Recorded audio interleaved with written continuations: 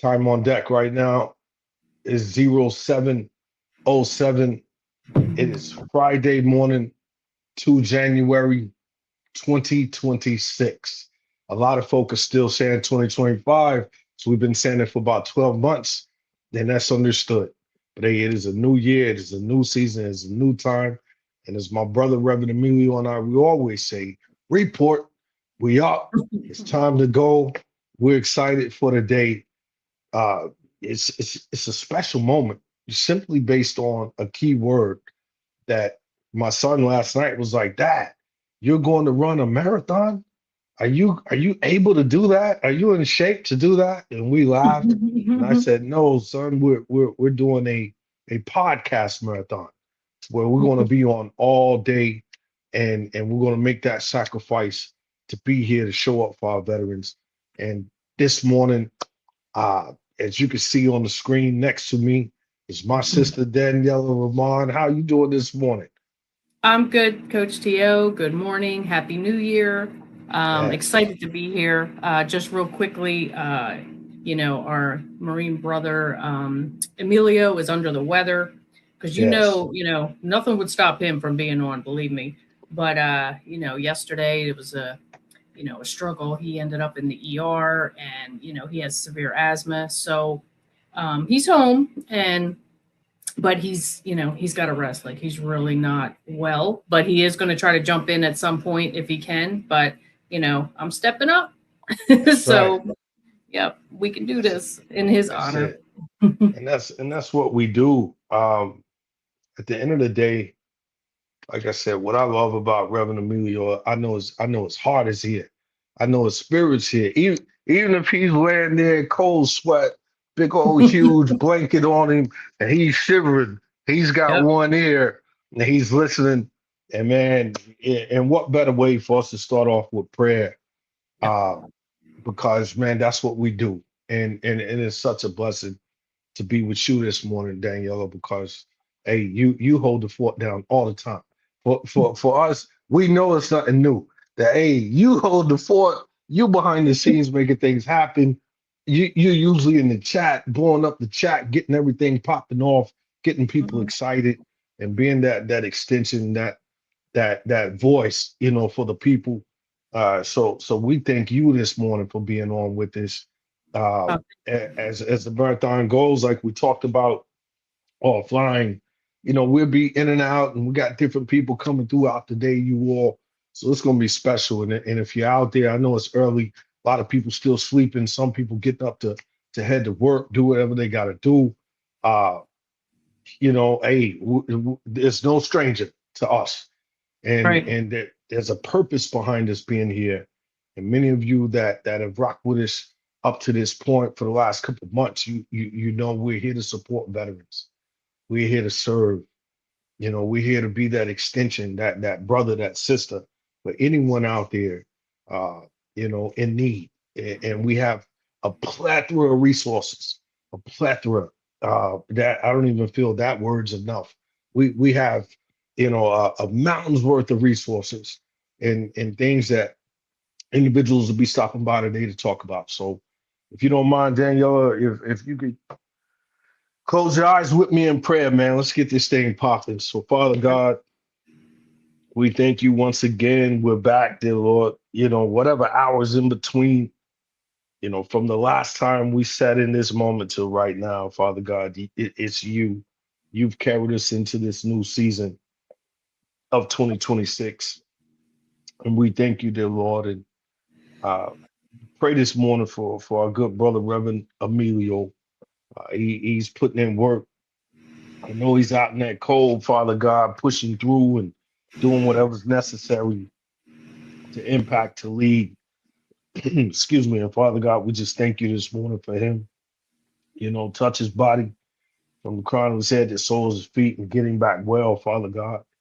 And we believe and we know that you will do that. And for anyone who comes by today to hang out with us, Father God, we pray that, they understand that we're two or three together. You're in the midst always. And we're grateful this morning, Father God. And we honor you, and nothing we choose to do, Father God, is without you. So with that being said, We're just so grateful and feel gratitude this morning. These and other blessings we ask in the most precious and holy name. Amen. Yeah. Amen. Amen. Thank you, Coach Dio. That was beautiful.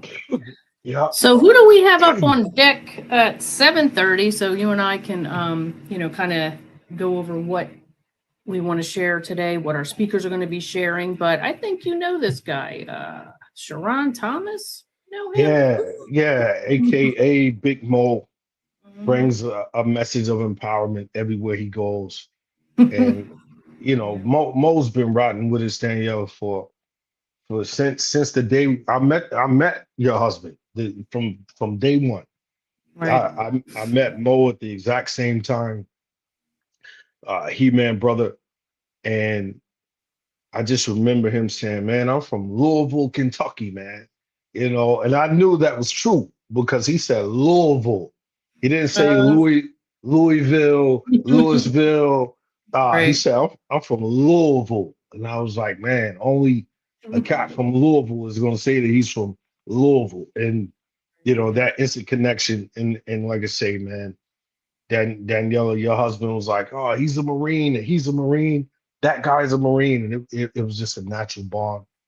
And Uh, this was at the He-Man conference, right? This was, yes, here in Atlanta, Georgia, at the He-Man conference, Mm-hmm. with Dr. Reed. Jose was there. So many great brothers. Uh, Gordon Melville. Oh man, Kadeem Walker, Emilio Ramon. Jimmy down in Jacksonville, Chief. I think So Raul many Marin others. was there too, wasn't he? Wasn't Who? Raul there? Raul Marin? Wasn't he at Yeah, the yeah. He-Man? Raul the Wise Yeah. Wolf was there. And like I say, that was my first time meeting all of those gentlemen. And just the warmth, and again, as military guys and gals, we understand that true camaraderie. And that was something on huge display at the He-Man conference. And Cutno was there. Mm-hmm. Many great individuals. Yeah. And I could say that based on today, 2 January, once again, 2026, that sustained period of all of this time that has passed since we were all in that space together, just the forged brotherhood, sisterhood, all the amazing things that's happened. It's special. So yeah, Big Mo, he's near and dear, man. Like it's Yeah. that's my road dog, man. We roll together. We've been on trains together, bundled up, and flights together, and trying to fit in the middle and put our bags up, and it's crazy. Right. Um, Yeah, he's a great guy. He really is. And when I messaged him the other day, asked him to come and speak because I mean, you've heard him speak. He's incredible. yes, And yes, he messaged me back and he's like, "Well, okay, but I don't know. I'm not sure what I'm going to speak on." And I'm like, or if I, can speak on what you're talking about. And I was like, Sharon, I was like, you're an incredible speaker. I'm like, you have, your military career, any challenges, struggles, what you've been through. I said, I've heard you speak. You can do it. He messaged right. me back. He's like, well, you ain't got to get all big bear on me. He's like, That's him. That's Mo it right there was so for funny. sure, man. And I'm like, That's come on him. now. He's like, I'm in. Yes, Yeah. yes. And that's what I love about Mo, man. He's got an infectious personality. Oh, yeah. He's just, yeah, definitely the type of person that, when he's around, man, you just feel good, man. Mo is, a God-fearing man. He's humble.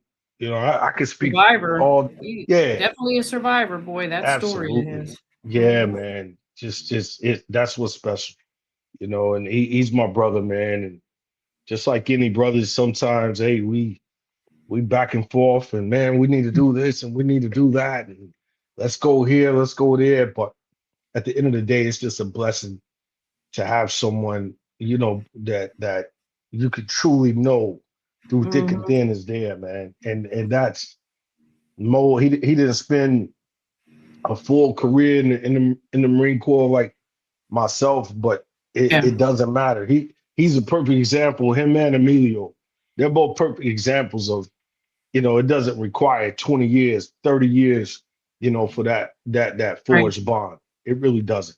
Nope. because Mo's career was cut short before it actually even really started. You know, he was hurt, you know, within that first phase of coming into the Marine Corps fresh out of boot camp.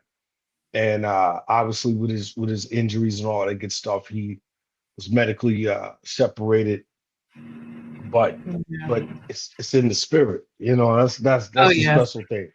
Like they Yeah. say, once So a Marine, always a Marine, right? It's not like, oh, I used to be a Marine or I was a Marine. No, you're still a Marine. absolutely, and that's the thing, man. It's you know, he pulled up to the house and on his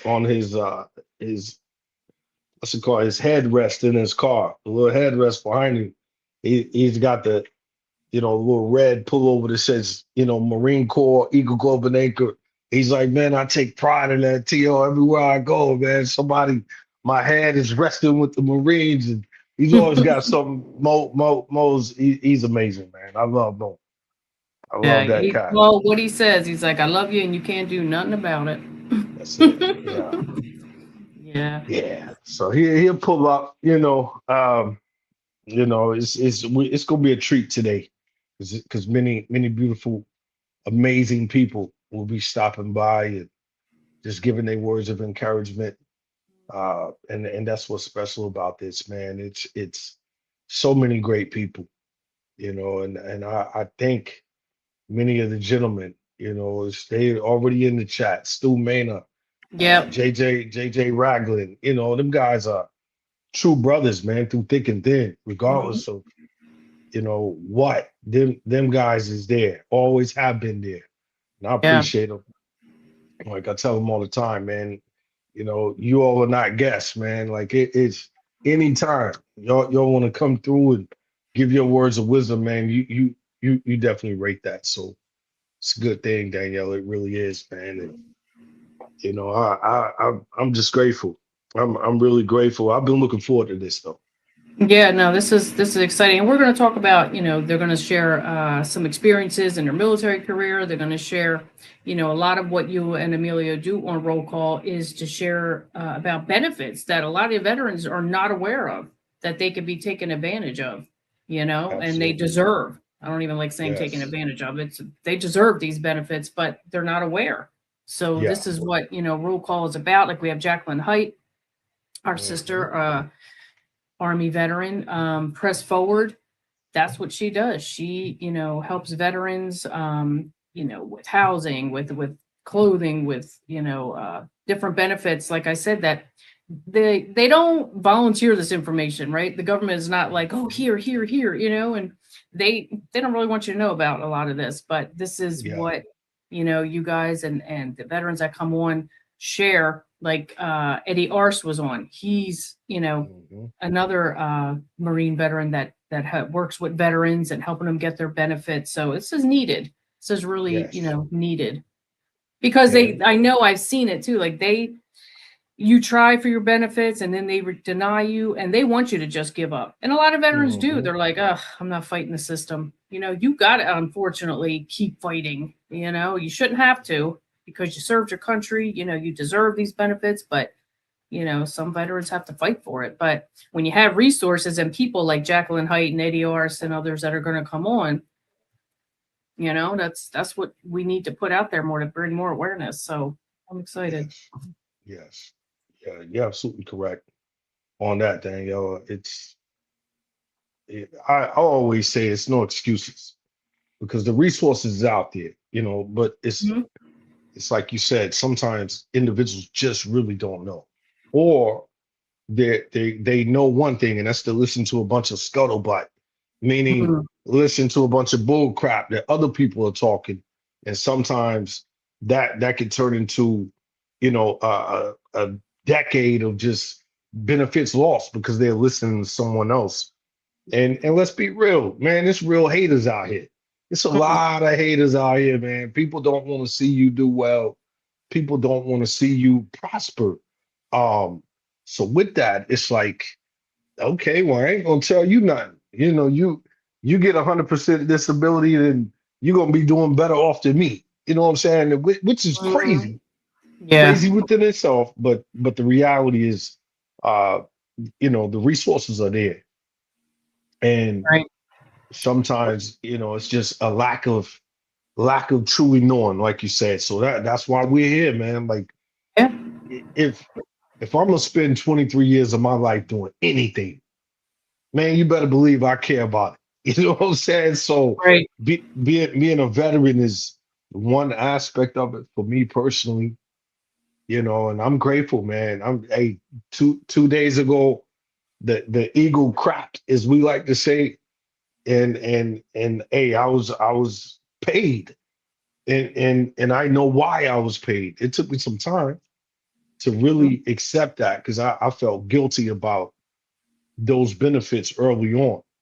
Because again, it's that mindset shift of just like, wow, man, like you mean to tell me for 30 days I wasn't out here in the cold, I wasn't low crawling, I wasn't shooting rifles and doing all this stuff that we do on a norm, and Mm-hmm. and I'm still being compensated. And it was Kizzy. Shout out to my wife, man. She was like, listen, you know, you sitting here trying to be all Mr. Tough Guy because you feel like you haven't earned it. Mm. 23 years of life. She's like, when you get old and I gotta wipe your tail and be dragging you around because you are old and decrepit because of what you've done, I don't want to hear that mess. You Right. going over there to medical to do what you gotta do and get it documented, put it on paper. And again, many of us sometimes veterans, we're hard headed. It's just straight up, Yeah. Daniela. We're Yeah. hard headed and sometimes when you've taken orders for so long, you just get to that culminating point where you don't want to take orders from nobody no more. Yeah. Like, Yeah. man, I'm tired of being told what to do. I got my own freaking feelings and how I want to operate. So, Mm. a lot of times, especially with the older veteran community that we know, a lot of them guys, man, man, they, It's a especially lot of the pride. A yeah, lot of pride. Yeah. oh man, the Vietnam Mhm. era fellas. Shout out to the Vietnam era fellas Yes. because and sisters, because a lot of them, man, they're like, hey, like just that experience of just Vietnam within itself and how that's carried over. So sometimes being able to bridge those gaps with the younger generation as in us to really show them physically, like, no, it's not like that no more. Now Yeah. it's like this, whereas you all were thinking it's one thing, time has evolved. And if you do these specific things, and I always shout out my father-in-law, Kizzy's dad, Cass Porches, man. Like, Cass Porches is probably the first individual down yellow that I was like, man, he deserved quadruple, just based on what he's experienced, what he's been through, dealing with the Agent Orange, and he had that Superman vibe like we all do, like, man, I'm good. My family's taken care of. I don't need none of that. Like, Yeah. man, they can have that crap. Everything along with that. They can have it. We're okay. We got steak on the table. We're Right. we're okay. Everybody's good.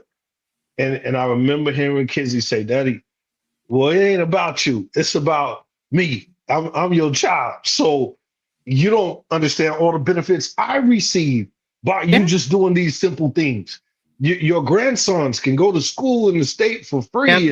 And it was Hmm. just a lot of information that dad didn't know that he was Yeah. They like, didn't know. wow. Right. He's like, Mhm. wow, like they do that now? Like, yeah, Yeah. because there's individuals out there that fought for that raised the awareness and said, no, we're not accepting this crap no more. You all are gonna do right by these freaking veterans. You know what I'm saying? So I digress. Yeah. No. It's top of the morning, 07:26. We already going in because No, it's that's all real. right. If I can say though, Yeah. you know what? My dad used to say, "You paid your dues." Okay, Yes. you paid your Uh-huh. dues, so you and these veterans deserve everything that you receive. Mm-hmm. Somebody said a story once. I can't remember who it was, but they were somewhere, and the other person uh, knew that they were a veteran, and something to do with their benefits and what they get. And this person actually asked them, like, well, what makes you think you deserve that? Well, that's like you're Mm-hmm. just getting free money. And I was like, wow. It's a good Yeah. thing I wasn't there because you know what? Like you served your time. You served this country. You fought for this country, and you Yes. deserve everything. Like I said, it really burns me up when I see like what veterans have to go through to fight for. But you shouldn't have to fight for anything. You already fought, and Absolutely. then you come back here and from overseas or whatever your service was. Even if you didn't serve overseas, you were just here, but you Yes. served your time. You deserve your benefits, Absolutely. and it's really a disgrace. Like when I see like what they have to fight for, or there's homeless vets. And here's the thing: there are some. I think you spoke with us before. They choose to not be in the system or to stay on the street, like for whatever reason, and it's Yes. sad, but they choose that. But then there's others that just that's where they're Yes. at because they didn't get the benefits or they're not choosing to fight for them, whatever. That's sad. There should not be any homeless veterans, That's a fact. in this country That's at right. all. So yeah, we can go on and on that, but Oh yeah, on how man. things are, but ooh, It's that not real right. passion. It really Mhm. is a passion thing. And it's like if we all had our own way waking up every morning, Danielle, and how we want it for that particular day that is what it's going to be. Like you said, man, nobody will be out here on the streets, man, that literally took up arms and fought for this country. Some, let's be real, hey, they want to be out there.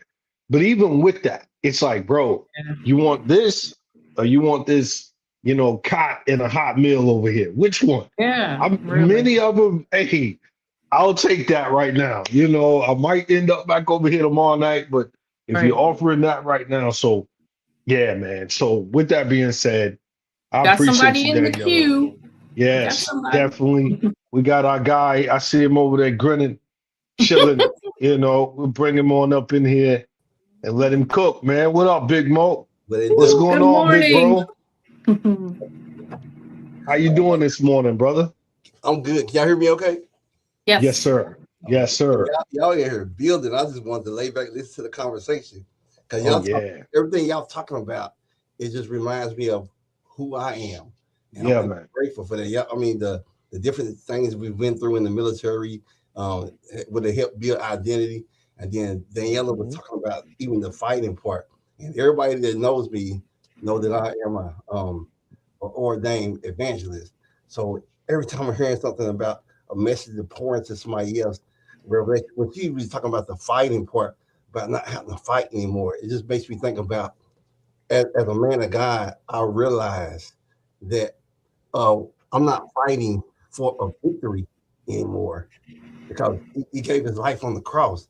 So we're fighting not for a victory, but from a victory. Because you look in the back of the book in the Bible, it's a fixed fight. We've already won. So I mean, Mm. y'all this building, and I'm just like, man, I was sitting back just taking it all in. But I'm good this morning. I'm good. It's good to see you, man. And before you came on, man, we was talking a little bit about you. And Mo, man, I told Daniela, man, like, bro, that's my road dog right there, bro. Like, that's my homie. That's my ace boom coon running buddy, running mate. Yeah. And I appreciate you, bro. You already know, man. Like it's without doubt, man. We've said it a few times. How we met, man, and that's all being in the building. And I assume that was your first time meeting Reverend Emilio as well in Hateville, correct? I think Yeah, Emilio bro. was the great connector at the moment. Yeah, bro. Yes. And that's again, bro, as Reverend Emilio always say, man, I get goosebumps, bro. From that moment. Like just Emilio literally saying, man, he's a Marine. He's a Marine. That guy over there, the camera guy, Kadeem, he's a Marine. And when he pointed at you, he's a Marine. I knew Cutno was a Marine because Cutno was with me. We came together. So, but he pointed out Cutno too and was like, he's a Marine because he didn't know me and Cutno were together. And man, like I said a minute ago, bro, I was like, man, where you from, yo? You said, man, I'm from Louisville. I was like,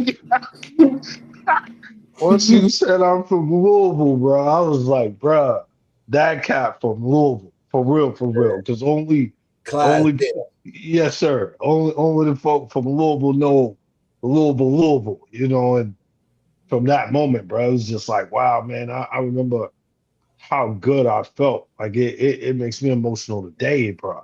To January. I get emotional every time I talk about that because it's like, man, as service members, we build these very, very strong bonds. And we have to. We don't have a choice. It's like, man, my life is dependent on you, bro. You know, my life is dependent on you, sis. Like the decisions you make, how hard you choose to go.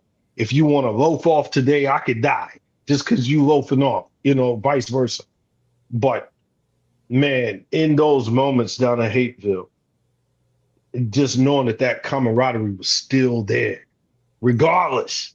And Daniela said it earlier, man. And shout out to every branch of service, man. But it is something special when we say once a Marine, always a Marine. Man, we really mean that. Like those are fighting words. Like if you ain't acting like you a Marine, bro, when it's time to supposed to act like you a freaking Marine, regardless of how long we move, man, I'll whoop your you know what out here, bro, because we are Marines, bro. And that's in our DNA. Like we can't help it. That's that moment down in Hateville when we all came together. I remember, you know, Daniela, your husband, he had his table set up. He had all these trinkets and keychains. He passing out flyers. He's doing it all. And he's like, man, brother, man, I'm just happy to know that you're a Marine. Like that's where this all started. This moment in this exact second, you all would not be if it wasn't for those moments. That's a real light bulb lesson. So Mo, just from that moment up until now, man, what do you feel, bro? Like along this journey, from all of us coming together in that fold, how do you feel, man, that your journey's been since that moment? Well, I mean, I'm grateful because I know I had plans, but when I sat back and allowed the Lord to direct my steps, and I know, like I said, I had plans, and we always say that God orders our steps, but I'm a firm believer that He not only orders our steps, but He orders our stops. Because I had other plans to do other things after that. You know, when He orders our stops, He closes doors that we plan on walking into that we wasn't ready for. And in that moment, anybody that was there at Hateville know that you cannot deny that the Marines had landed. Indeed. So, but yeah, I'm just grateful, man. It just seems like since then, I had a light bulb lesson, and I've just been moving and building ever since then. I'm grateful for just the camaraderie, all this coming together, man. But I met my brother, you, Coach T.O., and man, I'm saying we've been building like, man, like if you wouldn't, if you knew, seeing the relationship that me and you have, you would swear up and down we got the same mom and dad. Yeah, man. Yeah, bro. We blood brothers for real. I mean, back there, once we started connecting, we realized that we was from the same area. Realized that we both was Marine Corps. Realized that we both the same age. Yes. I'm like, there's so many things that we have that's connected together. I was like, you know, we ride together. So we just been building ever since then. And the thing is, I talk a lot as a speaker, but just thinking about those moments, man, like you said, I got goosebumps, or like you, tears can come to my eyes because I'm grateful for those moments. And they just begin. This is just like we still in our feel like our first chapter. We ain't in the book yet. We feel like our first chapter of life with one another. And we don't care. Keep building. Yeah, bro. It's so special, bro. Like, you know, when you look over to the left and right, like you know, shout out to Seafood, shout out to you know, Lancelot, Brother Jose, all three of us collectively to include Reverend Emilio. We were up there for the NYC experience together. All of us was there together. I remember Daniela handed me Big Bear Wisdom as we were standing there and everybody was talking, you know, Madison Square Garden on the backdrop. Like that was an iconic moment. And it's a good feeling when you look to the left and right when you're in a new environment and you know, man, that's my fellow service member. I know they got my back, man. I know they're gonna stand. They're gonna fight. They're gonna do anything necessary to make sure that we're all collectively good to go. You know, and that's what me and Mo, man, 2025, Daniela, me and this guy right here, hey, we moved like we was everywhere, and it's so amazing because I think of the movie with John Candy, man. You know, planes, trains, automobiles. That was me and Mo in 2025, man. We was outside from California to NY to Florida. We all over the place on the back roads driving to and from to go pour. And Mo, one thing about it, Mo would never fail to say, hey man, I just want to support. I just want to serve. You know, what is that? What's that feeling for you today, Mo? Like, why do you care about serving others so much, bro? Like, that's not a loaded question. You know, we all family. We don't come on here to front. True talk, bro. Like, what is it in you that sparks that want to serve, man? Can you holler at the people out there and Again, let them know? it goes back with my identity in Christ. And Christ clearly says in the Word of God, I came. I didn't come to be served. I came to serve, and because that's who my identity lines up with, my identity in Christ. It said, I do follow him that he follows God, and so yeah, this is my primary example. There's no big words to explain it. I want to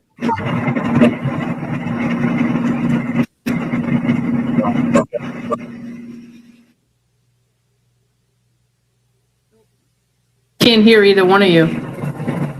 Can you hear me? Oh, there we go. Say something, Tio. I'm muted. I was on Oh, mute. there you go. Okay. Go ahead, Sharon. Oh yeah, I was saying, yeah, my core direction, the way I do it, like, do I get it right all the time? Am I perfect? Absolutely not. Matter of fact, it's not even a rumor that I'm perfect. But yeah, Christ is my example, man. As much as possible. It hasn't always been that way because I thought I was the man. I thought I was the one that you need to follow after me to what I do. But yeah, I found myself digging holes when I was doing it on my own. And Sharon, we met. I'm trying to remember the first time you and I met. Was it at our event? Yeah, the first time we met was at the 2024 in Philadelphia. No, in New Jersey. Oh, okay. Yeah. 2024. You were a speaker in the AMA speaker competition, and I was blown away. You brought your beautiful wife that day, and we met. And you have an incredible story. If you can share a little bit about your story and what happened and how, from being in the Marine Corps, how that kept you going. You know what I mean? Where you could have just gave up and threw in the towel, but for what you went through, like I told Tio, Sharon's a survivor. You just kept moving and doing what you're doing to serve others. Can you share that? Yeah. So looking back on my story, when the uniform came off, the war didn't end. If I could use those words, when the uniform came off, the war didn't end. Now, I'm always talking about identity, and especially my identity in Christ. But when I was in the Marine Corps, I felt like my identity was clear.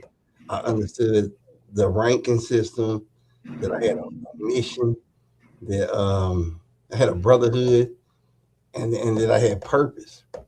And then from all in one evening and one night and one moment, everything changed.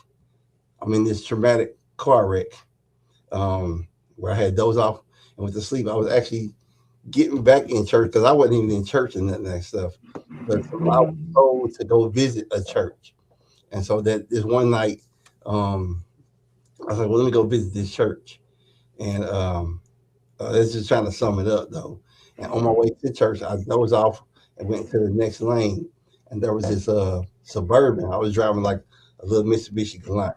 And the Suburban, when I went to the next lane, hit me on this side of the vehicle, and it flipped the car around, and then I hit the metal rails, the median on the side. So I had two impacts on the left side of my body, and it flipped the car over a few times into this big campground area.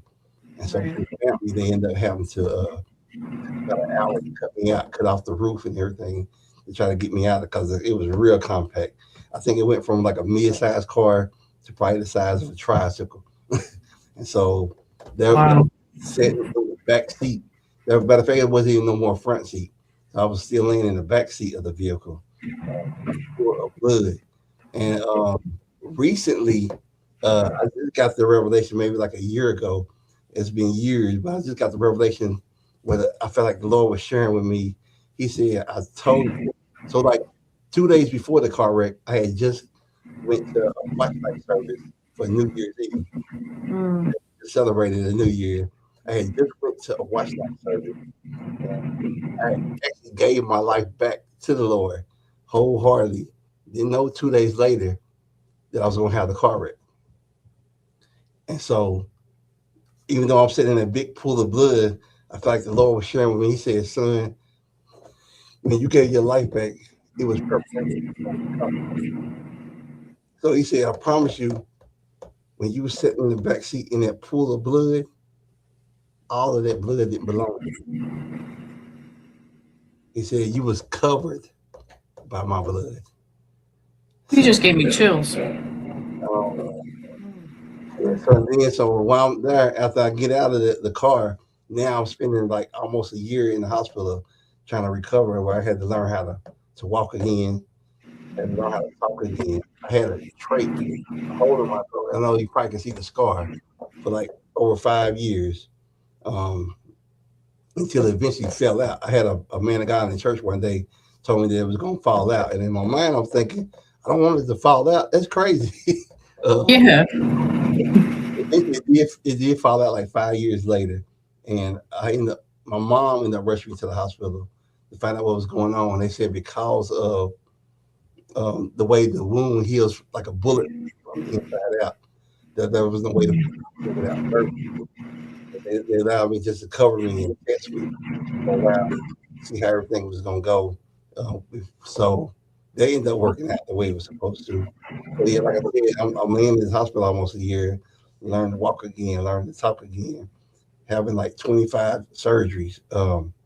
If you see me up close, I got a rod in my arm.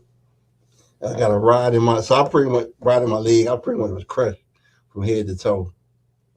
And then normally wherever we go, Tio always say, "Oh, I need you to take off your glasses. I need them to see. I need them to see the stuff you've been through." So in honor of my brother Tio, Yeah. my eyeball was pushed out of the socket.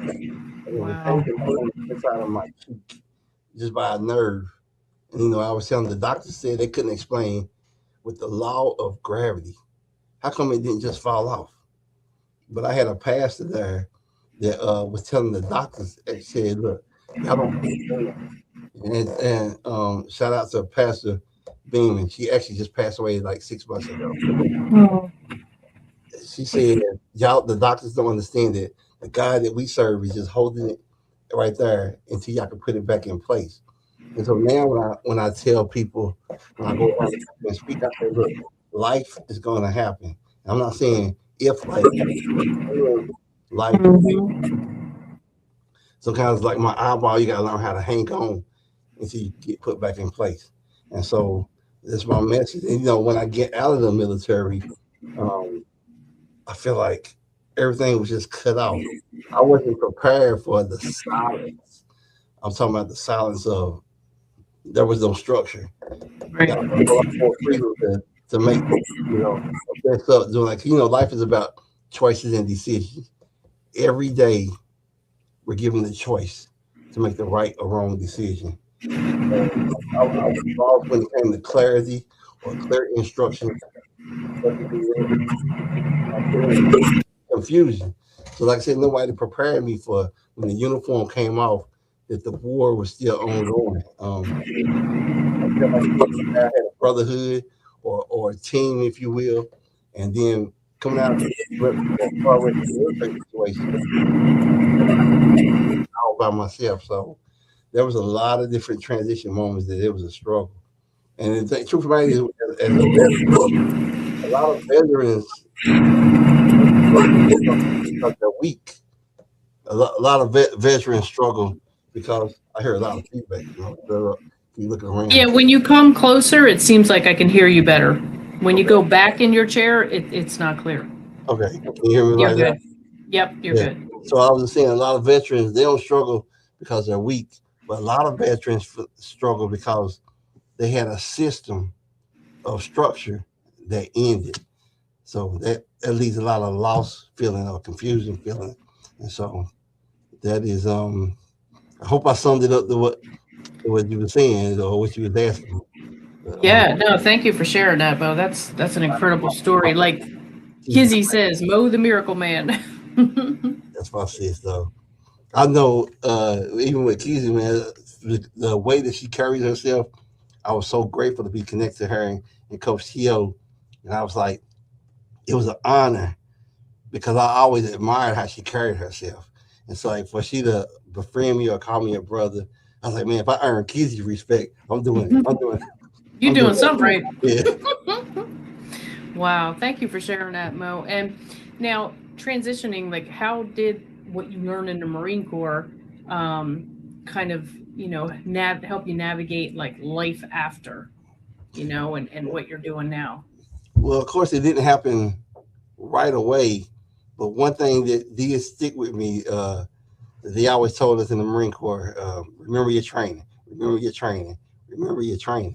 So I had to go back to my training that I first was taught in boot camp, and how to carry yourself, and even the things that my mom and different people that was in my life uh, showed me and taught me throughout life.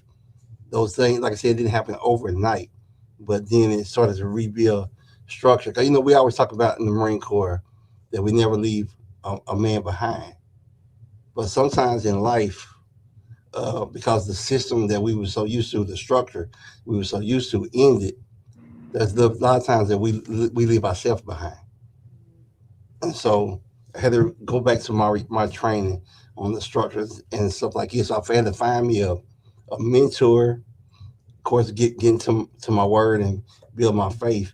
All those different things started reminding me and put me back in position to remember my training. So um, a lot of things they taught me in the was structure. Now I structure my life where when you first get out of boot camp, um, if somebody was to flick on a light, y'all might up and ready to go. And that was I was had the hard time to. So back then we didn't need an alarm, and then through the transition of the car wreck, I had an alarm for so many other things. But once I started getting back into my purpose, didn't need an alarm clock. So life purpose woke me up, and I know I used to always try to find different leaders that could that will believe in me and what my purpose was, and a lot of them would never give me the the feedback that I thought I needed. But my wife, thank God for my wife, she always said, "Baby, why you keep looking to so many different people than God for permission to live your purpose?" She said, your purpose is your permission to live." And so, I mean, after the Marine Corps, it's so many things happening. Like I said, mental health issues, because you're looking at so many different things shift. I was making choices to like numb the pain versus dealing with it. I was making choices um, to try to outlive my pain or my scars. And I tell people all the time, your pain and your past, it may explain you, but it doesn't excuse you. And we don't have to give it the final word either. So, um, again, remembering my training and the structure, and I had to start aligning my life with it. But I had to start connecting with the right people that I felt like believed in me. Uh, Go where you grow, and be around in the area of people that believe in you is going to support you. If somebody not believe in your mission and your purpose, you wasting your time. Yeah. So I'm grateful for all the people that I've connected with like you and Rev and T.O. and Kizzy and all. I mean, there's so many names. I don't want to leave nobody out, but anybody that knows Big Mo, they know that I love you. Yeah, and there ain't nothing you can do about it. Nothing you can feel about it. I want to Thank you for sharing that. Man of excellence and not a man of excuses. Like that. Yeah, and I get it where you say like about your identity. It's like I've heard Emilio speak about it, Coach T.O., that, when you're so tied into your military identity, no matter what branch, and then when you come out, you don't know what you're supposed to do. You don't know your purpose. And that's pretty much in life too. Like I know people that worked a job, like whatever the title, for 25, 30 years, then they retire and they don't know what to do with themselves, because they were so tied to the identity of, their job. And I know a lot of people, they retire and unfortunately, like 6 months go by, they're like, they passed away, or they just kind of, because they just kind of, I don't want to say gave up, but they didn't know what to do with themselves. They didn't have a purpose anymore. Yeah, it just seemed like a lot of people, because of the structure, when you get out, when you take off the uniform, and the light bulb that I got was because I was fighting for my identity, I was just surviving, and surviving is not healing. I had to realize that it's okay to ask for help. So that's why I had to again connect with a mentor, start building up my faith, and then I had to be. First of all, I started with being honest with myself. My wife used to always say, "Baby, when you're doing such, you're lying to yourself." And if we can't be honest with ourselves, we can't be honest with nobody else. So I had to be honest and say, look, I'm hurting in this area. I'm weak in this area. I need some help in this area. And I'm so used to being a Marine where I'm grinding it and toughing it out. I taught to keep moving, keep pressing, keep pushing. But I was just surviving. So then now you're fighting on empty every day to live.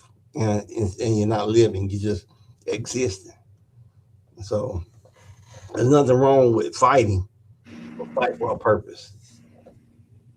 Exactly. And men are so taught, right, as little boys, like not to show emotions, not to cry, not to ask for help. And, or it's weakness. It's looked at as weakness. And, you see how men, like I say, a lot of women, a lot of good women get stuck with, little boys in a man's body, because they didn't do the healing, they didn't do the work.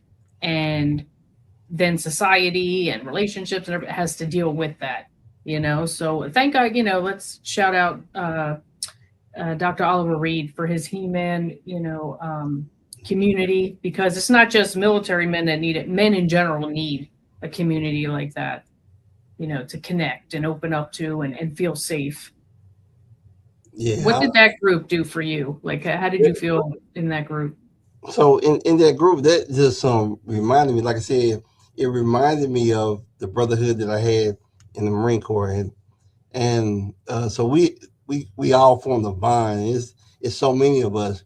The He-Man, even when I was learning what did the He-Man stand for, because the first one I seen, I started thinking about Castle Grayskull and Skeletor and all the different He-Man figures growing up. But again, talking about our identity in Christ, that's when we realized that He-Man really was saying that we stand for He that's in the man.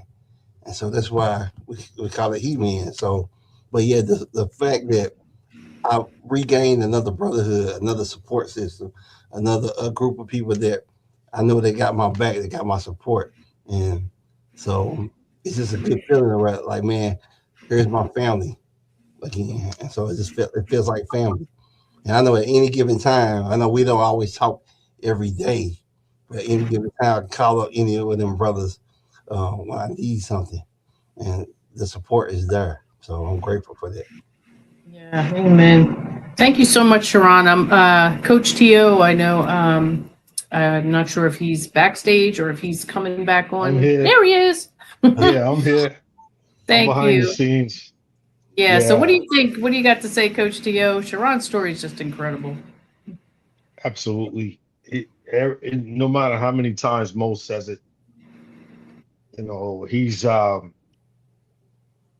special, man. I think about his mother today. You know, Mo's mom, she's the real hero. Like she's the one. She's the one that I think about quite often.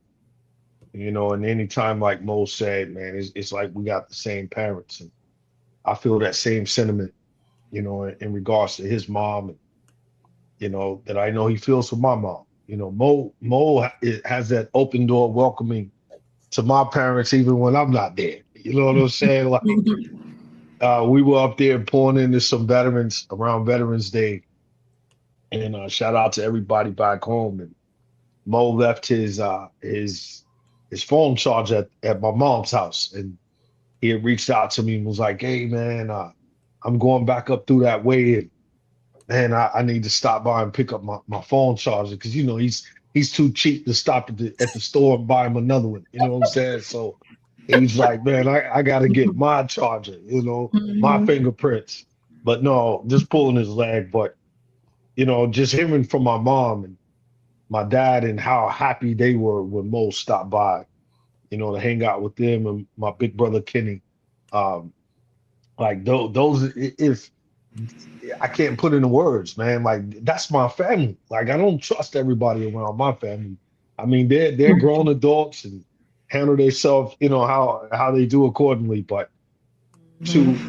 to know that feeling of like, wow, this man is at my parents' house and I'm in, you know, 3 states over, and he's hanging out with them and they breaking bread and eating, and you know, you just can't buy that, I guess is what I'm trying to say. So Mo's right. Daniela, I'll always ask him, man, take your glasses off, Mo, because I know how it makes me feel when I look at, you know what he's experienced. But it didn't stop him. You know, he's still showing up every day. He's still getting up every day, making things happen, pouring into so many people from Knoxville to the West Coast to up north to down south, Midwest. Mo's everywhere, man. And like he said, you know, we just getting started. Like we pray, you know, we're praying men, like straight up and down. Like I grin behind that. I'm not afraid to say that. You know, I'm proud of expressing that this man, you know, we pray together. You know, Reverend Emilio, we pray together. Teddy Scott, we pray together. Dr. Reed, we pray together. Gutno, all of us. Like, I mean, many tears have flowed off the faces of the gentlemen that you see on this screen right now. And we don't sit around at tables behind the curtains, you know, trying to figure out how we could, you know, beat people out of money, or how we could, you know, look like we out here, you know, rock stars laying back on Lamborghinis and all of that. No, we're coming together saying, man, you got to go look at Cindy in the face tomorrow, who's Mo's wife. Shout out to Cindy. I got to come back and look at Kizzy in the face. Reverend Emilio got to look you in the face, Daniela. You know, Dr. Reed got to look at Miss Miata in the face. And we all have children. And it's like, man, we're just trying to uphold that same, you know, service mentality, that same professionalism, that same, you know, leadership. That's what we on. So anytime I could break bread with Sharon Maurice Thomas, man, I know I'm in a good space. And we appreciate you, bro. Like that's man, shout out to Latasha Jimison. You Hey, know, Latasha, yes. yeah, we see you in the chat, sis. And man, we love Latasha as well, man. Like it's a real family. You know, I met Latasha on the Benjamin Franklin yacht. You know, first time. You know, she's there, and man, her and I have had so many great conversations, and you know, we support her 100%, man. She out in Japan, she in Mhm. Florida, she outside, man. She everywhere. Everywhere. So yeah, Mhm. and we appreciate you, Mo. Um, any parting words, bro, and trust me, we're gonna be on here all day, Mo. So, like I said, you're not a stranger. If you don't have nowhere to be, I know you boss, so you don't have to go into work if you don't want to go into work.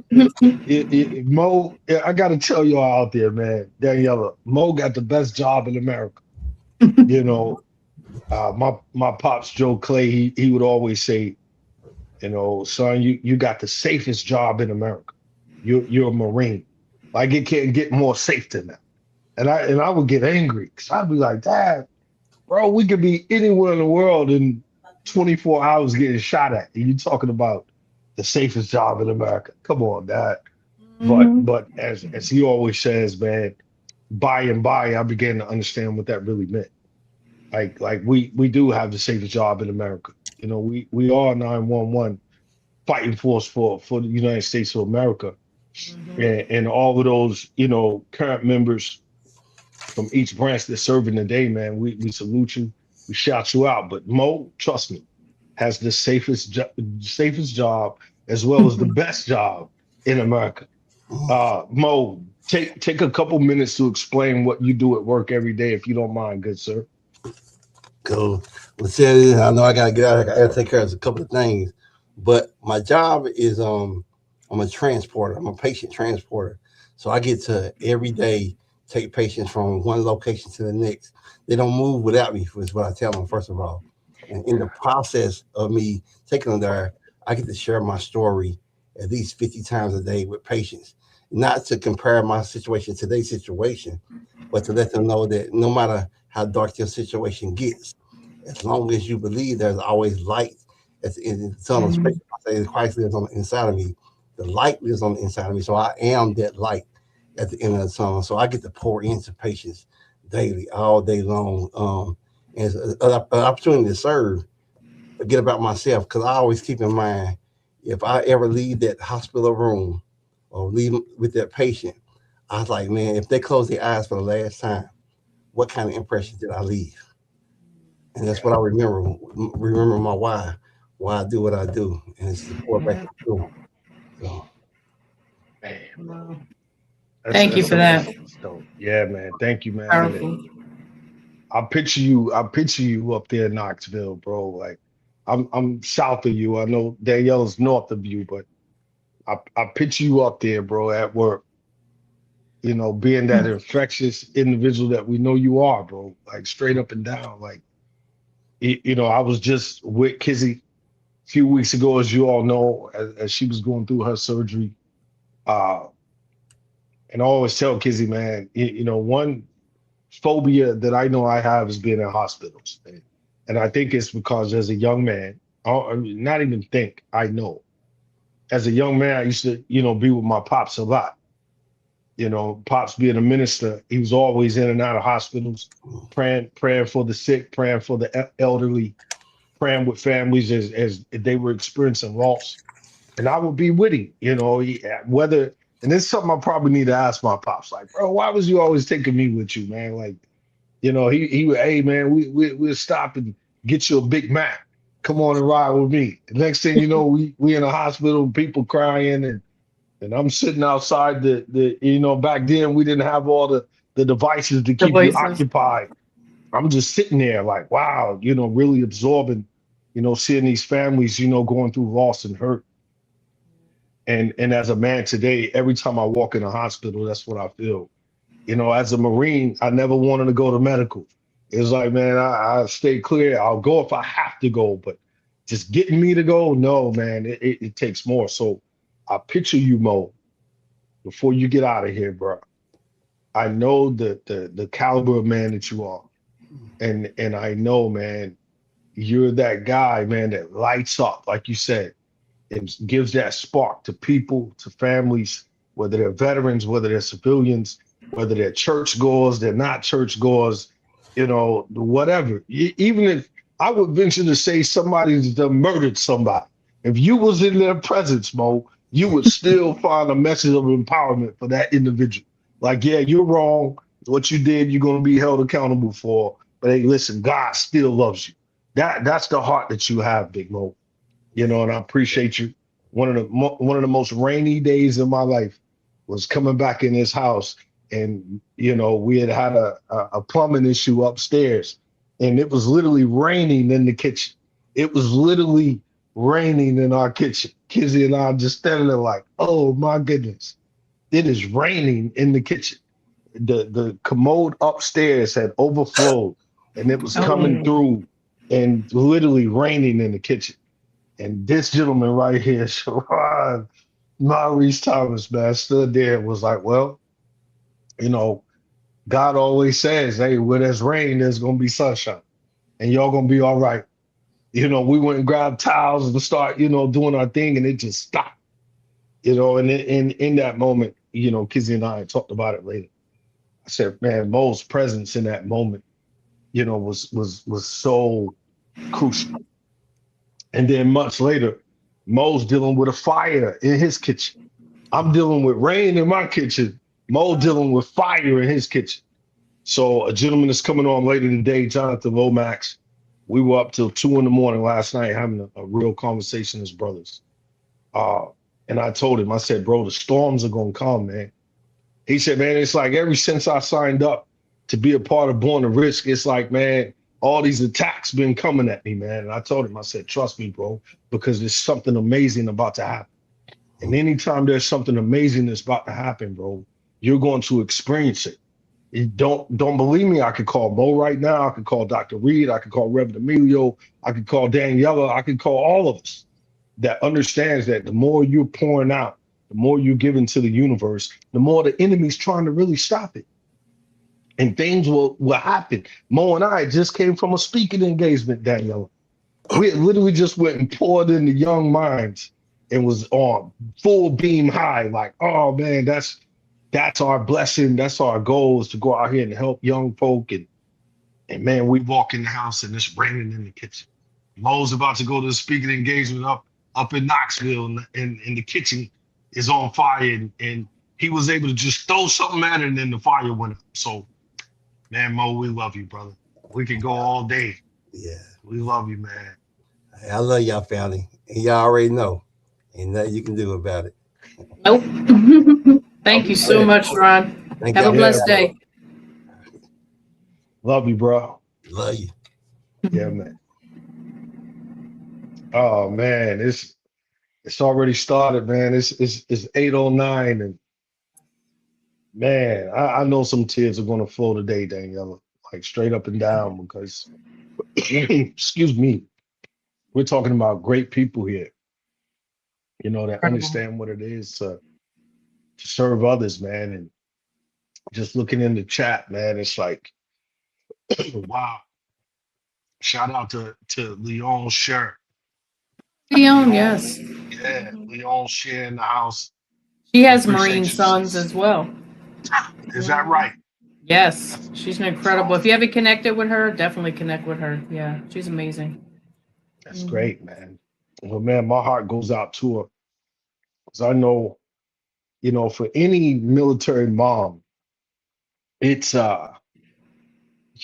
bro, like that's, shout out to my homegirl Tiffany Williams Para out in California.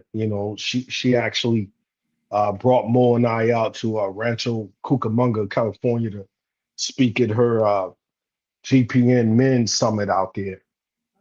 And I remember she had reached out to me and said, my son's leaving to go to boot camp. He's going to the Navy. Man, she's crying and she's like, T.O., I've never been without my son. And, college and all of that's one thing, but I'm releasing my son, I feel like, to the wolves, and he could end up in harm's way and all these things. And I just remember telling her, Danielle, I said, listen, your son is embarking on a journey that, man, you're going to be proud of. Just like you, Danielle. I mean, your son, Anthony, how did you feel when Anthony first left to go to boot camp? How did you feel, Danielle? Oh my gosh. You know what, Tio? That's funny you asked that, because when he graduated high school, his father was an Army veteran, and they had the conversation. I didn't even know. And he decided to join the Air Force. And which, you can imagine the banter with Emilio and him, right? Yeah. Because, the banter of Marines and the Air Force, because the Air Force is like the Cadillac of the military, and they get everything, fly boys and all that. It's a little bit of truth to that. Yeah. Absolutely. Yeah. And then, my son comes back with, like, because we have two little grandsons, Tomas and Sebastian. And so my son will be like, hey, their crowns are missing. Emilio must have been here, stuff like that. Like, stop it. But, he didn't really announce it until his graduation from high school. We went to dinner, right? It was my dad, my ex, his stepdad at the time, my brother, my mom, and he just, Anthony's very closed off with his emotions, right? He's that type, like I always say, like he could be on fire and he won't even scream. You know what I mean? He's just so like deadpan, you know what I mean? You can't read him. So he was going around the table and he was thanking every one of us for his journey in life, right? And he's, it was really emotional. He's thanking my dad, who was such a great mentor to him, like unbelievable, mentor to him his whole life. And then, my brother, his stepdad, me. And then he says to my mom, and my mom, boy, Coach T.O., you've never seen an expression change so fast. He was like, yeah, and, I'm going to boot camp. I joined the Air Force. My mom went from this to like, you thought he was going on the front lines like the next day or something. She was so emotional. She was like, what? She was like, I know she wanted to be proud, but at the same time, she thought like, all she thought was like, oh my God, he's going to war. And we're like, relax. You know what I mean? Yeah. But I was already kind of going through emotionally, like, because that's my only child. So he was it for me. 18 years, like he was everything to me. He was the reason I got up in the morning, If anybody knows me, like they know it was just Anthony, everything. Right. And when he graduated high school, he went to live with his dad, which was like just about an hour away, but still he was out of my home, Right. And that just put me literally like in a depression. It really did. I was like Sharon was talking about identity, right? Like my identity was wrapped up in being his mom, Yeah. And then I felt like, he didn't need me anymore. He's going to live his life, which I was happy for and proud of. But to deal with that was, so then the day, came when he went to boot camp. And, obviously I was very emotional. I was like, oh my God, like 6 weeks, I'm not going to be able to talk to him, see him, anything. Right. And my mom, I think, was even more upset, because of us as a grandma. But yeah, I felt proud. But again, what do I do now? You know what I mean? Like we were talking about how people's identities are wrapped up in their job or the military, where that was me, so I'm like, okay, I really have to, yes, I was working. I had a restaurant at that time. I was working other things, but that was my identity. But I'm like, hey, he's got to start his life now, and I was proud of that. So fast forward, boot camp in Texas, Lackland is where they, oh my God, if I tell you, T.O., that day was the best day of my life. And just seeing the procedure, I don't have to tell you how the military does their thing. And I was like blown away by how, the whole ceremony and everything. And then they were like, go find your fly boy, right? I say fly boy, go find your airman. But and everybody's running. I ran like I was like, and they all look the same. They all look the same standing out in that field. They can't move until you go up to them, That's right. And, he has this like, to like everybody, like Anthony has like this baby face. We don't have a beard, right? He just has this baby face. So I'm like, they all look the same. But like, I saw him, he's standing there and I went up to him. Oh my God, hugging him. I saw that picture because, his stepdad was with me and took that picture where I just hugged him. It was like the proudest moment, ever. And then spending that weekend there and, seeing everything and meeting people. And, it was such an honor. Like we went everywhere, how people say, thank you for your service, just to hear that and see that was, it's amazing. It really is special. Like, and fortunately he never got sent like, anywhere like overseas or anything like that. But it was just an honor to, and it's an honor to still say it. Like, yeah, my son served in the Air Force, Special. I appreciate you sharing that because so many moms out there, that can relate, that feeling.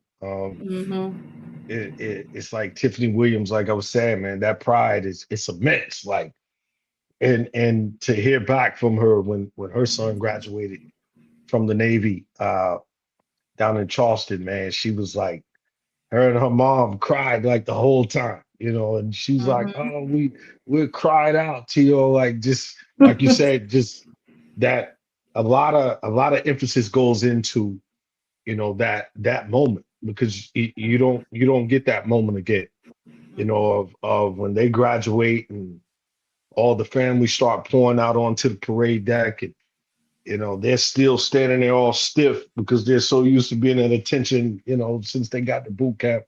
Yeah, it's real, Mhm. man. Yeah. But yeah. Speaking of Navy, looks like we Yeah. got another guest locked and loaded. Oh yeah. And we're grateful for this gentleman. I could be honest and tell you that as a Marine, man, shout out to Anthony, Air Force and so many Army personnel that we know that we got coming on later on today. But for a Marine, man, there's nothing more special than our Navy counterparts, our Navy corpsmen. Phew, like, man, that's a whole nother emotion because we all know, man, the Navy corpsman is like it's like that angel, like an angel sent to a Mhm. Marine in battle is a Navy corpsman, and usually it's just one of them, and they got an outfit of Marines that they have to, really care for and be there for. It takes a special individual to be a Yeah. Navy corpsman, especially on the green side. Shout out to the blue side as well. But man, those Navy corpsmen do everything Marines do, on the green side, meaning the Right. Green Marine Corps side. So without further ado, man, so happy to have this young brother to come on with us this morning. Brother Redden, how you doing this morning, bro? Good to see you, man. Hey, good morning, everyone. Good morning, Daniela. Good morning, Red. I appreciate y'all for having me, and just grateful to bless with another day and be amongst some great leaders here. So, thank you. Yeah, man, it's good to see you. Happy New Year to you and the family, Year. good brother. You looking good. You look fresh. You know what I'm saying? Like, I know you hear that a lot, man, after retirement. It's like, man, wow, you look better now than you did when you were serving type thing. Right? Yeah, because you got some time to really rest. Just that energy from your family, from your children, your spouse, and all your loved ones, man. And it's really good to see you this morning, brother.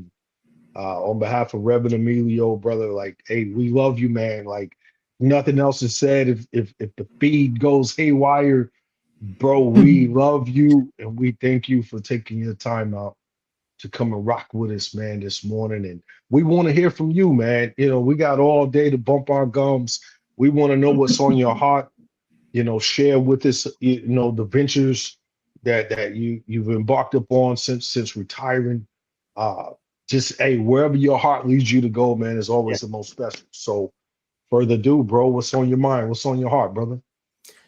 Well, yeah, I appreciate that. And you mentioned like after retirement, looking refreshed, and I really think, for me, after 21 years of service, you tend to kind of lose track of really the what matters most, right? Um, and after retirement, it's just I'm just so grateful to be able to have the opportunity and the time to spend with my loved ones. We just recently moved to Florida to be closer to my parents and family, and right now my wife and I we kind of switch roles. So I'm the stay-at-home dad, and she's out there working now. So she's recently found a job a couple months ago, and for me, man, it's just I use this word a lot is intentionality. Just being more intentional with my time, um, not getting too busy and or in the weeds of some of the business that I'm doing, and just Yeah. prioritizing what matters most, like I said. And really, at the end of the day, who's going to be there when all is said and done is your family, your friends, those close to you, your loved ones. And so, that's where I'm focused on right now is making sure my family's taken care of. So, So Redden, what inspired you to join the Navy? so for me, initially, what inspired me was, coming out of high school. I guess, how should I say, I wasn't too focused in school and doing the work, right? And so I knew I needed some discipline and some direction. And I didn't really want to be a burden to my parents financially. And you know, what inspired me was, going to the military, having more independence, and also taking care of myself, but also laying that foundation to help me in my future career. So, And how many years you were, I think, how many years did you serve? so 21 years. I just recently retired in June Oh, this wow. past year. Yeah. Wow. Yeah, man, you fresh retirement, bro. Sharon, Man, 21 years, looked like he just joined. that's right. That's the Asian uh, in me, I guess. That's good, man. You really do, bro. You look good, man, and you look refined. You look refreshed. You look seasoned. You look like you've been through some things. And I know you're a leadership coach, man, and that really means a lot to me, brother. And we've spoke briefly, uh, some months ago in terms of just what that transition looks like, man. So I'd like to hear, that aspect from you, brother. As far as transitioning, has it been seamless in terms of continue on doing what it is that you so love to do? Well, first off, I appreciate you, Big Mo, for that compliment. But no, I was listening to Big Mo at when he was talking, and he mentioned identity, right? Like identity crisis. Some of us don't know after we take off the uniform, we kind of lack purpose, right?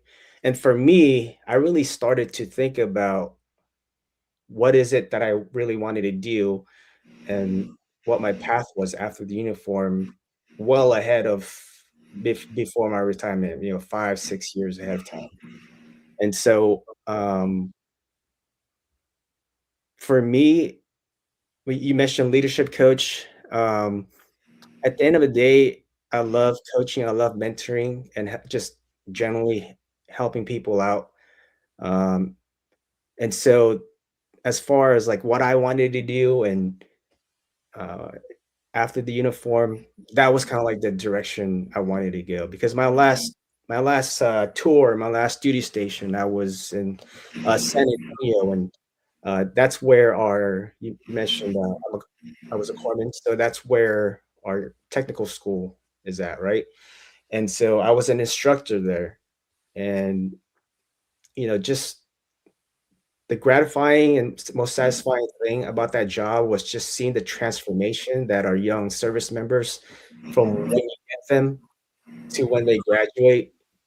And it's just so amazing. Also, like when they come back to you and say thank you, they give you notes or, and just basically come back to you and say thank you for helping me and mentoring me. And so I love that, man. Just the transformation.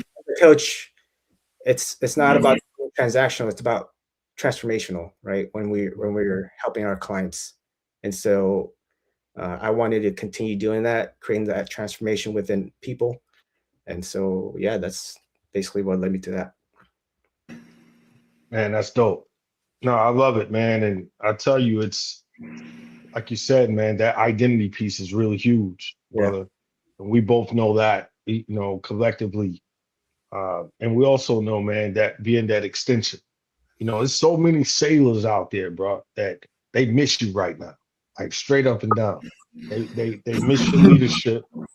They miss your style of leadership. They miss being able to come to you, knowing that, man, if we go to Chief, man, like he's going to give us what we really need.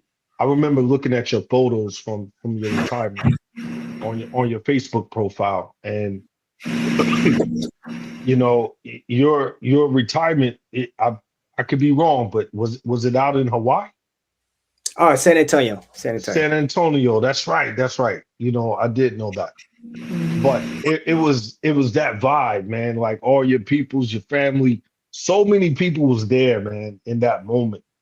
for that culminating aspect of your career, brother. And I smile, bro. And I'm not bull crapping. Like just looking at those photos, I was like, wow, man, like only those that have experienced it really understand it.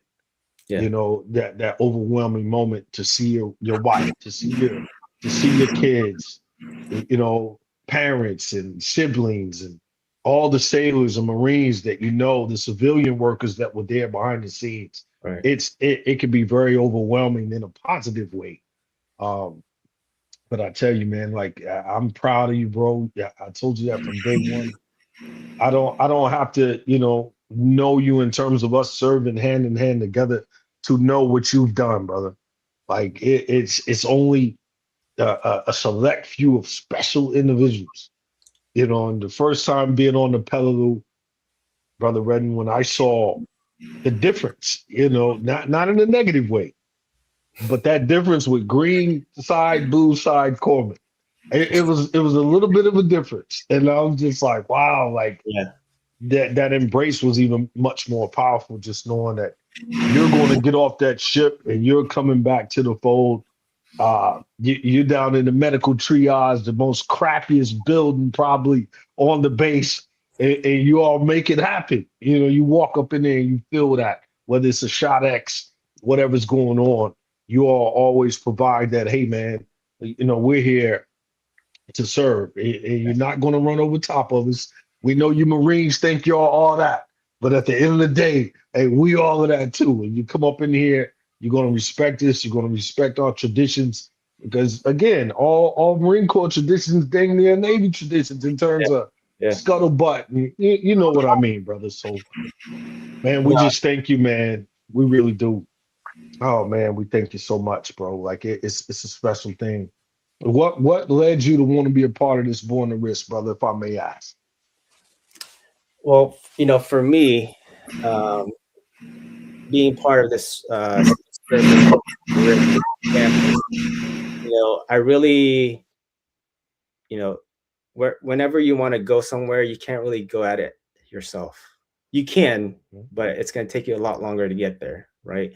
And in order for me personally, in order for me to grow, I have to be surrounded around people who are growth minded and who are positive, because there's already a lot of negative in the world, right? Mhm. And I didn't really need any of that stuff. I wanted to be around people, like I said, who are growth minded, who have a positive outlook, and being part of Born to Risk, it's just elevated uh, myself and my brand, my business to another level, right? When you're in the room, right? And I talked about this at the last mastermind. Growth isn't cheap. There's a Mhm. price to pay for growth, and the question is, are you willing to pay for that price? And for me, Mhm. the investment is definitely well worth it. So Yeah, bro. I tell you, man, we definitely appreciate you. We thank you, man, because like you said, man, that aspect of the risk that you've taken, man, it's going to impact a lot, bro. It's going to impact so much, and those that are currently serving right now today, bro. mm, They get their hands on that, brother. I'm telling you, it's legendary, man. Man, and I'm excited. I know Reverend Emilio, all of us, man, we're excited to read what you're gonna bring to the table, and it's a blessing, bro. And we locked in, man. We're in lockstep. You're retired. I'm retired. We're all on this side of the journey now. And man, let's continue to just build, bro. Let's keep building, and any way we can support. Uh, I know it's vice versa. And man, we just thank you, man, for coming by today. Like I say, you're not a stranger, so hey, we'll be here pretty much throughout the day. If you want to pop back on and chop with us a little bit later, hey, feel free. for You got sure. the link, brother. And any parting words, man, before we let you roll up out of here, brother. No, I appreciate that, Tio. Thank you, Danielle, for the time. And you mentioned my service with the Marines. I can honestly say, being with the Marines, it was like the worst, but also the best time of my military experience. Yes. When they say Marines are a different breed, that's true. Yeah. Initially I had a hard time, man. Full transparency, I had a hard time with it, adjusting to it, especially deploying after just 3 months on board and adjusting to that. But man, once you go through the fire with those brothers in arms, Yeah. just the respect, the loyalty, and it's just people that you connect with and stay in touch with for life. And so much respect to all the service members, but most especially to my Marines. Love you all. Thank you all for keeping me safe while we're out there. But yeah, it was the best and worst time of my life. Loved it. Yeah. Love you too, brother. Like, man, that's a sentimental feeling, dog, because it's like you said, man, it's like that love hate, man. We all understand it, bro. It's a true love hate, man. Like it sucks. But it can be the most rewarding at the end of the day, man, when it comes all the way back down to we're a unified front. We fight together. I can't do what I do without you, brother. The hardest submarines that I know, those types that the Jason Bourne types, right? And those, John Rambo types, like it's just eat, sleep, breathe. They sitting at home right now, sharpening their blade, watching us today. And those types will say out of their own mouth, like, man, the most respect I have is for our Navy corpsmen, bro.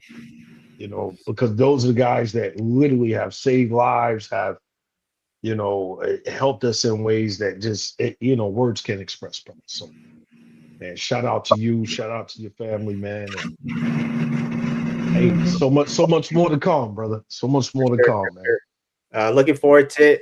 Thank you all for the time again, and much love, man. God bless. Yeah, Thank God you, bless Brennan. you, bro. We'll talk to you soon, brother. Take care. Take care. Out of here. Man, it's amazing. Yeah, he's a great guy. I know Emilio and him, they talk a lot. And I'm not going to spoil it, but I read his chapter, and yeah, it's incredible. Incredible story. Man. There's going to be so many incredible stories in this Veterans inaugural edition of Born to Risk. Oh my goodness. Yes. It is. It's exciting. Man. Yeah, I love his energy, man. I love his, he's the cool hand Luke type of cat that right? just you can depend on, man. Like that's he's not going to cry. He's not going to, have a bunch of, reasons. Is he definitely understands it's not about him, because that's just the nature of, his job. His job is it's I have to shun myself to ensure, that everyone around me is taken care of. Like some Navy corpsmen that I know, man, I'll take it to the grave how much I love those gentlemen. Andre Jacobs, his brother Clyde Jacobs, so many others. Those two come to heart, man, because we could be going on a 20-25 mile hike, gruesome. Everybody's feet's torn up, blisters and trench foot, you name it. And, we stop in increments. Every United States Marine knows it. Soldiers know it. Corpsmen know it. Airmen know it. We all know it. It's we take a small little break, and those guys are still up, moving, checking everybody, making sure they're going to each individual Marine, looking them in the eye. You okay, brother? You need anything? They always got a big old little knapsack of goodies. They might have a granola bar, some Gatorade powder, something just to keep you going. Like they're the true Energizer Bunny. And I respect those guys. I see in the chat right now, Jonathan Ragland, Doc, much respect. Congratulations on retirement. Like, bro, like that, brother Redden, oh man, like that's, whew, man, you talking about, it's one of those there, yellow. Like, man, those guys they're the ones that because everybody doesn't like getting shots. You know, you go in that medical triage and they'll start talking to you about, hey man, how's your kids doing? And hey man, did you see that game last night? The University of Georgia got knocked off by Ole Miss. Oh, I know there's some people out there right now that's like, T.O. Clay, shut your mouth. Whoa. Hey, but they'll be talking about something else and boom, they jab you. Next thing you know, you don't even realize you got the shot. So Right. man, I love those guys, man. I really do. And I appreciate him for being a part of this project, man. I'm so excited. You know, we got representation of the Navy, Daniela. We got representation of the Air Force, representation Yeah. of the United States Army, Marines, obviously. Uh, you know, Coast Guard, Space Force. We still haven't cracked that code. Yeah. Maybe edition 2, edition 3, but as of today, we haven't been able to secure someone to be a part of this project. So if you know someone out there, you all, I'm looking in the Mhm. camera, I'm making eye contact. If you know someone in the air, Coast Guard, someone in the Space Force, let us know. You know, if they have a story to share, we'd love to have them as part of this project as that representation for their branch of service. But it's not as easy as one may think, Danielle. It's not. No. So, Coach T.O., we're going to transition a little bit. We have a little time until our next speaker comes up. Mhm. So you can relate to this, right? Being you are a Marine veteran, but you're also a spouse Right. of a veteran. And Mhm. obviously, I'm a spouse of a veteran. Now, you and Kizzy, you've been together a lot longer than Emilio and I. I wasn't Mhm. with Emilio at the time he had served, but I'll start with you. Like, what challenges can you share? And I don't know if, hey, if Kizzy's around and she wants to chime in, great. But what challenges, your own challenges you have as, being a veteran, whether it's physically, mentally, emotionally, whatever that is. I know what dealing with, Emilio's different challenges and struggles are. But what did you find, being with a Marine veteran day to day living with this person? I guess you can say the after effects, right, of what the military, I don't think I've ever met a veteran or a person that maybe not everyone has really traumatic, PTSD or physical or mental, but there's some effect that the military left on them in some way that carries on into their everyday and then carries on into your relationships or your job or whatever you're doing moving forward. What do you have to share, as far as what you've experienced, whatever. I mean, we're not talking, getting all personal because that's your wife, but just in general, like the challenges. I could honestly start off by saying, there's many people that truly believe because it's the same or because you know I'm a spouse of a Marine specific veteran and vice versa, that somehow that makes it easy. Off the top, no, that's a myth. For me, I can't speak for anyone else, but I know for me it's not. And more in particular, Daniela, being a Marine, we're very, very competitive by nature. We kind of are born into that as Marines. Like it's competitiveness. It's bred into us that, hey, you're going to operate at the highest potential that you have. This individual is going to operate, and somewhere along the lines, that's gonna meet. And if we're congruent, great. But if it's not congruent, it could go very, sideways. And in terms of my wife, Kizzy, shout out to her. She's upstairs right now, handling her business and doing what she got to do. And I'll be honest with you, man. I've just learned so much from her, man. Like I don't want to, like you said, it's not about going into the deep personal values of anything. And on a general level, it's been all well worth the while because I see it in her. It's times that she's led me, more so than anything. Like literally leads me. She's led. When I'm doing dishes, I'll put it this way, Daniela. When I'm doing dishes after she cooks, it took time for her to get me an understanding of I just cooked. The least you can do is clean these pots and pans and plates and forks, and that's the least you could do. But again, that competitiveness and somehow sometimes looking at how we were raised, it's like my era, I tell kids all the time, I saw all the women, they were in the kitchen. The men, they were over here, or they were watching the game, or they were outside on the porch throwing baseballs with us or whatever. And that's flawed. That's a flawed mentality. It really is. Whereas for her, she's like, listen, we ain't them. I just stood in this kitchen for 2 hours preparing a meal for us as a family. The least you could do. But again, that competitiveness, as it may sound crazy, uh, for me, it was just like, well, that's kind of, what you do. And, obviously having our daughter and she's in there and she's learning from her and just these traditions, I would say. But when it's all said and done, man, uh, being a spouse of a veteran, it requires a dedication, man. Like that I could pretty much almost not even explain. Like if she has to get deployed, uh, it's my responsibility to hold down the fort.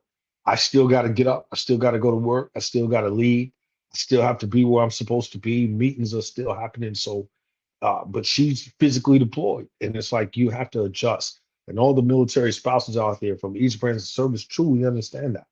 And same thing in the civilian workforce. If you're in school full time, uh, she's in school. She's got, a job that requires much of her. You have a job, you have the kids in the middle. It can get real gangsters, I would say, man, because that's life. But the reality is how do you work together as a team?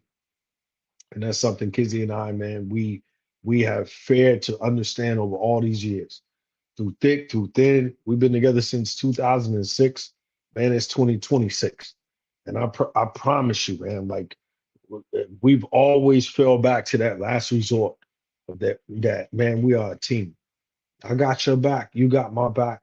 Our family comes first. Our children comes first, in terms of our responsibility. But we both know God is always overarching first. And that's how we operate, man. That's how we've been able to hold our fort together. I was telling you and Rev Emilio, we went down to see the Buddhist monks a couple days ago on their journey, their walk from Texas to Washington D.C. And as we stood there as a family, I was telling Kizzy, I'm gonna be honest with you, man. I felt vulnerable, because Kizzy's coming off the surgery. She can't move, normal how she moves. She just came off a full-blown hip surgery, but she's encouraged to get out and walk and, get to moving. But in that moment, that many people, as a Marine, I started thinking contingency plan. If something pops off out here, because these gentlemen are here trying to invoke peace. And we know we live in a sick, crazy world out here, man. And those are those vulnerable moments where somebody wants to be the hero. They may pull something out and we start hearing some pops and you just never know. And I got, our two sons with us, and I'm trying to instill in them like, hey man, be aware of where we are. We can have our minds solely fixed on these monks. Wow, we get to see real monks and this is amazing. But there's a lot of people out here. And these are those vulnerable moments to where something crazy can truly happen. I'm literally, Daniela, like, man, what's our exit plan? And I was telling Kizzy yesterday, like, man, You know, you can't run if you want to run. You literally cannot run, Kizzy. So if something was to happen, I went through this whole scenario in my head, like how are we going to work together as a team? And I told her I would have picked you up. Yeah, you would have been in pain, like you probably been screaming. But if something were to happen and that crowd just starts going crazy and people running everywhere, the next thing you know, it's on CNN. I pray that would never happen, and it didn't happen. So I'm grateful that man, it was a peaceful moment spending that time in that atmosphere, that environment. However, still as a Marine, no matter what, anytime I'm around a lot of people, all my brothers and sisters on here that are Marines and Navy and Army, we all that's distinctively within us. It's in our DNA. To That protect. yes, and I literally and where we stood at that, that environment was an easy egress plan. We had pretty much our backs to the wall. Like the crowd was all in front of us and we stayed close together. And and as the gentleman, the Buddhist monk, the head leader of those gentlemen, when he started to speak, man, it was like a calmness that just came over that whole atmosphere. But like I said, I've been in those vulnerable moments with Kizzy to where somebody was shooting outside the Walmart. I ran outside and we began to, do CPR on this man laying in the parking lot. He'd been shot in the chest, and the gentleman that shot him was standing 5 feet away with the pistol hanging in his back pocket. And it ended up being me and another Marine that was trying to save this man laying on the ground. He's on the concrete. Like I said, Kizzy, hey, she responded because she's it's natural for her. She's going to respond. And as Mama Bear, when it comes to them babies, man, women got superpower. Like for real. It's things that you all will do, Daniela, that man, like a woman will literally pick up a freaking Ford F-150, and hold it up in the air, bro, Yep. for a child, and I saw Kizzy do that in that moment. She responded. But like I said, the other day, Daniela is vulnerable because I know she can't run. Even if she wanted, if she took off and tried to run, she's gonna fall on the deck because she just had a full hip replacement. She's not fully healed, bro. And I'm just vulnerable, just standing there like, bro, if it gets real out here, what am I going to do? And no man wants to ever be in those vulnerable moments where you feel like you can't protect your family. And that's how I felt, man. And just in that moment, for something so positive and peaceful, I still knew, man, anything can happen out here. That stray random individual that just doesn't want to see peace, Yep. doesn't want to see people coming together. And if something was to pop off, man, what am I going to do? Kizzy and I, we sit there and we went through it mentally, like, okay, well, we would have did this. She was like, I would have hit the deck, Marine style, and start low crawling. Yep, she It's would have found a funny. way. I believe that. Yeah, it's funny to think about it because they had a Winnebago park like right where we were, and she did her search and assess. Like, they had the Porta Johns and to hear her rendition of how we would be okay. I was like, wow, and that just feeds back into the reality of having a military spouse, having a woman that understands Kizzy pack heat everywhere we go. Like I said on this live, she's got weapons handling, certifications and all that good stuff. But man, there's times I'm like, man, I forgot. Oh, don't worry, I got it. She got it. She get and I'm like, hey, we're good, because you just never know. And like, your husband and I talked about, like, we don't want to be in any type of harm's way, man. Right. We're trained and taught, man, you run into the fire, but if you could help it and you could mitigate certain circumstances around that where you don't really have to run in any type of fire, that's what I would say, man, for most of the gentlemen and ladies that I know, we don't want smoke like we talked about. We don't run around looking for smoke. So, uh, but as a spouse, man, I could take it in so many different directions, Daniela. But more importantly, she's still Kizzy. We go to her. Mhm. We're sitting with her parents in the presence of mother-in-law, father-in-law. She's still Kizzy, and I love that. I love seeing Kizzy around her mom. Because she came out of her womb. She's her mom. She raised her, and it's like to see them two and how they love one another and operate together. It's a special thing. The same thing with the kids. So I'm sure everybody that's rocking with us out there can relate and understand. Kizzy helps a lot, man. Like I've heard her on the phone with young spouses that are trying to find their way and upset or man, he's never home or vice versa. I'm on the phone. Man, she's never home and she's always gone. I don't know how to do baby girl's hair and man, I'm stressed out right now. Like I'm mom right now and I don't know what to do. And it's real. And again, there's resources out there. There's resources and you could pick up that phone, man, and reach out and just ask, how can I get some help? Like I feel like I'm drowning here, and it's not what I signed up for, or whatever the case may be. It could be very hard on a relationship. It could be very hard on a marriage. That's why I say, man, like I always said to Kizzy, like, hey, without God, man, we'll probably fail. Not that I hope that, but we both have humbled ourselves and realized, man, that God first, man. And there's times where she's right, I'm wrong, I'm right, she's wrong, and vice versa. But we make it do, man. We're not perfect by no means, man. Like anybody, it's more Marines I know that know Kizzy Daniela outside of me. Like they've known Kizzy from when she first came in the military and things of that nature. So and vice versa. But one thing sure shot collective is, man, Kizzy is she's an amazing woman, man.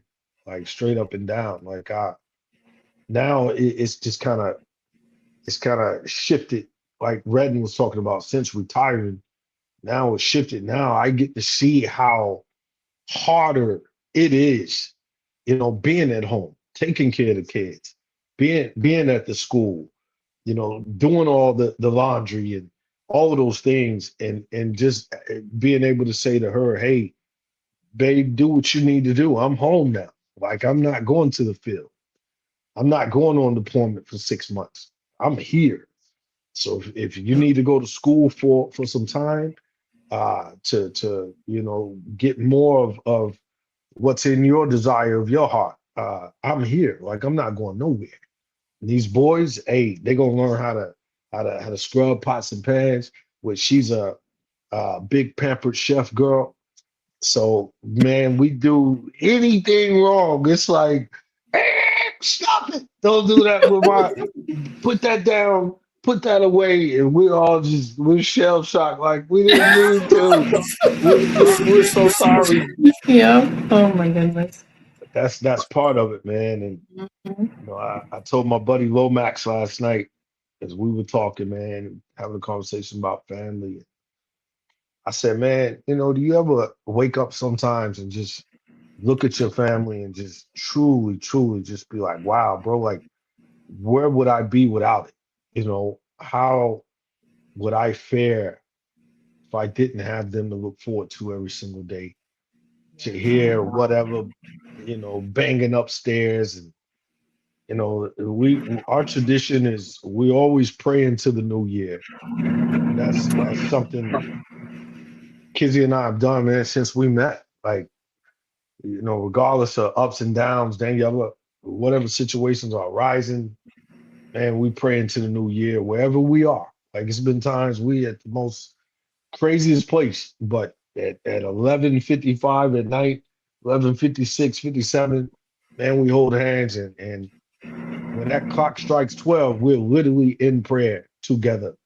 And the other night, it was so special because the boys are at that age now, Daniela, to where to hear them pray and how they pray, man, it's a Right. powerful thing, and baby boy started praying first, and then Cassius prayed, then I prayed, and then Kizzy closed us out, and we looked up and it was 12:04, and we were like, okay, man, like that, prayer means something, when because we know the road's gonna get tough. We know it's gonna be hard. We know things are gonna change and situations, and as we keep, building on, man, life is going to life.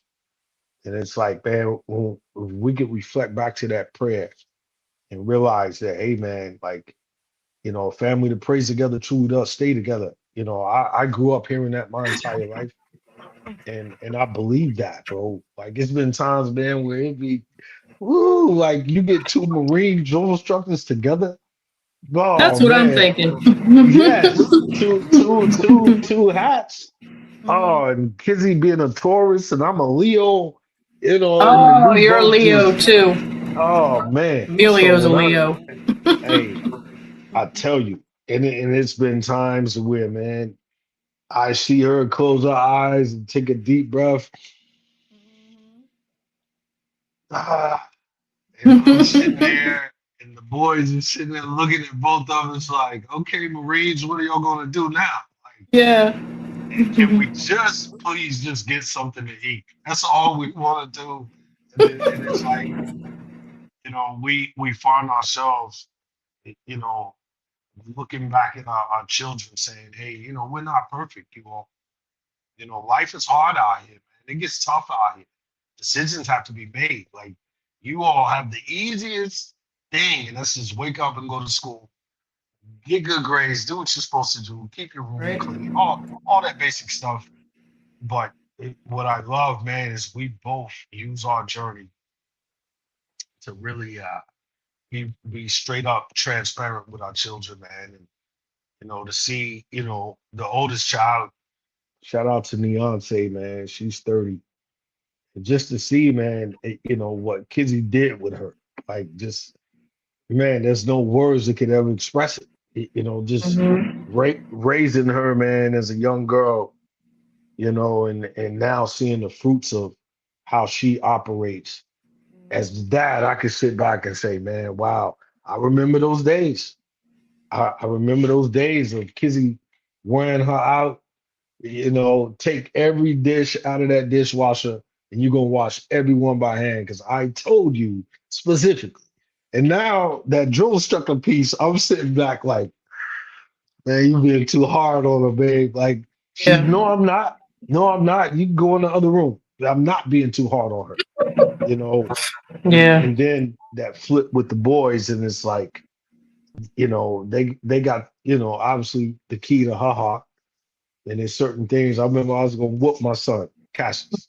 And Kizzy, man, she looked at me and she was like, "You will not whoop him." And I was like, "Nah, I'm whooping him. Like, he want to run his mouth at you. I'm whooping him."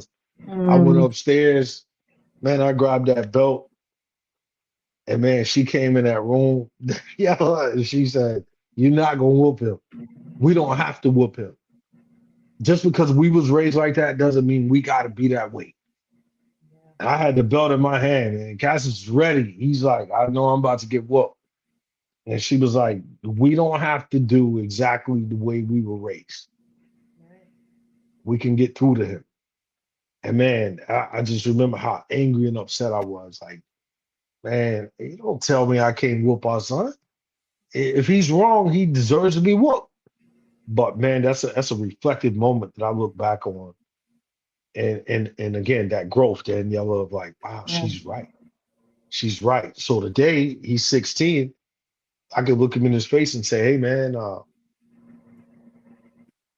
do you remember that moment?" And he's like, "Yeah." And I'm glad, Dad, that you listened to Mom because I got the memo. Like, that was enough for me. Whooping me would have just been just that, just whooping me. but I really got the memo. So yeah, I appreciate you allowing me to, express that, Daniela, because it's it's real, man. And I think about my sister who lost her husband last year. He passed away unexpected, and just seeing her strength to be able to carry on, to be able to keep pushing, to show up for the grandbabies, and as a widow still doing, what she feels in her heart she has to do, man. It's those moments that'll make you look at your own spouse and say, man, thank you. Like I'm grateful that I still have another day with you, and I could, from a sentimental place, say that. Like I can look at Kizzy and literally be like, yo, I'm just grateful that I got another day to be with you, man. I got another day to try to get it right, to listen, to whatever. I ain't no pushover now, Danielle. Like I'm not that, but I am a soft heart for who she is, and being with her for all of these years, and knowing that it's a true blessing from God, man. Same way when I look at you and your husband, man. You all pour, you all give, you all serve, and it's infectious, man. You all have helped my marriage. Seeing you and Reverend Emilio and how you all operate together, and you all fit, that glove perspective of one another. And I know it's real. And behind the scenes, in all of our relationships, there's always peaks and valleys, ups and downs. Look at this guy here. Speaking of it, Oh, yes, he showed up. Woo-woo. I was Report. just about to talk about Report. you. That's why he showed up. He Yes, tried to stop sir. me. Hey, Report. listen, good morning, Reverend Emilio from South Jersey. Yes, Thank you guys sir. for holding this down. Yeah, What man. a blessing to hear what you were sharing, Coach T.O. Yes. Yeah, man. I'm Yes. touched by what I've been hearing, and Daniela keeps me in line too. I mean, Yes, real bro. talk, right? Real talk. We men and all of that, but at the end of the day, I know that when it comes from her, it's not a selfish place. That's right. It's like to protect the family, Yeah, man. Yeah, that's what it is. Yeah, It, so And I it, was it gonna is, man. I was Yeah. going to share. Well, first of all, thank you, Tio, for sharing all that about you and Kizzy. And, and you said something at the beginning, which is probably true, right? Most people think like, oh, they're both Marines. They're both, it's easy. They understand each other, but it's not. You're still human. You're still a man. She's a woman. Men and women are different. And, so Yeah. we had to learn each other. But I think you both being military, in one aspect, it's probably easier because now she knows, I'm sure she knows your triggers, hers, where to like back off a little bit. But where, as if like me and Emilio, like I said, I wasn't with him when he was in service. It was after, many years after. And what I learned with him is about triggers, right? Yeah. I never really had to pay attention to that with anyone, right? And learning two things. One, about just himself, like aside from being the Marine and have served and things to do with military service, just him and his past traumas, like that he has been, very open about childhood traumas, how he grew up, things like that. So luckily, God thinks I'm a superhero. So and put me with Emilio. He must think I'm a superhero. I have patience. I have a lot of patience just in general. I just do. Thank you. And I'm very understanding, and I always say, we're all a product of our environment, right? So I had to learn him and learn his past and how to deal. Now, has it always been perfect? Have I always reacted, oh, Miss Patient and no. Not at all, because we're human, right? And I got to a certain point, at the beginning, Emilio knows, like it wasn't easy because I didn't even realize. And again, I know he doesn't mind me sharing this because he's very open about it. His issues with alcohol and things like that. I wasn't aware. I used to have, a glass of wine, this and that. So when I met him, I just thought it was normal. Yes, we're drinking. But then it took me a little bit and I'm like, oh, whoa, this isn't normal. You know what I mean? Like his use isn't normal. So then the behavior and, you know, and how that came about. And some had to do with, again, childhood traumas that weren't dealt with. And then learning, you know, certain things that, you know, he can share on his own, what happened in the military. You know, he had his weapon turned on him in Kuwait, right? He shared that many times. That's got to be traumatic. I mean, you're almost got killed, you know, by the enemy. Right. Then the little games in boot camp that, you know, they did that triggered his childhood traumas of sexual trauma and all that. So I had to take all that into consideration and then pay attention to his triggers. Like, I have to know when, like, I'm Italian, I got a mouth. Okay. I'm just okay. But I had to learn, like, yeah, that's not helpful here. You know, shut your mouth, Danielle. You know, that's only going to trigger him and heighten things. So I don't like to escalate things. Right. So I had to learn that. And is it easy? No, you know, it's not easy because, you know, sometimes we all want to be right. And, you know, he has a saying, you know, I never heard before. He's like, do you want to be happy or do you want to be right? You know, and I'm like, yeah, I want to keep the peace here, you know? So, and it's a daily thing, you know, I have to be aware of his triggers just because, and, you know, shout out to Emilio. He's like 19 months sober. So grateful for that.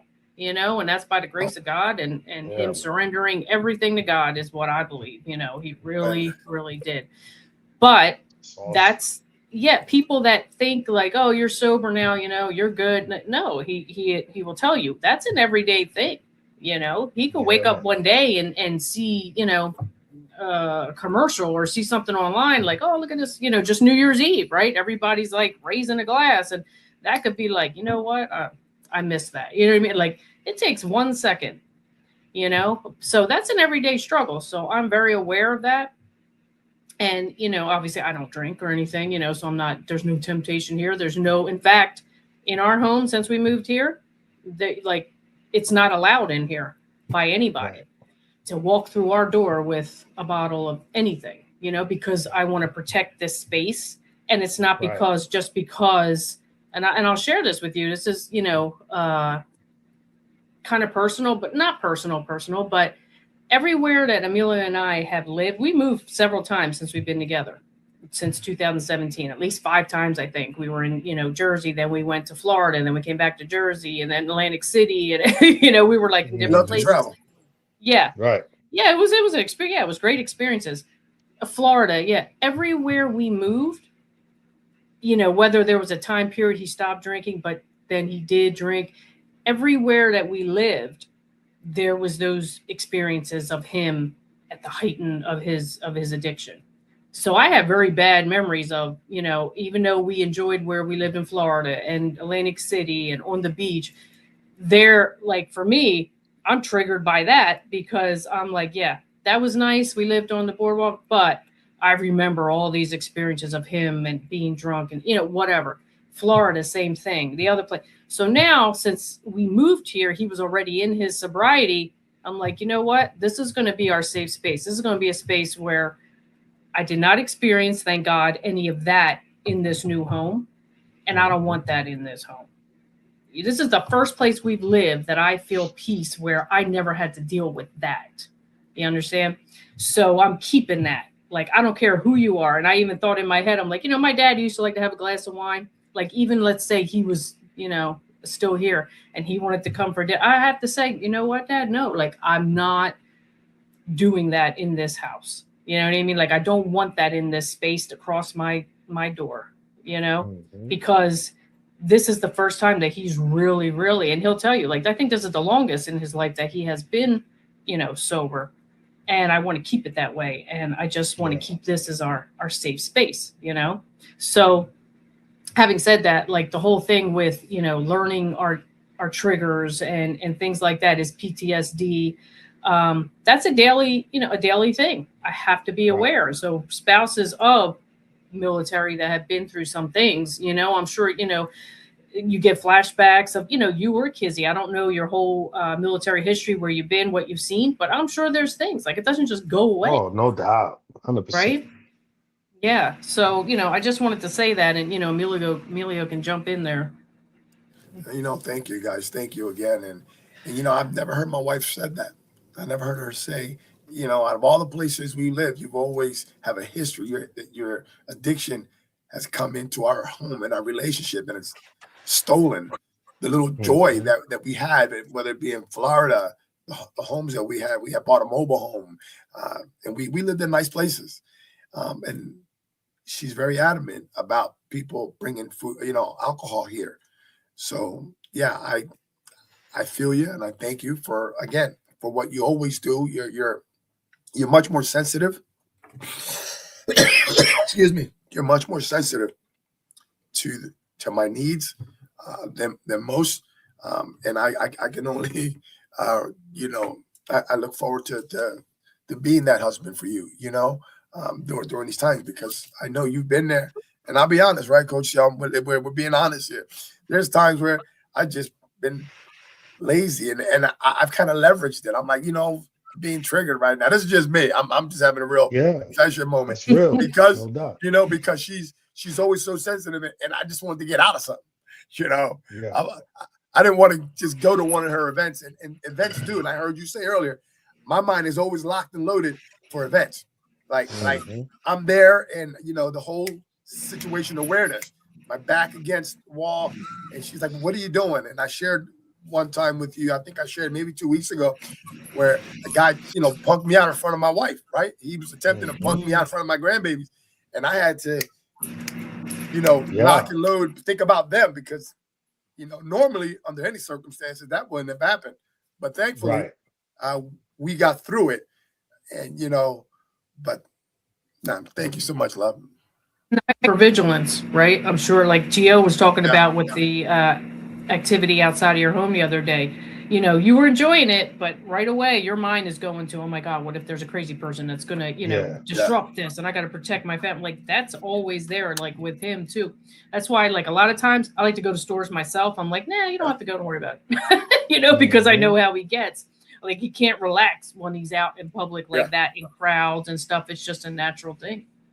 Yeah. Yeah, It's difficult. and Coach Dio, and to add to this real quick, like I'm with her in the store, and I'm like, hey, did you see that guy?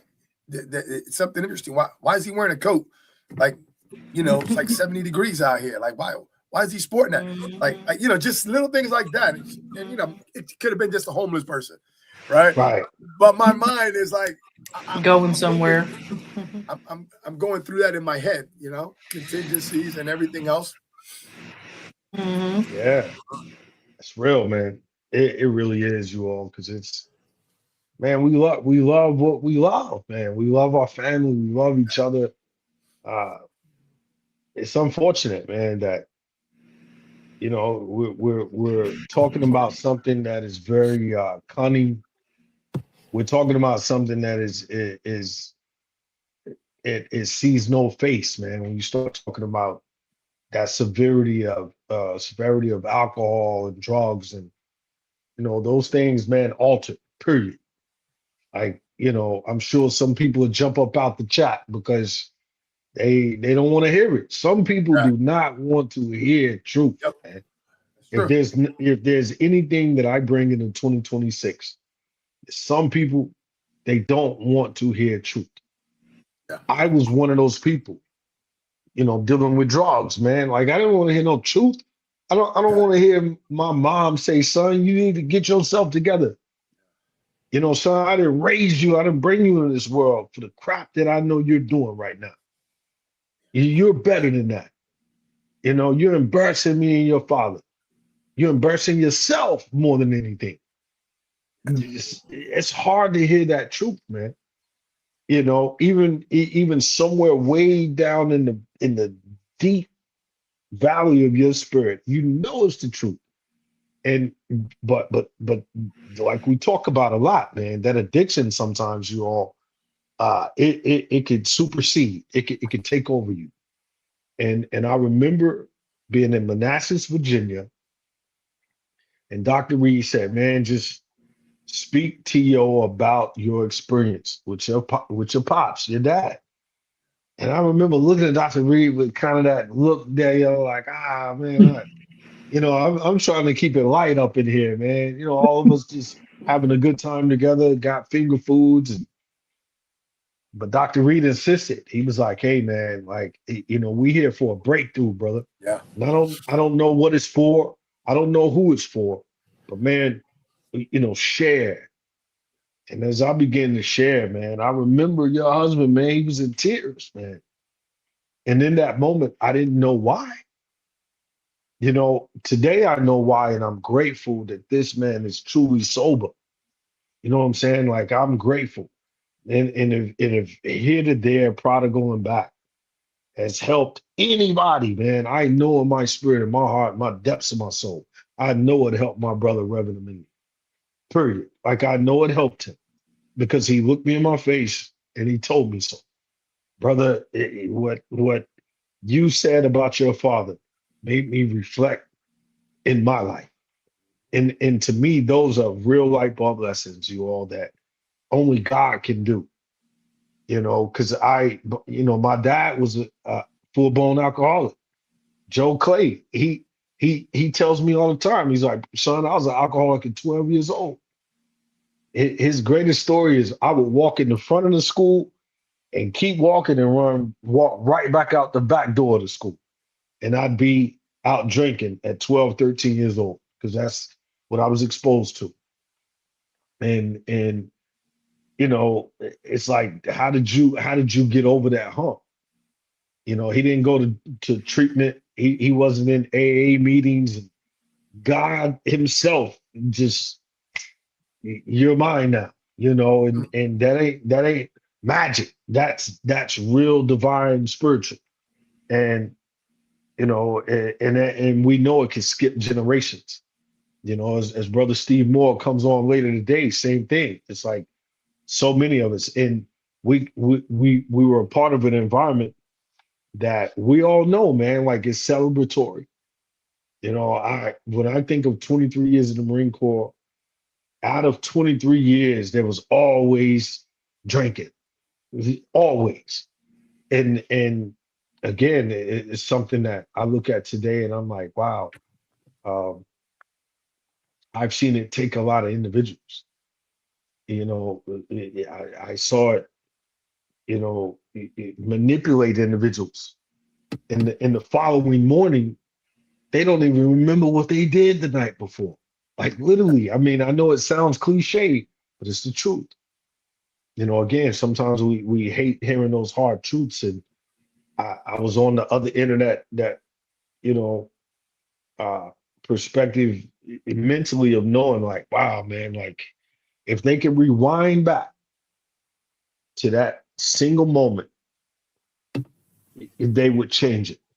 They would say, "Hey, I don't want to be in this position I'm in this morning. And if I could just go back to that moment to where everybody festive, drinking, everybody was just hanging out, and then boom."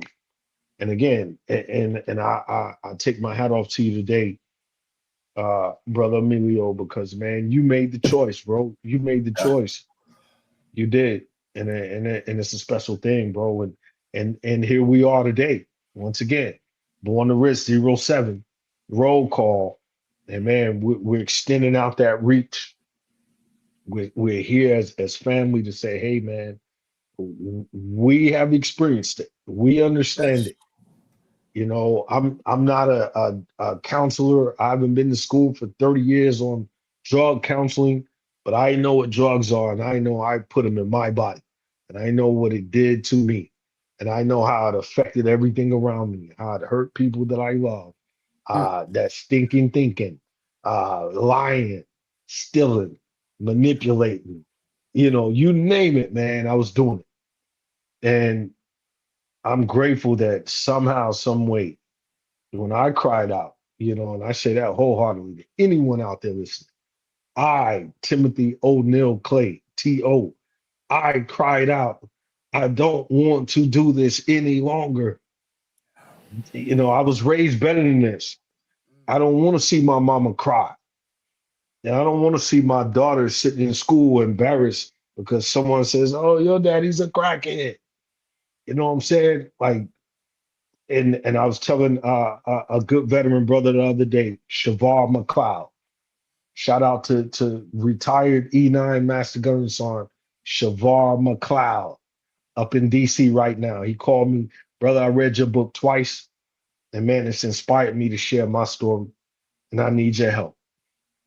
And we got to talking, Daniela, Reverend Emilio, and I told him, I said, man, it's the truth, bro. I'm just regurgitating what I know is the truth. Our mess is the message, bro. And whether you got the courage to speak about it, you got the cojones to say something about it, it's on you. But bro, I'm telling you, if it's in alignment with God and you speak out about it, just like Francisca, man, shout out to Francisca, going through what she experienced, man, with domestic violence, bro. You, Daniela, it takes real courage and strength to speak out about those things. But when you do, I believe you all, and I'll pass the mic. I believe God says, okay, now you're ready. Because I'm going to use you to help someone else. And as before you came on, Reverend Emilio, Danielle and I were talking about it, how when we're about to do something positive, those same attacks come, those same triggers come, those same stinking thinking mindsets come. I call them saboteurs, the saboteur thinking. And man, it could have you so off balance. It could have you so far whack out of alignment to where you can't help nobody. Like you can't, if you can't help yourself, it's almost, impossible to help others. And that's just my thought on it. So I applaud you, man. Let me hit this real quick. I love it. You know what I'm saying? Big applause, man. Big applause, bro, because that is huge, dog. Like I know what it means to get that coin of sobriety, bro. I received it, brother, and thank you. I received that, and again, it takes many people in active addiction want to get the help, and they know better, like they know better, but the addiction, it's like a grip, man. This thing, it's like a chokehold. Yeah. It won't let you go. Whether it be, the drugs with you, the alcohol with me, and with me, it was a gateway. Like, interestingly enough, I could have all the drugs on planet Earth, right? But that alcohol was the one that, that once I had that, it was all bets are off for me. Yeah. And one of the things that we got to learn in a lot of the VA rooms, it's called romancing, or they call it romancing, like those times. They always say, don't do that. Don't romance the good times. Hey, yo, Clay, you remember when we used to do this, man? We used to drink from like noon. Like they say, don't do that because what is it? 1% doubt, you're out. Like you just give that stronghold, you give the enemy a stronghold, you're off to the races. So today I am like, people say, what are you doing? Like, I got a cross here. I got a cross here. I got another cross on me. For me, like I'm on it. Like I don't have room. For me, fulfillment rests on the cross.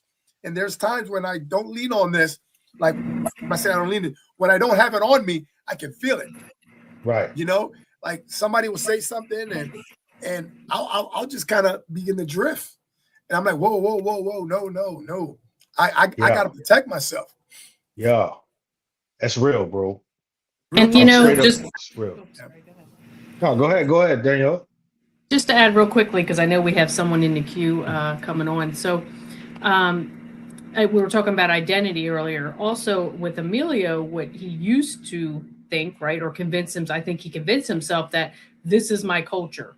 This is what I grew up seeing. And he did. He grew up seeing that. He was sharing with me just yesterday, like, when he was a little kid, like his mom would drag him to, this club or bar at night. They're supposed to be in bed ready for school the next day, So he's seeing this, or even in the home, like, every celebration is drinking.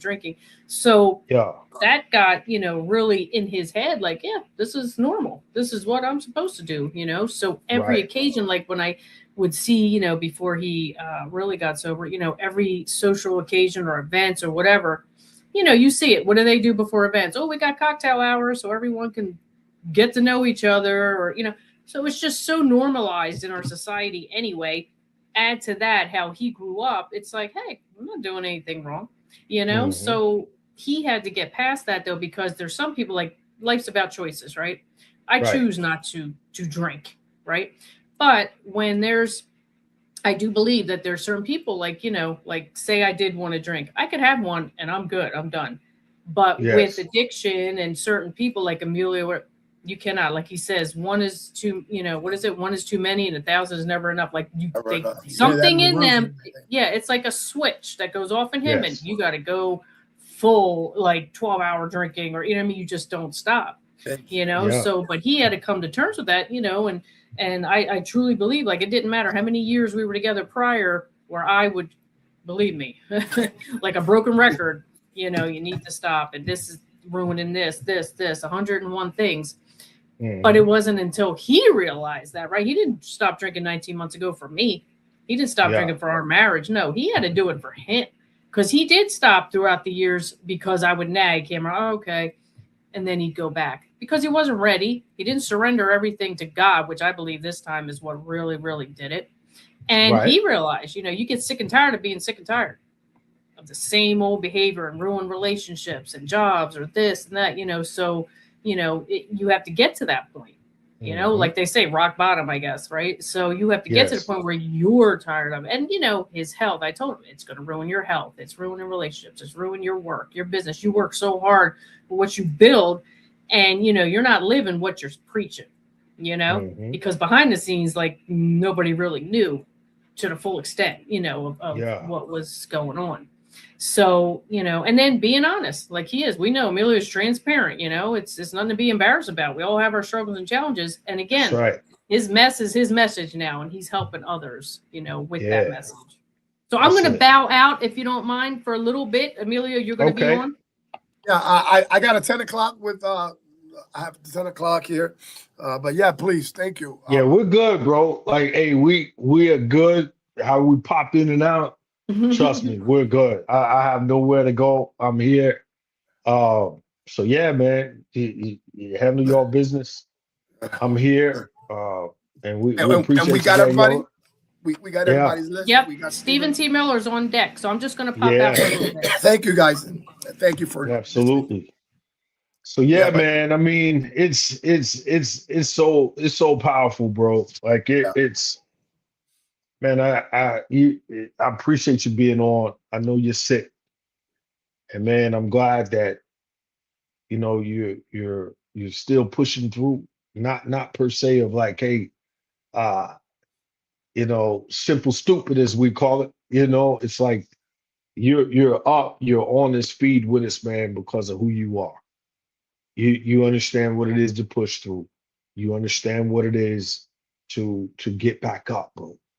Like we talked about up in New York, man. To get back up, bro.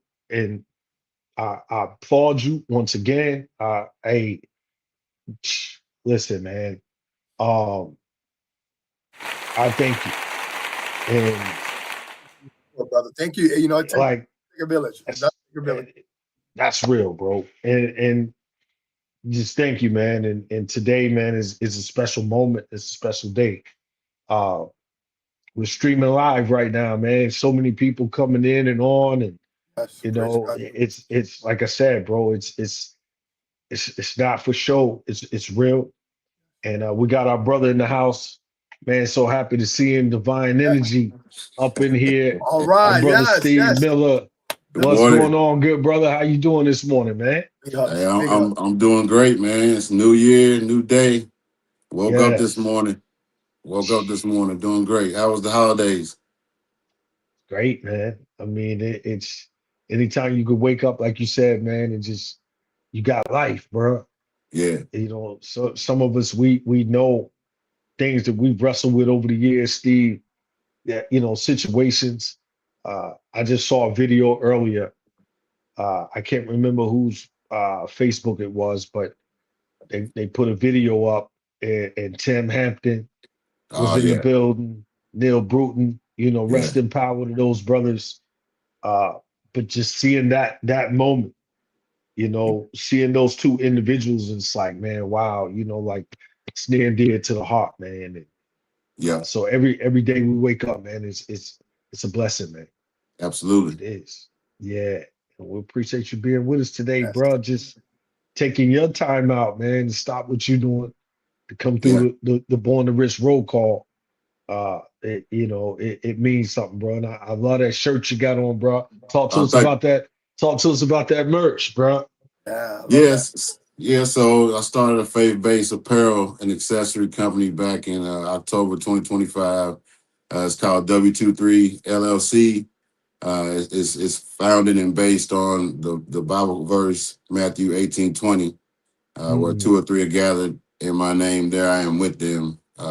It just Yeah. made perfect sense to Come on, title bro. it that, and I've been running with it ever since. It's in alignment with chapter 23 in the Born to Yes. Risk Veteran Edition. So everything's about Yes. alignment with me right now. So Yeah.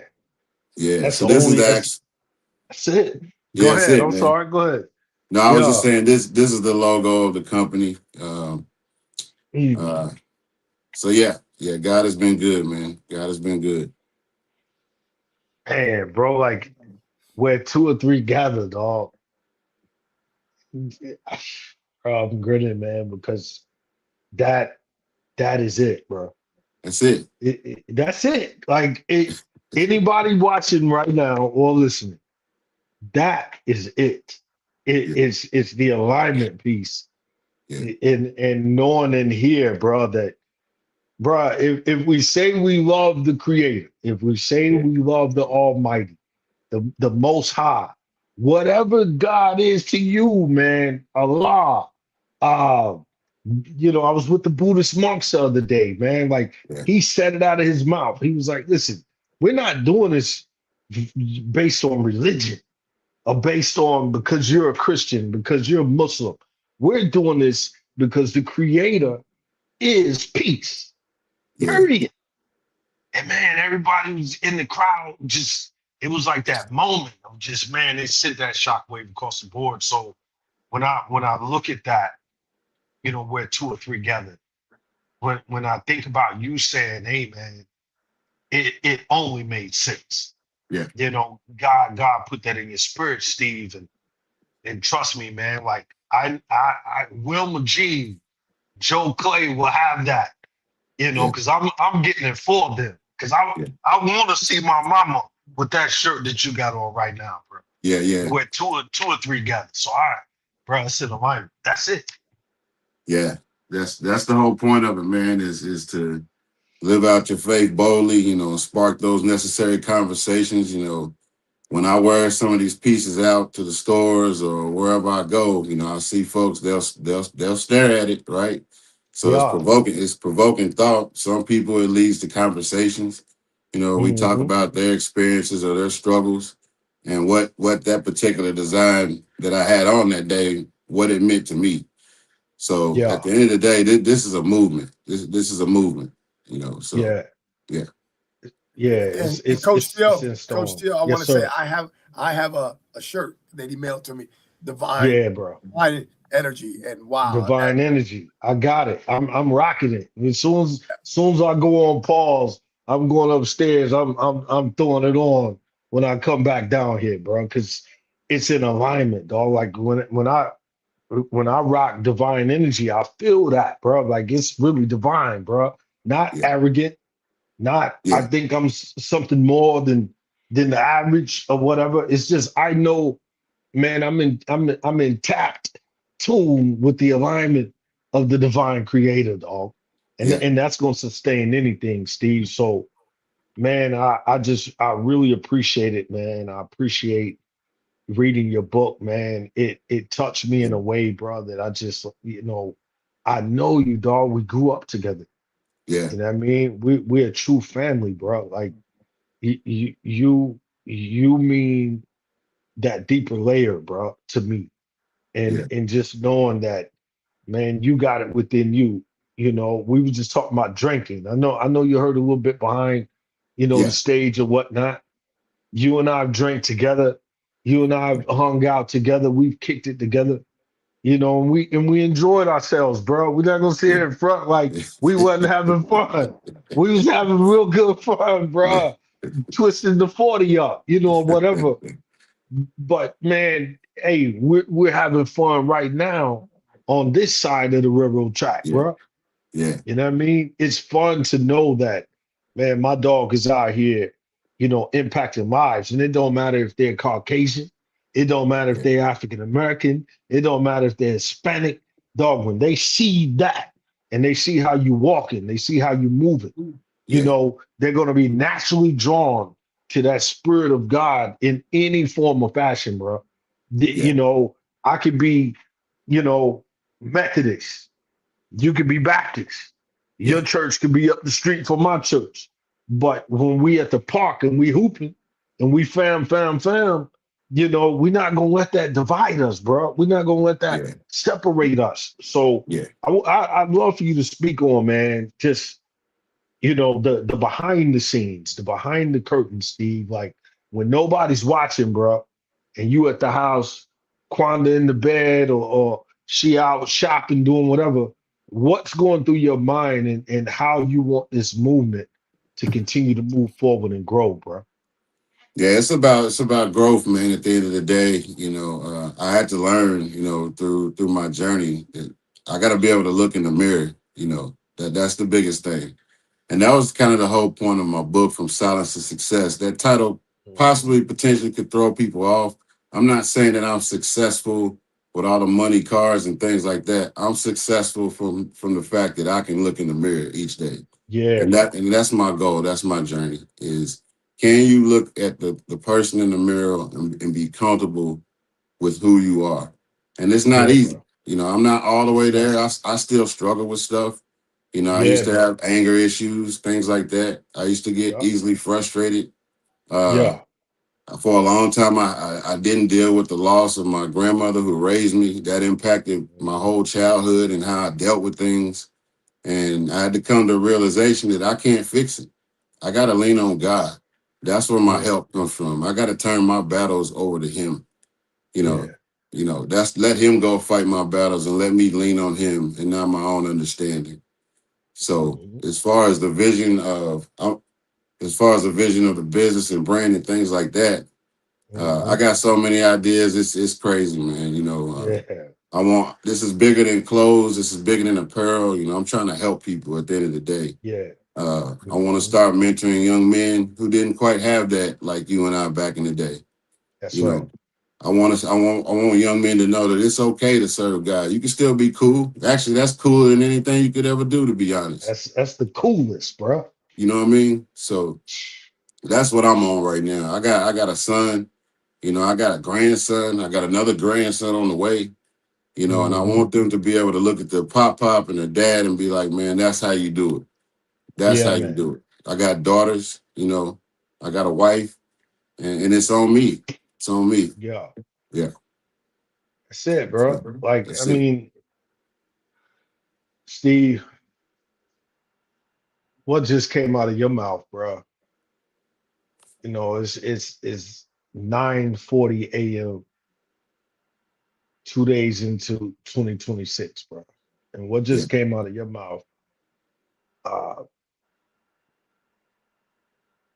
the only thing my spirit says is that's it, bro. That's Like, it. when it's it, that's it. It's like something that you and I both love is hooping.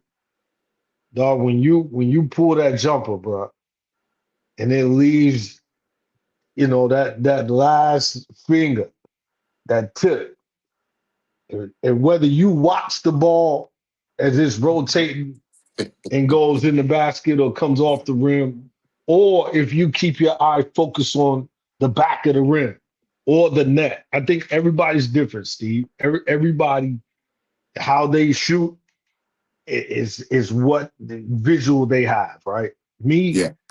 I don't look at the ball once it leaves my hand. I'm looking at the rim the whole time. Yeah. But when I let it go, I know when that's it. That's it. That's it, bro. Steph Curry, Yeah. You when he don't turn lets it go, bro, he already going back down court because he knows, around. bro, that's it. He Yeah. knows the mechanics of that shot. That's it. You know Yeah. what I mean? And I'm telling you, the mechanics of man, where the Most High is bringing you and continuing to take you, bro. That's it. Yeah. You know, and I've seen you do it from the time you walked in the library downtown Lexington.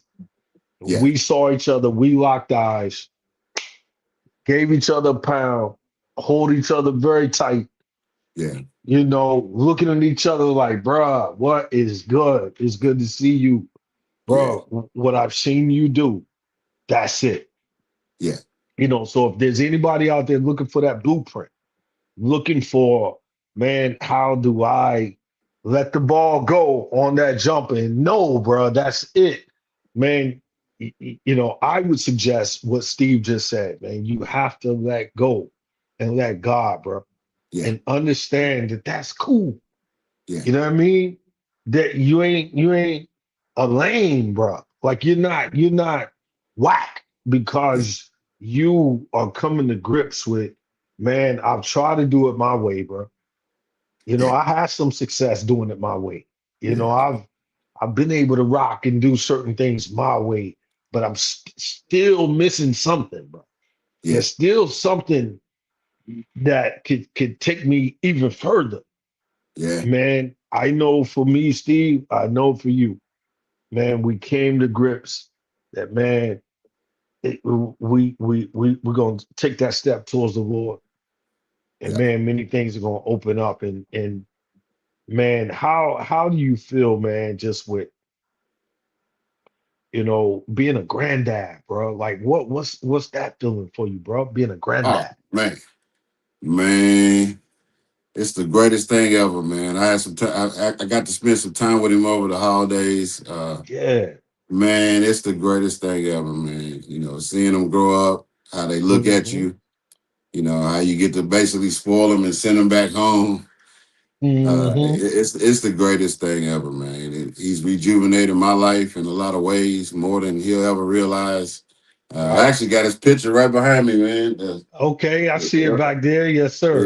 Yeah, that's a shot of us. My wife took that picture. I was just walking him down the sidewalk in front of our house one day, and she captured that moment, and I got it up right here. It's just a reminder of how important he is to me. You know, Yeah. yeah. So shout out to all the grandparents out there. That's cool too. You know, a lot of people get hesitant about that. How I'm a granddad, I'm a grandma, I'm getting old. Hey, they make you young again for sure. Yeah. Yeah, Yeah, I believe it, man. I look at Joe Clay, man, and Joe Clay, I don't know. He probably got 40, 50 grandkids by now. I don't know what that number is, but you know, I see it in him, Steve. I really do, bro. I see that just whole like he knows, man, I got more time behind yeah, me than I have in front of me. You know what I yeah, mean? And yeah, I see with him, he's like, bro, like if I don't do nothing else in his life before the Lord take me out of here, man, I'm a do everything I can to look out for these grandbabies. They carry my name, no no matter doubt. stinking what. They carry my name, and some of them are in situations where they pops ain't around. I can't do nothing about that. But what Yeah, I can do is show up in a way in which I know God has given me the opportunity to do so. So I look at that, man. I'm just like, wow, bro. You know, I'm not a grandpops yet. You know, Beyonce yeah, still don't have no seeds. And yeah, obviously the young bucks, man, you know, they on the young side still, but I yeah, know it's coming, man. I know that feeling gotta be special, bro. yeah. It is. It really is. Yeah, man. Holidays, bro. Excuse me. How was your holidays overall, man? Like, Holidays was great. You know, got to spend some time with the family. Actually, right before the holidays, we had an opportunity to partner with some local groups here in town, and it was a blessing, man. We were able to come out, serve the community. We gave out like 50 cent bags full of blessings. You know, everything from yeah, inspirational cards to gloves to Oh, that's dope. Disinfectant wipes. We had some spiritual, the rubber silicone wristbands in there, just some quick reminders on where your help come from. And it Yeah. was so fulfilling, man, just to be able to give back to the community. Prior to that, I took some of the first sales from the business, man. I donated to a local emergency shelter as well. Good. So that's what it's all about, man. It's not That's about me it. trying to get rich or anything like that. I'm trying That's to it. give it back, So You God has keep blessed saying it, me. bro. Yeah, That's yeah. it. That's it. That's it. I So mean, and that's the fulfilling part, man, of within your spirit, bro, why God even put it in your spirit to do what it is that you're doing, bro. yeah, yeah, I mean, come on, Steve, bro. Like you ain't doing it for self gratification, bro. yeah, yeah, You're doing it because you know in your heart, in your mind, in your body, in your spirit, it is the yeah, right thing to do, yeah, and it's fulfilling, bro. I think of so many individuals, man. That we grew up around, bro. Individuals that we grew up around that I was telling my wife about Mr. John Tate. You know what I mean? And I said, babe, I used to always see Mr. John Tate riding around in his truck.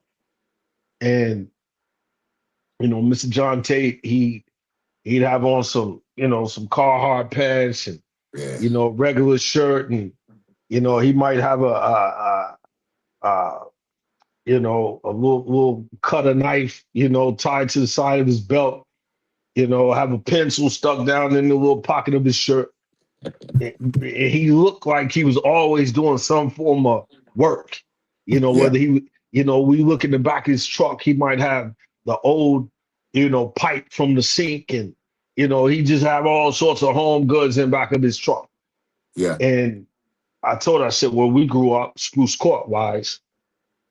Uh, their house looked like it was built different than all the other homes in the neighborhood. It yeah, had a little bit more, Steve, of a custom look, right? And I told her, I said, man, it wasn't until I became a man and, really started to look at certain aspects of this man's life, man. That man owned, half the hood. yeah. You That's know what I'm true. saying? Like, Yeah, it's true. Like the dude, and that's where all of them things in back his truck was coming from. He's going from house to house fixing sinks and nailing something back in that then came loose or whatever the case may be. yeah, But like I told her, I said, but man, somewhere along the way, you know, it was put into him that, hey man, you could go out here, man, and create for yourself, yeah, and internally you're helping others, because you and I both know there's probably hundreds of people that couldn't pay their rent on time. That he yeah, just, goodness of the heart, being in the community and, hey, all right, well, get it to me when you can get it to me. yeah, yeah, Whatever the case may be, bro. But I look at specific individuals around us that stepped out on a different trajectory and yeah, did things that once you come from the mindset, or should I say outgrow the mindset of sitting around drinking and getting high and just the same old things that we've all done, yeah. and you start realizing that, hold up, man, what am I really going to do out here? Right. And that's what I see, man. And I'm so proud, I'm so grateful that you stepped on this journey, basically saying, hey man, no matter what, bro, I know what it is that God has placed in me to do, and I'm gonna go through it. Yes. And major salute to you, bro. Yeah. Um, and just you being a part of this project with us. It's still in the early phase, bro. Like Yeah. Yeah. you already know. Come August, man, when this joint drop, shout out to Dr. Oliver T. Reed, man. I see you in the building. Yeah. Um, when this book drop, man, come August, bro, you Yeah. know, it's gonna be special, Steve. And we're gonna be together, dog. I told you, man. I said, hey, bro, we're gonna rock, bro. Like, Yeah. hey, they can hate, they can be mad, they might not like it. Some people, these fools, Hey, bro, we gonna rock. You hear Yeah, me?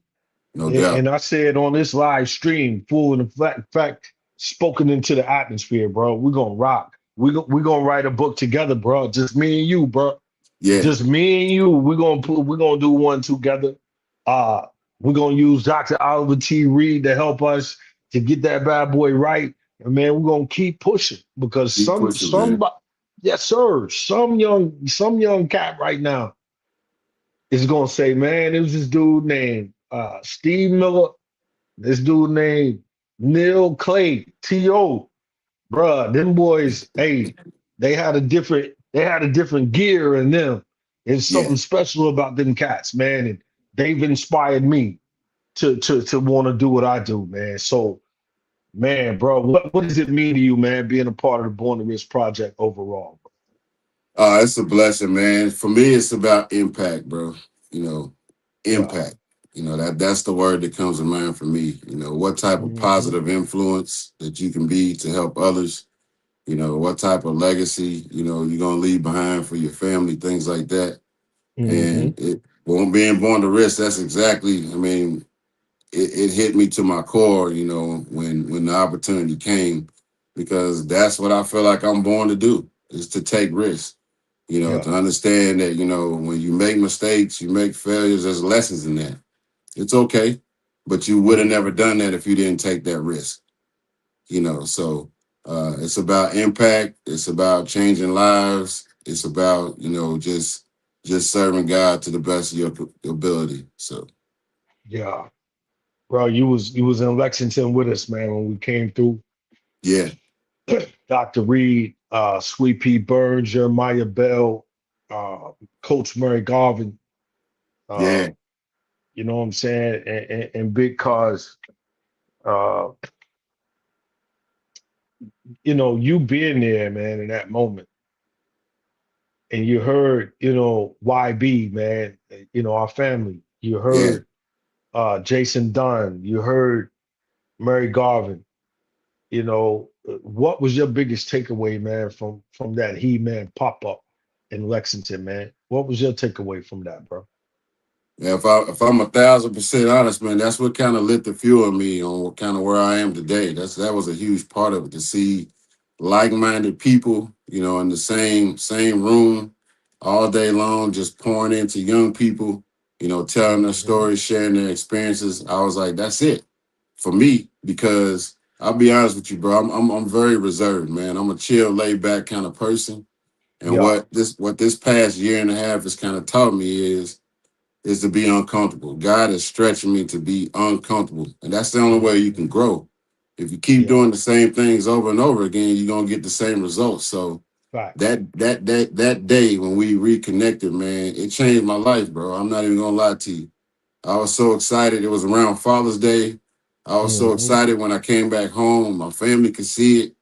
And I've been on fire ever since, bro. Yeah, I bro, ain't, you I ain't even have. gonna lie to you. You So have, dog. Like, yeah, and that's the beauty of it, man. It's like, you know, shout out to Dr. Reed again, man. Dr. yeah.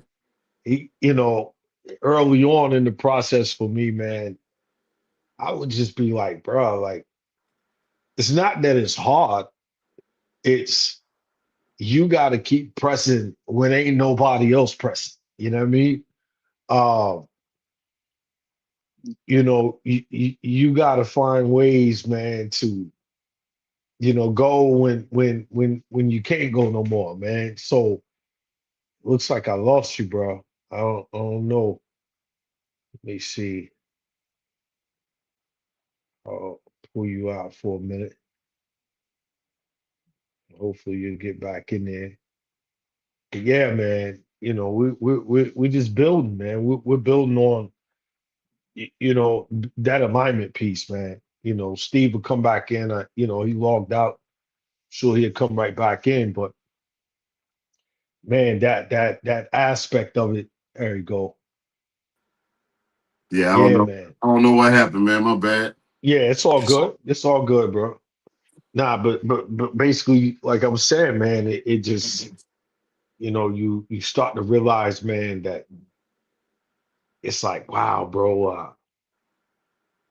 just when nobody else is around, man, you got to keep going. Like you said, you got these ideas, bro. And it Yeah. takes being around the like-minded individual, bro. Yeah. Everybody don't want to talk business, bro. Yeah. Some cats, hey, they don't want to hear that. Like that ain't it for them. Like Yeah. they want to meet you where they know you. Like, bro, like you my friend.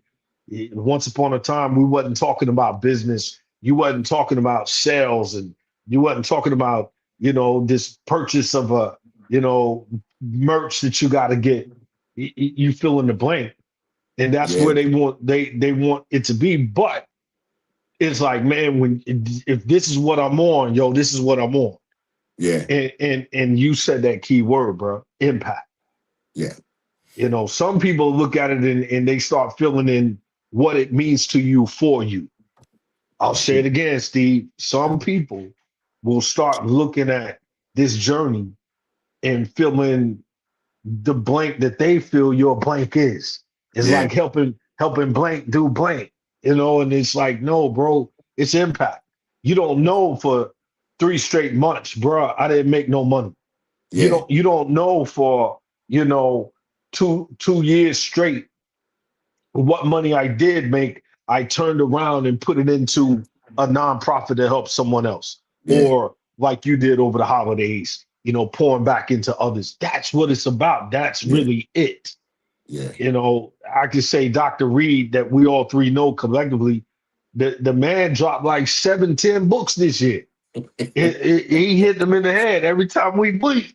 I see Boom. it. Yeah. There's another one, Dream for Dream. And then now he got the podcast joint. And it's like, I don't look at Dr. Reed when he's dropping all of these things and just like filling his blank. No, Yeah. I look at it and say, man, these are ideas that this man has had for years. Yeah. And he's military style. He's just dropping ordnance, Yeah. boom, boom. Like he told me about Dream for Dream 2 years ago. And Yeah. to see it come into fruition, I'm like this Yeah. because I know what he had to endure and stretch and grow, Yeah. like you said, Steve, Yeah. for that to come into fruition. Yeah. So I applaud you, bro. Let me hit it, bro. I applaud you.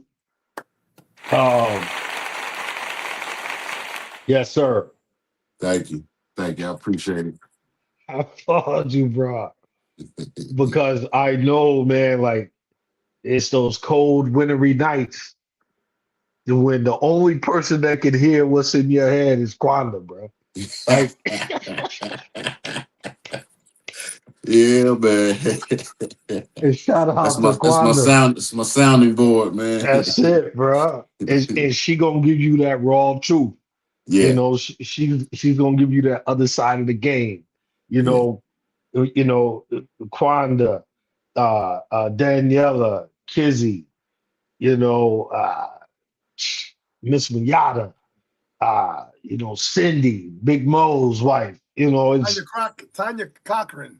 Tanya Cochran, bro. Another- Like, it's so many out there Yeah. that we can all collectively sit here together and know, man, it's the Quandas and the Kizzy types that shape and mold some Yeah. of these creative decisions that we really have. Yeah. That's going to tell us the truth. Like, yo, they don't care about that. Or you can't be mad because he ain't click like on your little video. You just sitting back, egg in the face, like, God, Steve, man, come on. Nah, man, Steve, it's real, brother. And Thank you. man, where 2 or 3 gather, dog. Like, God, that got me. Ooh, bro, that's powerful. Yeah, that's it, man. Coach T.O., Divine energy. you said it. So when I was off, I was like, let me go bring it on so that we can honor him collectively. Yes. But Yeah, I That's love it, this. bro. I love this. Thank you for the idea. Yeah. Love this. Thank you so much. Man. I appreciate it. No, thank you. Appreciate it. Thank you. Where can they go cop it, bro? It's always the question. Where, can they go cop the merch, bro? And if you don't mind, I'll Yeah. type it in the chat too, man. Yeah, I tried to make it as simple as possible. So my website is called wearworship.com. You can check us out there. You can follow me on Facebook at W23 LLC TAC Wear Your Worship, which is our slogan. And it's the same name on Instagram as well. W23 LLC TAC Wear Your Worship. I love it. Yeah. Yeah. Yeah. I don't know if I got that right. Where worship or where your worship? Which one? Wearworship.com. Okay. Yeah. All right. I got Yeah, it it's in there, brandable. man. It's brandable. Where? So we're saying WEAR and then worship. Yes, sir. Wearworship.com, man. That's where what are you worshiping, man? Like let's keep it gully. What are you worshiping, bro? I told Kizzy yesterday, I said, babe, I love the Louisville Cardinals, man. Yeah. It's my squad, dog. Again, I know that's gonna run some people up off the stream. Hey, we ain't even got to get into it, man. But I love the Louisville Cardinals, man. But since starting the journey of locking in with the Creator, Almighty Father, man, I can't feel for it the same anymore, gentlemen. Yeah. I still love it. I'll watch. I'm gonna watch tonight. Louisville play Stanford out on the West Coast tonight, 8 p.m. I'm watching, bro. But here's the reality for it. It's like Louisville hasn't paid me a dime, bro. Yeah. Sitting here creatively and saying Light Bulb Lessons has paid me dimes. Yeah. It's that simple. That and when you dropped your merch, Steve, bro, when I went on the website and I was looking at it, it felt in alignment once again. Yeah. If it's whack, bro, I'm not rocking it. No matter how much I love you, bro. Yeah. I'm looking you in the face, Steve. No matter how much I love you, bro. If it's whack, I'm not rocking it. Yeah. And I love you enough to tell you, bro, I'm not feeling that, bro. You know what I'm saying? And that's not being selfish. It's just being real, bro. Like I used to rock Tommy Hilfiger, me and Damian Stewart. Why did we rock Tommy Hill? For me, it was Grand Poobah from Brand Nubian. You know what I mean? Yeah. Poobah was ill with it. You know what I mean, Steve? And so I was trying to be like Poobah. I'm like, man, I'm rocking the ill Tommy. But once I heard Tommy literally out of his mouth, the Tommy was like, yo, my clothes is not for black people. I never rocked it another day in my life. Yeah. Look at my wife in the chat talking about you don't wear my merch. Come on, babe. I do rock your merch. Even pink. The ill pink with Kizzy, the homecoming queen. I'm rocking it. Yeah. You know what I mean? But seriously, Steve, like going to your website, man. I'm going through all the different colors. And man, I said, man, it's this Hunter Force green is special, bro. That military green. Military vibe. With that burnt orange. I was like, oh, this is special right here. Yeah. And yes, sir. And when it came, when the package got here, bro, I appreciate you again from another aspect of business. Yeah. If you're rocking with us out there, bro, like you called me and was like, hey man, did you get the package? Yeah. I was like, nah, I didn't get it. He was like, well, I'm seeing on my end that it was delivered. And I'm like, bro, I went to the door, bro. I didn't see it. But I remember saying to you, Steve, in that moment, well, it might be at my neighbor's doorstep. And then you saw the actual picture, sent it to me and was like, hey, here's the picture saying that it was delivered. And I was like, oh man, my wife must have grabbed it and brought it in the house, right? But then I looked again a little deeper on the picture and I realized, well, we don't have that hanging on our door. Yeah. It's like, nah, bro, that's my neighbor. So sure enough, man, I was like, bro, let me get over here and get this package because if my neighbor get this joint and he open it, he gonna rock that divine energy, dog. Like, yo, He gonna be like, yo, this is special. Mr. Clay, I'm sorry, but nah, man, it's man, hat off to you once again, bro. Yeah, thank Major you. salute because man, it's so powerful. Wearworship.com, man.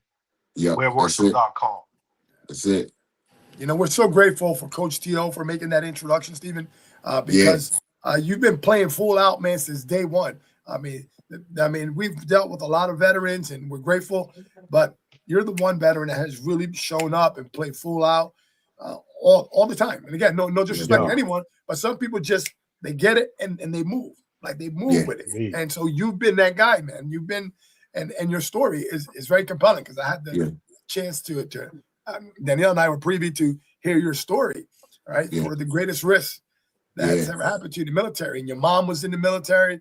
That whole story is so beautiful. And I can't wait for you to join us, my God, for the inaugural edition, which, by the way, Coach T.O. is doing the forward. So many people don't know Coach T.O.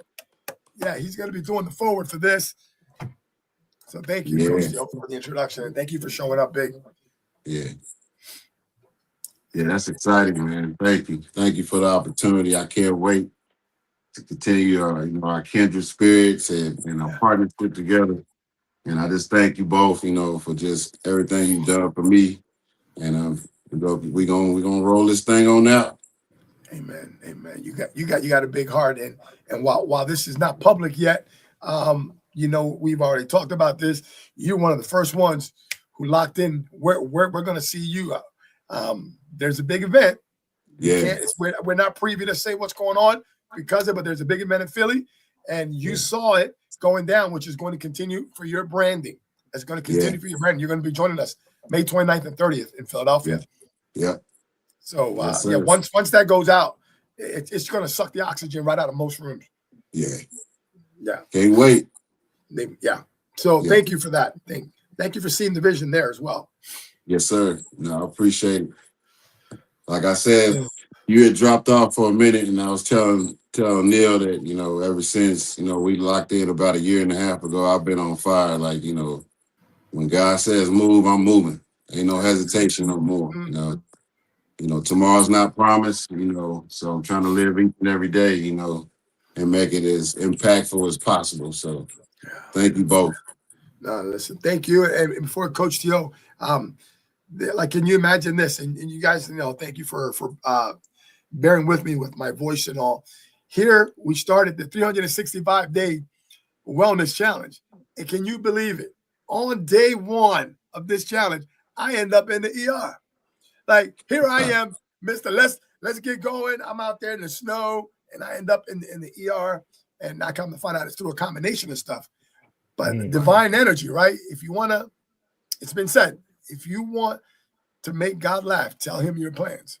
So here I've got this, like I'm ready to go. Day 2, I show up in my group, my private group, the Risk Circle, and saying, guys, I'm still recovering, but I'm still showing up. And it takes community. Yeah, it does. It takes this, what we're doing right here, that divine energy. Can you speak on that as Coach T.O.? Divine energy, what does this represent to you? Man, it represents what I know Steve to be, man. Like Steve, good people, bro. Like Steve been a leader from day one. You know what I'm saying? Like it's no coincidence that what's in alignment in his spirit is now coming out. It's coming out boldly. It's coming out, proudly. Like, hey, man, this is what I'm on. This is what it is, and this is what I've seen. That really works. It is following in the footsteps of good God Almighty, and doing it with our own style, our own vibe, our own pizzazz.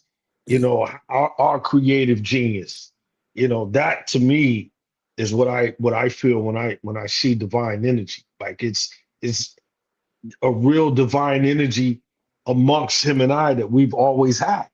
Regardless what, if he's riding a bike up the street and I'm, cutting my granny's grass and he ride by, we ain't got to say nothing, just a fist up. Like, that's it. That's it. Like, hey, and that divine understanding of, man, that's fam right there. Same thing when he came to the He-Man pop-up. We were talking about it, Reverend Emilio, you know, from Big Mo to Dr. Reed, myself, Rion was in the building.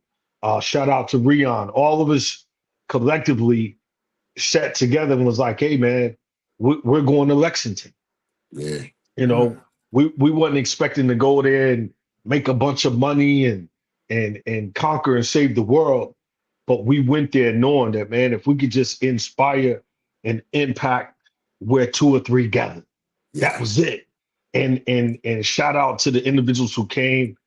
Unbeknownst to us, we didn't know that was going to be my brother-in-law's last opportunity to speak from his heart about the goodness of God and what that meant to him as a professional football player. He was able to talk to us about, you know, his loss, being a multi-millionaire and then waking up one morning, it was all gone. You know, we had young fellas in the room that, you know, were those young impressionable minds to where that divine energy was so powerful within that space. We had homeless individuals that were just lurking around the building that we just went out and was like, hey, man, come in with us. Come in and break bread with us, bro. We got food. We got some amazing individuals that just want to just pour into you, bro. Oh, okay. And they came. And some of them just sit there.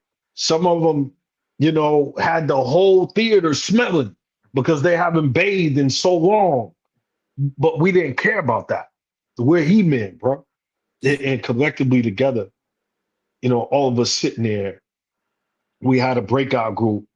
And my nephew who's playing college ball up in Southern Illinois right now. Shout out to young nephew Caden. Proud of him. Coach Murray Garvin, you know, one of the best basketball coaches in the land, high school basketball coach Frederick Douglass, just coming off the trip from down here in Charleston, South Carolina, his old neck of the woods. Steve, other best friend of ours, Tim Stroll. We were all in our little group, right? Yeah. And we were talking about real things, you know, real things that we deal with personally as men, you know, and whatever situations that we're experiencing in. We were all collectively able to walk away feeling better for the moment. Yeah. We were all just able to share in that little bitty moment. But it was a divine energy once again. It was a true divine. And like Brother Steve said, when Steve got back home, that impact for him was the exact same alignment as it was for me.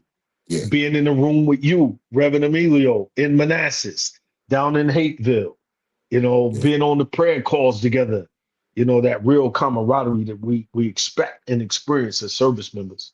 So yeah, the divine energy is that's it, bro. Like it's that for this segment of this hour, you know, grinning, that's it. And it just makes me happy, bro, because I know collectively as we all rocking here together, man, I'm not by myself, bro. Yeah, no doubt. We all know how that feeling feels, man, when it's like people that you love start fading back. Yeah. People that, man, you would lay your life down for, won't comment. People that you would do anything for, still looking at it and not sure if it's real. Yeah, it is real, yo. Yeah. It is super real. You know, where 2 or 3 gather, bro. Where worship. Like it's created space. And lastly, I was talking to Jonathan Lomax, another He-Man brother, another individual who's born to risk. Johnny Lomax last night, gentlemen. We were talking, and it came up, man. You know, I told him, I said, bro, you know, a lot of times, man, if we don't support one another, dog, who will? Right. Like naturally, like we have to truly really support each other to the best of our ability. We'll fall short from time to time. Nobody's perfect, man. You know, and the more and more you are out here making a real impact, the more and more that focus becomes that focus of that impact.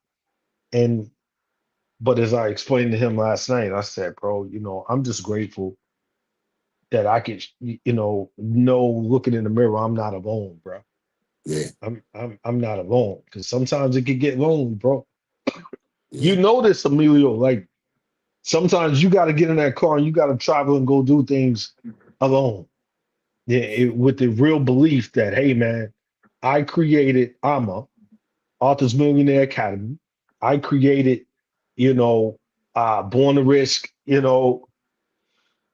I got to fulfill those things. It's a real brand. So that's what I'm most proud when it comes to Steve, man. Steve has created something that'll outlive him, something he can pass down to his grandson, and grandkids all together. It's something that someone else is going to pick up that torch and keep running with. It's special, dog. Yeah. Absolutely love that. Absolutely. And Steve, as I know we want to honor your time, and Coach Theo just dropped some gems, and we're Yeah. all goo goo gaga over your gear, man. Thank So you. mention your if you don't mind your biggest takeaway, or what would you recommend to veterans, right, that are watching this, or a family member, something that will empower them, something that'll make them think differently about themselves. Yeah, I say the biggest thing is, just take it one day at a time, be rooted in faith, in your belief system. Take it one day at a time. Lean on others if you need help. You're not in this alone. And just be the best version of yourselves. I'm here to help. I'm sure everybody else around me is here to help. Mr. Emilio, T.O., everybody's here to help. You're not in this alone. So that's the biggest thing I've learned, because over time I felt like I had to figure it out myself, and it didn't work. It didn't work. It caused frustration and things like that. You don't have to solve everything on your own. There's plenty of people out here that you can connect with. But first and foremost, you got to be connected to the one above. Yeah, That's the priority. come on, man. Yeah. That's it, bro.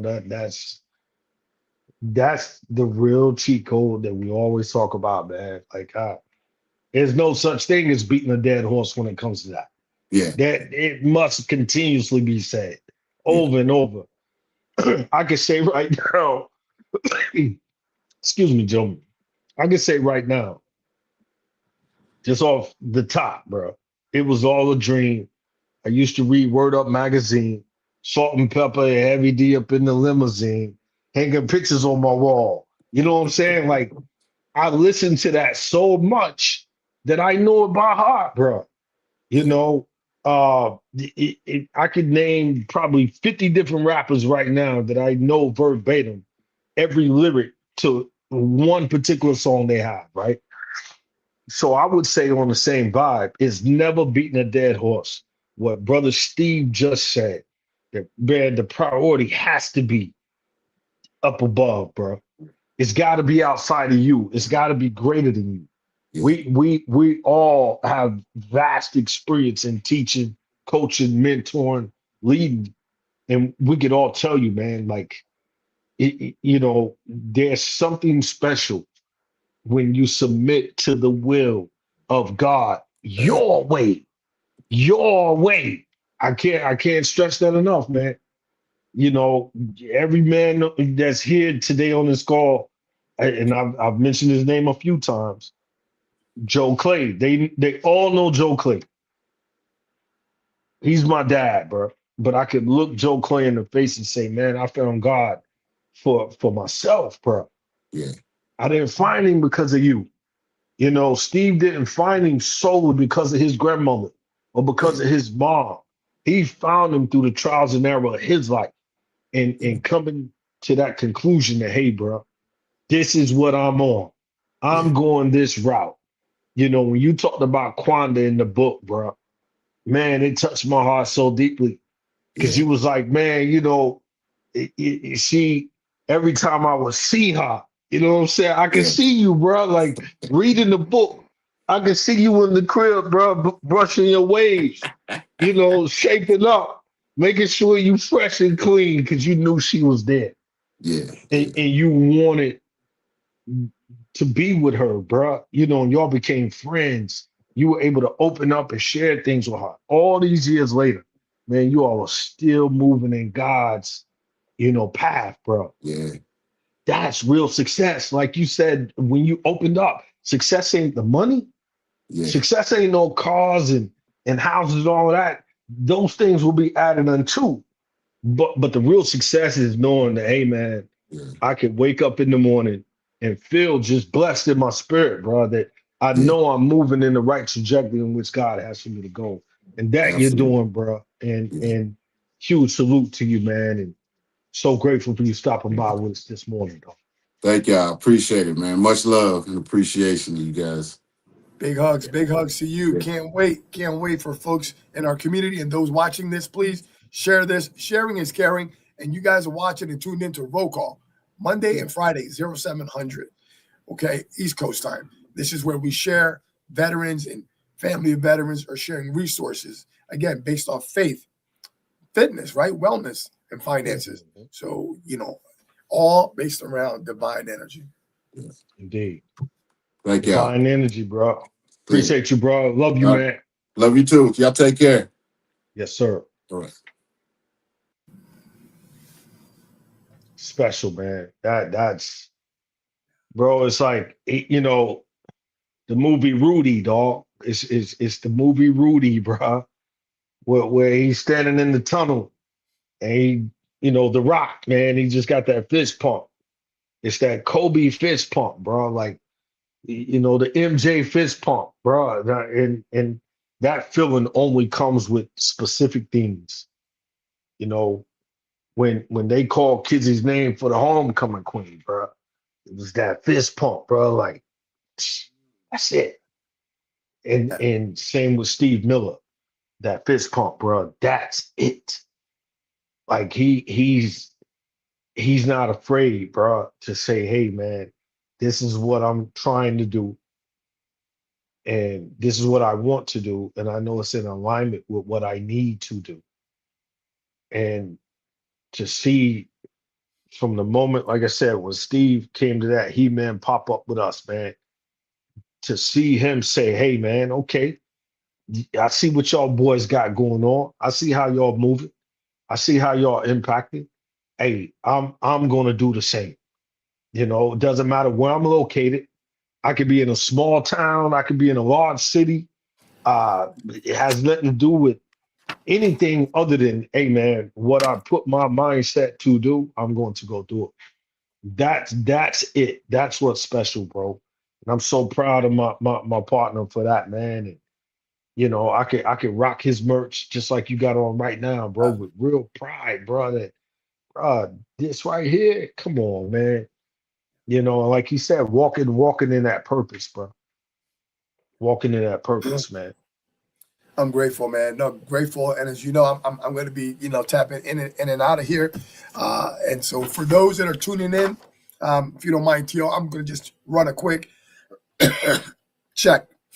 We got Brian Okay. Curry. He's slated up here shortly at 10:30 in about 5 minutes. Then we got at noon, we got Stu Maynard. And then we got Jacqueline Heights. We had her at 12:30, but with Jacqueline Heights and Ray Mercer, the boxer, for those of you who know Yes. boxing old school, they called, and the brother has a VA appointment. So he slated, he said he wants to give us some good time. So he's slated for 2:00. So we had to make that change in the roster for 2:00. And You talking about Jacqueline them switching the two? yeah, exactly. Yeah. So Okay, they're switching okay. the two, and maybe we can go ahead and break off, so you can get a break if you want, because we got Brian Curian. Then the next one is not till noon with Stu Maynard, and if anyone is out there and they want to come on, Daniela's going to kind of chime in for me here, but it's been a blessing, brother. Yeah. Oh man, that's great. Like I say, man, we appreciate you, man, making that extra effort and that push, bro. Because you've been under the weather. Looking forward for Brother Stu and other individuals, Brian Curian, man, and Yes. hey, it's a marathon, man. And Right. and those of us, that understand that aspect of it, bro. If you've ever ran the Marine Corps marathon, if you like JJ Ragland and out here doing Ironmans and cycling and swimming and running and you understand, man. You got to pace yourself, bro. And it's early, man. 10:26. We've been going strong for 3 hours and 19 minutes, and it doesn't feel like it. Why? Because this is what we do, man. You know, the individuals coming on with us deserve every aspect of praise and due respect based on the things that they're doing, based on them leading by example, stepping out on faith, stepping out on principle, stepping out on reality. We have so many different topics to cover, and we're gonna be riding throughout today, man. We got some special people coming on later. Yeah. Later on, man, 3 and 4 and 5, 6 o'clock. Some very special individuals, man, that as soon as they heard this is what we're doing today, they was like, hey man, I won't miss it. I gotta be a part of that. Again, we understand that everybody is on different time zones, Right. different things happening. So Yeah. nah, brother, it's all good, man. I'm excited, brother. Thank you. To highlight on what you were saying. I don't think I mentioned Dr. Vinnie Cochran. We love Dr. Vinnie Cochran, 30 plus years Yes, in the United States Marine Corps. A shout out to his wife, who we were talking about, yes. spouses and the role that they play. And Tanya Cochran, Yeah. they've been to our events. And Yeah. I just think about every time we've been to these Born to Risk events, whatever we've been in events where we've all been in the same room, there's a certain divine energy among our beloved veterans, as you know, I love to say. Right. So I'm excited that we curated, you and I had a conversation at length, and we're doing this is the first annual. We didn't have to figure it all out, but we knew that we were going to start. And look, I mean, praise God, we've got Jacqueline Heights, who runs mypressforward.org. She's bringing Yeah. Ray Mercer. Guys, I know you know who Ray Mercer is. And if you Yeah, don't, go look merciless. him up. Merciless. Merciless, that's it. Merciless, bro. I think it was some MC that said I hit hard like Ray Mercer. I can't remember who it Oh, was. is that right? Yeah, I think it was Raekwon from the Wu-Tang Clan. Okay. But yeah, he's been shouted out. I mean, he's a champion, man. Let's be real here. Like he's fought some of the best heavyweights, man, that could step in the ring. And the beauty is, brother's a veteran, man. You know what I'm saying? He's us, bro. And for him to take time out today, rocking with the press forward movement, Jacqueline Height, man, it's an honor, bro. It is a true bona fide honor to be able to share space and time with a former heavyweight champion of the world, man. Like that's standalone. That's one man. You know what I'm saying? Like he's a heavyweight champ, bro. Like you talk to anybody out there, from Iron Mike to Mayweather to Sugar Ray Leonard, Tommy Hearns, Rocky Marciano, living or dead, bro, or passed away. Do you mention the name Merciless Ray Mercer? Yeah. Yeah. It's gonna be respect. You know what I'm saying? Well respected, bro. So blessing to have that brother on with us today, man. And a shout out to your I'm not sure if he's on deck, Brian Curian. I'm not sure if he's on, but a shout out again to Jacqueline Height from mypressforward.org. MyPress Forward. She has an event where not only Ray Mercer is going to be there because they're really good friends, and so she's been a part of our book, and she's been a big part. Danielle and I, we're really good friends with her, and so you just never know, right? Who you're going to meet. And who people know, like, I know you got people in your corner, proximity is power. So in March, and she'll talk about this, Jacqueline Height will talk about this in March. Ray Mercer's going to be there. Michael Spinks is going to be there. They're going to be in the room. I want to say it's up in New York. So I'm already locked in for a sponsorship with them. And again, people doing some great stuff, man, really great stuff. In this space. Yeah, bro. Got our brother standing by. What's going on, BK? Tio and Emilio, my guys. What's Thank good, See you, my brother? brother. So Good good to morning. be here, man. Good morning. Good morning. Thank you so much for having me. I feel man, I feel extra powerful this morning. I hope y'all are ready for me. Oh man, Yes. we're ready. Let's do this real quick, brother, because I love your energy. You just got back from vacation with the Yeah, family. Let's man. do a quick smile. Let's do a quick pick. All right. Thank you, brother. Thank you. Yeah, man.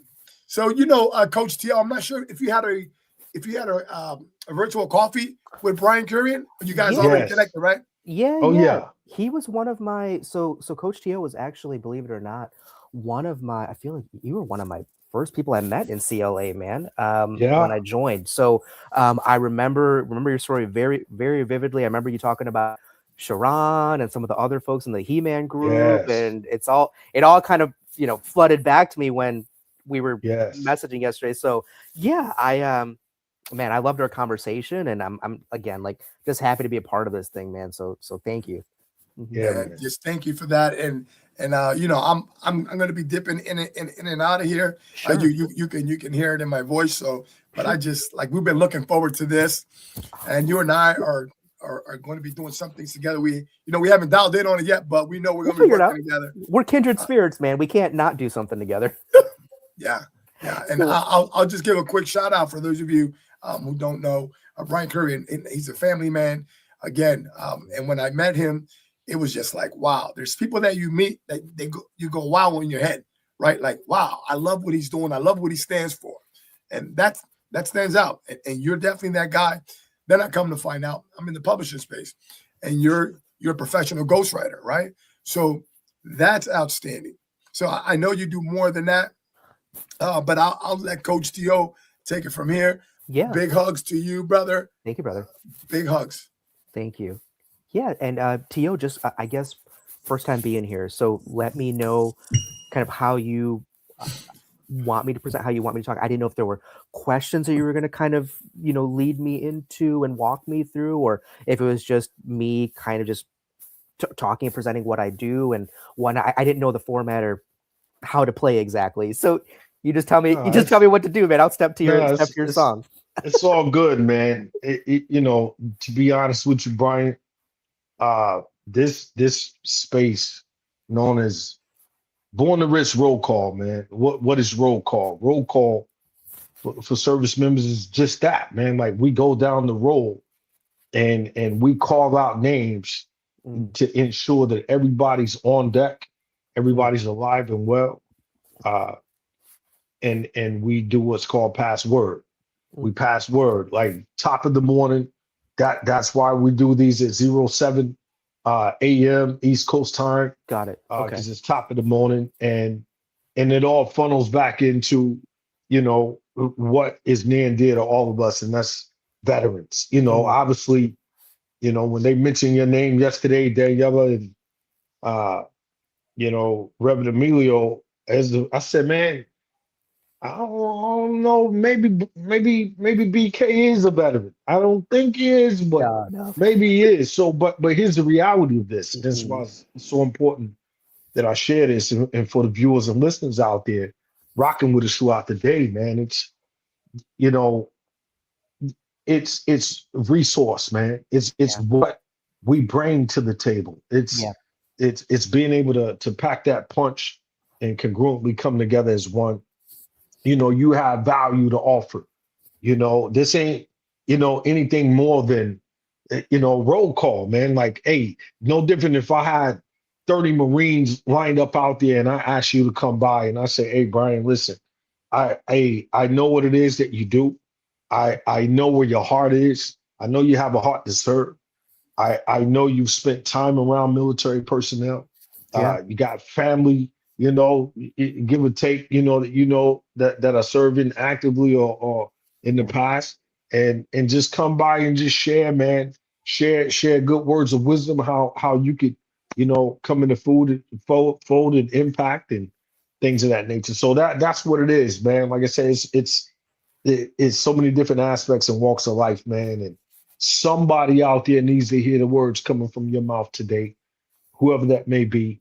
I appreciate that. So again, man, just speak from the heart, man. It's no script. I don't Yep. have a bunch of loaded questions, and Cool.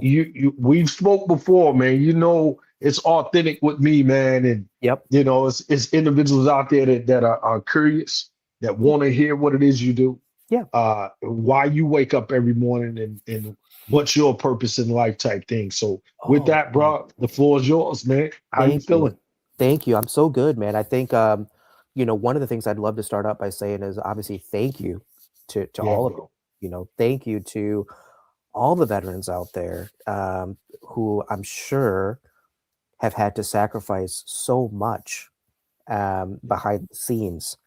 You're away from your family, away from your loved ones, living in chaos, living in uncertainty, um, trying to look out for people who don't even know you exist a lot of times, Indeed.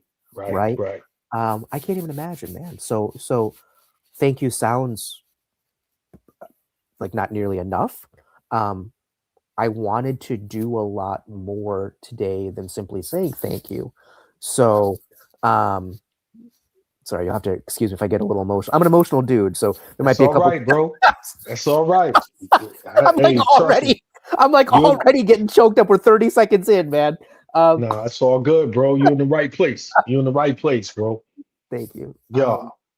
I just wanted to do more than just saying thank you.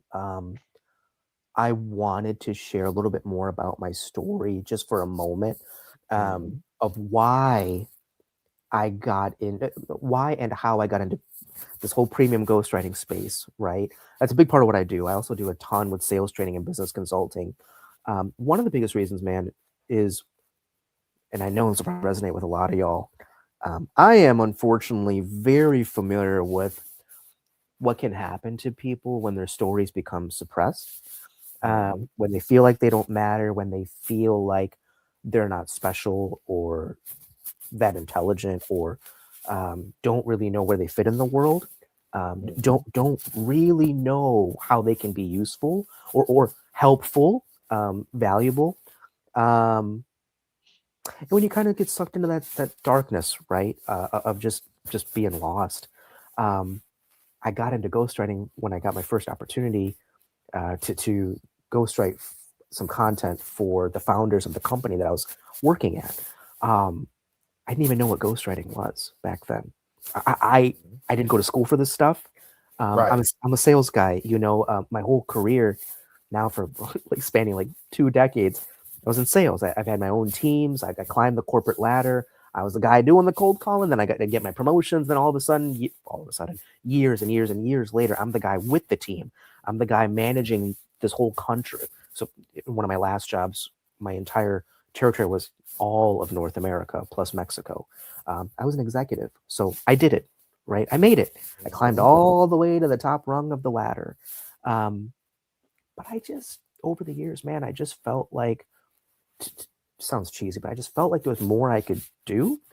Right. The ghostwriting thing when I was writing for the founders, like, oh my God, I can help tell other people's stories, about their business and about their lives, and include stuff about, their family and their culture and their upbringing and how they became this person. This is really special. And you build such a spiritual, deep, intimate connection with that human being because you get to know them on such a fundamental level that most people do not ever have the privilege of being able to do.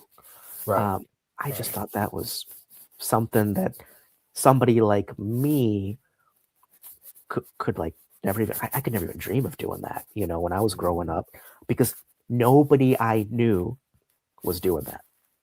Right. Nobody. And so from there, man, I just went down this path of where can I find the next interesting person, right? Or someone that I think is interesting. How can I help them get their story out there? How can I help help them leverage that story for their business, to grow their business? If they're an entrepreneur, a lot of my people are entrepreneurs. Great. If they're not an entrepreneur, that's fine too. But at the end of the day, I want to help them leverage that story to impact the world around them. Right. whether it's other people in their space, other people that can relate to them, potential customers, other people that served in the military, you name it. Like that's the point of the story, right? So what I guess want to explain of how I do that is typically I'm helping people turn some of those, in this instance with veterans especially, turn some of those hard-earned experiences into clear stories and practical lessons that other people can use. Now, you don't have to be a veteran to appreciate a veteran, right? We're very familiar with Jocko Willink. He gives a lot of stories from time in combat, times of him having his own battalions and his groups and different things. And they're very relevant to business, very relevant to being in that conference room when you got heat on you and pressure, and you got your own team and quotas and expectations and jobs on the line and customers yelling at you and all this other stuff. And the economy seeming like it's going down the toilet every other day, and dealing with all that, overcoming all that. So that's a part of what I do, right? Turning those stories into lessons that others can use. I think a big reason personally why veteran stories matter so much to me is that I know for a fact veterans, they have lived so many countless lessons that most of the books that I've read and that a lot of us have read just can't teach, man. Stories about leadership. I have a few different veteran clients as we speak, so these are things they've taught me as well. Stories that revolve around leadership, discipline. I mentioned it earlier with Jocko. Pressure, teamwork, resilience, seeing the mission through, whatever that is, right? And what does that even look like? How do you reverse engineer it from the end all the way to the beginning and everything in between, right? How do you actually get the job done?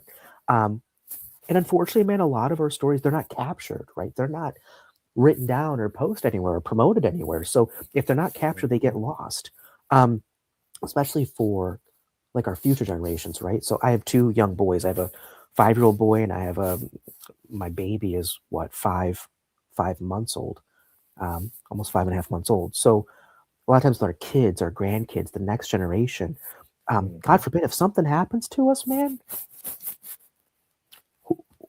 who tells the story for us? That's right. Right? It's gone. When my dad's gone, if I don't share his stories, well, if he never told me certain stories, I either don't know the story, so it's done, or I do know the story, but if I'm not willing to share with anybody, that's the end. That's the end of the legacy. I think about that a lot as I've gotten older. Personally, I believe that story is service. It helps others feel less alone, less isolated, and help them learn from those lessons and potential mistakes and wins, right? And make better decisions for themselves. To me, a story isn't just what happened to you, right? It's what you learned and it's how you kept going. I have my story. Emilio has his. You have yours. All the people listening right now, they have theirs. Unfortunately, I think there's a lot of confusion revolving around too, and I want to mention this, the idea of a memoir versus like a legacy book, right? A lot of the veterans I end up talking to, people in general, not just veterans, but they necessarily aren't interested in writing a memoir. What they want to write is something that leaves a legacy, teaches those valuable lessons, sets the record straight,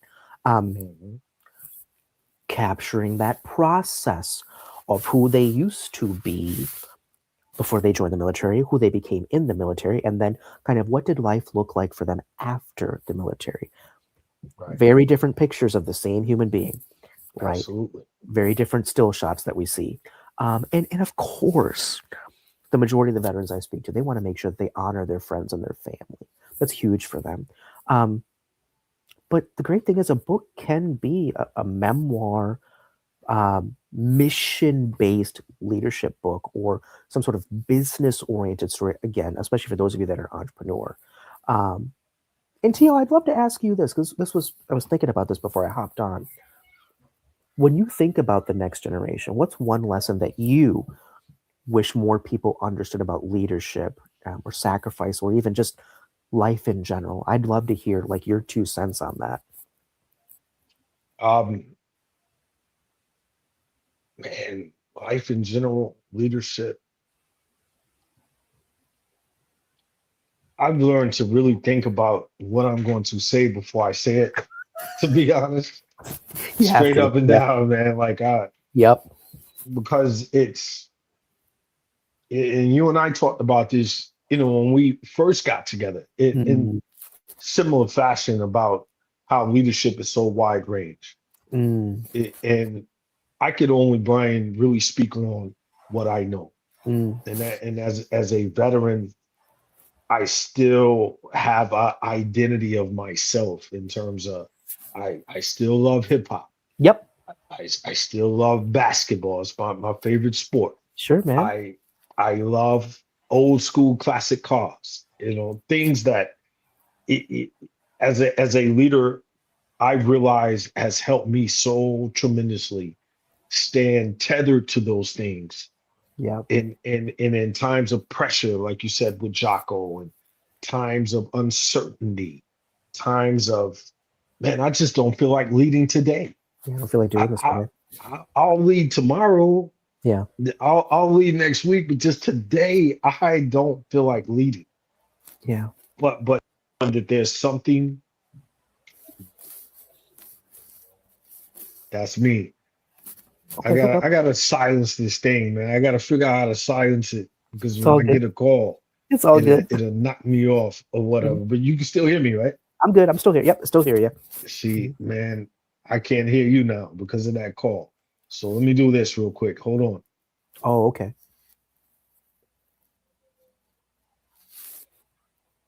Can you There you hear are. me now? I can hear you. Shucks. See, this is what it does, man. If someone calls, I know you can hear me, but I can't hear you. Oh no. But I Okay. gotta fix it. So Okay. if I'm gonna take you off, Okay. and then I'm gonna bring you back in, and hopefully that will Sure. Let's try. Let's clear try. it up. No Let problem, me man. see. And if that doesn't work, then I'm gonna have to come back in altogether. Okay. Okay. See, I can hear you now, so you can hear me. Oh, perfect. Yes, I can hear you still. Okay. Yes. All We're right, back on. great. So we're good, man. I gotta put this thing on silent, bro, because I'm using an iPad, and every time someone calls, It'll come you know, through. Yep. it's coming Yep. through the iPad, and it'll boot me out. But again, Man, it's all good. apologize for that. So It's all good. yeah, Yeah. man, you know, and that's a part of it. They're like just that right there. That's honesty. That's being real. That's we're not going to panic because something happens with the stream and we have to play this role and be fake. No, Yep. real is real. Yep. So for the generation that's coming behind us, bro, I believe in my spirit and heart and experience. A lot of them, that's what they're asking for, BK. They're asking for, man, don't bull crap me. Just be real. Yeah. You know, you all as old folk, because we've all experienced it. You and I at one time were 16, 17, Yeah. 18. And sometimes we don't want to hear it coming from the elders. We don't want to hear our parents telling us, but then somebody else says it and it becomes the gospel because they said it, but we've been hearing it all along. Yeah. So again, you know, case in point, brother, shout out to Solana Lewis. Solana Lifts, you know, you check her out. If you on Instagram out there, you all, Solana is SOLANA. Oh, she's great. Lifts. Yep. Solana Lifts, man. Yep. You know, with Brandon Gadors and Warm Heart Life, and man, she Solana's actually invited. one of my clients. Yo, I love terrific. Solana, man. Yeah, we've been together Yes. for a few months now. She's terrific. So trust me, you know. I know. And she brought me, you know, up to New York to speak at Wings Academy High School. Oh, And cool. Solana told me, she was like, this is one of the roughest schools in the city. Oh, Not saying it's the, but it's one of them. wow. And she was like, but understanding who you are, T.O., as a leader, I really believe you will be very impactful to speak to these young, impressionable minds at this school. And I'll be honest, bro, when I walked up to the school and I walked in, just the vibe of that particular moment, that first 5 minutes of me walking in that school, I love the movie Lean On Me, you know, Morgan Freeman type.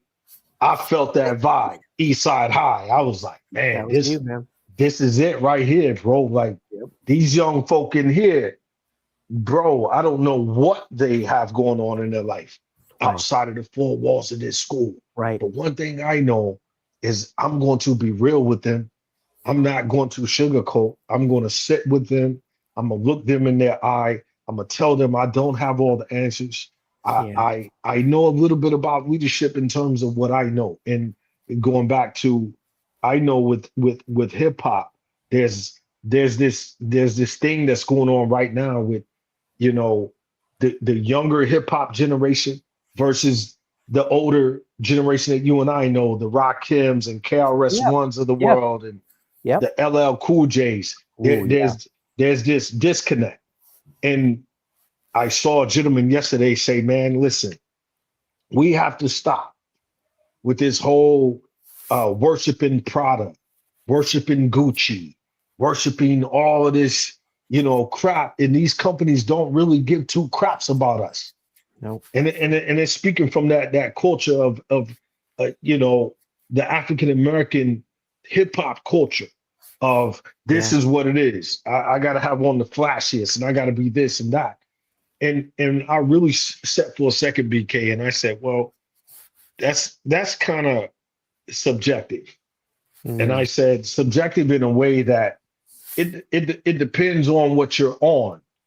I said, because if you're on music that you feel like is constantly, you know, speaking in terms of, oh man, having, you know, I'm better than you because I have a Gucci purse, or I'm Right. better than you because I have this and I'm making money and I have all this, versus, you know, nothing's being mentioned about the other side of that. The more conscious hip hop Right. that's talking about, you know, making the community better. That's talking about making better decisions. That's talking about it's not cool to be sitting in prison. All Right. these different things. But again, there's a programming in your background and your work, you know, with blogs and writing and IT and CRM and SEO and all these terms that a lot of people that's listening right now probably don't know. Letters, they're just letters to a lot of us. Absolutely. You know, to be honest, it's like there's a lot of programming taking place. So again, where do we build that leadership connection? And I always say this for the sake of being on a veteran stream right now. Yeah. Young people coming through boot camp, BK, they have no choice, bro. Sure. Regardless of my personal, like I said, I love hip hop. That has no bearing on how I'm expected to train these young people.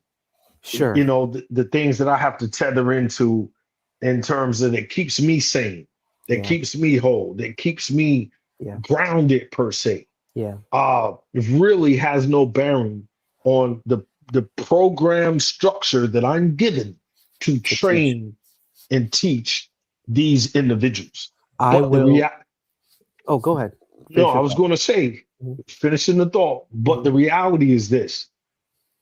We spend a lot of time building about identity and who you are. And when you truly have a deep understanding of who you really are, and you intertwine that with your style of leadership, and you could use certain things, God-given divine energy that we was just speaking about before you came on with our good brother Steve Miller. Oh, okay. Man, that leadership goes in a whole different direction, because where you know the strengths that you may possess, Brian, I don't. But collectively, just like right now, you possess a strength that you coming on this feed can help someone in a way that I can't. Sure. I can facilitate it. We got the stream rolling and people are out there listening and they're in and out. Some people are in for 10 minutes, coming back or whatever. But the reality is this: you and I collectively, BK, you're I assume still in North Carolina, correct? I am. I'm in the Raleigh area. Absolutely. Still. Raleigh-Durham area, Morrisville, you know, Cary, Chapel Hill, Durham. You know, there's veterans there that I personally know, Darius Carrington, you know, a few others that I would feel comfortable knowing, hey man, I know a gentleman there named Brian Curian, BK, great brother, man, you need to connect with him.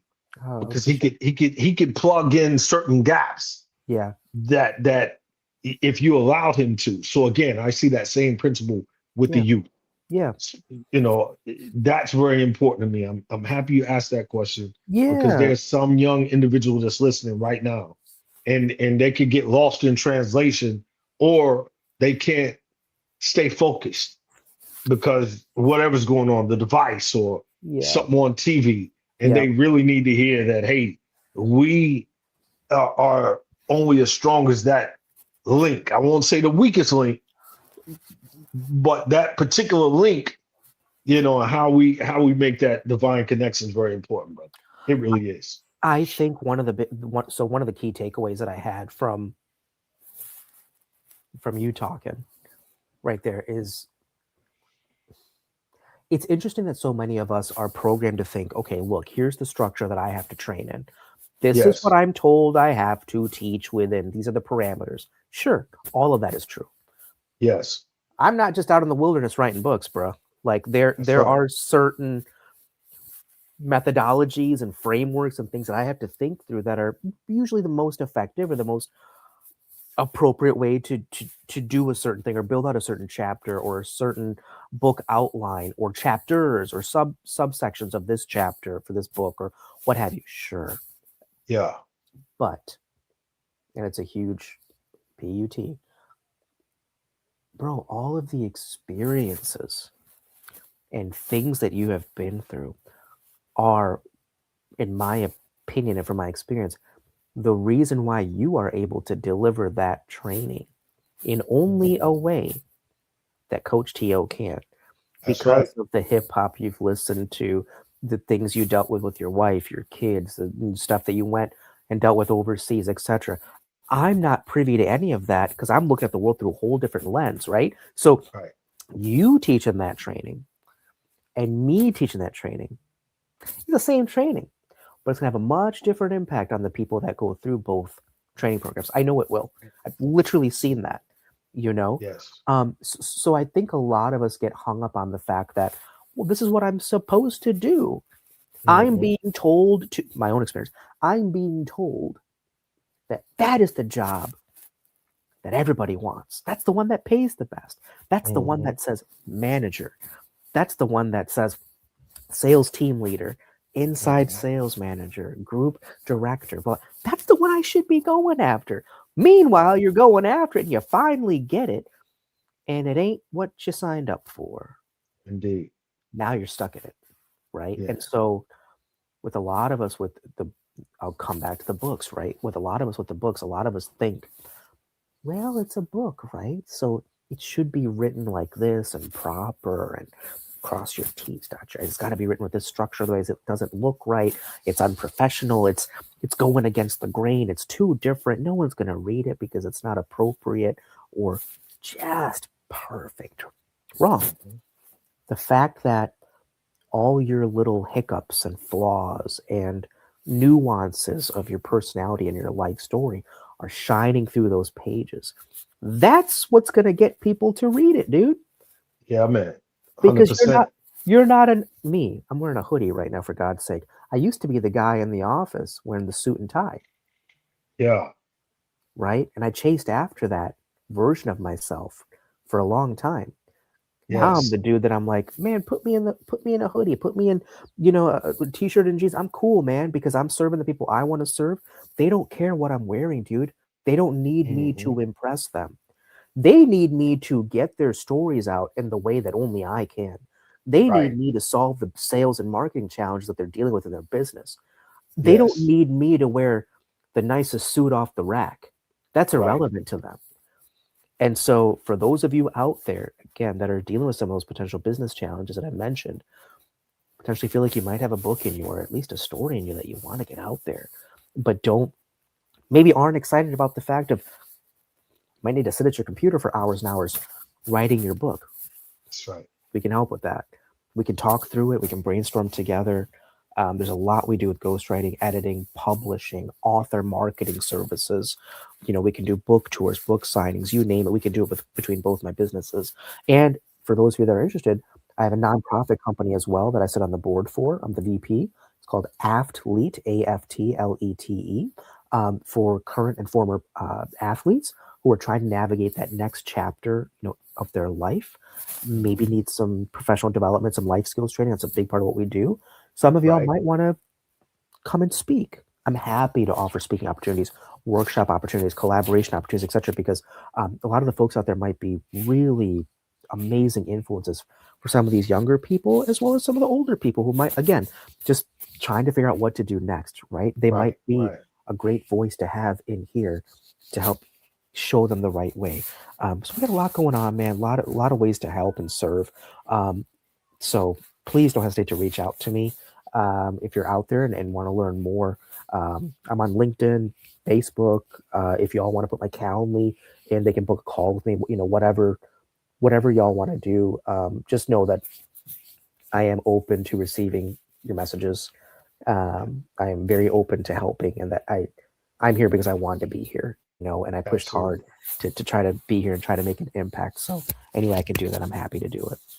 Man, well, hey, brother, listen, we appreciate you, BK, man. You're a part of our family.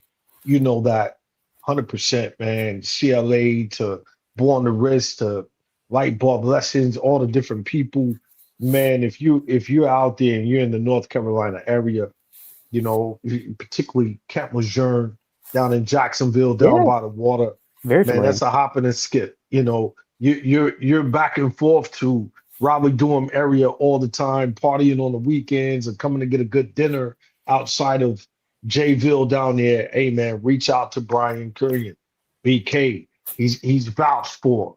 He's an individual that, hey, if you rock with him, like I said before, man, he's gonna meet the needs that you have.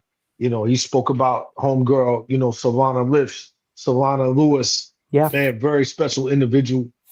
So again, man, what needs you have, there's an opportunity. And brother, we just appreciate you coming through, sharing what you have to share with us.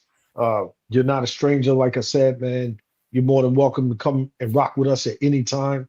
And we appreciate you, man. So let me see, man. You said, what's the best way if a cat wanted to reach you in the next 20 minutes, what would be the best way they could reach out to you, Brian? My Calendly link for sure. Is there a way to put it? I don't know if there's a chat or. Yeah, you can drop it. You can drop it in the private chat. I could copy it and drop it in the main chat. Oh, perfect. I don't know if I put it in the private one or the. Yeah, you already got it. You already got perfect. it. Let me copy and paste it real quick.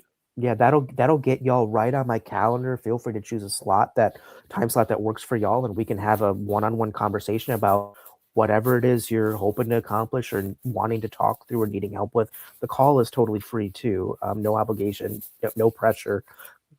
Just a great way for me to get to know you and try to help. Again, just want to serve. Yeah, man. Well, I just dropped it in there. Like I said, man, it's out there. And dog, we appreciate you coming through, sliding through. We'll be here all day. Share it, bro, if you can. Any veterans that sitting around bored today or on the second day of the year, tell them, hey, go check out freaking T.O. Clayton on the Fresh Roll Call, man. Done. And we appreciate you coming by today, brother. Thanks, brother. Thanks for having me, man. Love you guys. Love you too, man. Take care, bro. Later. Man, time on deck right now. 11:05. I got a special gentleman, man. Like I said, it's just such a blessing, you all. Such a blessing, man, because there's certain individuals that, bro, like, I'm just being honest when I tell you, man, like, marrow deep. You know what I mean? Marrow deep. Shout out to Brian, BK, man. Like I say, he's in the Raleigh Durham area. Go-getter, really care type of individual, man, that, you reach out to him, man, and you can pick his brain. I know I did. I reached out to BK, picked his brain about certain things, websites and, man, how do I get this to happen? And if I do this and, and man, he just gave me great information. So appreciate him stopping through. But we rolling on, man. We rolling on with the roll call. This next individual, I know he doesn't have a lot of time today, but Man, I'm just so blessed to say how much I love this individual, man. And bro, my guy, man, what up, big dog? What's going on with you? What's good with you, bro? Not much. What is your name, sir? What is your Oh, name? Evans Janvier. Evans Janvier. Yes. That's, Oh yes, man, sir. You Evans already. Dan Vieira, Yeah. bro. Yes, Dog sir. and dog, T.O. man. Hey, my name is T.O.'s brother. That's my name. Yes, Coach T.O.'s brother. That's my name. Anybody that's else want to know? That's what they got to call me. Coach T.O.'s brother. Him right there. that's Yeah, right, that's bro. right. You really are, man. Like, hey, it's posted. You probably can't see it, but Oh, just yeah. man, I'll grab it. India's Hey, company's finest right there. India's company's yeah. finest. Somebody out there has never seen it before, bro. So you know, and hey, this case right here, you gotta be special, bro. You hear To me, come and, JV? hey, To make it up in this case right here, hey, you gotta be a special individual. hey, But break in case of emergency right there, boy. man, the Golly. Lord have mercy, bro. Look at them young lions right there. Those are young lions right there. Nobody could do nobody Man, bro. nobody Every could time do nothing with them right there. nah, bro, this is different. You know what I'm saying? Like, and again, bro, I appreciate you, dog, because truth of the matter, JV, and JJ Ragland knows. Golly, Lord. JJ JJ Ragland. Ragland, JJ Ragland smiling right now, JV, because he knows. Because remember, hey, JJ Ragland was our drop pack, bro. That's You know right. what I'm saying? He's the one that taught me. He's the one that Yeah, taught me. hey, Yeah. he was our drop pack, Drop bro. pad. Yeah, he's the one that taught me, man. He taught me a lot. JJ Ragland is the truth, man. JJ I Ragland, the haven't truth. seen him and heard from him in a while, but I see him. He doing his thing, man. His son is doing his thing, so yeah, he's doing his Yeah, thing, man. yeah. And I Uh, tell you, it's so special because there's two trucks that was on Paris Island that are iconic, bro. Your truck and JJ Ragland's old Ragland, red truck with and that mine was a blue lawnmower, truck. and And you mine had was the that blue. blue truck, third battalion blue truck. No, the blue demon, the blue demon. Oh my God, bro. Yes, Hey, sir. Yes, sir. when them recruits look out the porthole, when they be playing it off like they wiping down dust, looking out that porthole, and they see that red pickup truck or that blue pickup truck pull up to that squad thing, bro. They already Everything know changed. like everything Everything changed. Like, changed. bro, this it's a different ball game that we're about to experience in the next 10 minutes when those gentlemen walk in that hatch. The Man, dark horse, the dark horse done arrived. look, bro. See, hey, it's how God work right here, bro. It's how, oh man, bro. Before, man, listen, JV. First and foremost, bro. On a serious note, um, dog, I appreciate you. I appreciate you dialing in, bro. Oh yeah, 'Cause I told you I would. Yeah. I know you down in Miami right now. There was JJ Ragland right there. What's Look at that. happening? What's happening? I hear y'all talking What about me. up, bro? I Yeah, hear his you. Hey, ears was ringing. His ears was ringing. What's going on with What's you? happening, dog, man? I'm on the marathon with him. We at mile like 5 or 6, and I'm feeling it, baby. I'm feeling it. I love it. Easy. I love it. Uh, uh, running marathon still leading from the front, man. I love it, Hey, man. God, you look try. good, boy. Thank you, yes, thank you, sir. thank you. Janvier, man, Man, it's so good Yes, to see sir. you, brother. Wow, Oh, you too. You too. It's wow. been a minute, man. It's been a minute. Yes. T.O. Yes, sir. Yes, sir. I'm bro, happy to see you too, man. y'all cats are real legends, bro. Like I know Hey, how them cats. I know how they be feeling on them podcasts, bro. When them real legends be on there, bro. They like, bro. Like I was in the trenches, but man, these dudes are real legends out there. You all like Yes. to see you two Hey, in I'm gonna this. tell you, Raglan pointed us in the right direction, taught us a lot about being drop pass. Dog, even with Kate, dog, Raglan was the truth. I know Oh about Raglan that was man, the little truth, third. man. It's Yeah, out. that's right. Yeah, yeah. That's right. Listen. man. That's right. I remember all Well, that. I tell y'all what, man. Uh, man, I just love y'all, man. I thank y'all. JV, I know you down in Miami visiting your mom right now. Yes, I sir. know JJ Ragland, you down in Houston, Texas right now. Yes, sir. Yes, sir. Uh, Yes, sir.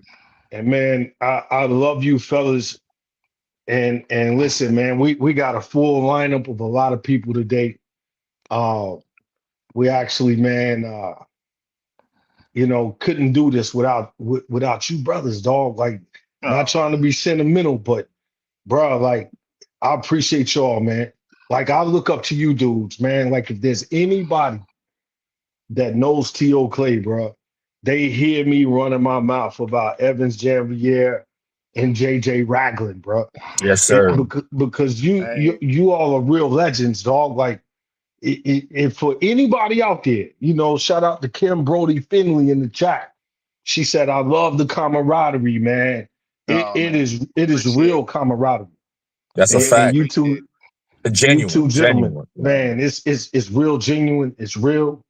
Um, and bro, like it just And, come and, on, Listen, and man. I'm trying to go through this full marathon with all of y'all, man. no, I'm that's right. watching. I'm loving it.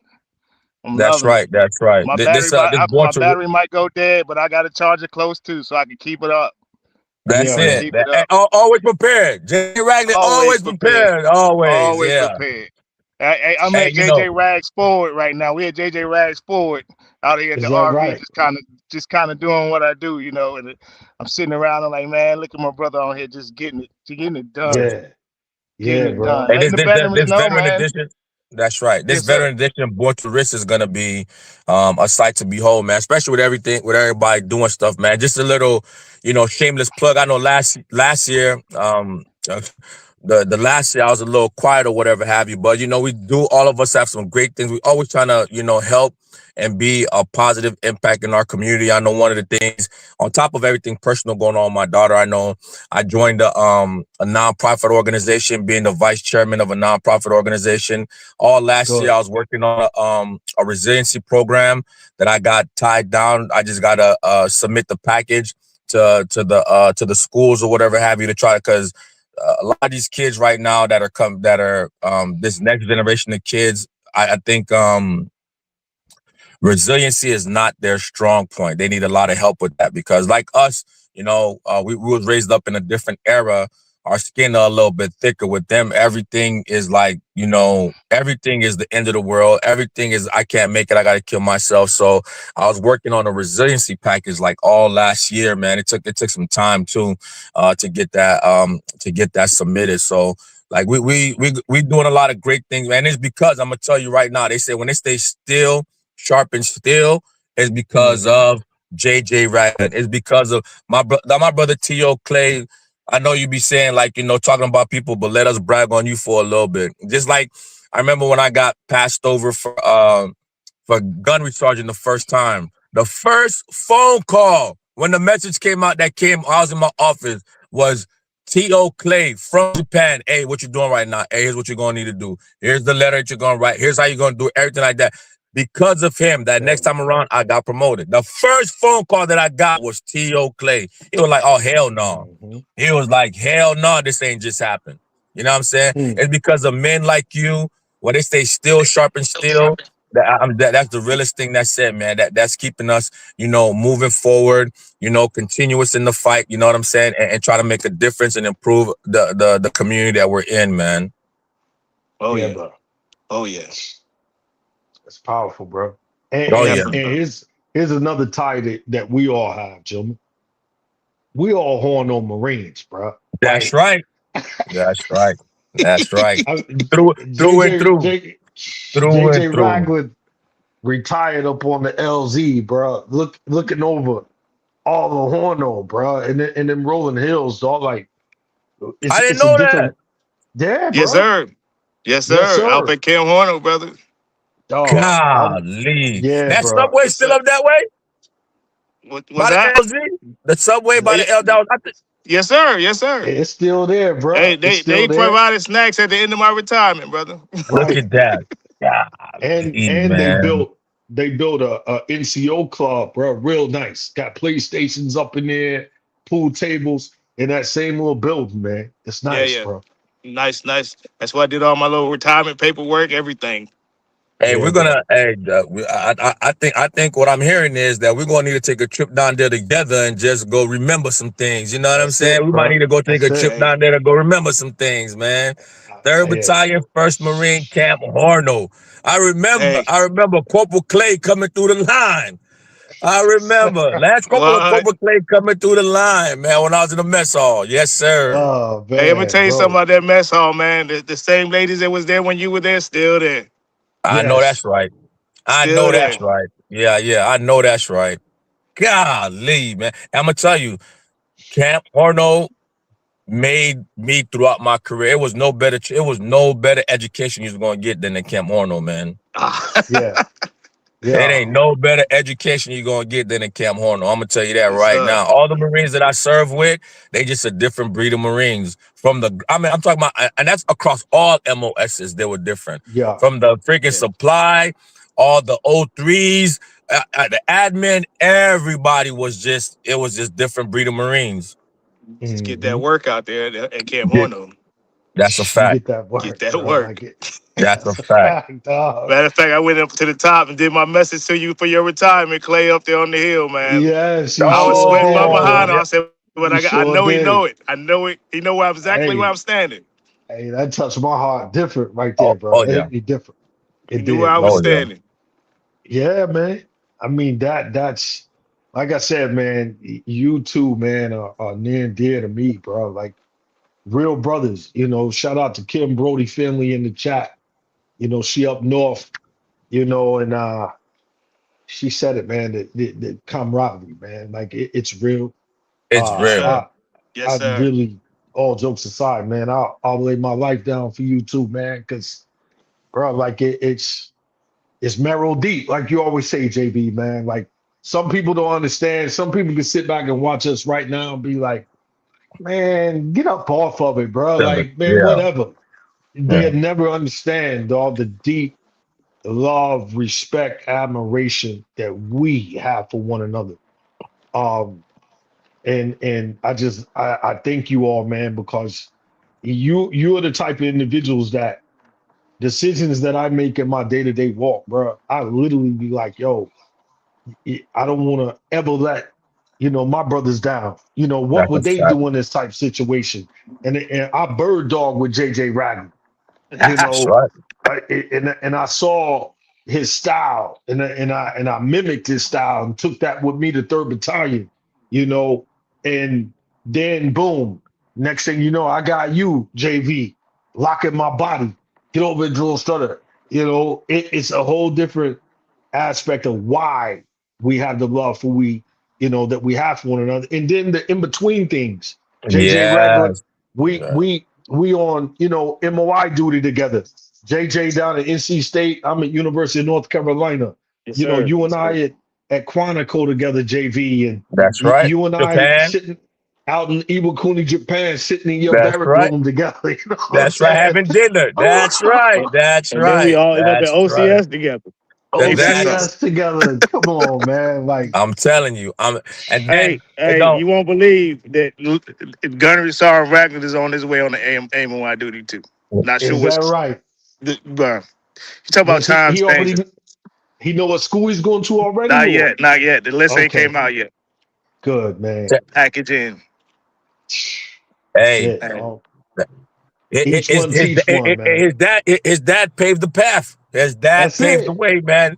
Hey, That's it. his dad was like a mine sweeper. His dad went out first, and he prepped the battlefield. He prepped the But battlefield. let me explain this to you. I told him to not do it. I said go to NC State.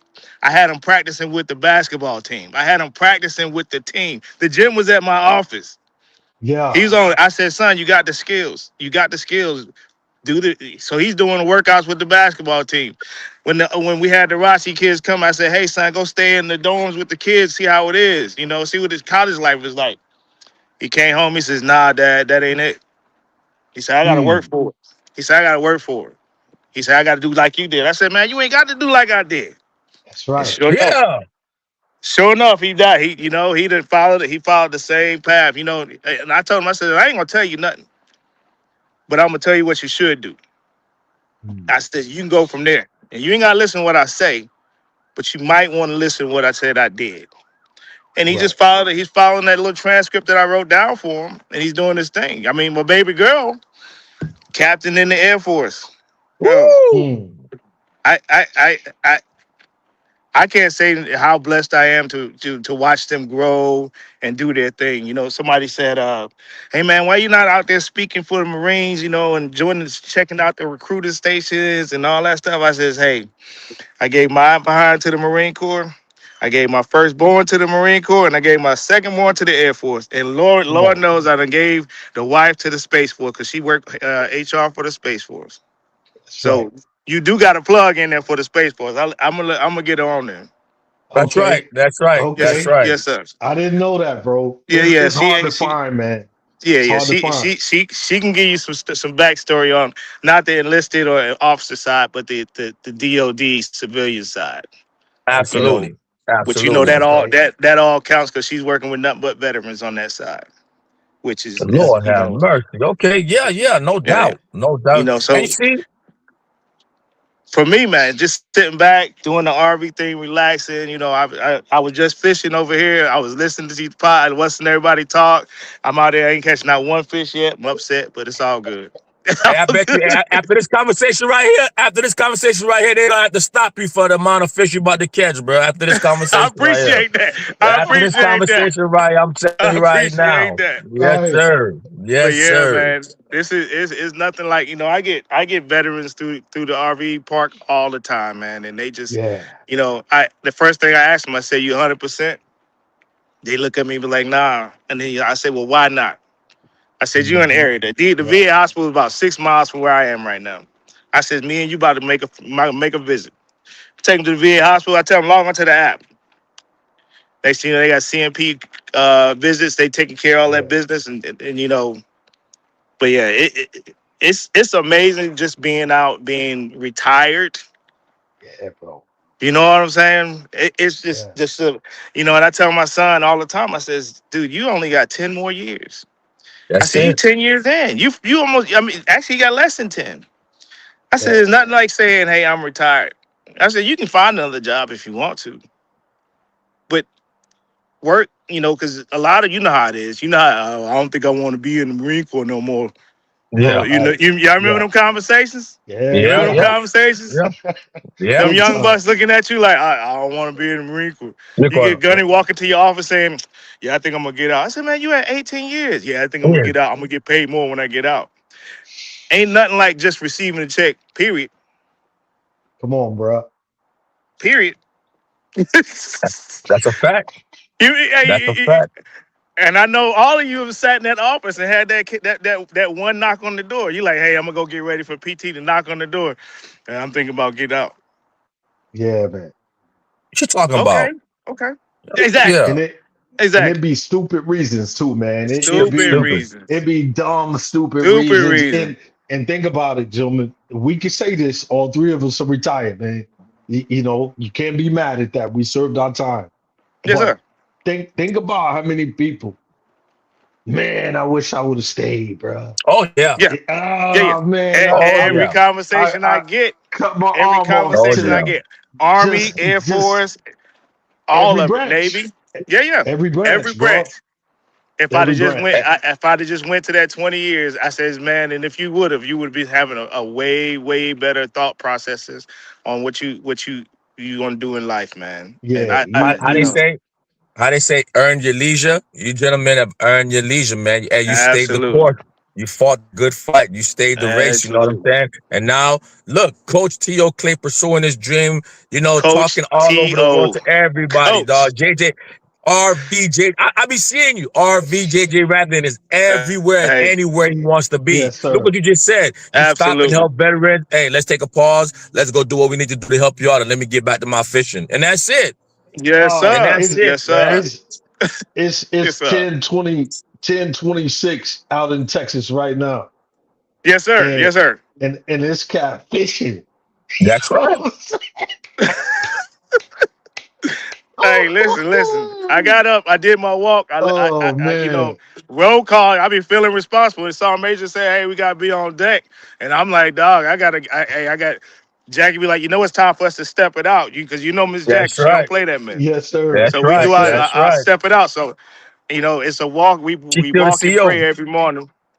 That's Yeah, right. Walk and man, pray every morning, and then that's you know it. we carry out with the day. And this morning I said, well, you know, it's roll call, and they're going on a marathon, and you know, I'll run a marathon. That ain't nothing.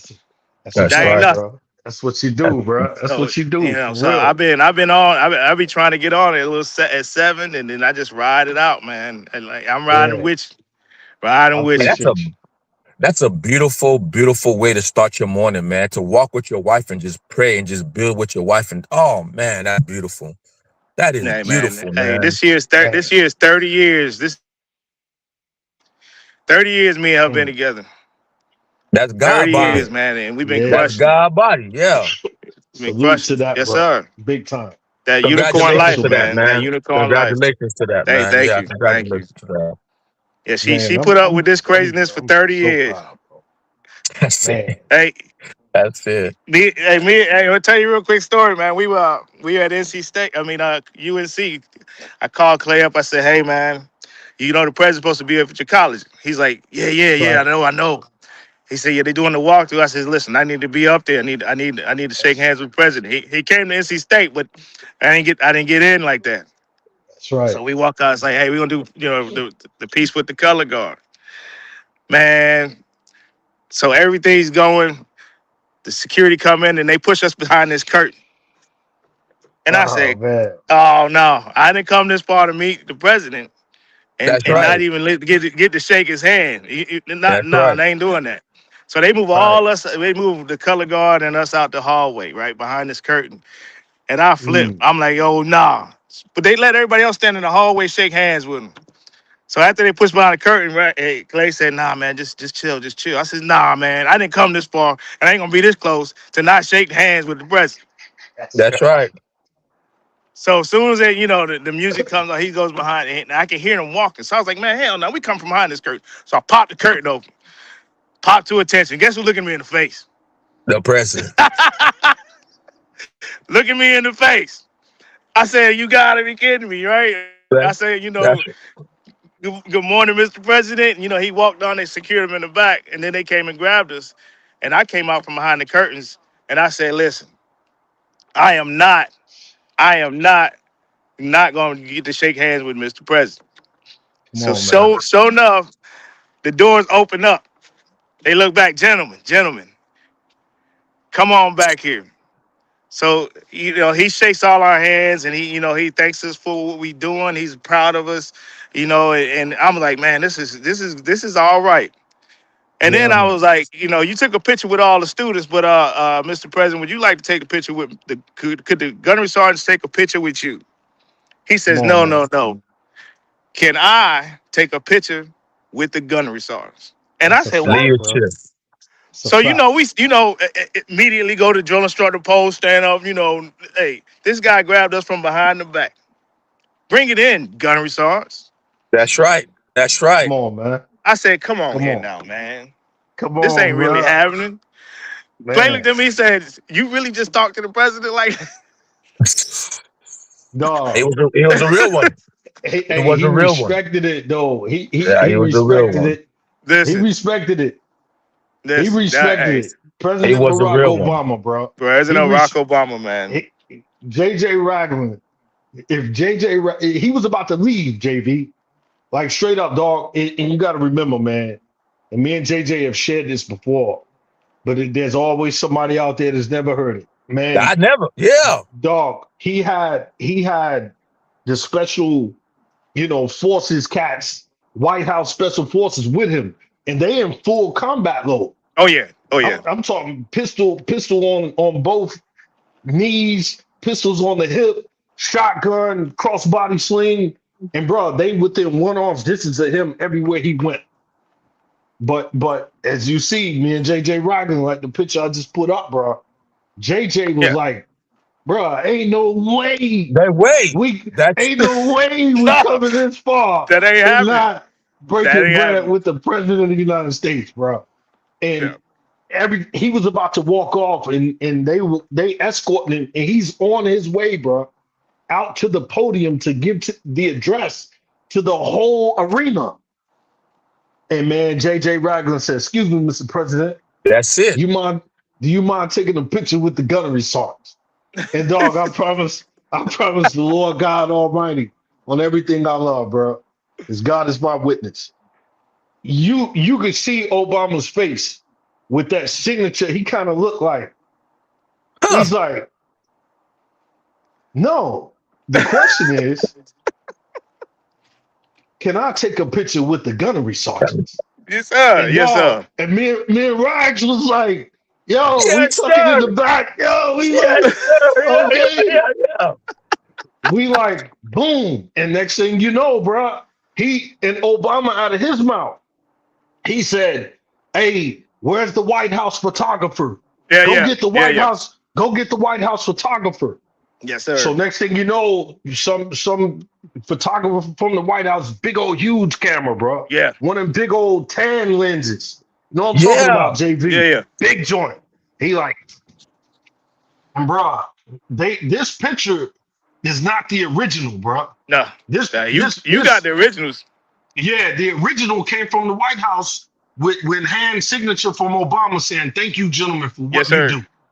And bro, Yes, sir. like I said, I don't care what nobody say about the man's policy, what he did, what he didn't do, what he did for black people, I don't care, bro. Yeah, I yeah. know how that man treated me and this man on the screen with Yes, That's sir. a fact. JJ Ragland. That's a And fact. I'll take that to the grave, bro. That's I a told fact. my mom, my dad, Joe Clay, he cried, bro, because he never thought in his life there would be a African American president. And Yeah, That's yeah. right. you know what I mean? So That's right. when he asked me about the experience, I said, Dad, we Marines. I said, we fear no man. And, Yeah. and if it wasn't for JJ Ragland just Right. saying, excuse me, Mr. President, he was Yeah. about to walk. He was wasn't ghost. Not He today. was walking Not off. today. And bro, he stopped, realized the moment. And man, when we took that photo, bro, like me and JJ, when we pounded, it was like, bro, no We matter did. what we experienced as Marines, bro, walking up and down the halls, looking, a photo of this commander, a photo of this army Yeah, yeah. engine, all of that. It was like it solidified the way he looked at us and said, "Thank you for your service." Yeah, yeah. That's You right. know, Yeah. I appreciate anybody that said thank you for your service, bro. But that That's one, right. that one hit different, bro. Yeah. That's It did. right. Because he looked at us like, man, I know what y'all are. Y'all Yep. United States Marines, bro. That's right. That's right. And yeah, say less. It had off to JJ Ragland, bro. That's the Hey, power man. of the gunnery. It would The have never power of happened, the bro. gunnery sergeants. Power of the gunnery sergeant. Hey, man. Man, The power talking of the about gunnery sergeants. That's Hey. right. when my sister I never saw knew that story. photo, This is my Yeah. first time. That's the first time me seeing that picture. I never I'm knew that telling you, story. bro. Oh yeah. Oh when yeah. my sister seen that photo, like when it was me and JJ, we was like, hey, bro, we about to post it, and we know it's gonna go crazy, and we both we posted it. My sister was like, man, you got pictures with Jay-Z, you got pictures with Michael Jordan and all these different people. She's like, and now you got a picture with President Barack Obama. She said, the only person left for you to get a picture with is Jesus Christ. That's the That's only it. one left. I was That's like- it. I busted out laughing, man. Definitely. I said, That's hey, it. I said, That's Dave, awesome. I told my sister, I said, Sam, that was a special moment because, Yeah. like JJ said, he had already came to NC State. That's And right. JJ, I didn't even know the dude was coming. We Right. was just told, you got to have your color guard down at the arena at this time. Right. Right. So, these students, especially the ones that's on the color guard, man, shout out to them young folk, man, because they got to go and do extra things that the regular Mm-hmm. students just don't do. The Yep. color guard we gotta be where we gotta be. So a lot of times, for them, it's an extra commitment. And Absolutely. Absolutely. I'll never forget, man, when I called, my lead little guy, Moulton, Midshipman Moulton. You remember Moulton, little light I skin? remember Moulton. Yeah, I ran. little I think Moulton. Moulton was at me at a marathon one time. I ran into him Yeah, at the marathon. that's We got a right. photo together. Shout out to little Moulton, man. Yeah, And Moulton. I was like, I said, hey, color guard got to be at the building at this time. I'm on my way down there. He ain't gonna question. I got to return. That's it. But I could tell the way they was kind of moping around, getting the flags out, Yeah. that they didn't know what was going on either. And one of them, they asked me, they was like, do you know what this is for? I said, well, when I spoke to the lady, she said it was a high dignitary. So we didn't know who it was, because Yeah. these are prestigious universities in North Carolina, bro. That's So right. there's That's right. always people coming and going on these campuses, right? So, man, when we got down there, we saw them little Grand Opry looking American flags, like the little American Mm-hmm. flags hanging around, and I'm like, what is this? And sure enough, man, when JJ Ragland came, it was a special moment. It Real Yes, was. special, sir. bro. Yes, sir. Yes, sir. Special, man. Golly, man. Man, I don't know where the Golly. time went, man. I don't know where the time went. Yeah, I mean, no it doubt. feel like yesterday we was crawling through the Quigley. Yeah, bro. Younger That men. Quigley nasty, boy. We were younger That's, men. We were younger men. I tell you Yeah, what, way man. We younger, were way younger younger. I don't run men. as fast no more. I don't run as fast no more. I don't It's run as all right. long no more. it's up It's here all though, right. gentlemen. But yeah, We it's all up there. it's up here, bro. And you Yeah, too, man. JV, you talking about flowers, bro? Like, you got a son playing college basketball right come now. on now. Shout, Oh, shout, Come yeah. shout on, out to man. Dorian, bro. That's right. Shout out That's right. Oh, to mentally. your Wait a fatherhood, minute, but man. look at you with the doctor in the house. You got a whole doctor in the house. What you talking about? Come Come on, on, man. That's a Nothing but fact. blessings, man. Nothing but And I'm gonna blessings. tell you right now, man. A lot of people may not know it too. I like back in like you said, the flowers, man, just handing out flowers. This man was a single father by himself on the drill field with Beyonce, dog, doing what is. And now look at this girl, man. Yeah, Yes, sir. yeah.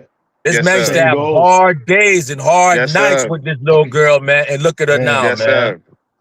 But You it's know, you cats though, man. It's you cats and that real brotherhood of knowing that, man, no matter what, like Beyonce know both of y'all like very That's a well. fact. That's yeah, You niece. know, That's niece. cause Yeah, that's niece. Yeah. yeah. she would be at the crib, bro, and I'd be like, hey, babe, I'm gonna be with JJ. We got a ball game tonight down at NC State.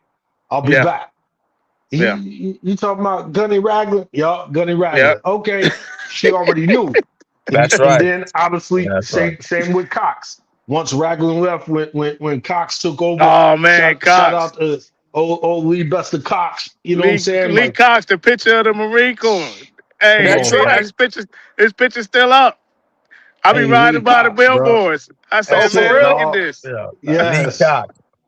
Lee Cox, bro. Cox. Man. It's again, man. Like, for anyone out there watching, listening, man, we don't do this, man, to make anyone feel isolated from what we share, bro. Like, Nah, it's but different. They're this not gonna is understand. They're not gonna this understand. is it's real. Like, you're at your mom house right now in Miami, JV. You don't live That's right. there.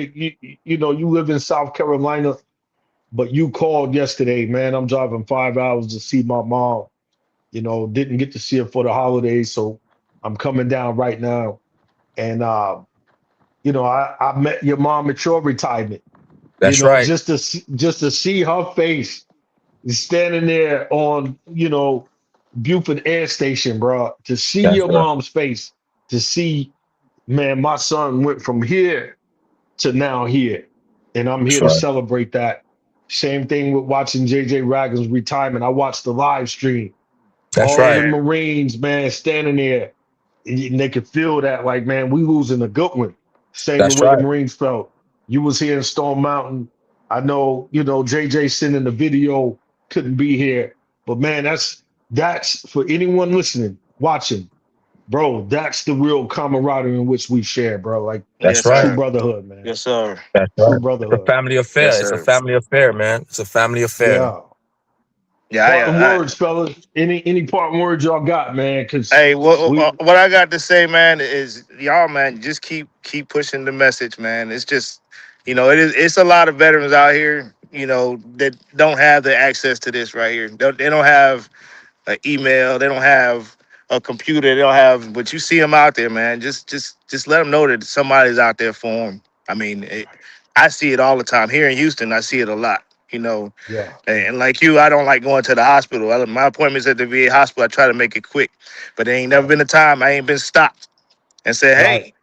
because I'm going in the VA hospital with my URA stuff on, so it's That's always right. a Yes, Marine sir. to say, hey, double dog. And I'm like, Hey, That's all no, right. right. dog.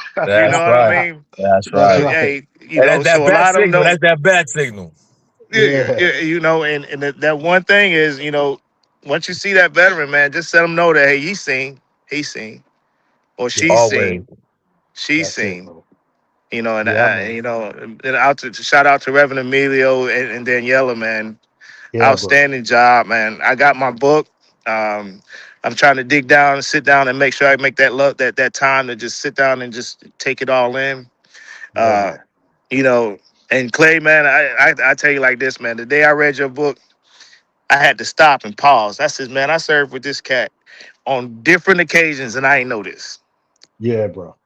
And I was like, man, and I I believe I had a young man that while I was at NC State, that I had to ship off for treatment. And all he Mhm. wanted to do was get back to the infantry. He says, I don't man, make me a corporal again. I don't care what you do, but send me back to 3-3. The crazy part was he was one of my recruits. And then he was one of Wow. my MECEPs. And the only way that he would come out of his situation was literally, I need Gunny to come and get me. He had to stand off with the police. Oh wow. I roll up there, man. He said, my dogs don't like black people. I said, well, your dogs are they're gonna meet their first black person today. Right. I No walked doubt. up into the house, man. He was sitting there with his weapons. And I got to start to talking about, I mean, how did we get to this point? And the day that he came in and told me, hey, I'm a functional alcoholic. He told me all the bars he took until he got drunk enough to walk home. Wow. Was one of the honor grads at OCS. Mm. Oh wow. Physically fit, but he could make it through. He knew how to do that stuff, man. And I never saw it, but when the day he came in and he says, well, if you don't believe me, here's the bottle I just drank before I walk in your office and sat on my desk. And I said, immediately, we got to take care of this. We got to take Yeah. care of it. Yeah. Luckily, that connection of being a drill instructor, I want to say for all of you out there that's going through drill instructor school or going to be a drill instructor. I mean, I ain't knocking recruiters because y'all got the connection, but the drill instructor connection is so tight and so strong. And don't forget it, who you were struggling with out there. Because That's John right. Vier, I remember the struggles. Hey, I remember the struggles. That's Hey, right. Ooh-wee. Yes, so sir.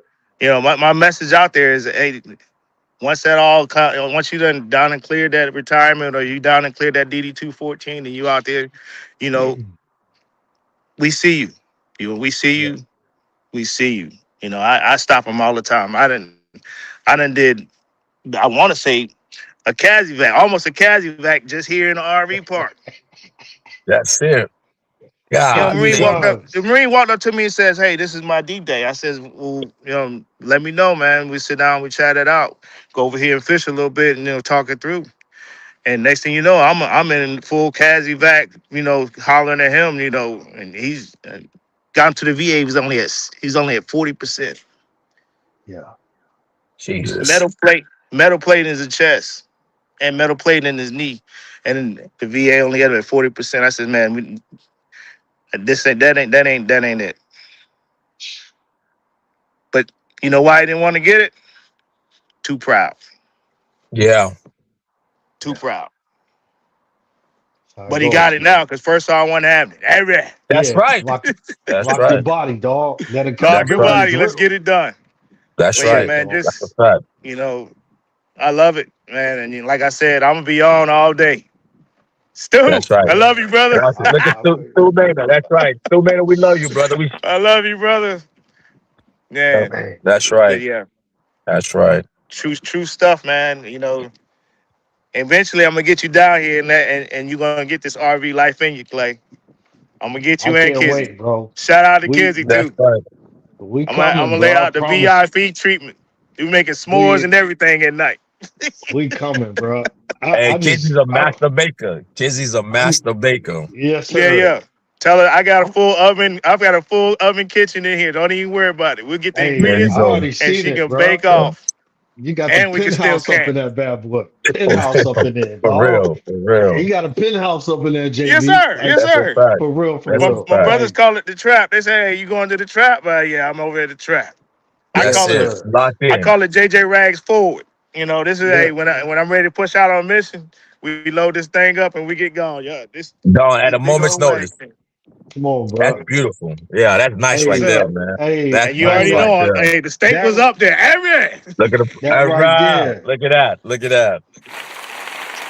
Yeah, man. There you go. Much Yeah, love. yeah, Much yeah. love. I didn't mean to take that much of space up, Jeremy. Yeah, Nah, it's it's on you it's now. all good. It's all good. I'm gonna be short, man. Like parting words, just with T.O. Clay, man, just keep brother. You already know, like you say, marrow deep, man. Just keep what you're Yeah. doing. I love what JJ Ragland just said. You see a veteran, let them know that they're seen. A lot of them be walking around like they're unseen. And that's a powerful, profound. You said that, man. Let them know that they're seen, man. And then, we just keep lifting each other up, keep, pushing each other to be better men, keep supporting each other the way that there's no way I wasn't going to jump on here today. When you texted me yesterday after I got off the phone with you, there's no way I wasn't going to jump on here and support you, man. So keep supporting each other. Even if you watch it from a distance, you know what I'm saying? We like Overwatch. We might not say a lot all the time, but I always see JJ Ragland doing his thing. I might comment here and there, whatever have you, but we like Overwatch, watching over each other. We ain't going to let That's you right. fall off the cliff. Absolutely. So I love you brothers, man, dearly. I love you brothers dearly. Stu Maynard, love you dearly, man. Y'all boys just keep doing what y'all doing, man. Yes, sir. Man, Yes, sir. I love that, And bro. Overwatch. Emilio Roman, thank you. Daniela Roman, thank you so very much. We love and appreciate y'all too, man. Amen. Yes, sir. Amen. Much Man, love. thank y'all, Overwatch. man. Like, Yeah. just it's special, bro. Like, y'all one of a kind gentlemen, man. Like, y'all one of a kind, bro. Like, Yes, sir. Yes, sir. dog, I just wish I could put in a bottle and just hand it to people, man. And when they open it, they feel that same like, oh wow, now I see what you're saying, T.O. Clay. Because The energy. man, before I let y'all up off this beast, bro, one thing was certain, bro. Man, y'all slave recruits, dog. There you go. There you go. There you Hey, go. y'all do know that all those recruits are about to retire if they stayed in right now. That's a Hey, fact. You know That's a that's fact. this that time for them to start retiring. That's a dog, fact. if they see this, bro, they gonna say, hell yeah, dog, I got slayed by that man right there, Hey, but bro. you know what's even crazier? Woo, Lord have mercy. Dr. Johnny Cochran. You know that's my drill instructor. Vinny Cochran. Vinny Cochran. Yeah, Vinny, yeah. Vinny Cochran was my drill instructor. Man, Oh, Tune wow. 3008, Lima Company. that's crazy, bro. Hey, he slayed me too. Believe that. Yeah. He So I coming on returned here the favor. later. I returned the favor. He coming on here a little later, man. So Good, we get him good. on here. If you still out there, bro, I'm gonna bring you in. Yeah, I so like my body. so he can say it out of his own mouth. The Like, mouth. yeah, Yeah. I slave recruit Ragland. Like, I want to hear him say it, bro. But again, because you were slave Ragland, bro, it turned you into being who you were, bro. Like, Yes, That's sir. right. Yes, sir. come on, man. I saw you slay hogs, bro. Like, for real. And then Man. to come and get scooped up by this dude, JV. I'm Like, telling bro, you. come on, And man. he's not on the chat right now, but all props go to Robbie Oh Lytle. man. When I say Man, that Robbie Lytle took me underneath his wing, and I'm telling you, man, he showed me everything. He molded me into like his image as a journalist. And if it wasn't for him, I would not be the hat that I am right now. So always, he's a mentor, he's a brother, he's a friend. I love him with all my heart. Robbie Let's Lytle, man. let's go Robbie. 360. Lytle was That's it. my son's first song while he was in recruit training. come I on. called Lytle Wow. up. I called Lytle up. I said, "Hey, can I walk the Crucible hike back with y'all so I can hand my son Eagle over Aiken?" I said, "I don't want to take from the senior drill instructor, but at least we'll do the hike back with him." He said, "Man, come on." Yeah, Yes, come sir. on, bro. Full circle. Man, it is, bro. And Man, old Wow. Gunnery Sergeant Ragland back then, he done slayed recruits too. So when he get to see hey, this, he can be, yeah, he slayed them recruits too. yes, Yeah, he did. sir. Yes, sir. Hey, I saw Robbie Lytle the first time I ever saw him in person. I went up on the deck. I don't know what I went in there for, maybe to drop off mail or whatever. But I saw Robbie Lytle. He had a hog in the wrist lock come along. I gotta move over this way. That's it. He had it in the wrist lock come along. His senior, he was a senior. And he said, open up your, and when he squeezed that arm, every crew said, mouth. I said, hey, bro, I'm in a different world, bro. Like it's a twilight zone out Bro. here. Hey, man, I love y'all fellas, man. Yes, sir. Yes, Thank sir. y'all for coming through, blessing the mic. And Absolutely. man, much love, bro. And we'll Much definitely love, be man. seeing y'all Salute. cats Salute. soon, man. Salute. Yeah. Yes, sir. Peace, Holla. fellas. Peace. Peace. Peace. Peace. Y'all boys be safe. Wow, man, that's special. Man, time on deck is 11:52. Man, golly, man. You talk about real emotions. You know, for those out there, man, rocking with us, man. We on the Born to Risk roll call live stream. And man, just understand, man, that these are veterans, man, that real, stories, real care, real experience, man, come from. And just to be able to sit with some of these individual gentlemen and break bread, man, like it's beyond what I could ask for, man, personally.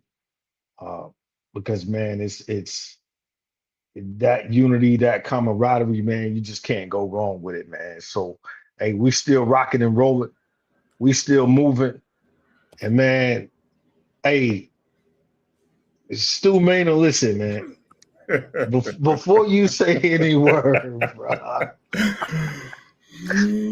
bro, before you say any word, man, listen, man, you know this feeling, bro, of like it's like I said, man, like if, when you got Irvin Magic Johnson, uh, Kareem Abdul-Jabbar, you could throw in there whoever else, Michael Cooper, Kurt Rambis, these famous names, Byron Scott, that we know played along with Showtime, those Lakers, and they all get the opportunity to sit together, bro, and talk about the experiences, man, and talk about, man, it goes well beyond the basketball court. It's in the locker room, bro. It's riding the plane from city to city. It's being there when something happens, loss of a family member or an injury. Bro, you can't put it into words what it means. And having those two gentlemen, Evans Janvier, bro, and JJ Ragland, just in one space, and picturing their faces, bro, like as young Marines, this, picturing their faces, bro. Look at JV's face, bro. Like, and then to see him today with this big old full beard, sitting back, bro, it's an honorable thing, man. So thank you, brother. Thank you. I'm gonna shut up, man. It just your heart is wide open to speak, man. What's on your heart? I'm just great. I'm overwhelmed, bro. I need to make me a head call real quick. And you and Daniela, man, if y'all please just give me about 7-8 minutes to get myself together, though. I got a few little tears dripping off my face. I need to go to the powder room real quick because it just, man, I'm just grateful, man. Love y'all, man. All right. Well, good Thank you, morning. Theo. Good Good morning. Tio. How are Good you, morning, Steve? Daniela. I'm great. Great to have you here. Thank you, and thank you for reaching out for the invitation. I knew I had an appointment this morning, massage therapy, and it just got me to thinking about what I want to talk about today. Mental health, spiritual health, physical health, all kind of in one, and how they all tie in and connect together. I thought it was just appropriate to not come on as an expert in any of those areas, but come on to share my experiences in those three areas, because I know that's where a lot of vets struggle, a lot of active duty folks struggle. And, I talk to my wife all the time, and she asks me, hey, how you feel when I get out of the bed every morning? And I said, well, my legs hurt. My arms hurt. But I woke up. Daniela, have you ever had conversations with people and you ask how you doing, and then they say, yeah, when I woke up this morning, and then they go down the list of ailments? Right. Yes. I go back to the first thing they said: you woke up. And somebody out there didn't wake up. So I woke up with all of this pain and these aches, but I still woke up, and I thank God every day for the opportunity to do it one more time. So that's exactly right. Yeah. And you know what? It's funny you say that, because I have my gratitude journal in front of me. Emilio and I would do gratitude. A lot of people, they wake up and they start with their gratitude, and you probably can't see it like here, but it's probably backwards.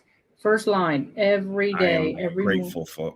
Wow. For waking up. But that's exactly what because that's the first thing you do in the morning is wake up. You do nothing else, And if you woke up, that's it. This is so organic, because you and I did not have a conversation about what we were going to talk about today. But the fact that you put that in your daily affirmation, I say it out loud every day I wake up. And I go outside, I drink my coffee, I walk and I get loose and I try to stretch. And then, I start feeling a little bit better the first part of the day. But I use that time to think, reflect, meditate, pray, and just show the Creator how thankful I am that He has enough grace for me. This guy. I get so much grace, more than I deserve. But then again, I do deserve it. And I don't ever want that to be glossed over.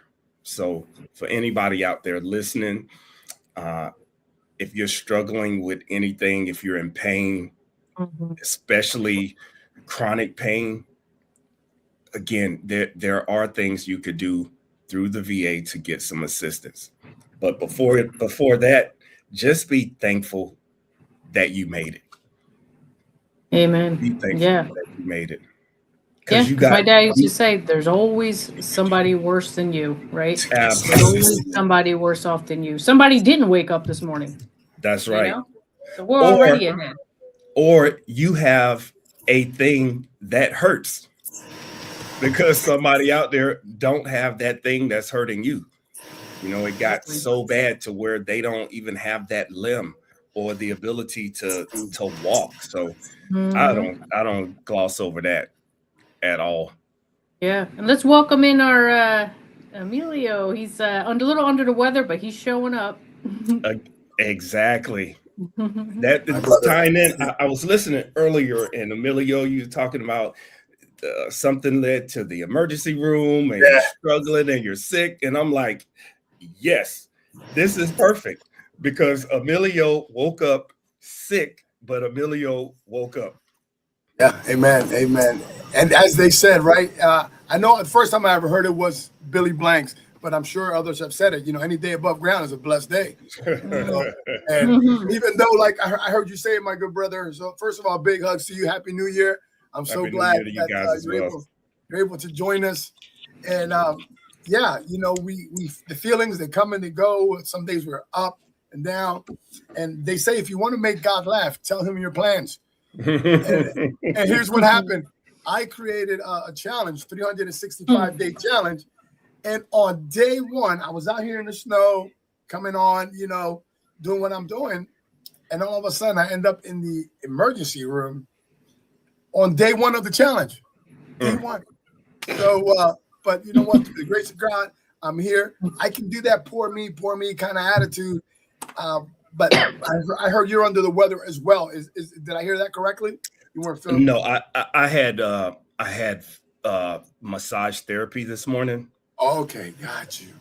Through the VA, and it just got me to thinking about gratitude and those of us who are dealing with pain and aches and different struggles, but just being thankful that we are alive to go through those things, because we're going through them individually, but us sharing our stories, if it only helps one person snap out of the funk that they may be in because life is throwing so much at them, and if we're here to in unity with them, like, you're not alone, you're not the only one.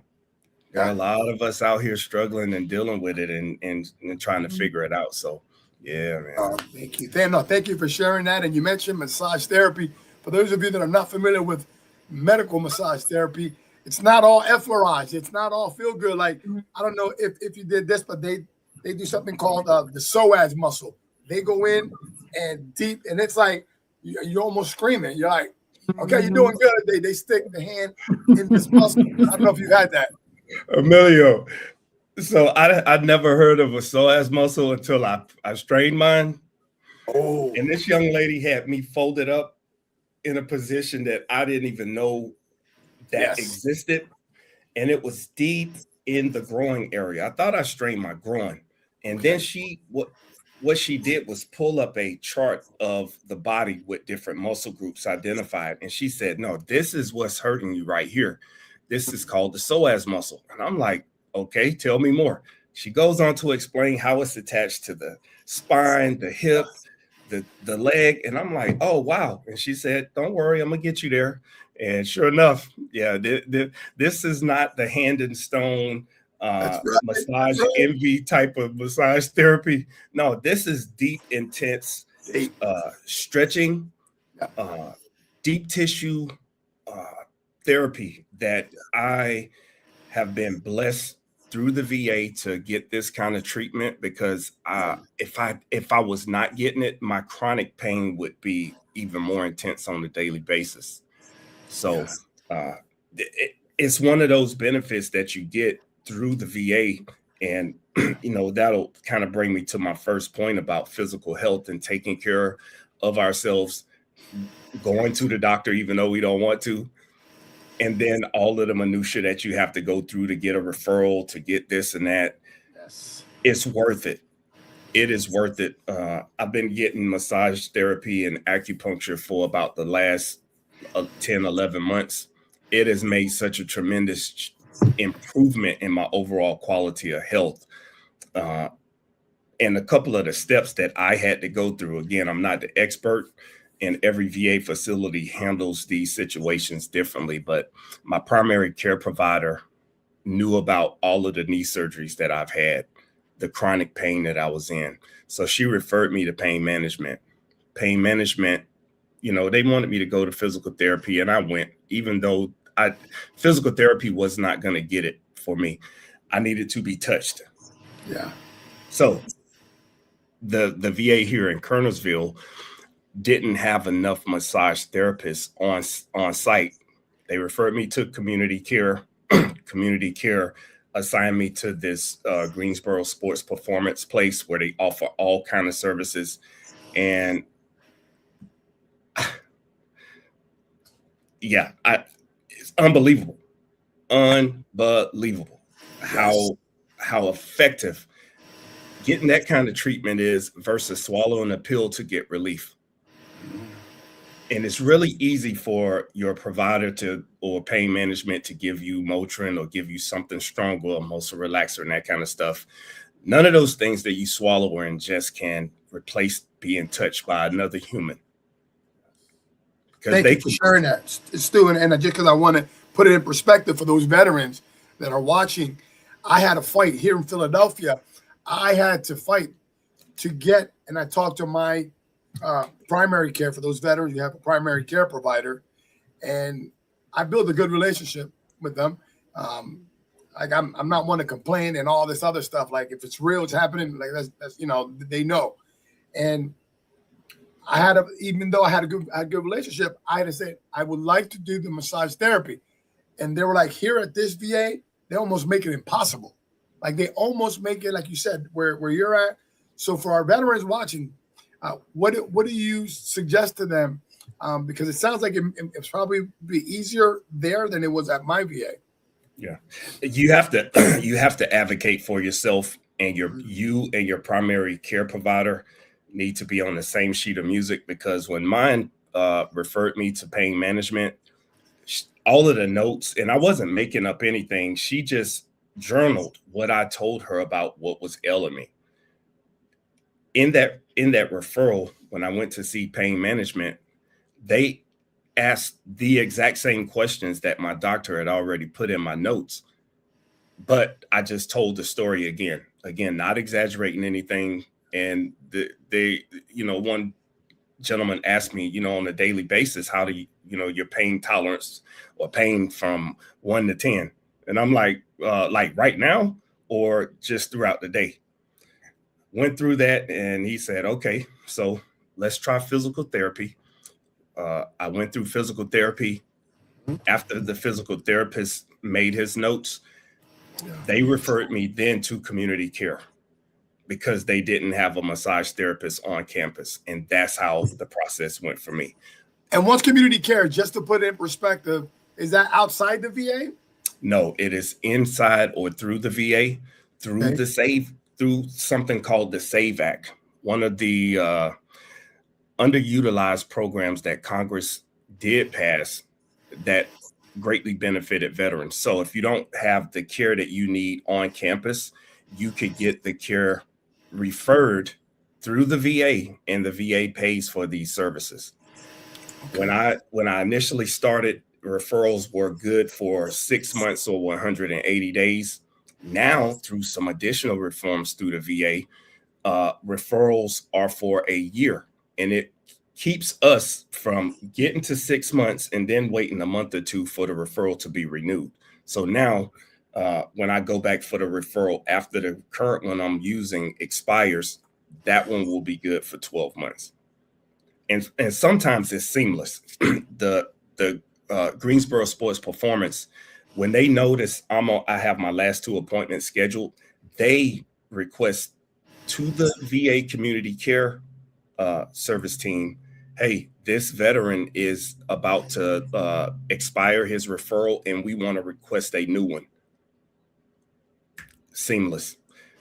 It happened. I had a little snafu at one point when I was getting acupuncture, and I was getting acupuncture for anxiety and sleep issues. Again, pain management and anxiety, not the same thing. So it was very specific, almost going through the same exact process, except I went through the sleep center. The sleep center sent me to get another sleep evaluation because at the end of active duty, I got diagnosed with narcolepsy. And I was like, narcolepsy, like I'm talking and then I'm asleep. And they were like, no, there are different levels to this narcolepsy. And as I told my story, it was all service connected because of sleep deprivation through a number of years of sleep deprivation. So I got diagnosed with narcolepsy. That went into my VA claim when I retired.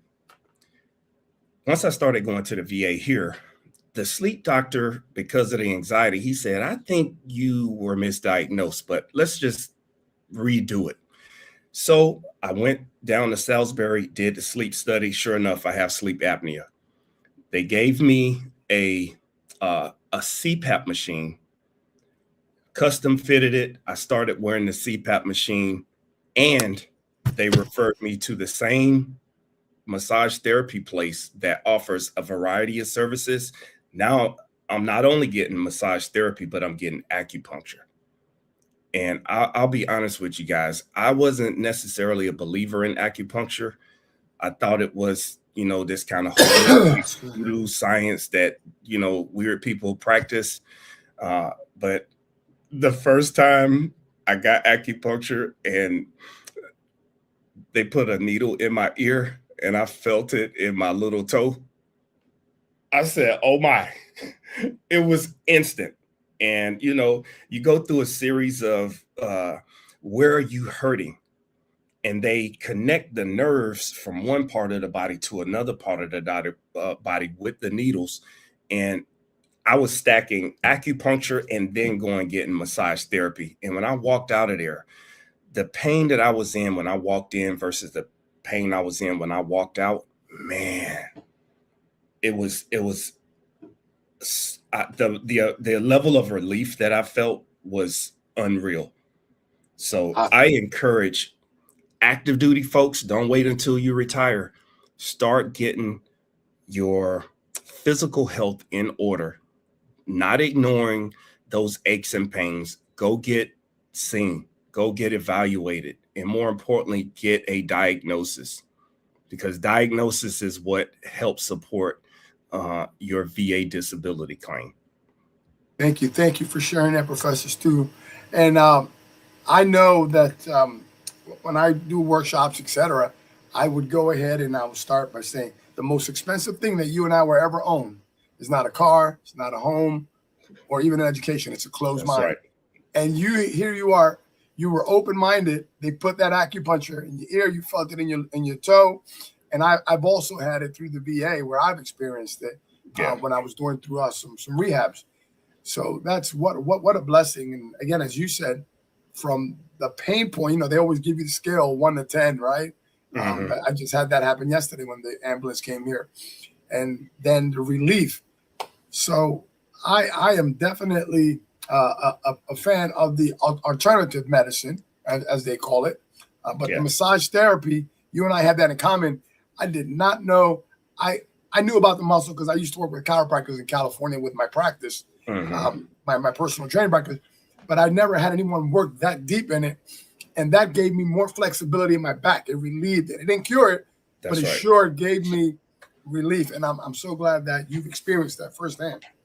Yeah, I will tell you, Emilio and Daniela, you guys, from a female standpoint, going to getting a massage is what ladies do, right?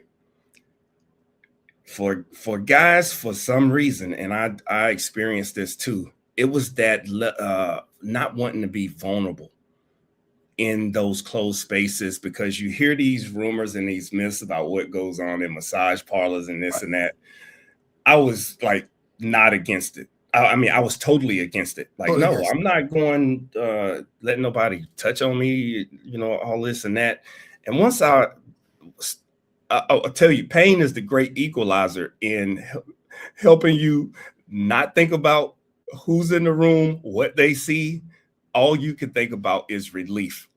And once I got comfortable going in there and I saw the results of how effective massage therapy was, how effective acupuncture, the chiropractic care that I get as well,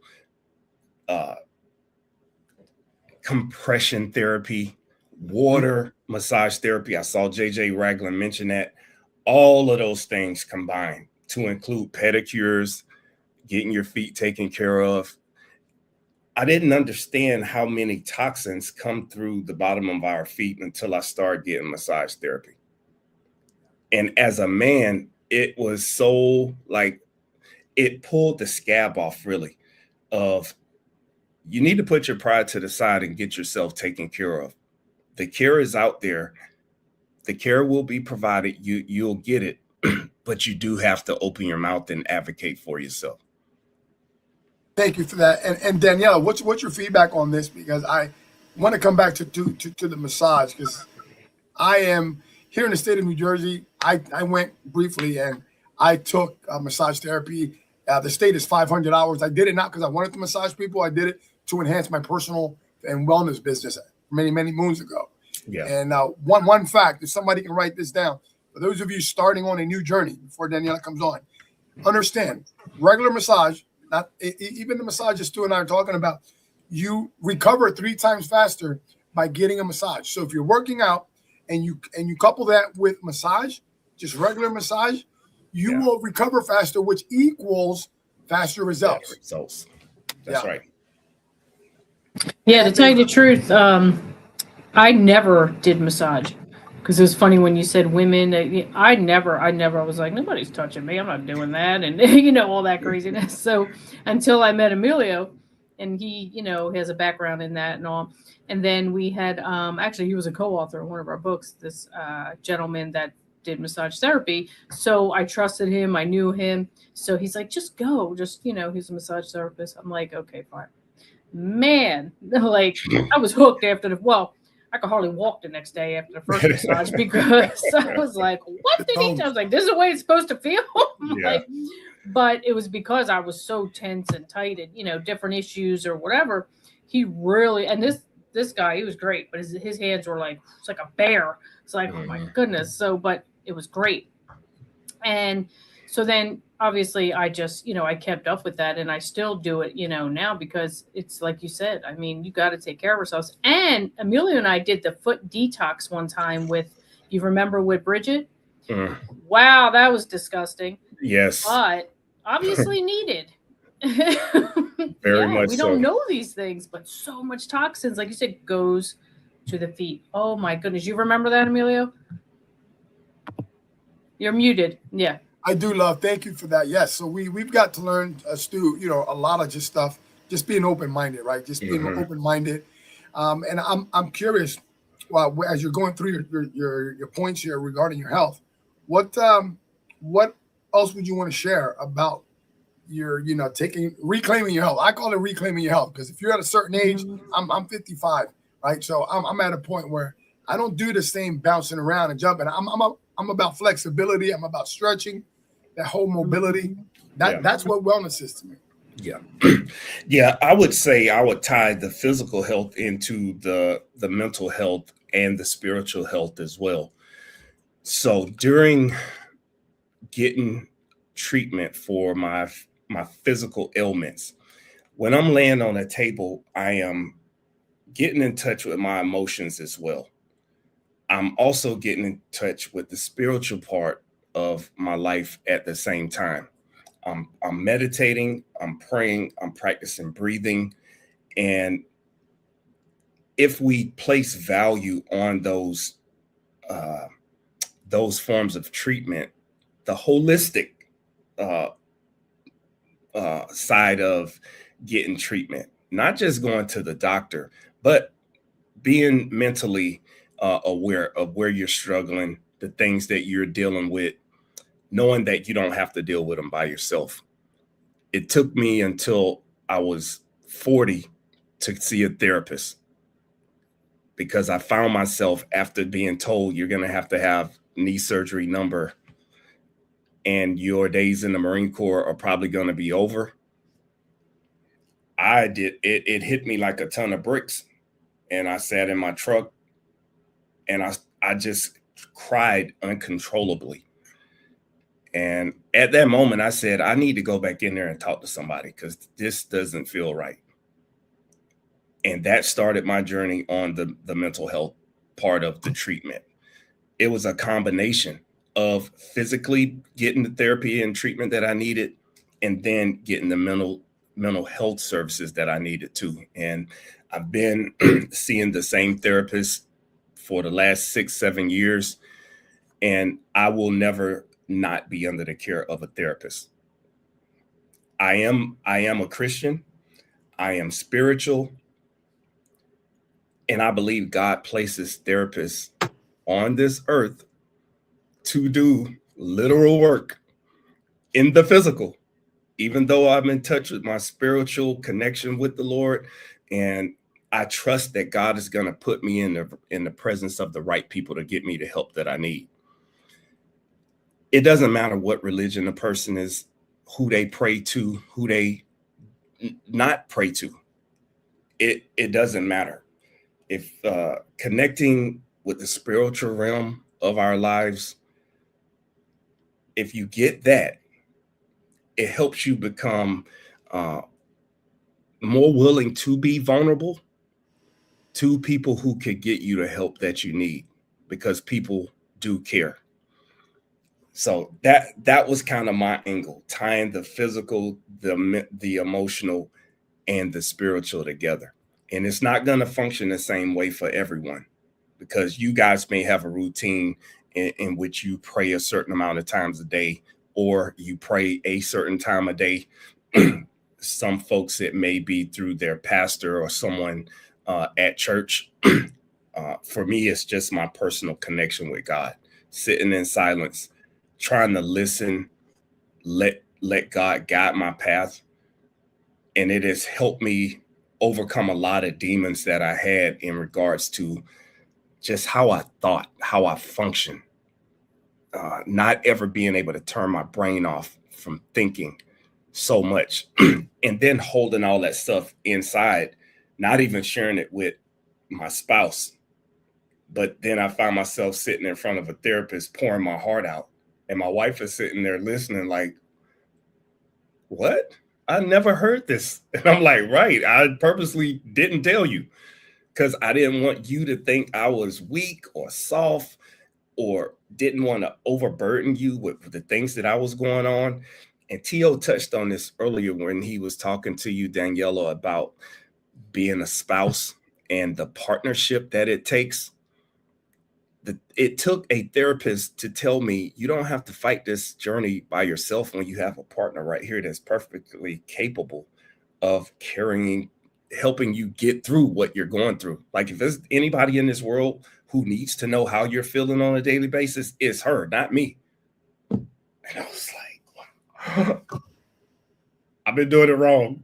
20 years, I was doing it wrong. And man, I'm on a journey now to self-improvement, having a better relationship with my wife, because she knows now I'm not holding stuff in, and she knows that I trust her with my vulnerabilities, and she won't use my vulnerabilities against me, later on down the line. Because I know that happens quite often. You reveal things to a partner or a spouse about some things that you're weak in the area, and then you later down the line get in an argument, and then they throw it back up in your face. So you have to have trust and confidence in the person you're with, knowing that we're teammates. We're not in a competition. We are here literally to help each other. So Steve, I love this, and it goes to the philosophy of what Danielle and I have been for many years here. We call it shared pain is less pain, right? It's just one human being to another human being, regardless of religion, denomination. Yeah. And that's what's happened. That's what I get from you. You've poured out your heart, and there's this release, right? When it comes to energy, it's been said, energy is neither created nor destroyed. It comes through us and out of us, right? Yeah. So that's energy in a nutshell. And so when I've gone through something, and like you went through a situation where you were opening up, your wife didn't know, but yet somebody else, you were very comfortable. You felt lighter. There's no question about it. When we open up to another brother and sister, regardless, we open up, and that really creates a space for us to really be filled and go, oh, wow. So thank you for sharing that, because that really, really makes you whole. Yeah. The question for both of you, right? Are you guys Eagles fans? Come on. You already know. Yes. Okay. Right. So check this out. I'm watching the Georgia game last night. Got my proud Georgia Bulldog shirt on today. They got beat last night. That didn't make me feel good. So I kind of wind back 10 years ago. Had what happened last night was 10 years ago, it would have ruined my night.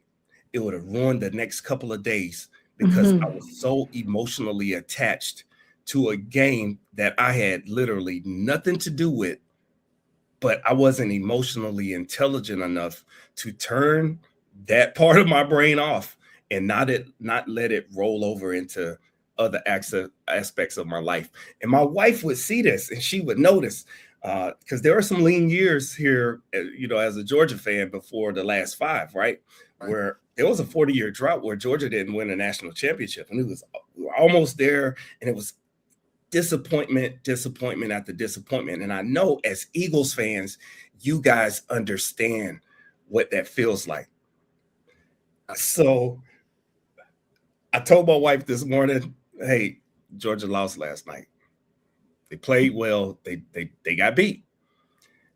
And she said, okay, you all right? And I'm like, yeah, I got massage therapy this morning. I got this Born to Wrist marathon. I got stuff to do. I don't have time to be sitting here wallowing in my feelings about a football game. And then it just I snickered to myself and like, man, if this was another time in my life, dude, it would have literally ruined my whole outlook and perspective on functioning. And like you said, Emilio, just being willing to be open and honest about how various things affect us emotionally and what we do with those emotions. I know my wife sees the growth, and it really did make me feel good. And I said, you know what? I'm wearing my Georgia shirt, win or loss. I ain't no fair weather fan. I ain't bouncing from team to team. Right. And then I think about in the last 5 years, how many times I've been a Georgia fan and they have won a game versus how many times they've lost. And it's not even close. I'm talking, over 100 games that they've won in the last 5 years, and they've lost maybe 20. 100 wins, 20 losses. But in my mind, years ago, my mind would go to the 20 losses and not the 100 wins. Yeah. And I was just curious as to if, as Eagles fans, does that make sense? Yeah, I'm gonna share this, and I'll bring Danielle on. But it sounds like the 80-20 rule almost. You said, 100, and the mind just typically goes. If someone gives you a compliment, you're like, yes, thank you. Hey, you came on, thank you, Steve. All of a sudden, someone just 1 or 2 people, it can ruin your day if your identity is not rooted in who you truly are, right? So it goes back to the identity, and I know that you know who you are, what you stand on, principles, and as Marines, we talk about honor, courage, and commitment. So you stand on principle versus other people that their principles are all around Eagles. They're all around, and you see them, and I see these people here, like their whole week is shot, kind of like what you were saying. We've seen it. People are like they're you can't call them. They don't even want to answer the phone. Can you speak to that, Danielle? Go ahead. Oh, God. Well, first of all, I never even watched a full football game in my life until I met Emilio. We watched the Super Bowl in 2018. I'm not like into that, but I got into it because of him. And then I just kind of got into the Eagles because, I'm from Philly. And so, we enjoy it together now. I act like I know the plays and all that. And I really don't understand it, but I'm like, yeah. And he's like, yeah, that's no. So, but I get that, right? Because my brother was like a huge Phillies fan, all that. And when he was younger, oh my goodness. Saquon. We want Saquon back. Nope, sorry. So that's my dude right there. Oh, yeah. So, years ago, it would seem like when he was younger, it's like the same thing. Oh, my goodness. Like I'd hear in the room, he's watching the Phillies. I hear things going across the room. And I'm like, what is yelling? And I'm like, why do you get so emotionally involved, right? Look at him showing up to Saquon. That's my guy, Saquon. Yep. So we have a mentor of ours, Emilio, Austin J. Haynes, right? And he has this little thing he used to do at his events. And he's like, when they won the Super Bowl, he would be like, he does this thing. It's hilarious. He's like running and he's like, yeah, like getting crazy and cheering and, so excited. People you saw, like, I'm sure the news and all that after they won in 2018, after they won last year. And people just get insane, right? And he's like, When's the last time you cheered for yourself like that? Mm. We don't do that for ourselves. We don't even do that probably half the time for our spouses or kids or, you know, whatever. But look how emotionally attached and involved, and, you know, it affects our day, like you said, or our next few days. For, okay, that's all. And my dad used to say, like, it's okay to enjoy something, you know, you have a good time. But after that, he's like, and he used to say, he's like, you know, whether it's a Super Bowl or whether it's a entertainer, they're going off in their little mansion or they're doing whatever. You got to get up tomorrow morning and go to work, or you got to keep, you know, doing what you're doing. They're not worried about you. You know what I mean? So, That's exactly you know, you got to right. put it in perspective. It's okay to enjoy something, but, you know, and you, like you said, you see the growth. Now it's like, okay, they win, they lose, whatever. Yes, I'm a fan, but it's not going to affect my life. No, because like you said, whether they win or lose, I still got appointments and I got bills to pay. So I was never in so much of a fan that I break stuff. I ain't never that mad. I ain't breaking nobody else's stuff, and I ain't breaking my stuff. Like, I do. My brother's Italian, anyway. That's a whole different story. I have enough control of my emotions not to act out or lash out like that. But inside, I didn't have the switch. I didn't know how to turn it off. Like, I would go to bed at night and not be able to sleep thinking about what went wrong in that game. And then I'm like, what's wrong with me? Like, what? I need some help because I can't control this. And it goes back to the mental health and the spiritual health of getting all of that stuff out of my system and letting somebody else know that I can't stop thinking about this thing. I need help because this little thing right here should not affect the rest of my day, the rest of my week. It shouldn't change my mood to that extent. And I need some guidance getting through this. So I just, you know, it was on my heart to share. I thought it was kind of ironic. It would have been a much better feeling for me had Georgia won that game last night, right? And I would have listened to all the podcasts, all the talk radio this morning about Georgia won, right? But then they didn't win. So now I'm challenged. How you going to respond? Because again, 5 years ago, I would not have done this call after the result of that game last night. That's like me being open and honest as I can be, because that literally would have happened. I would not have been able to get on here and share anything because all I could think about was that loss last night. If it's any consolation, our Eagles won last week. That's cool, They right? did. And I'm by default a Eagles fans because you guys have a lot of Georgia Bulldogs on that team. So we call them Yeah, I Philly wouldn't know Dogs. that. Oh, Bulldogs. Philly Dogs. Dogs. Oh, Jordan Philly Davis, Dogs, yeah. Jordan Davis, Jalen Carter, Nakobe Dean. Yes. You name it. Philadelphia has a lot of Georgia guys on there. So, you know, I appreciate the share. Coach T.O., well, I see you chiming in. You ready to go?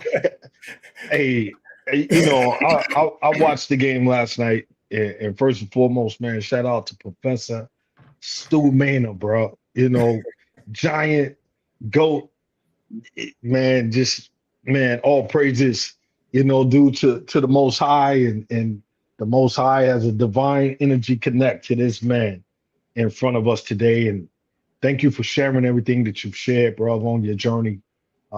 You know, with the good massage, that's important, bro. Like it's you unlock me with that one, because as soon as I start thinking about massages, I think about the young man from right up the road up in you know, Cartersville, Gainesville area. I believe it's Cartersville, Deshaun Watson, man. I start thinking about that, and it's like, wow, some of these guys have real issue with that, and it's not, you know, solely based on the way you presented it in terms of I'm really here to do what I need to do, you know, physicality of the thing. But them Georgia Bulldogs, bro, like it's 2026, man. I think we're witnessing a great shifting a shifting's taking place, man, because Ole Miss hasn't been there in the big run semifinals and no telling how long.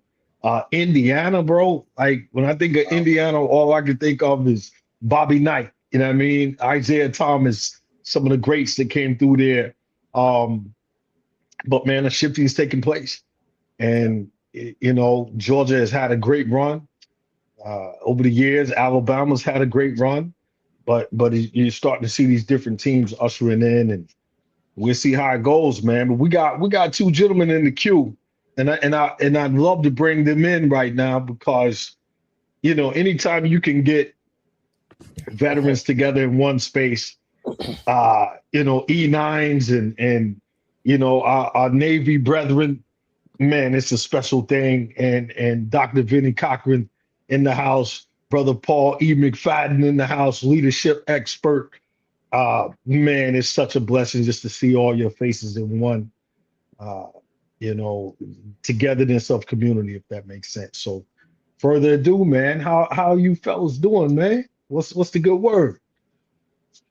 My brother, it's great to be here with all of you and to see you. Thank you for that.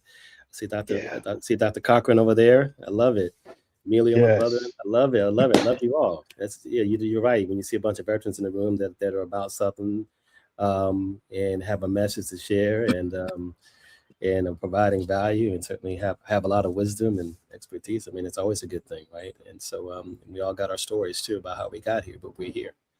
So we're doing well. We're doing well. I'm down here in Tampa, Florida, enjoying a little bit of sunshine right now, and not in the 30-degree weather like a lot of other people are. But we have been chilly here, though, so there is a little bit of that. It got down to 36 the other night, so it does get chilly. Big hugs, my brother Paul. Yeah, last time we saw you was at the boat here. Yes. I said you always show up in big fashion, brother. Right. Big fashion. So appreciate you. And I see Dr. Vinnie Cochran. I've been in that room. I believe I've been there. Leon and I, we've been in that room. What's good, people? What's good? What's good? What's happening? What an amazing pleasure to be sitting here today with this incredible group of individuals and getting to listen to everything that's going on. I'm just blessed, man. I am absolutely blessed and highly favored. Again, just to be able to share some time with these awesome veterans, you know, and everybody that's in the chat, you know, the spouses that are out there, you know, holding everybody down. You know, it's good to be going into the new year like this. So I appreciate it. Sir, man, it's special, bro. Like we were all on that Benjamin Franklin yacht together, man. Up in Philly, bro. Super clean, dappered out.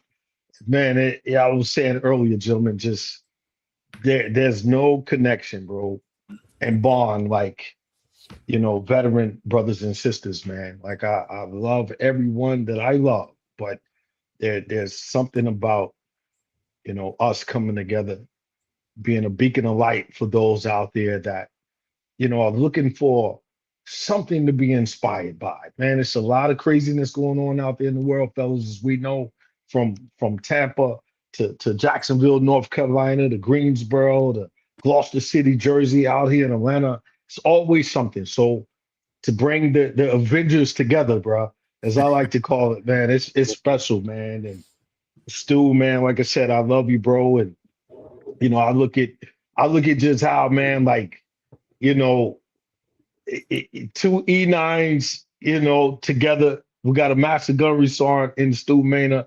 We got a Sergeant Major in Dr. Vinnie Cochran. And man, you know, and then we got our brother Paul McFadden. Like I said, man, big Navy, man. We had a gentleman on earlier, Navy Corpsman. And we were just explaining, gentlemen, how important that relationship as Marines, you know, is when it comes to our Navy brethren. So I just really appreciate you, Paul, man. You know, we got to speak about some good hip hop things up in the spot with Jose Escobar, Lancelot, Seafood, and fellas up in Philly the last time we were up there. Man, I heard your story this past week on the New York City experience. You know, being out on the boat and injuries happening, and man, it was a pleasure to hear you build on that. And I just, again, gentlemen, for you to take your time out of the day is very special. It really is, man. T.O., can I say something? I listened to the talk from the corpsman earlier, and we were talking about that Navy Marine relationship. Yeah. By trade, when I was on active duty, I was in Marine aviation. So Marine aviation and the Navy work hand in hand, right? Yeah. But something that just came to me as he was talking earlier about the importance of corpsmen to Marines. I talked earlier about physical health, mental health, spiritual health. Yeah. The prime example of that for me personally was our dear sister, Renika Rogers, who just passed away a couple months ago, right? Absolutely. When I had my first knee injury, Renika was a corpsman working physical therapy at the clinic on Parris Island. And without her being in my life, helping me get through that transition to recovery, I don't know if my recovery would have went as well as it did, but it's special corpsmen like her who poured into me. And we had a great relationship the rest of my career up until her untimely passing. So I wanted to, man, she was the first person that came to mind when that gentleman was on earlier. And I'm like, wow, I know exactly what that feels like. Yeah, man.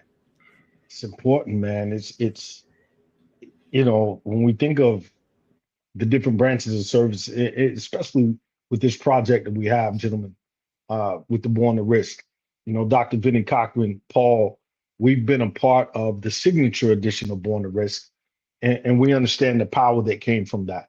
Us, coming together, we shared that common bond as veterans sitting at the table, very special moments.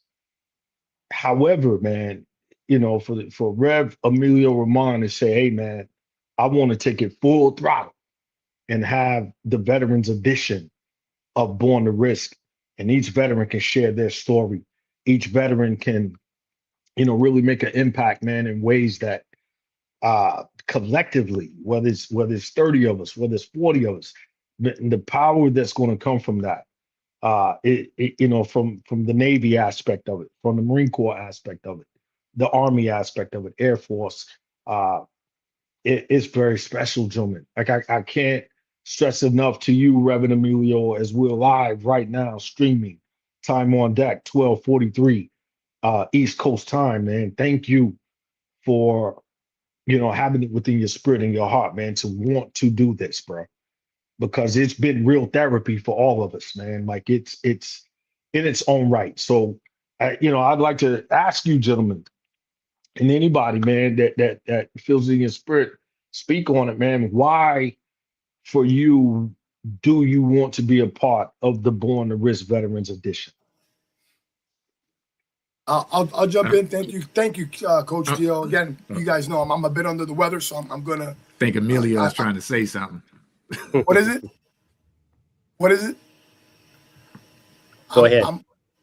I'm just want to say that while the project was a good idea in my head, without you all accepting it, there will be no project. So while I'm grateful for the shout out, it really is everyone's story, right? It's not my story. It's everyone who had the courage to share their story, and I thank all of you. Thank you for acknowledging Coach Dio.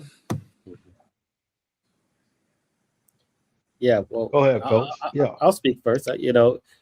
I find it intriguing. So so we talk about I was in the Navy, and I was in the Navy. I went to the U.S. Merchant Marine Academy, one of the 5 federal service academies in the United States, and from there we had the option, the unique opportunity or option to choose any one of the armed services that we wanted to go to. By default, we were automatically Navy or Navy Reserve, right? And so that was the default, but you could have chosen go Marines or Army or Air Force and Coast Guard.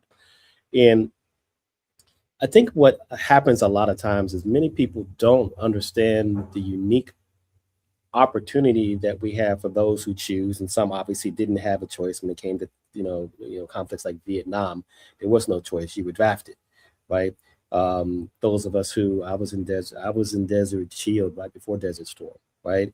That was voluntary because we were at peace before all that happened. And some people obviously opted in after that and decided they wanted to serve for their various reasons. But it's a unique opportunity that's offered and accepted by a very small percentage of people, Right. let alone people that look like you and I, or all of us, right? And so, it's less than 1% of the population, and less than 1% of that population actually makes it through, right? So you start thinking about what those numbers mean, and I've been having some conversations with others about the oaths that we took, right? And how, and just the gravity of what those things mean to each one of us individually, and what it's supposed to mean, what we're told it's supposed to mean to us, when we take the oath. And there's not a day that, I got injured in discharge only because of medical reasons, but there's not a day that I regret the fact that I said yes.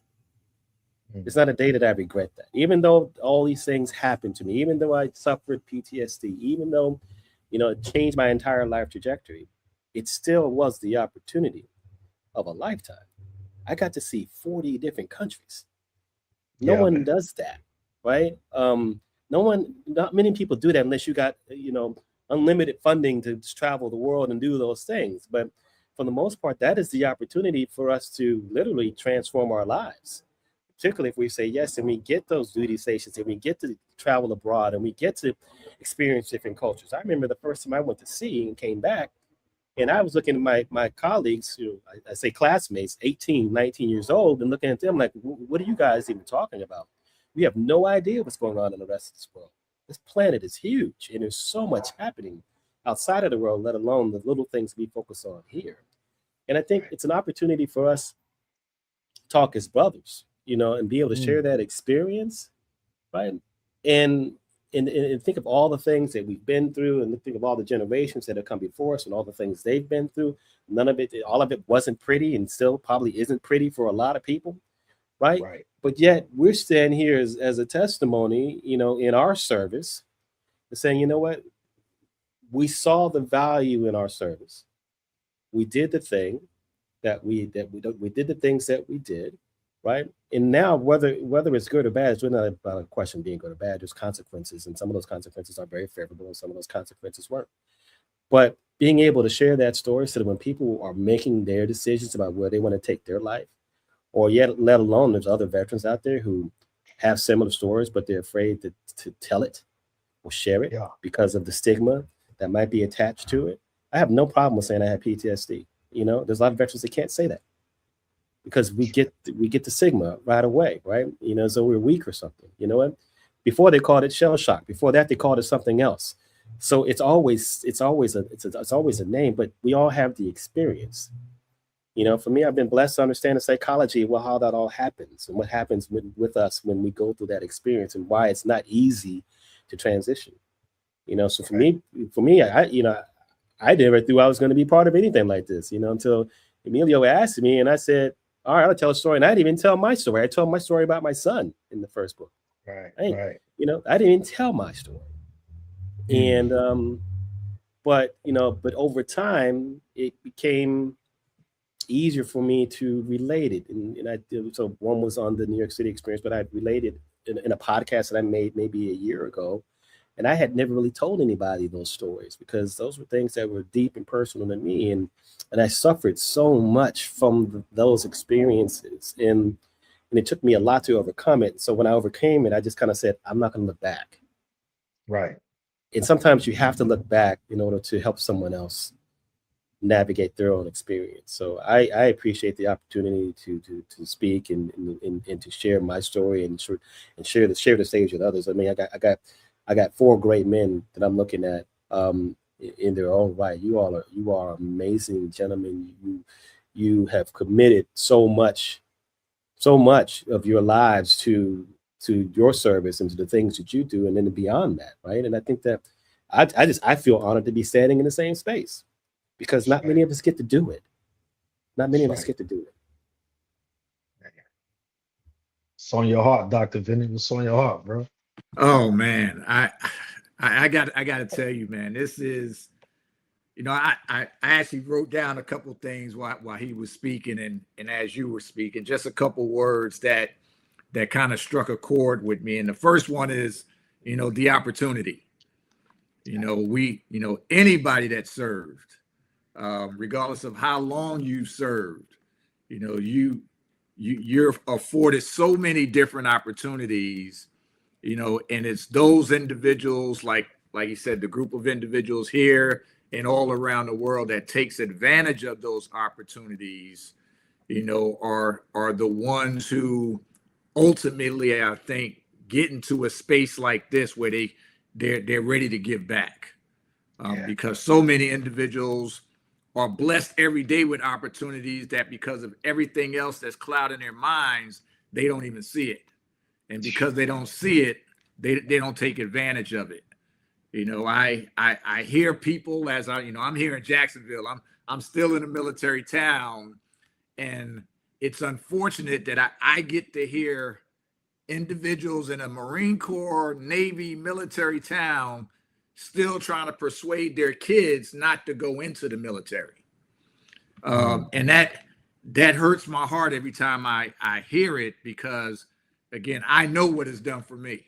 That's right. Coming from the streets of New York. Come on, man. As I tell people, born, raised, and escaped.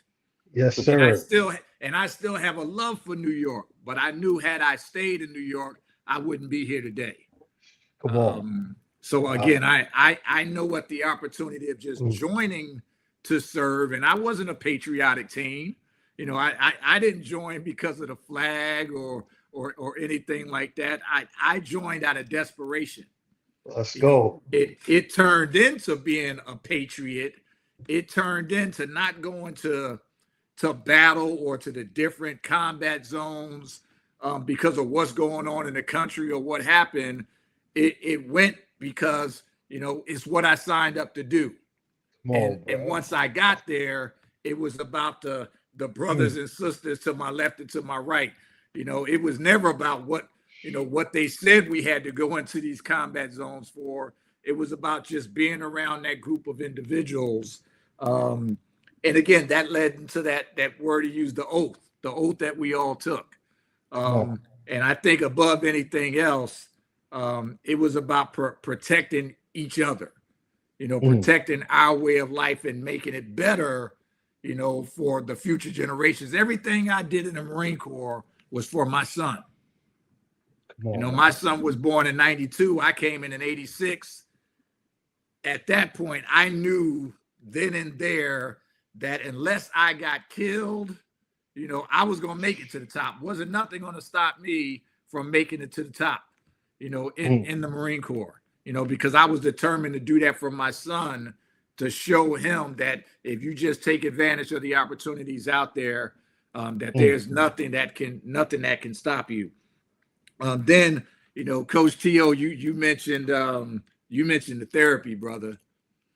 And, you know, I got to tell you, you know, thanks to individuals like the Rev, Emilio, when I got out of the military, you know, like many others, I know I got PTSD. But when I got into the speaking space, it became my therapy. To this day, when I speak, you know, my family, my wife, other individuals, they only hear things from me when I'm speaking on stage. You know, things that happen in the combat zone, things that I've seen not in the combat zones, but still traumatize me. Because people think that you're only going to get PTSD from being in combat.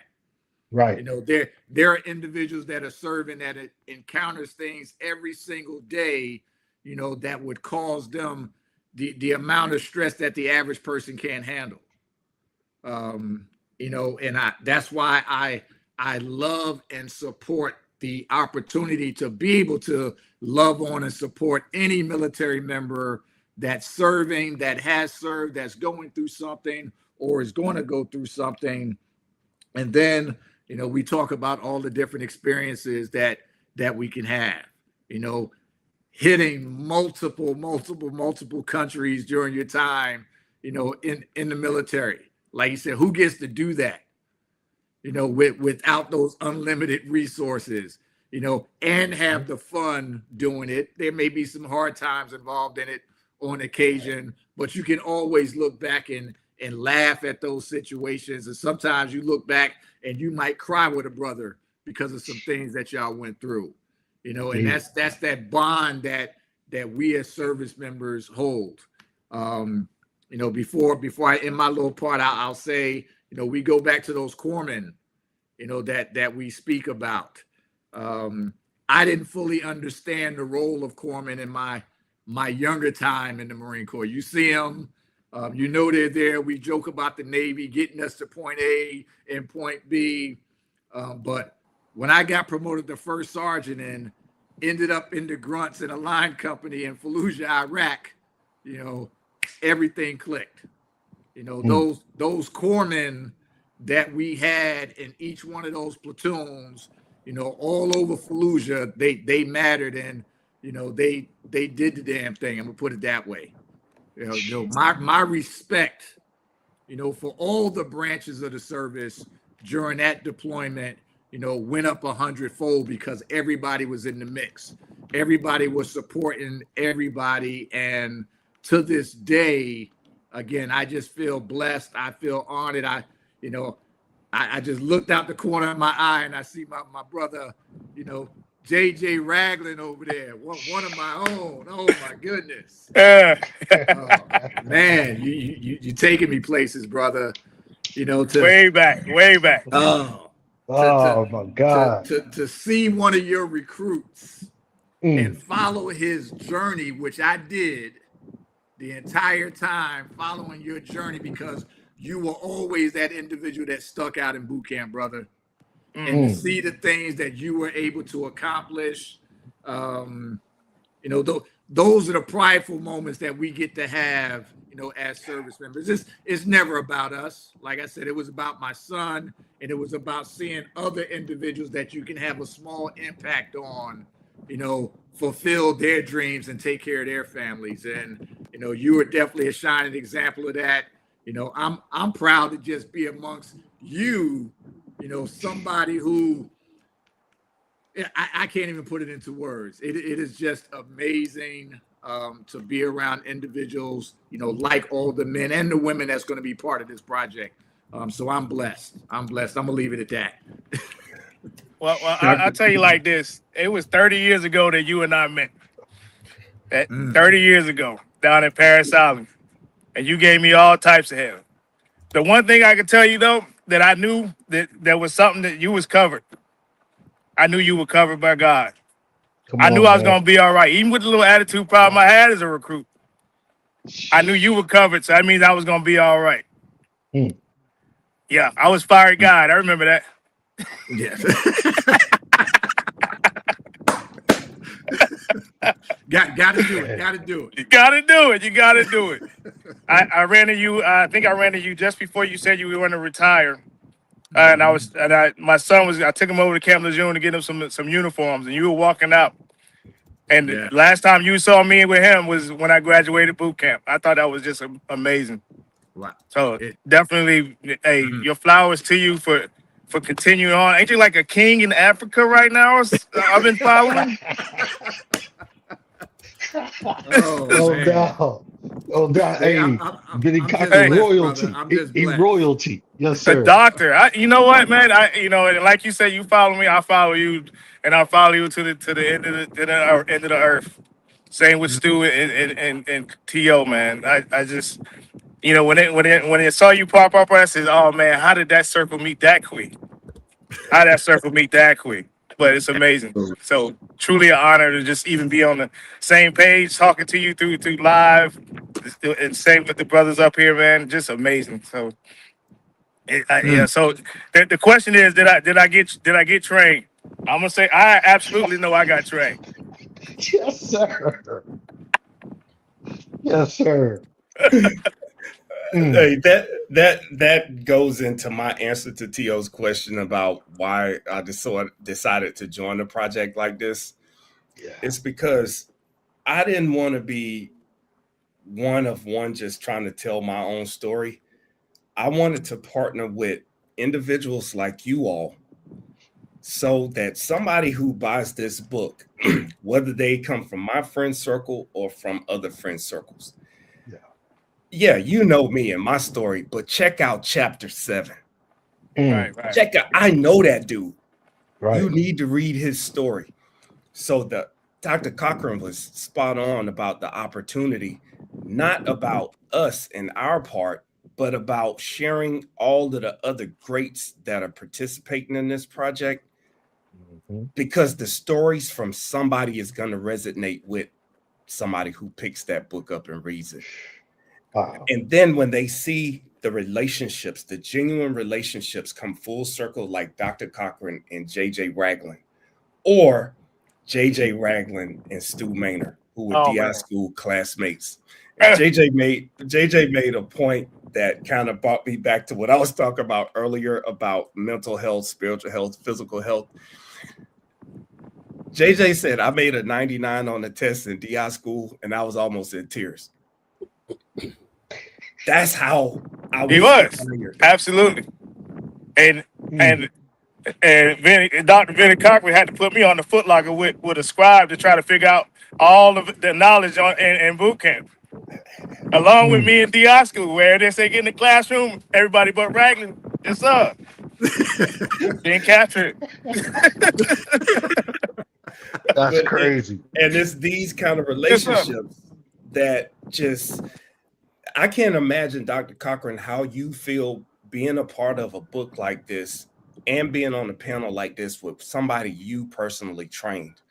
And I've gotten snippets of it by going back and now seeing some of my former recruits retire or get promoted. It blows my mind, and it kind of helps you realize, man, all of that stuff that we did 20, 30 years ago, it wasn't for us. Right. It was to help somebody else get where they need to be. Yeah. And I feel like I'm getting promoted when I see somebody I trained get promoted. Oh, yeah. Thriving and doing well. Yeah, absolutely. That's why I did it. That's what makes being a part of a membership in a club like this so elite, because everybody can't do this. And everybody is not in it for the right reason. You know, none of us here are looking for pats on the back, talking about all the things that we've accomplished. Sure, we could do that if people respect it. But if we're doing all of that and the people that are along the journey with us aren't accelerating beyond what we're doing, I think we might be doing it for the wrong reason. Right. But that goes back to why I'm a part of this particular group of individuals, because I know more than 3/4 of the authors, and I've personally saw the triumphs, the failures, the burden, the life happening for us, and helping each other navigate this journey.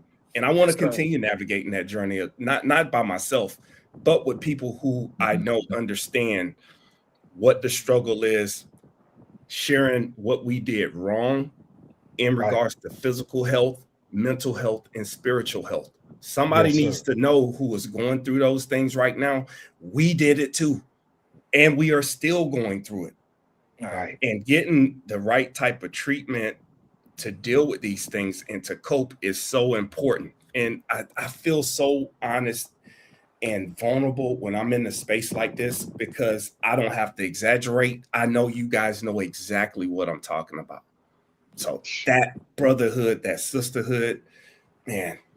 Well, you know, Stu, I always went off of this haze me, haze you. So, you know, with the VA, it ain't always easy. And how you you're able to get that massages and the therapy. There's also the processes. So, you know, how you had to go and you had to go to the physical therapist to prove that you had this, that you needed that physical therapy. And then they take it to the next level and you need that other next physical therapy until you finally find the right physical therapy. And I think I found that, like, with a lot of veterans, just from, I went to a pool massage therapy. And a lot of veterans that I talked to said, well, I had to beg and plead to get here. And I said, well, I didn't. I just kept going. I just kept going. And I just kept going. So, you know, back in the days where you'd be like, oh, you want to haze me? I'm going to haze you. You got to stay on them. You just got to stay on them. Yeah. Yes, sir. You know? Who's going to advocate for you like you? Yeah, exactly. Nobody. Nobody. Nobody. Exactly. Nobody. Like straight And up. we don't have to make up anything. Nope. You just need to tell them what you're dealing with. Yep. Yeah. And you need to keep telling them what you're And dealing with until you keep get telling. the assistance that you need. And then, Yeah. more importantly, go back and tell them after I receive this care how effective it is. Right. Or if it's ineffective, because that helps us. It helps the future.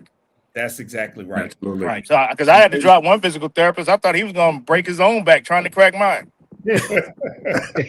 No. That's crazy.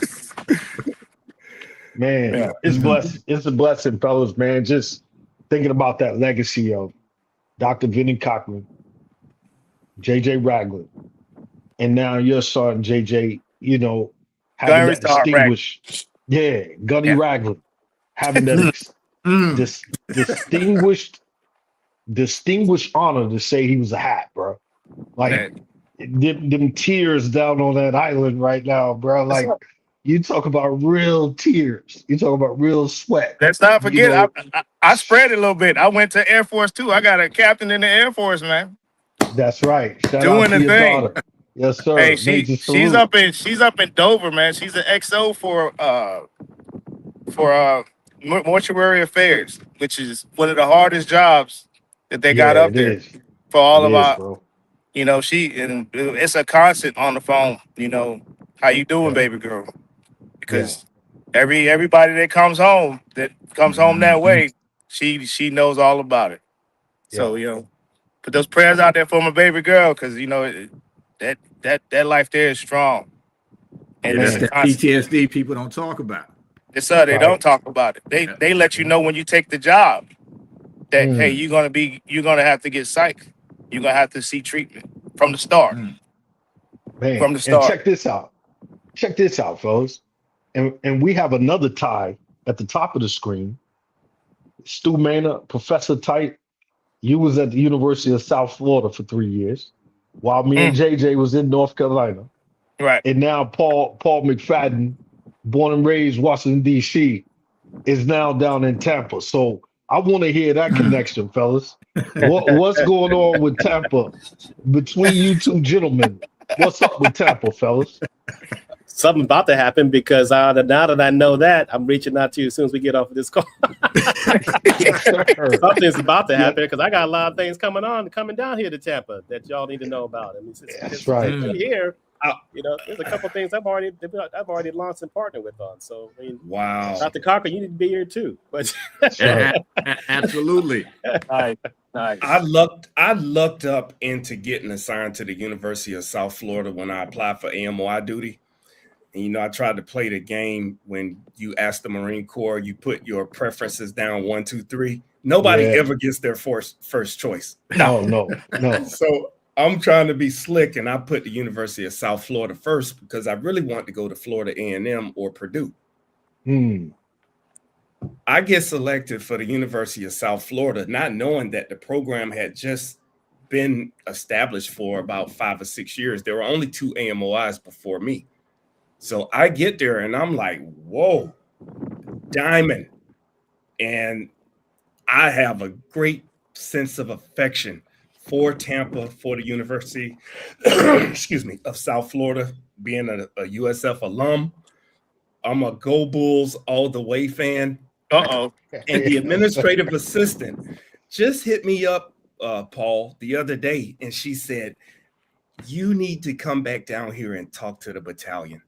Let's go. We would love for you to come back down here and talk to these students because you were here. They know your name. They see your brick in front of the building. They need to know who you are. And I said, me? It's humbling, you know, thinking about you left that kind of impression on someone or that group of people. So, man, Paul. Hey, you had a great team down there too, though. You and your MOI was a great team. Not Outstanding only team. My MOI, she was phenomenal. Jen Simpson. I love Jen. We just established such a great rapport and relationship, and our Navy counterparts also. Without the commanding officer that I had down there, I don't think I would have been able to complete a college degree while I was there. Right. He told me, he said, these Navy officers that come down here to work in these billets, they have to get an advanced degree. They have to. That's a fact, bro. That's the whole goal. That's a fact. That's the whole goal, right? He said, why should you be any different? You already started with your associate's degree, so finish that up, and I will make sure you have time to be a full-time student at the University of South Florida. Yeah. And I'm like, right, while I'm doing AMOI duty, he was like, you figure it out. So, go to class and then come back and you do unit stuff. But you need to be enrolled because I want you to have your degree before you go back to Big Marine Corps. And it happened. It happened. I seen it, gentlemen. He trained the students, but he walked with them for graduation, threw his tassel over and threw his cap in the sky at the same time as the students that he trained. I said, man, that dude's the GOAT, bro. Oh, yeah. Oh, yeah. Dr. Then turn around and got the first salute. Yes, sir. I said, man, that's GOAT right there, bro. That's GOAT talk right there, bro. So wow, that's huge, man. I'm happy to know that, gentlemen, that both of you got ties down there. I know, Paul, you've been down there since the summertime and getting your feet wet, making things happen. And so, we got things shaking, man. We got things shaking. And it's just a blessing, man, to see the ties coming together. And like you said, Stu, man, it's we're gonna all have the opportunity to be together, gentlemen. So we're on the screen virtual right now, but imagine when we all in that same space together, man, able to break bread, man, hug, share. It's gonna be amazing. And shout out to Tanya Cochran, bro. First on type, Dr. Benny's wife, man. Hey, we love you, Tanya. Those ties, man, because she's got ties with my drill instructor, Sergeant Major Michael Hinges, and just being able to talk to her. They were all down there together, nasty recruits. Me and JJ Ragland getting slayed on the island. Emilio was down there in '96 too when I was there first time. That's right. Man. It's special, man. Special, gentlemen. It's a small world. Small world. It is, man. Hey, there's another Georgia boy down there. Y'all need to jump into. That's Stephen Patrick Roberts. Yes, sir. Shout out to Stephen Patrick Roberts, bro. Good old Valdosta. The Ole Miss. He the mascot for Ole Miss. That's right. Good old Valdosta. Hey, he got them pecans, yo. He got yes, the best them pecans, the best in the world, bro. Yes, sir. Send me some for Christmas. I tell you what. Yeah, man. Stephen Patrick Roberts drove to Greensboro to bring me some pecan wood because he know I love smoking meat. He did that on multiple occasions. That's the kind of dude Stephen Patrick Roberts is. Bro. And it's kind of interesting that you guys brought him up with Georgia and Ole Miss playing last night because he's a Georgia Bulldog at heart. Oh yeah, but his affiliation is Ole Miss. Through Ole Miss. Yes. If you pulled up the screen on him right now, you have on Ole Miss on his shirt right now. That's right. Oh yeah. Hey, I know it's some boys out there sick right now, man. Them Georgia boys, Jonathan Borders, many cats, they sick right now. I know y'all watching. I know y'all peeping us out. Hey, come through and get some of this therapy, fellas. Come through. Steve already did it. Because I know when that boy kicked that ball last night and it went through the uprights, and I saw them hands in blue behind the goalpost do like this, I said, oh man, it's gonna be a cold day come tomorrow, bro. So yeah, come on through and get some of this love, fellas. I don't know if you guys were on earlier when I talked about why I wore this shirt. It was intentional, right? Yeah. Whether they won or lost, I am loyal to who I'm loyal to. That's a fact. That's a fact. I can't be in my feelings and let that individual small period of time, a football game, affect my mental state. That's a fact, bro. For the rest of last night and today. That's a fact, bro. I told Daniela and I told Emilio, Had that game happened 5 years ago, I wouldn't have been on today. Yeah, bro. Yeah, bro. That was Hey, it, man. because I was too attached, and I allowed small stuff like that to determine my emotional and mental state, and I didn't know how to control it. So when I saw that ball go through the goalpost, I said, all right, that's it. I turned the TV off, I put my CPAP on, and I went to sleep like a baby. Hey, Paul McFadden, man, final words, man, for the listeners out there. What's on your heart, bro? Final words, Paul. What's on my heart? I mean, look, I you can see the fellowship, you see the brotherhood here, right? And and you all have an amazing connection. Like I said, I'm just honored to be in the room and be on the same stage. But I think the most important thing is that regardless of how we all came through and came up, I think one of the things, Dr. Cochran, I think you said it, we did it for the right reasons. A lot of those reasons were personal reasons. It wasn't about the country. Maybe we weren't the patriotic folks in the beginning, right? But we learned some things. We learned about brotherhood. We learned about connection. We learned about promises. We learned about the pledges and protecting one another. And that certainly has gone on to serve us in other aspects of our life. The experience is real, right? There's been some sort of trauma, if you will, that we've all experienced, whether we were in combat or whether we were observing what was happening, on the sidelines or working in some other role or some other position, right? I didn't see combat, but that doesn't mean I didn't get PTSD from the experience, right? But I have respect for everyone that has certainly gone through and served and done it for the right reasons, because I think that there is something that gets lost, but there's something that's found, right? You lose something, but then you gain something. And I think when you can realize what you gain from that, and then you can give it back, that's when the experience was worth it. And I think that for everybody that I've encountered, obviously through this venue, but certainly just brothers abroad, right? I think that there's always something that you always share that, right? We always get that. You got that nod, you got that look, and you don't have to hold back. You don't have to, sugarcoat anything, because as Stu said earlier, I don't have to explain it to you, because you guys already know, right? When you're talking to the right people, they already know, right? Everything you're saying, they know exactly what it is you mean and what you're talking about. So I'm just thankful that we've been able to share this time together today. I'm glad we all took the time out during this period of time to do it, because I think these two of you, I haven't seen before. So this is an opportunity for us to connect. Thank you, brother. And we're all connected too. And I've seen Dr. Cochran before, and of course it's Coach T.O. But I don't think I've met you in person. But now that I know that you have ties to Florida, I'm gonna expect you to come down here. That's right. Right. And that's right. And JJ, I want to see you too. So I don't know if we're connected now, but I mean we will be connected after this. So that's the beauty of stuff like this. We get to connect with our brothers and sisters that have had these experiences and share space with them. So I'm just thankful. Thank you very much, Tio.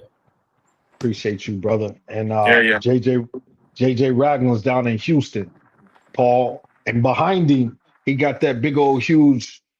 Yeah, go ahead and show him, bro. Right by the lake as well. So he's like, "Hey, come through, fellas." So we're gonna make that trip. That's gonna be a part of our Born to Risk trip. It's getting down there to Houston, man, and breaking bread together. Final words, Dr. Cochran, before I let y'all get up out of here, brother. I was thinking, and brother Professor Stu, he kind of hit it, and it's one of the things I tell everybody that I speak to, and that is, never let what anybody says or does affect how you feel at any given moment in your life. We got to be able to take control of our reactions to the things that are inevitably going to happen. Like he just talked about, a football game, but there are things going on in people's lives every single day that they allow to impact and affect the way that they do things right after that. Only thing I can tell everybody is we have complete control.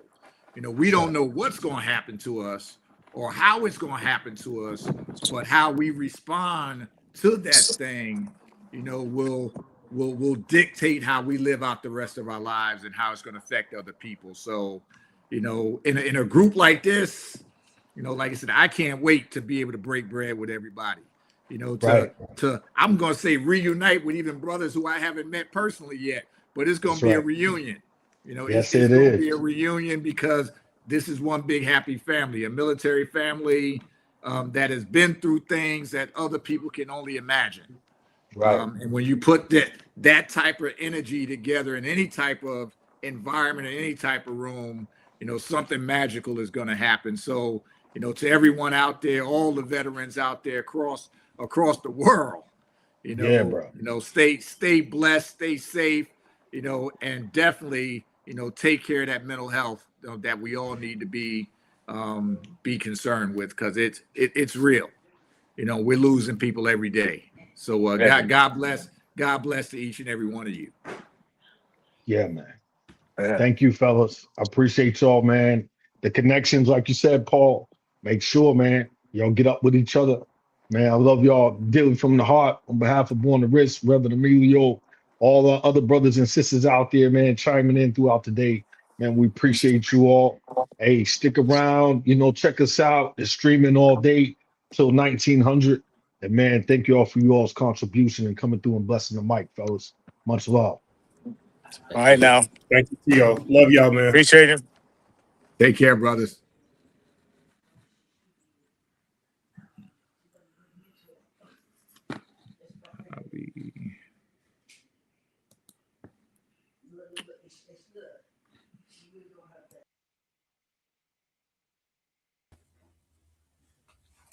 How you doing, young lady? Hey, I am well. How are you?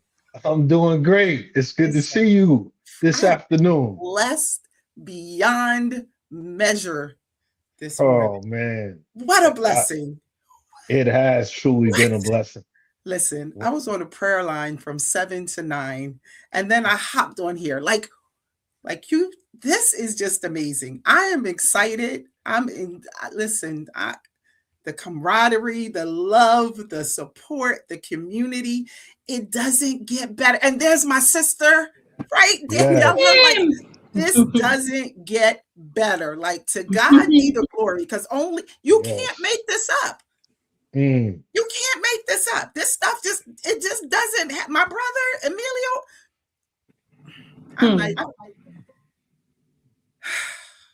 I love that man. Yes. Listen, that is my brother from another mother. I love him. My sister, I'm telling you, I love the atmosphere. This is absolutely amazing. I am encouraged, and I'm just so proud of all of you. But my brother, but God. Been a long journey. He knew the plan that he had for him. That's right.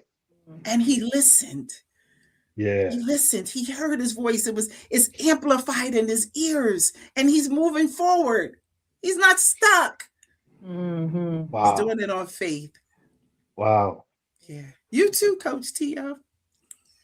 It's all, like the faith. I'm just so encouraged. I was like, I'm a pop on, and I got to do some things. I haven't done a thing but sit here and listen. That's it. That's it. I was just the camaraderie, the love, the community. People don't have this. I say this in my prayer group every morning. People need a space. Yes. That's what they're looking for. People are hurting. They're looking for hope. Wow. We can find everything else in the world. We can't find hope. We can't find love. We can't find community. A safe space to come and talk. You can pour out, and you can also be poured into by testimonies and love and all of that, right? And that's what I've seen here. That's what I've heard here. So I'm grateful and thankful to be a part of it. I'm gonna stop talking because I just get excited. Oh, we don't want you to stop talking. How about you share? Because I'm not sure if Coach Tio is aware of how we all met. You are an Army veteran. Yes, obviously. Yes. Thank you for your service. It made me feel like I wanted to be a Marine today because I wanted to get in that conversation. Look at that. It's all good. Yes. Go ahead. So I'm share sorry. the journey, Kim, a little bit and how we met and what you do for your veterans. Oh man, I love my veterans. I truly do. So I met Emilio when I was volunteering at the Camden VA clinic, and he came in and I was talking to him, and he had a book, 100 ways or 1,000 ways? One of those, I think it's 100 ways to thank a veteran. 101 ways to thank a veteran. 101 ways to thank a veteran. And I came out, I think I had on my little smock. And we were talking, and he gave me the book. And he said, will you take a picture with me? I was like, absolutely, right? Absolutely. So we did that, and he talked, and we talked, and I was like, wow, this man, yeah. So then I was sitting on the board for Veterans Affairs in the city of Camden, and they had a contest, and they were looking for this veteran to be voted veteran of, I don't know if it was the year or not, but I was like, wow. Now, I know a lot of veterans, but to God be the glory. They bought Emilio back to mine, and I put it in, and he won. He won. And when I tell you it was big, it was with the mayor in front of City Hall. There were photographers. It was just amazing. And my brother showed up sharp, as always. Him and Daniela, and there was the news media, the newspaper, and it was just amazing and very deserving because of what he does for veterans. So we met, and then he, Daniela was chasing me down, trying to get me to be a part of, I don't even know. And I was like, I ran from her. When I tell you, Coach Tio, I ran from her. Is that right? She was not letting go. And I'm so glad she didn't, because I had the opportunity to volunteer for them. And from the first time, I knew I was meant to serve in that capacity for them. And I have been ever since. I don't even know how many years it's been. I know it's been more than 2. I don't even know. It's been a while, and anything that they need, anything, and they know it, they can call on me. And if I can do it, I'm there. If I can't, I'm going to find somebody. And if I can't find somebody, then I'm going to have to make a way to be there for a little bit of time. Right. That's right. I just truly love them. I love their I don't know. So I'm so glad that I said yes, and that I'm a part of this community. Yeah, absolutely. It's You always saying yes. You're the first face that I see. Every event that I've been to, you're the first face that I see. And you know how it goes, Kim. Like when you're traveling and you're thinking about everything that's happening, all the different moving parts, and you want to get there, show up, correct, be where you need to be. And I can relive the moments of walking in the front door, whatever venue, and you're there with open arms.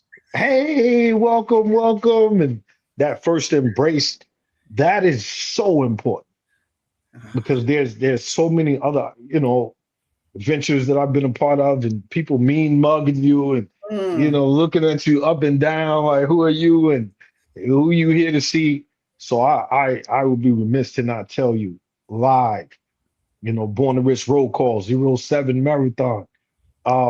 Thank you, sincerely, sister. Thank you, because you make that home away from home feeling for me personally. And I really want you to know that. Like it's special. You represent well. You represent with a smile on your face. You can feel that love. You can feel the aura. And I coin you as a light bearer. You have that light, man, all throughout. From the time, if we there all day, half a day, from start to finish, Sister Kim, that is you, and I truly appreciate you for that. And honoring these two, on this screen with us, man.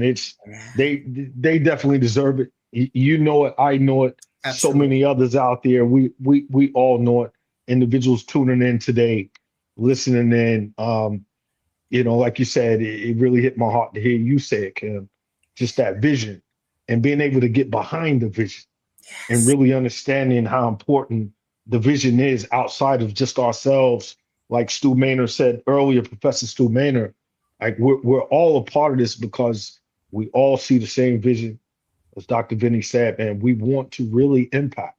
We want to help veterans, whether if you're a veteran or not. That's our goal. So I appreciate you, sister. I thank you for your service. I could only imagine some of the stories you have. And I just want to ask you one. Where did you go to boot camp, Kim? Where did you actually go to boot camp? Fort Leonard Wood, Missouri. Ooh, I've been out there. Yeah. Oh, I went in September. Listen, I'm gonna tell it. September of 1980. Wow. I know, y'all.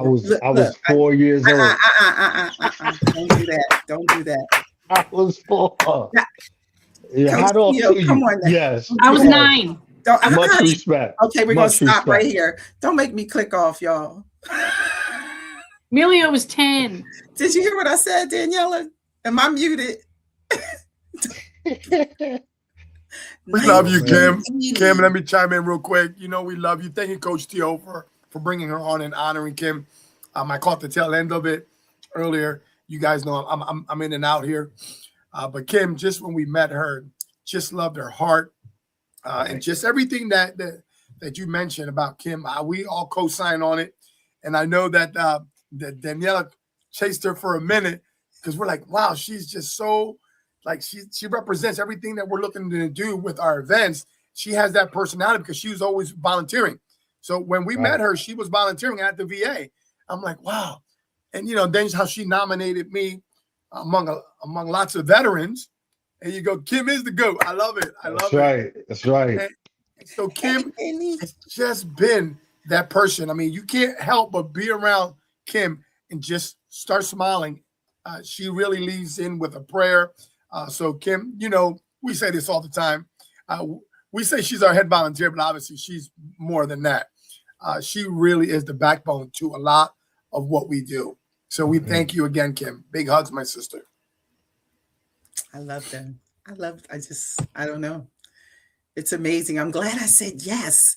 See, we have to be careful, right? We have to be careful because when it's placed in our spirits to say yes, we have to say yes, right? Yeah. When it's time to say no, we say no. But I am so glad I stopped running and allowed Daniela to catch up with me. I got longer legs than you. I was catching you. Yeah, I said it's really funny because that's the second yes that I said. At first I said no, I was going to run from her, but that was the second yes. My first one was my prayer line. They asked me years ago, can you pray for us? And I said, no. I had never been on a prayer line, never prayed in public. No. And then I said, wait, was I supposed to say that? And they said, no. And I said, yes. And here we are 5 years later, right? So this was my second yes that I realized that, it's supposed to be. It didn't happen. Everything happens the way it's supposed to. So I'm grateful and thankful to even be in the room. Amen. And Kim, and thank you for that. Just to add, before Daniela jumps on, not only did you say yes to us, but a lot of people in our communities, they saw how you interacted. I want to say Nikki Cuesta, you were volunteering for her stuff. And of course, we were getting a little jealous. I'm just saying, we're like, how are they going to take our Kim from us? But, gotta share. We gotta share. But Kim she's amazing. She really has a giver's heart. And I mean, we can't say enough about you. Thank you for Coach T.O. for bringing that up. Yeah, I love you guys. We love you. And let's transition a little bit because I know you see a lot. You volunteer at the clinic in Camden and you go to Philly VA a lot, obviously, but you help your veterans. You put on your annual Christmas party that we just attended. It's always so much fun. What do you see? Share a little bit about some of the major challenges you see with veterans, in just being a part of the clinic in Camden and what you do. So I see a lot of loneliness. mental health issues,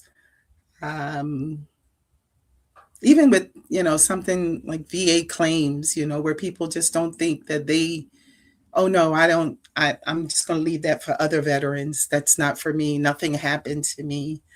But a lot of mental health, a lot of just people needing to get together, this camaraderie, that's why I try to explain to them. That's why I want to pull people together, because I know that if you carry a 5-pound bag of sugar from your front door to your kitchen, it's easy. But if you have to carry it for 4 hours, it becomes very heavy. That's right. And I think a lot of veterans walk around with this heaviness because something happened during our transition throughout the military. Something, right? We went in, one person, with rules, and we were changed. We were changed to look like someone else, to walk like someone else, to speak a language that we didn't know. And it changed us from who we were, right? Immediately. And you didn't get a chance to say, wait a minute, hold up. No, I don't know. That wasn't it. So I think that we go in one way and we come out another way. And I don't think anybody wants to really talk about it, right? So they carry it. And they carry it over the years. 5 pounds becomes 10 pounds, 10, 20, 50. We go into things to habits, bad behavior. And then we say we don't know what happened, as opposed to just letting it go. I believe that when we release things, we're able to receive things. But as long as we're holding on to them, we wind up making bad decisions, So I just see a lot of mental health. And I was in a drill sergeant unit in the reserves after I came off of active duty. And he suffered a lot with things that happened to him on active duty. And he was a drill sergeant in the reserves. And he was a Philadelphia police officer. And I remember getting the call that he committed suicide. And it tore me up. My brothers from the military, we meet up for Veterans Day. We talk on the phone. We have Zoom calls. I do check-ins with all of them. That hurt me because I felt like I didn't know, right? He was hurting and nobody knew. Nobody knew. So I wanted to create a safe space for people. So I have a safe space for military. I have a safe space for civilians. I have a safe, and I just want to pull people together to let them know that there are safe places that we can talk about real issues amongst ourselves, where the first thing I make known is that this is definitely not for the outside. So whatever happens in here stays here, because we are private, right? We learn to depend on each other in the military. Everything is not for everybody. So just trying to allow people to breathe, right? And have hope. Everybody wants hope. Everybody needs that space. So I just see a lot of hurt people, hurt veterans, lonely veterans. Yeah. So as many as I can grab to help to do whatever, I want to do that. As many as I can honor, all of that, right? But I think we do. It's like it's a family. It doesn't matter what branch you're in. Right. Right. I love veterans, and I want to see all of them win, not just some, all. Yes. You can see it in your eyes. Like you can feel the passion of it. You can tell the real care is really there, and we applaud based on the things that you're doing, because we know it's not easy. We know when we all end up on this screen right now and throughout, whether it's an hour segment, a whole day, Sister Kim, it's easy to sit back and watch others and just kind of just watch and critique and well, I wouldn't do it like that, or this is stupid, or people are people. Yes. But we know behind the scenes the work that it requires to really make a real impact and real difference. Oh yeah. And sometimes we fall short, but it's the effort, it's that concerted effort of knowing that I'm going to utilize whatever resource I have. If I got to dig in my own pocket, if, just like with Reverend Emilio, taking the cards to the veterans around the holidays, those things matter, man. Like you said, it's the most simplest things is what matter. I just heard a gentleman 10 minutes ago, Kim, say, a lot of times veterans just want to be seen. Exactly. And not seen in the look at me manner, just there's someone that still cares. You can't go through those type of bonds, with life on the line or certain situations, being far away from home and having to cling to someone else that feels the exact same and helps you to get through. You can't go through those type of things and then years removed, like you said, the loneliness, the isolated, thoughts. We pick up bad habits. We start, looking at things that we think is going to, isolate the pain, which all in truth, it really doesn't. So something as simple as just, hey, sister, I see you. Hey, brother, I see you. Hey, thank you for your service. Yeah. Your service really means something to me. Yes. Why? Because I'm a service member as well. I could say countless of times, man, I've been riding with my children and they'll see the little guy standing at the stoplight, Sister Kim, with the little cardboard sign, I'm a veteran, I'm homeless, I'm hungry. And my son is like, they can't fathom that because here we are living in this nice place and driving a few nice little cars and eating well. And then they see this guy, I'm homeless, I'm a veteran, I'm hungry, help me. And I always try to take that time, Sister Kim, to explain to them that, hey, there's a spectrum here. Yeah. And that same individual can be me and your mother tomorrow. Like, amen. It could be us. Only by the grace of God, be it not you or I, because it could happen. That's why we have to be grateful and thankful, because it's not ours. It's a gift. It's a gift to us from Him, right? It's a gift. Our children are a gift. We got to be careful how we handle these gifts that we're given. That's right. Right? It's all a gift. And I just count it all joy, whatever it is, right? Because there's either a lesson or a blessing in it, right? That's it. I'm just saying, I count every second as a blessing. I don't live my life by days anymore, or years or months. I use second by second because I understand now that He was with me in the past. Yeah. Right. If I go back there, that's called depression. If I stay there too long, He will be with me in the future. That's where anxiety lives. Right. But at this present moment, I'm with some amazing people right now that He has placed me with. And I am enjoying His presence at this very moment. Very moment. So I'm grateful and I'm thankful and I'm just counting it all joy. Stay present. Stay present.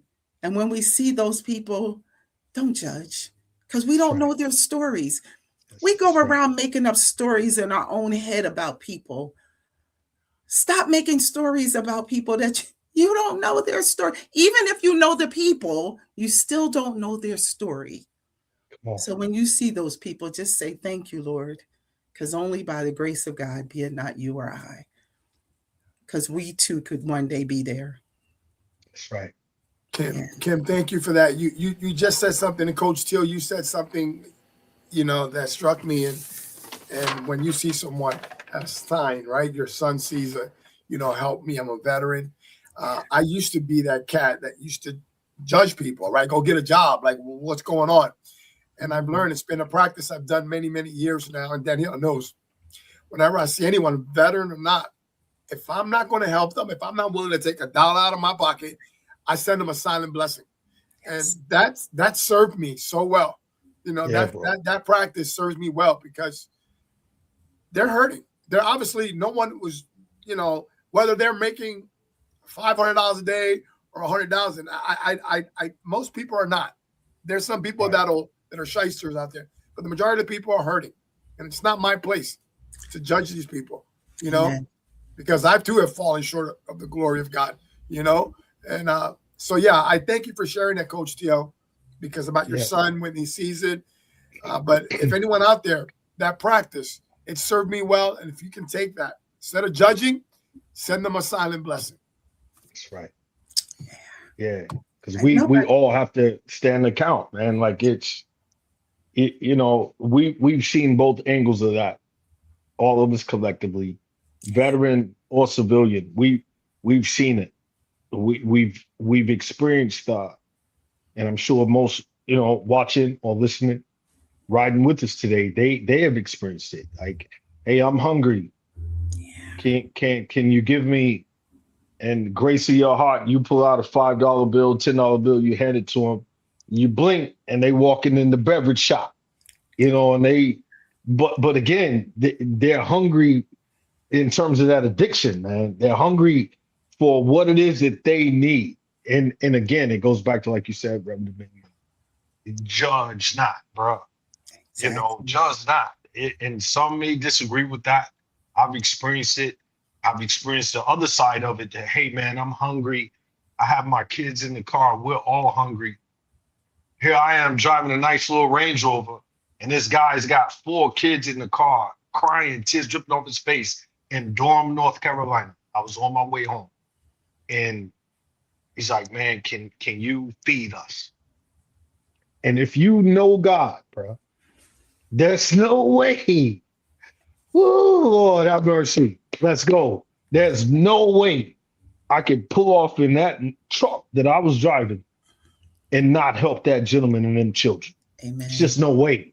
And I told him, I said, well, listen, man, we were at a Shell gas station. I said, hey, we could walk in here, man, you get whatever you want. And they got the little burgers inside the little plastic bag. Man, he grabbed about 4 or 5 of those burgers, chips, and he was still humble. He was like, I don't want you to have to spend too much. I said, man, get whatever you need. Whatever you need. And he grabbed it, put it up on the counter. And once it all got bagged up, I went to the ATM machine and I had $40 in my pocket. I'll never forget it, Sister Kim Daniela. And I took the $40 and folded it up and put it in the brown paper bag with the rest of the food. And when I handed it to him, I said, brother, God is real. Yes. And he said, yes, he is. He got in the car. I drove off, man. I cried all the way to my house because it was in that moment that God spoke.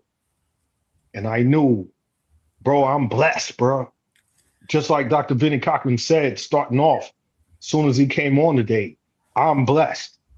And the reality is, a lot of our veterans out there, like you said, Sister Kim, we don't know their story. We don't know exactly what took place, but it's our responsibility, in my opinion, to see God in every person, regardless of who, what, where, and why. See God in that person, and God will give you, that spirit to move forth with them.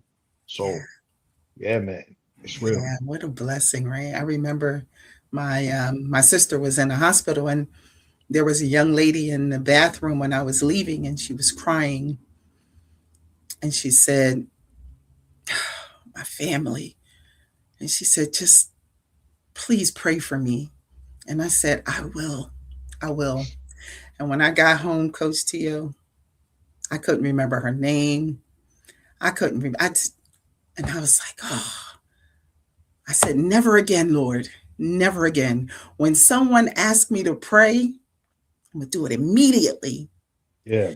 I was at Cooper Hospital again, and I met a lady. Her husband was in the hospital. My husband broke his neck, messed up. I met her, and she said, just please pray for my husband. We were standing in the parking lot, and she said, please pray for me. And I said, I will. Immediately, her hand was on my car. I touched her hand. I started praying. Because I said, Lord, I'm not going to do that again. I'm never going to walk away from another person that's asking. And I did that. And I prayed and I prayed. And after I prayed, she looked at me and she said, I'm a Jehovah's Witness. And I said, okay. Right. Right. Like, that didn't matter to me. That's right. Right? Doesn't matter. We can pray for anybody. We can be there for everybody. We can love everybody. That's the fruit of the Spirit, right? We just love. I have extra love for my veterans. Yeah. I don't know. It's something that we just do. I don't know, but that camaraderie. But I have love for everybody, but just a special touch for our veterans. Yeah. I do. So whatever I can do to reach a veteran. Love you, Kim. We love you so much, and we're so grateful that you're in our lives. And I know Danielle and I, we say it all the time. You know, there's a lot of people that we get to meet, a lot of people we get to walk alongside with different groups, but there's something truly special about you and how you show up. And so we're just grateful to not just call you the head volunteer, right? We're grateful to call you a sister in Christ. And you prayed for me. You prayed. We've cried together. I mean, like you've seen me. You've seen me at my darkest moments, and you've helped Daniela navigate some of those dark moments because she was on the receiving end of my addiction. So thank you. We knew God had a plan. That's right. We didn't have to see it, but I knew it. Daniela knew it, right? We talked about it. Just hang in there. It's called work, worship, and wait. It's that waiting process that's the hard part. That we make hard. All we gotta do is wait. It's gonna happen. He's gonna show up and do what he's supposed to do because we're praying. We're working, we're doing our work. I'm showing up, Daniela's showing up. You showing up. Maybe not in the way you want to show up or the way we want you to show up right now, but we keep working, we keep worshiping, and the waiting process. Look at you. I'm proud of you. I love him. But I'm gonna stop. Kim, Emilio is right. I mean, so many conversations you and I had, and you know, Emilio knows when he was at his, you know, darkest hours, as he says. I was just ready to be like, like I said earlier, I'm very patient. I don't give up on people, right? But then, you know, everybody has their breaking point, and I'm just like, man, like I know the true Emilio. I know his heart. I know this is not him. But he's just not getting it. And I got to look at myself and my life, you know, like, what am I, you know, how long am I going to keep going like this? Right. And yeah, Kim was always like, it's not that I wanted to give up on him, you know that, but it was just, I was at my wit's end. I'm just like, it's not getting it. And she's like, God has a plan, you know, like he's going to, it's going to happen, but it's got to happen in God's timing, you know, as not as fast as I wanted it to happen. Right. You know, because you know, we want it instantly, but it just, I had to be more patient and wait and see, and, you know, and look what has transpired, and look, you know, this is the Emilio we all know and knew that was in there, right? It always was there. We all saw bits and pieces. Sometimes Daniela and I would talk, sometimes we have to work on ourselves in order for the work to be done for Emilio, right? So it wasn't all Emilio, right? No, not at all. I'm just right. So we had to talk about Daniela, right? Because we just it's easy for us to look at, what does the word say? The speck in someone else's eye. When there's a plank in our own eye.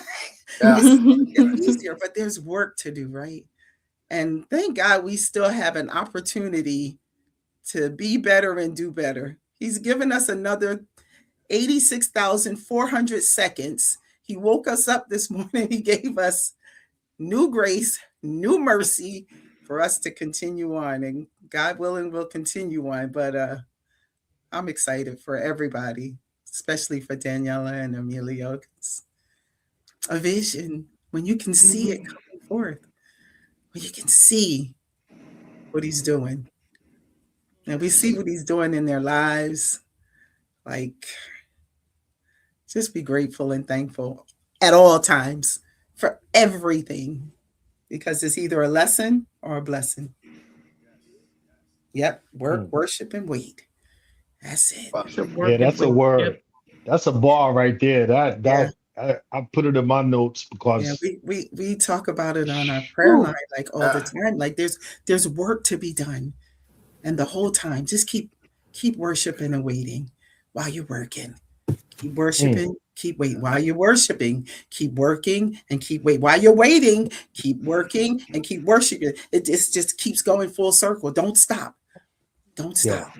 Don't stop, and don't take your eyes off the prize, because there's distractions all around to distract you. To take your eyes off. And you brought a vibe to this live that is man, just the aura is spreading across the world right now. There's someone hearing this overseas right now. There's someone out on the West Coast hearing this right now. There's someone down south, down here where I'm at, up north where you all are, Midwest, South, Jersey, Colombia, Jamaica. It's service members all across the board tapping in today for this roll call.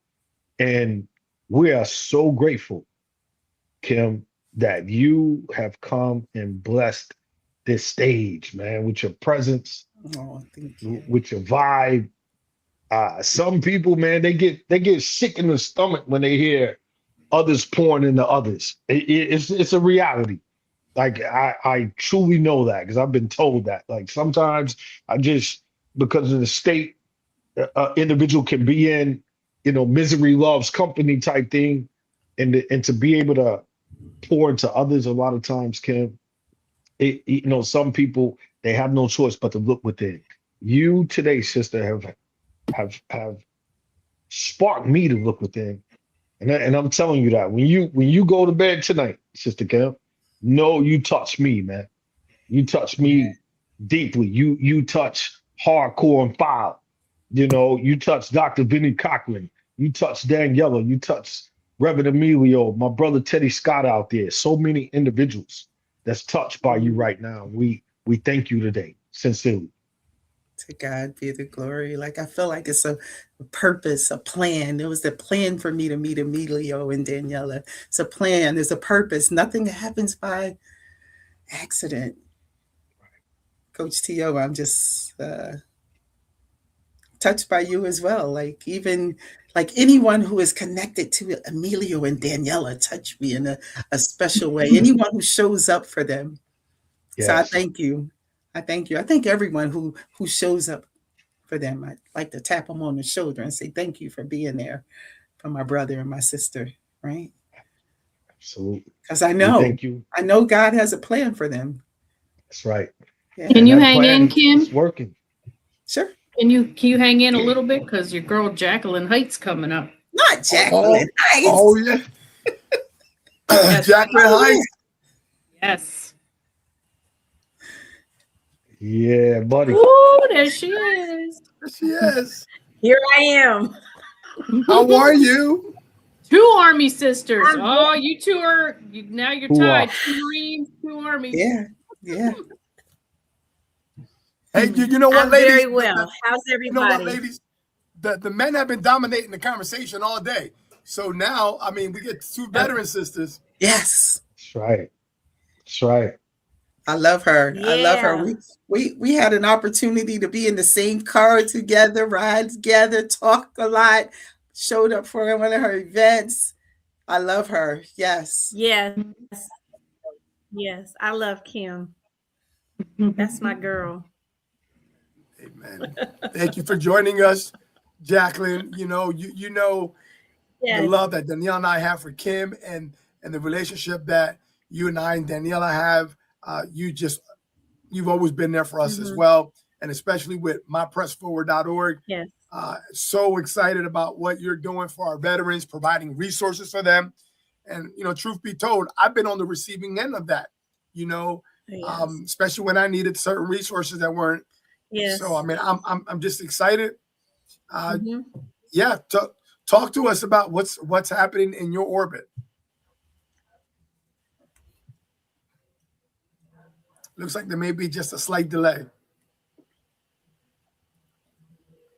So 26, everybody. I hope everybody had a great start to the new year. We are Press Forward is really looking very well coming out of the blocks. We're coming out strong. So we have a lot of not only we have a lot of fundraising going on, because we have 2 comedy shows in New York in February. March we have the Party for a Cause, and then May we'll end up doing a vendor fair that will be probably in Jersey, and we'll do that, and we'll just give people an opportunity to get a booth or get a 10 by 10 space to sell whatever they sell. But we're going to highlight all veteran-owned businesses. And that's what's going to be at the vet fair. So we're going to do that for Military Appreciation Month in May to highlight people. We always do a giveaway with toiletries and so much stuff in May for that. That's our service event, but we're also going to twist it a little bit and also do it as a fundraising, because we're going to ask the veteran businesses to, get a space and promote their things as well. So that's what's coming up in the next 6 months. Thank you, Jacqueline. I appreciate that, my beloved veteran, as I love to call you. Can you share with us, people that don't know you, don't know My Press Forward, how did it start? Like, how did that come about? Well, I got to Jersey in 2013. And when I got there, I was looking, because I came from the Fort Drum area, upstate New York, where I'm at right now. And I came from up here, and we had up here, there's a lot more vet friendly type resources with helping you with job assistance, employment, resume writing. It's the whole 9. So when I got to Atlantic County, I was looking for that and there was nothing. And so I was going to therapy at the vet center, and I was talking to Kristen, who you guys have seen many times that have came. And she told me, she says, well, you can just do it yourself. I said, you know what? I could. And so that's how it came about. I did it myself. I opened it up so everybody can have an opportunity to, for the veterans to live a healthy, safe, and productive lifestyle. Because that's our mission, is to provide those resources so they can do that. So that's how it came about. And thank you. And I got to meet your daughter. Danielle and I, we just love everything that you're doing.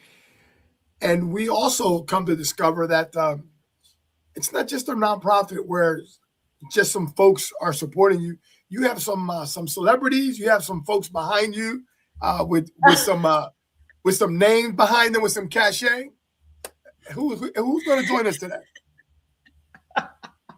So yeah, my friend, my brother, my friend Ray. Yeah, he's a veteran. And he could tell his story, how he wasn't even a fighter. He wasn't even a boxer when he came into the Army. It was crazy, but he'll tell you the story. So, and we met because a lot of people don't realize that, but when you have a nonprofit, I mean, the only way you survive, especially a small one, the only way you survive and can give back is through fundraising and donations. That's how you survive.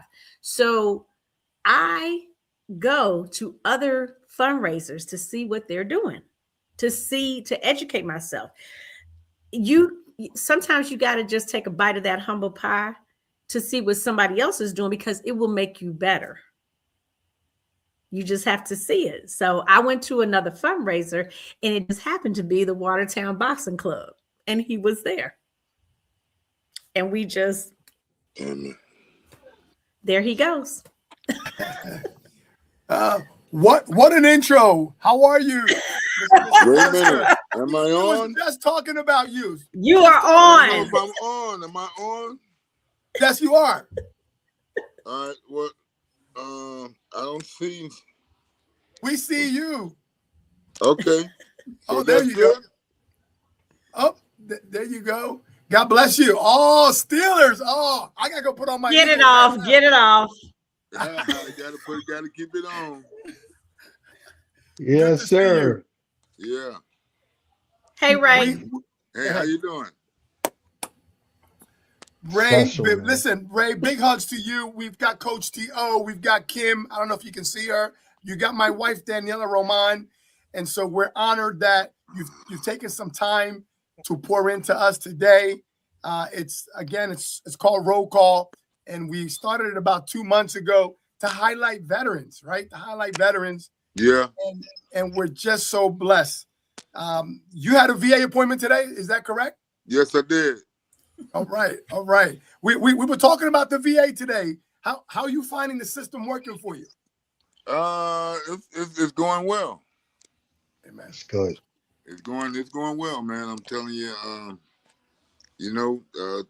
I get what I got to get done, man. They do it. Sir. So the VA that's my lifeline right there. Praise God. Praise. And we got Coach T.O. He's got a question or two for you. But yeah, we're like little kids in a sandbox, man, with Ray Mercer. Oh man. I'm honored. Thank you, my brother. Man, I'm just grateful. I'm, Merciless Ray Mercer, bro. Like it's an honor.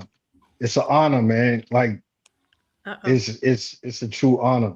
Man, I know you can still hear us. Bro, we're just excited and grateful, man. All jokes aside, I'm a Clay, Ray. I'm from Kentucky, man. So I got that Ali spirit, through my blood, man. I'm a real Clay from Kentucky. Ali, my people. So I know Ali his spirit has been with me, man. And I know through our beautiful sister Jacqueline Height, knowing you, I know those spiritual connections, what we call light bulb lessons, man, and opportunities. So first and foremost, on behalf of all the veterans out there, man, we thank you, brother. You led us in ways that I could only tell you that there's a few fighters in the world, bro, that I respect with all my heart, mind, and soul, and you one of them, bro. You got real hands of steel. I watched all your fights sitting there with my daddy. You know what I'm saying? Marines around the globe. So, man, we just thank you, man. But simple question, man. Yeah. From your time serving, what do you think, Ray, is the biggest challenge veterans face when trying to get into sports like boxing and other athletics like you did, brother? Well, I mean, it's kind of tough. It all depends on your chain of command, man. I had a couple of problems, with like my platoon sergeant and a first sergeant, used to give me problems and all that other stuff. But they got it together. I was stationed over in Germany, in Baumholder, Germany, and I was boxing there, and I was catching a little bit of hell, a little bit to box, but it was something that was in my spirit, and I know I can do what I can do, and I went for it, man. I went to the community commander, and I talked to him and told him they was messing with me in the unit and everything, and they came and investigated and put me in another unit, man, and then ever since then I've been like special duty SD, not having to go to work and just concentrate on boxing, like in all Army and all that other stuff, man. So it's not easy, but you got to, if you really want it, you got to, you go for it. And there's somebody in your chain of command that's gonna back you if you're good enough and if you're serious about it. Man. Hey, Ray. Ray, thank you for coming on. No problem. I know you do anything for me. I know. You know it, Jackie. You know it. I know. Yeah. But they asked me the question about boxing, and I told them, I said, when he came into the Army, he wasn't boxing. I said, he'll have to tell you that story. Oh yeah. I was in the Army for 2 years before I even put a pair of gloves on. You know, I was stationed at Fort Campbell, Kentucky, and when I got stationed over in Schweinfurt, Germany, that's when I put the gloves on after 2 years. And you know, I just went for it. It started off at like a company level, you know, company level boxing and all that. And I went all the way to company, battalion, and it just kept on going from there, man. So, you know, it was great for me. I had a great time in the Army boxing. I mean, I had all the support I needed, you know, once I really got started. And you know, it was great, man. You can do anything, make all your dreams come true, man, in the military. If you really want to do it, man, you can do it. So I want to just let everybody know out there that, man, you know, it ain't easy and all that other stuff, but you know, the opportunity was there, and I took it and I ran with it, and this is how far I got. And it's great, you know. I don't think I could have made it there without the military. Definitely could have made it there without the military. Grateful and thankful. Thank you for sharing that, Ray. Thank you. And I know we all got some questions because I see everybody's leaning in. Got some questions for you, Ray. Yeah, no problem. We're just so blessed that you here. Yeah, I'm a step back. Y'all can have him. I'm a step back because I get him all the time. And if I don't call him, if I don't call him, you know what he do? Let's get it. He blows my phone up and he goes, Jackie, I'm worried. Call me. Oh man! If I don't call him on time, I'll be like, dang. Yeah, I'm worried about it. She's supposed to call me and let me know what's going on with her, and she didn't call me, so I got a little worried. So I called her. I called her a couple of days ago and got in touch with her. Yeah, and here we are. And you know, Ray, and Ray, speaking about Jackie, how much you care for her and how we all do. What really got you to get more involved with her nonprofit? Like. What was it that she was doing differently that we're all going to meet up, I believe, in March of 2026? We're going to meet up. I believe you're going to be at the event. Yes. Well, I mean, she has everything in order, and she does everything for the veterans, man. I mean, how can you not love something like that? I mean, for her involving me in what she's doing, man, it's special to me. And you know, it takes me way back, and you know, I just want to be there for other veterans and all that if they need me or whatever, man. And Jackie, she is so sweet, and she's a veteran, and she is a veteran, and she knows a lot, man. And I know it all comes from her heart. So that's why I want to be a part of it. And Jackie, she's the greatest person to be headlining what she's doing, man. And I back her 100%. Thank you for that, Ray. Thank you, Ray. And I know Coach Steele got some more questions. Kim, do you got a question? Because I know we're on here. Let's go for it. Listen, look at Kim. I'm so full from. I told you I was only gonna be on here a little bit from 9 o'clock, and here it is Tuesday. I'm still on. Like, I'm just amazed. Like, I'm just so grateful and thankful to be in the room. Right, Jackie, I know her heart. Wow. I know y'all's heart, so I know the connection, right? Mm-hmm. So when he said, you know, she's just such a good, but that's what happens, right? Mm-hmm. When you just greatness, right? When you say go be great, that's everybody on here. Like, go be great. Like, Mr. Mercer, you're great. Like, listen, I know I didn't already looked you up, right? I'm excited. But anyway, we're right there in the same age group, right? Like, but I'm just so overwhelmed today. Like, I'm so full that I just get to be. I get to be. Y'all gonna make me cry. I get to be gifted to be in this community today. All right.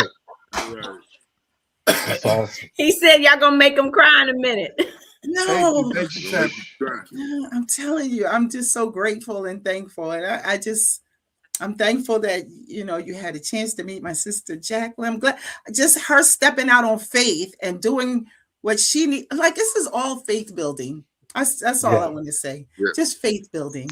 And when you can do things from a good place, from a good space, for a good reason, it all turns out well.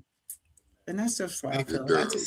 So thank you for all you do for my sister Jackie. And it's You just are full you are so circle. welcome. You are so Yeah, welcome. it's full You are so circle. welcome. It's an honor. Thank you, Kim. And Daniela, would you like to chime in? Because I know she, my wife Daniela, holds you in high esteem as well. He's like, what? That girl?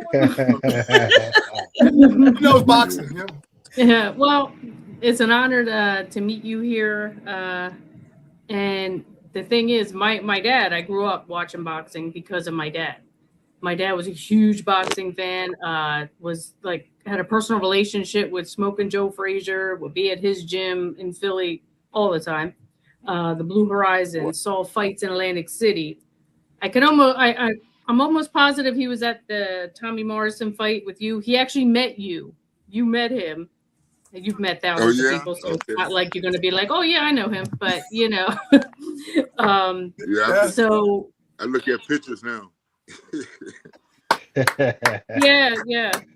So, and I want to, just say it's an honor to meet you here and know your history, and you're a champion, and always hearing my dad say your name. My brother, who's also a big boxing fan, and again, I know my dad met you and has been to your fights in Atlantic City, and it's just an honor. So I just want to say that, and thank you for your service in the Army. So Army strong. and I'm going to gift you. I wrote a book about my dad, and I want to gift you that book. Oh, So, I'd love to read it too. I really would. I really would. Jacqueline and I really will give me the appreciate information. you. Okay. All right. Well, what's I the appreciate title Well, you. you called? guys will I see really each do. other in March. Yes. Yeah, he can't wait that long. I got to get that to him. He can't wait till March. Yeah, get it to me. Tell him, Tio. Jackie He has- needs she it has my today. address. You got my address. Yes. So just send it right to me. I love that. Thank you. And it's called Big Bear Wisdom because that was my dad's nickname. My son, when he was little, gave him this nickname, and it just stuck. So everybody knew him as Big Bear, like for years. So he had a lot of wisdom, and so I wrote a book about him because like we had a very close relationship. So I would love to gift you That's that. great. I can't wait to read it. I appreciate it. Thank you. I really Thank do. you. Yeah. So Ray, for the veteran out there right now that's struggling, they about to go into the 12th round, bro. Their body's hurting. They arms is hurting mentally. They going through that rut. You've been there, bro. What advice will you give to that veteran from your heart? What advice do you have for him? I would tell him to do whatever he needs to do to improve his life, his way of living, and everything. And you can really get it done through the VA. Like I said, they have chain of command and everything. And the VA can treat me good. All you have to do is just stay on it, and they will get done what you need done. But you do have to stay on people, your period. So. I would just tell them to just stay on it, man, and go there and get, just get checked out and work toward what you need to get done, just like I did today. It works for me just fine, and I think it works for a lot of veterans. You just have to get up there and do it, and we have to also, help our veterans out too. Like if you can't, you got veterans that can't get to the VA, you need to offer a ride, try to help a ride, or whatever you can do. To help that veteran get there. Because once you get to the VA, I think you're going to be straight. So I would tell every veteran right there, to look out for the other veterans, and the VA is the way to go. You just got to get it started. That's all. Solid advice. Thank you. It's awesome, man. Who was your road dogs when you was in the Army, Ray? Like, who's them cats that you remember that kept you pushing? Any names you remember back when you was serving, bro? Yes, it was my platoon sergeant, Sergeant Wardell. He died over the years, but he kept the people off me a little bit, and he kept me straight also with what I had to do. But he really looked out for me, and I just talked to his son just 2 days ago. Me and his son got close. I talked to his wife and everything. So I let them know that this new year, you know, that I'm here doing what I'm doing because of their father, who really stood up for me. He was an E6, and he really stood up for me, man. And without him, I would be right here right now. So I would like to let everybody know that Sergeant Wardell was my platoon sergeant, my platoon leader. He was it. He really helped me out, and you know, I did what I had to do, you know, to let him do what he had to do. I had to do what I had to do. So that's a great question. like T.O. I said, Yeah.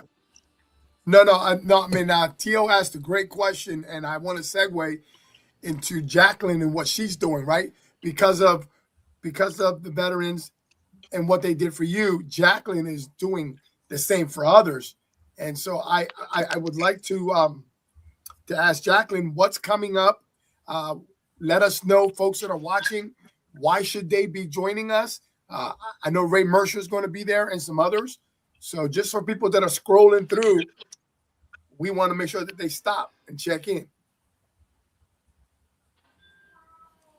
Yes. So I was talking about if you're in the New York area, if you're in the Watertown area, we're having the comedy show on the 14th. And if you're in the Potsdam area in New York, we're having a comedy show on the 13th, which is that Friday. And March the 20, is it 3rd? Is it 3rd, Ray? 23rd? You told me 21st. I think it's 24th. Is it 21st? Okay. I just know it's a Saturday. But what we're doing is we're doing a party for a cause, and we have a live band that's coming, and Ray will be there along with Mr. Spinks. That's right. That's what's up. Yep. That's what's up right there. Man, Michael, man. Yeah, Michael's on a farm in Delaware. Wow. Do you guys get along, Ray? Do you guys get along? We're not gonna need a referee, are we? We gonna need a referee. It's almost like we're brothers, man. Yeah. It's almost like we're brothers. I love it. Ray, when did Brother you was enter a the Marine. Army? His brother was a Marine. Great guy. Mm-hmm. Yeah, Leon's Michael's brother was a Marine, actually. You had a question. No, I was asking, when did he go into the Army? What year? 1980. Same year. Same year. Now, y'all, let me see y'all talk about it. Yeah. They were laughing at me. I went into 1980. I was still 9. I was like, I was 4. I was 4, Ray. I was 4. 9, Daniela. I went in 1986. How old were you? Oh, in I went in 1986. So you were still a baby. Wow. I was 14. Yeah. Let me stop. But she went in, you I'm were 14. See? Yeah, 1980. Wow, yeah. What a conversation. Yeah, 1980. 1983. 1983 is when I first put a pair of gloves on. Wow. And 5 years after that, I'm winning a gold medal. Let's go. Yes. Beautiful. Yeah. Wow. Hey, I was being all I can be, man. In the military, be all you can be. That's it. I want to ask you something, Ray. How was your transition out of military back into civilian life, which actually you started boxing, but was there any kind of like difficulty transitioning out of the military into back to civilian life? No, not at all. Not at all. I got out of the military, then I turned pro. I got right into training. I really didn't have time to really, be out there transitioning. I was, but I was doing it in training. That's all. It was easy for me because I had the agenda. I had something I had to do. Like every day I had to train. So it was good. It was good for me. I mean, I couldn't tell the difference. I went into training just like I worked in the military. When I was working, fixing on the tanks and all that other stuff, and walking all the miles and everything, man. All that paid off, and I wouldn't trade nothing that I've done. Ray, thank you for that. Ray, and I know Coach Teal. Thank you for your service, brother.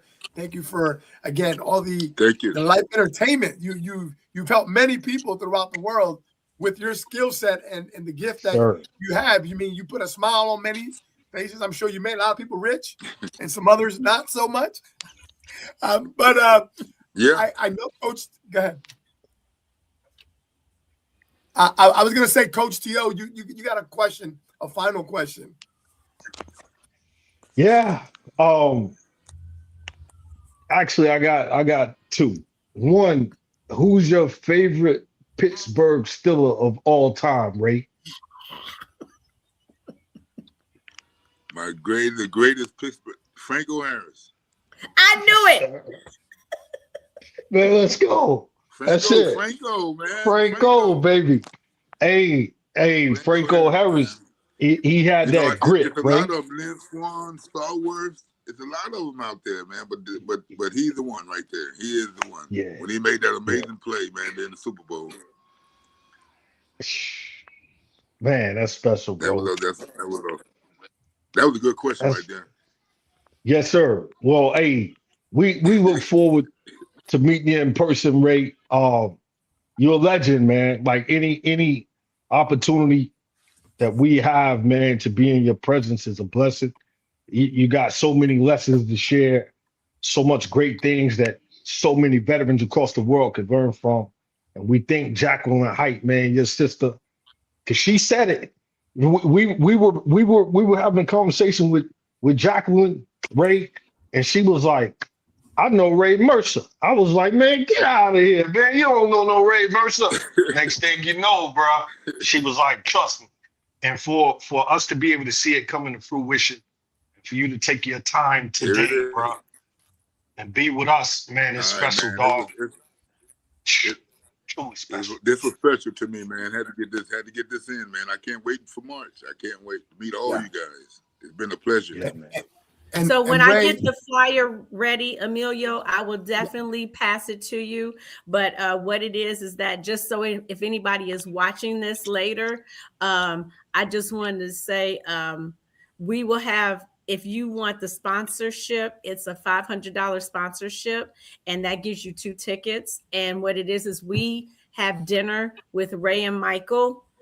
That Friday is a dinner that's included, and I'm getting with Ray, and we're gonna do a little gift bag, and you just don't know what's gonna be in it. But that's what's part of it. Yeah, and so you'll get that dinner with them, your personal picture with them, the ticket to the party and everything like that. So that's what the sponsorship includes. And thank you. I will have that flyer ready by Tuesday. Thank you so much. I will pass that to you. Pass it to me. That's just a small thing that's just some small information on what the event is about, what the sponsorship is about. We're only selling 10 sponsorship tickets. That's it. Well, we want one. We got one already. The sponsorship ticket is for 2 people. Yes. So you just put Danielle and I in for one. And also, Ray, as we got the comments coming in, how can we serve you? You've served so many. Is there anything that we can do for you? Yes, all the veterans just help each other out, man, and show all your support for people like Jackie, who is doing stuff for veterans, man. It makes a big difference. You guys having me on and having her, it's great, man. It's great. So we just need you guys just to pass this word around for us, man, and help us build this thing up. So in March, it's gonna be out of sight, man. I can't wait. And that's all we need, man. It's advertisement. That's what we need right now. We need people to show up. We need veterans. We need veterans that want to help veterans. We just need you there. And we just need people to get the word out, man. That's all. You got it. Danielle and I already we're in for a ticket for us too. I don't know if Coach T.O., I'm sure he's going to look at his calendar. And anyone watching, please reach out to Jacqueline Height, because as you already know, she's only going to have 10 of those. So it's great that you'll be at the event and supporting, but she's only going to have a very limited amount of tickets where you get to have that one-on-one with Ray and Michael Spinks. Yeah, man. Yeah. All right. Man, Thank you, my good brother. shout out to your family too, Ray. Whoever's there with you, bro. Man. Like, let them know we love them, man, and we appreciate them as well, brother. I will. I'll tell them. Yeah. I look forward to meeting you guys. Yeah, man. All We'll right. be there, brother. Yes, Thank sir. you, Ray. Okay. Thank you, Ray. Jacqueline. All right, Jackie. Thank you, Jacqueline. You welcome. Anything for y'all. Thank you, Jackie. Thank you, Jackie. No, we love you. Appreciate Thank you so much. Ray, call me later. Call me later, Ray, because I need Okay, I to will. talk to you about okay. Okay, I got you. Okay, talk. all right. I'm gonna go, Big you hugs, my guys, brother. because I have to go. Big hugs, Ray. But Big hugs to I you. love you guys. All right, man. Thank you, man. Thank you. Appreciate Love you y'all guys. too. Thank you, man. Yes, All right. sir. Thank y'all All for right. having us. Yeah. Thank y'all for the Absolutely. support. See you in March. God Got bless it. you, all of you. We'll see you in March. All right. All right. Thank you. Wow, what a blessing. Thank you, Jackie. Thank you, Jackie. Jackie. You can tell where I'm at with my head right now. Yeah, Jacqueline man. Heights, thank you so much. Wow, what was your biggest takeaway, Kim, Daniela, and then Coach Tio? Man, bro. Man, hey, I'll keep it brief, man. That's Ray Mercer, bro. You know what I'm saying? Like, that's Ray Mercer. And you know, Big Bear Wisdom, so many influential individuals that I personally know in my life respect that man. We can talk about a whole lot of boxers, but one man I know they respect is that man. And you can see why. Because many of them respect him for what he did in the ring, but outside of the ring, you could tell, man, he's got a good heart. You know, you could tell that he cares more about just that status of, you know, being a boxer. He's a people's man, and I respect him, man. Thank you, Coach Tio. Yeah, that was obvious to me. Yeah, that stood out, Kim. Yeah, so humble, right? Yeah. So humble, right? Just such a beautiful, big heart. Like you think of a boxer, you know, coming on and tough, right? No, like even when he said, "Y'all about to make me cry." What? Yeah. Right? Just you can hear the greatness in him, you know, for the people, not about the fame, but for the people, for the veterans. He hasn't forgotten, right? Sometimes we forget where we came from, who helped us get to where we are today. And you can tell he hasn't done that. Yeah. Thank you, Kim. Thank you, Daniela. What was your greatest takeaway? Because Big Bear met him. I mean, that's big. Yeah, for me, it wasn't about like, you know, star power, this and that, you know what I mean? Like it was great to meet a boxing champion and all, but it was more nostalgic for me because, you know, I heard his name all growing up, you know, and I know my dad, like I said, been to his fights in Atlantic City, and my dad met a lot of boxers. And I remember one, I don't want to like throw out names or anything, but it was someone Ray Mercer knocked out in 1992. So look it up. Rude. Yeah, sure. Rude. And my dad was like, wow, like just straight up rude. Like thought he, you know, they're all that. They don't have time for it. You are where you are, whether it's entertainment and boxing or sports or movies, or because of the fans. Okay. You know, that's why you are where you are. So respect that and appreciate that. And certain people don't, but you can see he's just all heart. You know, he's just all heart and all about the people. And I really appreciated, you know, him coming on here. And again, like I felt like, you know, going back, you know what I mean? Like with my dad, like I said, it was because I grew up with boxing. You know, a lot of people may not believe that about me, but I know a lot about boxing, and it was because of my dad, you know? So I just felt like really like, I don't know, just felt like Big Bear's presence there when he was talking and I was talking to him. So it was great. I can't wait to meet him in person now. Yeah, it's going to be great. Thank you for that. And you know, my takeaway was his generosity with his time, right? Because he's got other things, and how open he was about the VA. And it was like, you know, a lot of people complain about the VA here and there, but he was like, listen, you got to stay in there long enough where you get the benefits, where you get the care.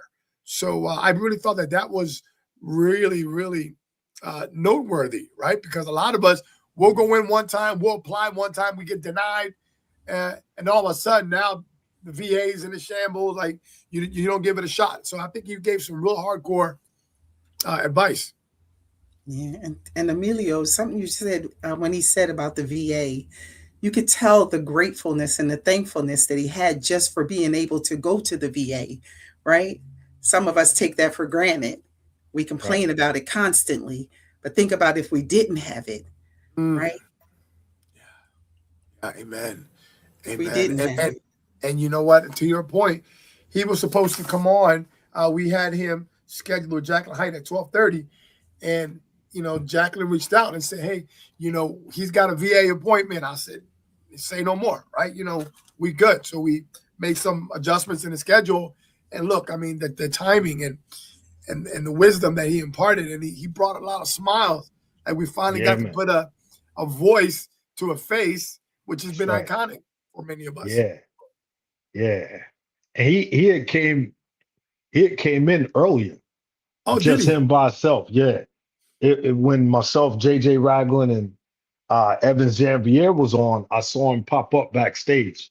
And I was like, nah, I'm not gonna let him in right now. You know what I'm saying? Good. Because he was in for a couple seconds, I guess, just trying to get the feel for the link. Yeah, good. And then he went back out. So, bro, like that's special, man, my heart is filled, bro. Like, shout out to Jacqueline Height, mypressforward.org, man. Like, we always stress, man, sharing is caring. We stress, we're in this as a unified front for the betterment of veterans. And she did what she said she would do, bro. A lot of people, obviously can say certain things and things change, especially with a gentleman like Ray Mercer, things could change, but you can see the admiration and the respect that he has for her, as well as the mission and what it is that she's doing. And you can only feel that when you're a veteran yourself, bro. Not to say you can't feel that, but Ray Mercer's a veteran himself. He said it out of his mouth, like, hey, I wouldn't be where I am without that. 1980, first time putting on gloves in 83. And voila, then the whole world seeing him on ESPN knocking fools out. I'm telling you, man, Ray Mercer different, man. Like, there's some other boxers that could come on, and I wouldn't feel that giddiness, because I'm a true head like Daniela when it comes to boxing. Shout out to Louis Alicio, another boxing guru extraordinaire. I've been reaching out to him like, hey, bro, Ray Mercer is on, and he's like, hey, bro, I'm not missing it. Shout out to Lou up there in Ohio. Awesome. So, man, just, it's special, man. And, support anyone checking us out today, rocking with us. If you missed it, you grab the little stream and pull it back a little bit and listen to the empowerment of what he gave today. It was very special. 100%. Bless you, brother. Oh, man. Yes. Oh, man. My heart is full, and you guys know I'm not feeling too well. But this was like medicine for me today, Yeah. I outside of Daniela's, what's the Italian penicillin? What do you call that? Yeah, the pastina I made him. It's Italian penicillin. That'll cure you. Penicillin. Just having Ray Mercer on, having all the veterans that were on when you had the conversation, Coach Steele, when you had all the brothers on, it was just amazing, because I've had touch points with all of them at one point, whether it was on the phone, Vinny Cochran, and the others, and you can tell that. For the first annual, I mean, whenever you put something on, you're like, who's going to show up, right? I mean, that's the first. Right. And my God, it's just been nonstop. Folks coming on. Can you imagine what this is going to look like when we do the second annual? So we got somebody. Yeah, we got somebody in the queue. Oh, who is it, Tio? Is that Steve Moore? Oh, look at that, my brother. Brother Steve, what's going on? Hey, how do I follow Ray Mercer, for God's sake? Come on, man. I love it. I mean, my Lord. I love it. I actually had the pleasure of growing up in Hampton Roads, Virginia, and we watched Ray box many times on ABC Wide World of Sports, and this is pre-ESPN, and you know, God, what a man, what a man. So, but Wow, brother, I really enjoyed listening to Ray. What was your biggest takeaway, Steve? People aren't always as they present in public life. You know, I think a good example, you know, Ray's a great example, and there are other boxers too. Like, you know, like let's use Muhammad Ali as an example. Everybody always thought that he was arrogant and he was rude, and you know, they had all these like negative, you know, words, you know, for Muhammad. And actually, in life, Muhammad probably was one of the most kind-hearted souls you would ever want to meet or talk to. The man had a heart of gold. Joe Frazier is another good example. Joe Frazier became a pastor. He became a minister.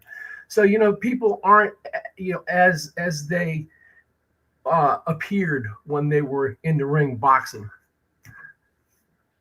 Amen, brother. Thank you for that. Yeah, that resonates, right? That resonates because you get a chance. I've had the good fortune to meet a lot of celebrities at different times in my life, and of course, I read a book or I read something, a magazine. I was in the world of bodybuilding for a long time, and I got to meet people in real life, and they would say no. They were like, supplement companies are nothing more than drug dealers, and I was like, what? Like they used to get paid from these supplement companies. Yeah. And so, you know, but the persona and what ties in here. So thank you for sharing that, my good brother. Let's turn the topic to you. Kim, do you want to stick around with us, or do you got to make an egress? Up. I'm going to stay on for a few more minutes. All right. We are among celebrities. Steve, have you met Kim? Not in person. No, I have not. No. Oh, she's a celebrity, bro. I mean, if you got Ray Mercer with somebody. Hi, Steve. You're funny. Oh, God. Listen to you. Oh, man. So tell me, Emilio, when are you taking this comedy act of yours on the road? Hey, listen. My wife is really funny. Daniela, she is. She is funny. Yeah, she's funnier than he is. And by the way, Steve, watch this. Kim, can you tell Coach T.O. when we were at an event and Daniela just stood there like people were trying to eat, but she wouldn't move because she was striking a pose. Can you tell us that? So Steve, I'm the head volunteer there, so I kind of keep everything moving, right? Okay. Even people sometimes. And they had this beautiful photo shoot. And I mean, they took beautiful photos. And Daniela is standing there at the food line as we're trying to prepare to feed the people, and they're trying to get in line. And she's there, and she's like flinging her hair, like she looks beautiful. Don't get me wrong, she's gorgeous. She's like runway ready. And I was like, Daniela, photo shoot is up. Can you move out the way? Like we're trying to... Yes. I love it. That's funny. She totally forgot that the photo shoot was over. And it was over. People are waiting to get in food. But I love them. Thank you, Kim, for sharing that. Steve, my good brother. Well, Daniela, it's not fair for us to joke on you and you not come with a comeback. What do you got to say? Is it true? Hey, no, yeah, it's true. But I didn't do it intentionally. I was just standing there like, oh, I didn't realize there was like a line of people like, yeah, okay, like we need to eat now. You know, and you were feeling yourself, right? You were like, yeah. It's like it's over now. Like the moment's passed. We need to eat. And I'm like, oops. Gorgeous. And Kim's like, you know what they say? It ain't bragging if you got it. Can I say what can I do? You know what I mean? God bless you. Thank you, my brother. Thank you. No, so I'm glad we transitioned with a good laugh. Steve, you have been doing some amazing things.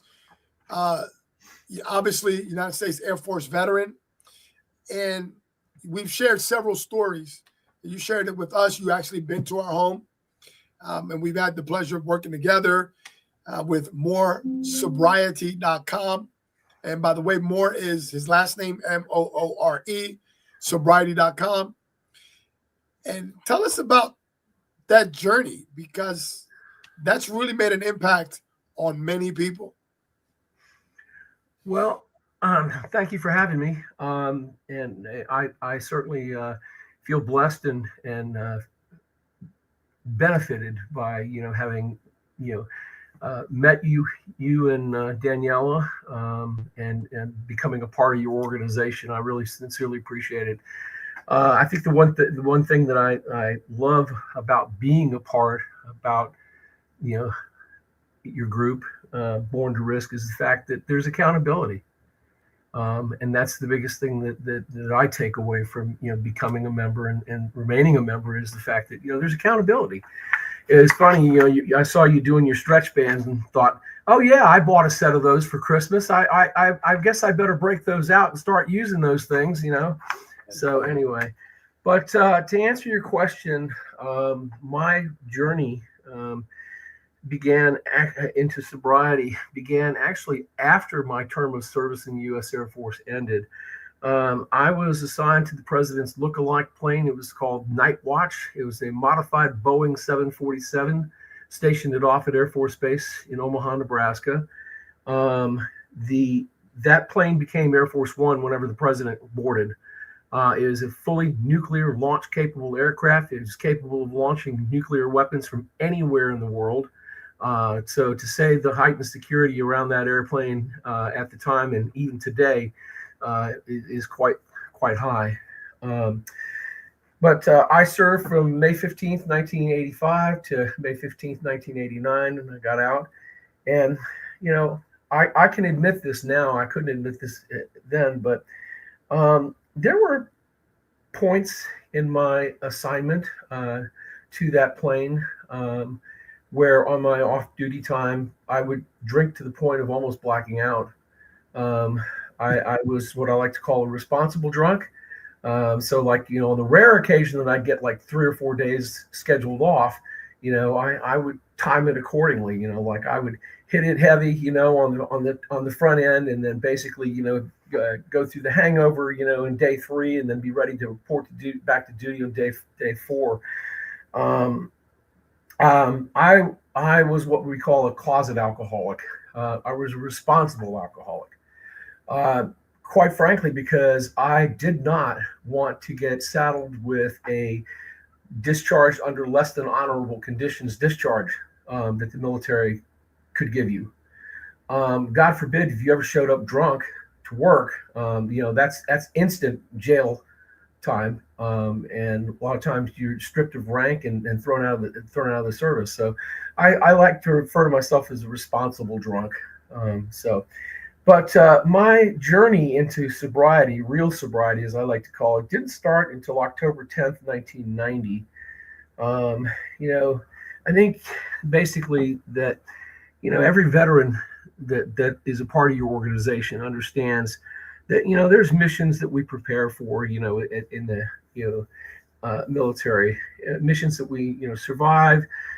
Some come with briefing packets, some come with clear objectives, that kind of thing. Some come with, rank and orders. But for me, I have to say the hardest mission didn't come from a superior officer or, it didn't come from the military. It actually emerged from within myself, and we call it addiction. Basically, I recently wrote a song called My Name is Addiction, and one of the things that I talk about in that song is the fact that addiction is cunning and baffling in the terms of it literally takes over your life. It takes over your heart. It takes over your soul. It takes your spirit. It takes everything that you value and just consumes it. You become your drug of choice. So to say that some days maintaining my sobriety felt like an insurmountable task, and that it was painful and was too daunting to manage, probably would be the understatement of the century. But, on October 10th, 1990, I decided to step into the realm of recovery, and I embarked on a sobriety mission that required more courage than anything I had ever faced when I wore the uniform of the United States Air Force. But in that fight over the last 35 years, I have discovered myself. Okay. Sobriety has imparted lessons that embodied every military value that I had ever respected.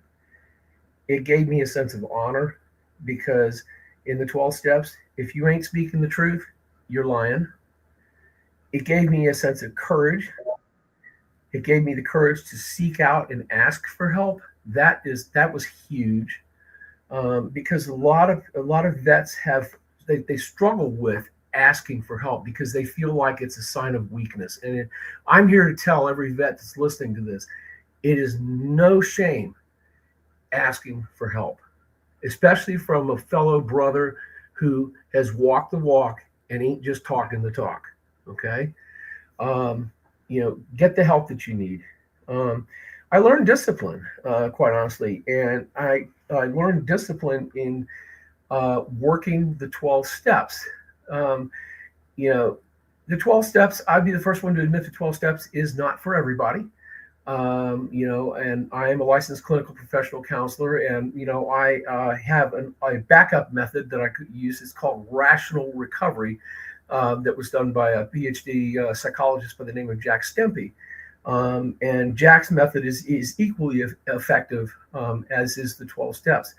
But for me, the 12 steps was, where I learned honor, courage, discipline. I also learned integrity and doing what was right, even if it maybe wasn't acknowledged. And I learned loyalty in supporting others who were coming behind me. I learned all of these things, as a veteran, and that helped me heal and helped me recover.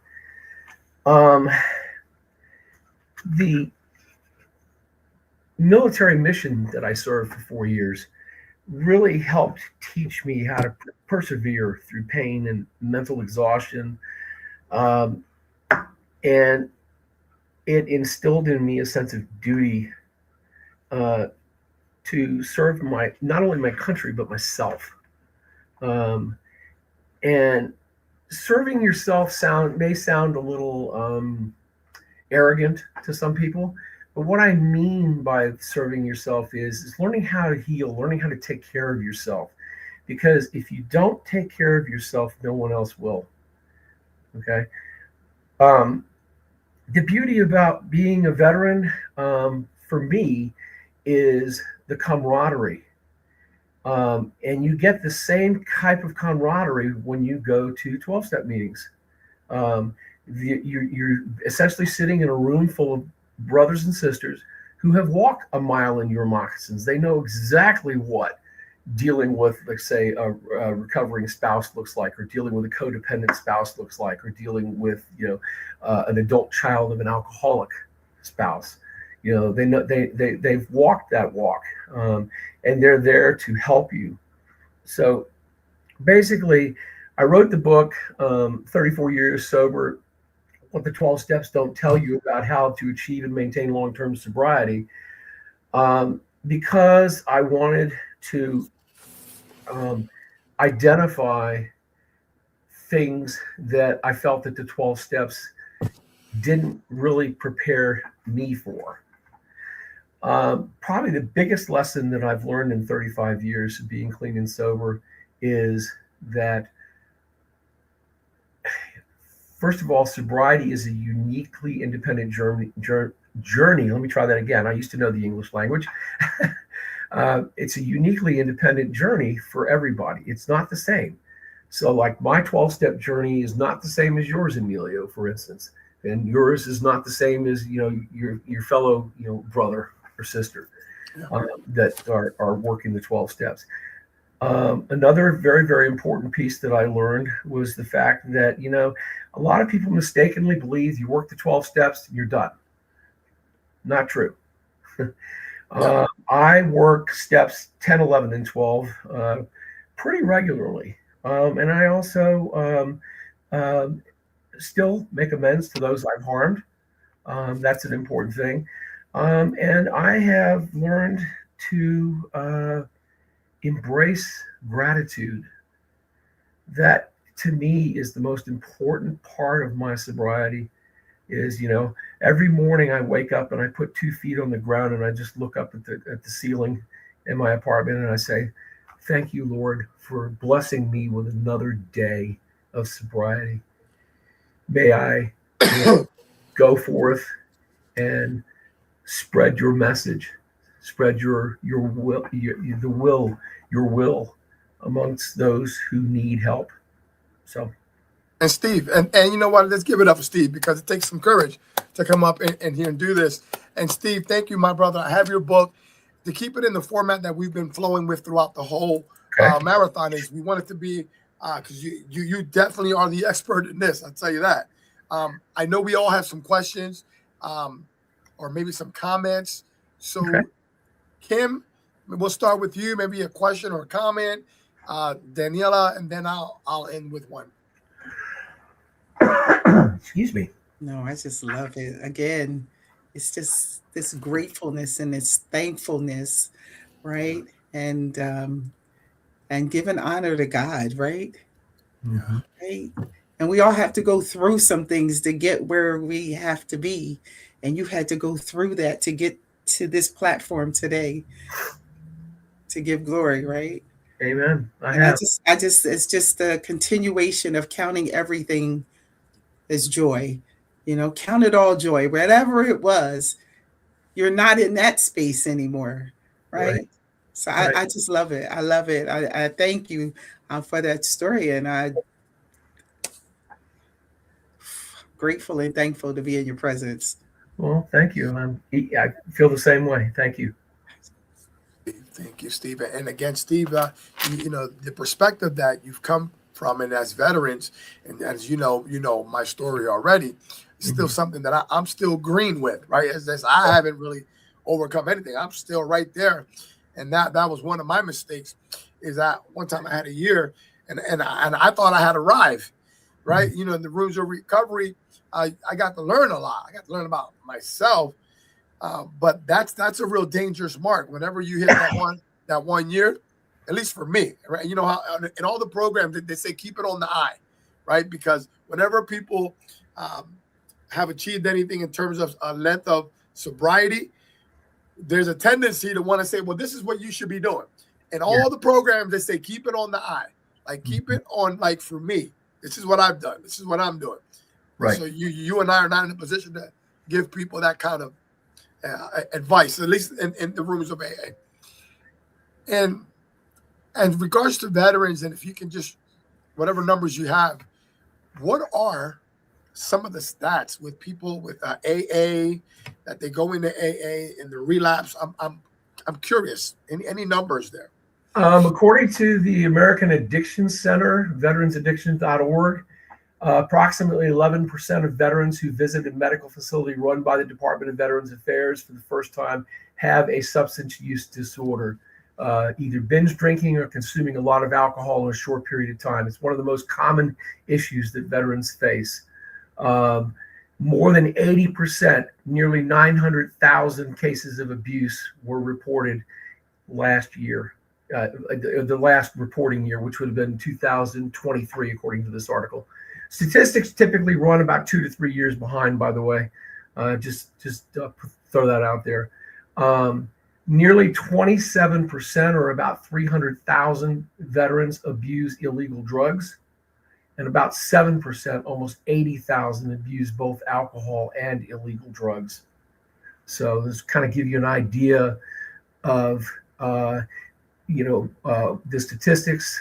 Thanks for asking that. I don't know, a little psychic birdie told me, let me pull up those statistics, because I got a feeling Reverend Emilio is going to ask me that question, or somebody's going to ask me that question. And then the other thing, the most common diagnosis is, of course, post-traumatic stress disorder. And it does not have to be combat related. This is a common misnomer. People think that, veterans that have been in combat are the only ones that can suffer from post-traumatic stress disorder, and that is simply not true. Post-traumatic stress disorder, basically, like I suffer from PTSD. and it's stress related. I worked a perfectionistic mission for 4 years. You were not allowed to make mistakes. If you made a mistake on, an inspection on the president's airplane, you got written up and drummed out, plain and simple. So, yeah, brother. So anyway. No, that is, yeah. Thank you for those insights, because that's stuff that we don't know, and you also have a unique talent. You have a really unique talent with that perfectionism that you mentioned. When you were at our home, we're right on a flight path here, and we were out back doing, we had the fire pit going and connecting. You are able to do what? You're able to tell certain types of engines? Every jet engine has a unique sound. It's like a musician that has perfect pitch, Emilio. If you ask a musician that has perfect pitch, sing me an F, they'll sing you an F. And you go over and touch the F key on the piano, like, wow, how do you do that? Well, my ear has pretty much been trained the same way. I can tell a Rolls Royce engine, I can tell a General Electric engine, and I can listen. I can tell when Huey helicopter is approaching. That has a very unique egg beater type sound to it. So, but the reason why that became such a valuable skill is because I could always tell mechanically when a gearbox was going to fail before it failed. Because it sounds like it kind of has that wheezing asthmatic kind of sound to it, So, yeah.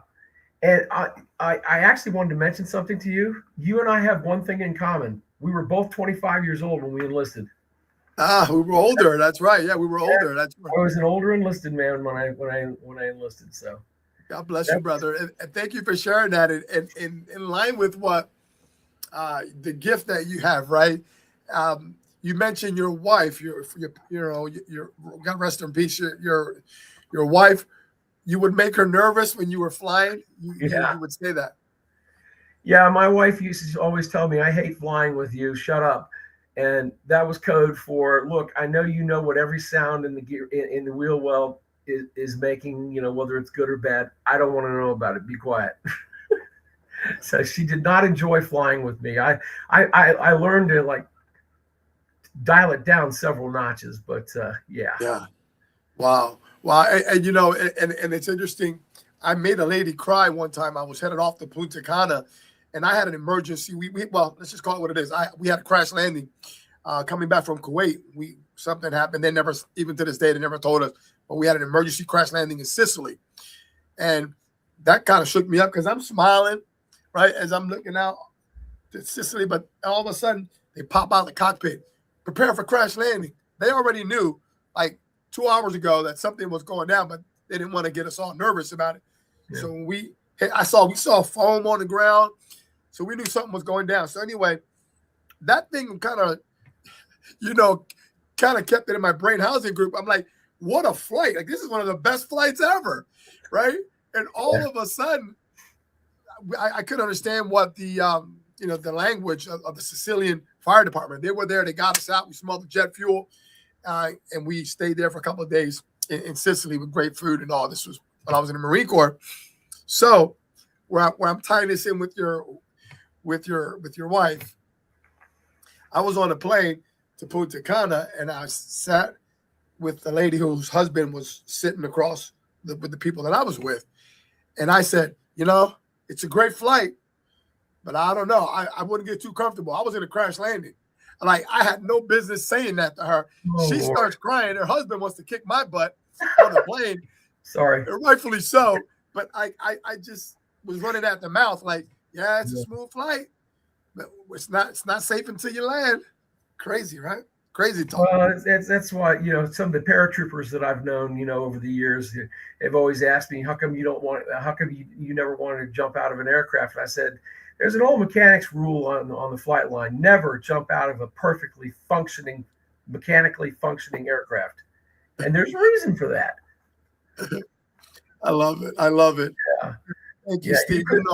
You can't pay me enough. I mean, when I went through Air Force Boot, we had to do the the tower is what it was called, the parachute tower, but it was all, very, very supervised. And, basically because they wanted to give us, an idea of, what parachuting and using a parachute was like.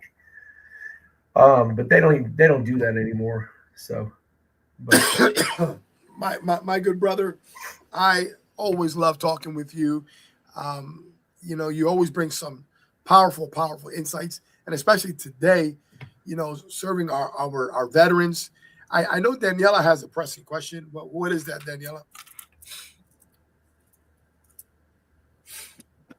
Just real quickly, I don't know if this was ever brought up, but on your journey, right? I know a lot of people say, oh, I quit cold turkey. Like I used to surprisingly smoke cigarettes many, many, many years ago. It's like 26 years or so that since I did, but I just quit. That was it. You know what I mean? Some people, they kind of struggle, they go back, they stop. Like, did you ever get there to that point? Like where you were just, I know you have situations like you mentioned, like when your wife passed or something that could throw you back there. But did you ever like come like so close that you were just ready to, fall off the wagon and then something, stopped you? That's a good question, Danielle. Well, I first experienced stoppage of alcohol October 10th, 1990, and it was medically supervised. I checked myself into Midlands Community Hospital in Papillion, Nebraska. And it was medically supervised because, of course, withdrawal, alcohol withdrawal, especially, at the rate, mine was blackout level. Like, I don't remember what I was doing the day before on October 9th. I couldn't tell you even to this day. For me, a normal drinking powwow with myself was 36 Schlitz malt liquor bowls. 36 in a weekend. I mean, think about that. That's a boatload of malt liquor. And meanwhile, my liver's down there screaming, excuse me, you need to take care of this because I'm not going to be around much longer if you continue this. So I checked myself into the hospital on October 10th. There have been, several, over the years, there have been several instances where I could have turned back to using, and working my 12 steps and working with not only my sponsor, who had 20 plus years of experience, but also my counselor at Family Service.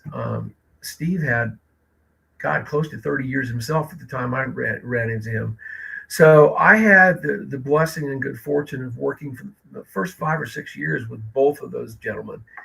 And I needed someone at that point in time in my recovery, early on in my recovery, to basically look me in the eye and basically say, excuse me, but do you hear the bullshit that is spewing forth from your mouth? Let's back up and let's readdress that issue. I needed people in my life to do that. I didn't need someone basically to placate me, and say, yeah, sure, it's fine. One drink won't kill you. Go on, have a drink. I didn't need people like that in my life. So, to answer your question, Daniela, I have always maintained supportive people in my life around me, as more or less as a protective measure for my continued sobriety. A lot of people mistakenly think that, quote, to use Emilio's quote, I got this. No, you don't. You don't have it. That is probably the most dangerous thought you can have as an addict. I got this. No, you don't. It's got you. That's the cunning, baffling nature of addiction, is the fact that basically it grabs a hold of you. It grabs a hold of your spirit. It grabs a hold of your soul. I invite people to listen to my song that I wrote. My name is Addiction. It's on Songs and Melodies on YouTube, Songs and Melodies Productions. But I talk about how cunning and baffling and what a masquerade it is, and you have to be willing to basically peel back. It's like peeling back the layers of an onion, Daniela, in your kitchen, in order to get to the onion. You know, an onion is very well protected with lots of layers of thin skin, and you know, addiction kind of works the same way. You know, our heart and our soul has so much in the way of built-in protection. You know, as a matter of fact, I'm in the process of having my 4th book published about what we call family shame, and in this book, I address, you know, the cognitive distortions that we run around with as a result of growing up in dysfunctional families. Like, to give you an example, I remember the day 5 years into my recovery where I was getting ready for work, and I remember looking, excuse the language, but I remember looking in the mirror at myself, and I pointed at myself, and I thought, and I proclaimed very loudly, "You're that little SOB I've been trying to drink under the table all these years. I freaking hate you." You know, it was my proclamation of like acknowledging for the first time in my life, like, you know, I never loved the little pint-sized version of me that didn't know any better. You know, and I had to learn to love my inner child of the past, as we call it in my business, in order to, you know, in order for me to be able to maintain my sobriety. You know, because I as I say in my counseling practice, and I like this slogan because it's so true. You can't go home until you've gone home. Yeah, and Steve, and just I thank you again for all that you shared. We want to end this by what is something that you recommend for folks. We got other people in the queue, and we want to make sure that you stick around if you can stick around. But we got other people in the queue, and we always love having you be a friend of the show. You're one of the first ones, so we love you. What is the one advice for a veteran who's struggling? Don't be afraid to reach out and ask for help, because believe me when I tell you, your fellow brethren, they've been there. They may not have the same drug of choice as you, but they've been there. Most veterans that I've talked to over the years have a form of PTSD or really bad anxiety. Don't be afraid to reach out and ask for help. And you can do that through the Veterans Administration, and you can also do that through civilian hospitals as well. And I highly recommend that you keep 988 on speed dial if you're ever feeling to the point where you're suicidal. That is the National Suicide Prevention Hotline. That is manned 24 hours a day, 7 days a week, 365 days a year by licensed clinical professionals. So Thank you, brother. And people can get a hold of you at moresobriety.com. And again, his last name, Moore, moresobriety.com. Absolutely love how you're showing up and how you pour into others. Can't wait to see you, my good brother. I can't wait to be there. Hopefully the weather's a little warmer. So God bless you, brother. Thank you. I appreciate it. Thanks for having me. I'm going to hang around. I'm going to hang around. So in the background here. So excellent. Thank you, brother. All right. Coach T.O. We are moving along, man. The stream going to Facebook, I guess it kind of got somehow dumped off, but I was able to get back in there, so it's back rolling now. For everybody that's out there rocking with us, man, we appreciate you. And without further ado, man, we're about to bring in this amazing dude, man, that's here to talk and spit some game with us about an upcoming movie, bro. And this movie is known as The Veteran. And what perfect segue for this marathon today, man. Bringing in good brother Lancelot Theobald, so he could give us some good, upfront taste about what we can expect with the good old, movie that he put so much gracious time into. And we also have another fella, and this young man goes by the name of Brother Jonathan Lomax, you all out there. And these gentlemen, high-powered individuals, they know one another. We've all been able to come together and inspire mentor, lead in the best way that we know how. So without further ado, fellas, how y'all feeling today, man? What's the good word? Hey man, hey, I'm just blessed to be here amongst other beautiful and wonderful people such as yourselves. So it's a pleasure to be here. Happy to be here, bro. What's Yeah, up, man. Emilio? Good to see you, my big brother. I love you, man. Love you Love too, Lancelot. man. Yes, yes. Thank you, brother. And and Jonathan Lomax, blessings to you. I'm going to make an egress for a little bit. So we had already discussed this, but guys, you're in the right place. You are in the right place, and thank you for pouring into each other. I'm going to catch this here. Can't wait to catch what you guys are going to be dropping some knowledge. That's it, bro. High five, big dog. Thank you, brother. Drink some hot tea. Get him some hot tea, Daniela. That's where I'm headed. Yes, I got sir. it. On sick duty again. Yes. God Hey, bless you Lance. guys. Hey, Jonathan. All right, Emilio. God bless you, my brother. All right, man. Yeah, man. So, man, listen, man. When I tell you, bro, that it's a special Now, thing, man. It's a special thing, bro, because Tio, yeah. Can you hear me? Can you hear? Let me see. Can you hear me, Lancelot? Can y'all hear me now? I can hear you. Yeah, Lancelot, remove yourself and then come. Well, I'll do it for you. Let me see. And then I'll add you right back. Can you hear us now, Lance? Can you hear us, Lancelot? You can't hear? Oh, thank you. Can you hear me? I can hear you. Can you hear me? Yeah. I can hear you fine. All right. I'm gonna kick him from the studio, man, and then he will be able to come back in. I'll text him.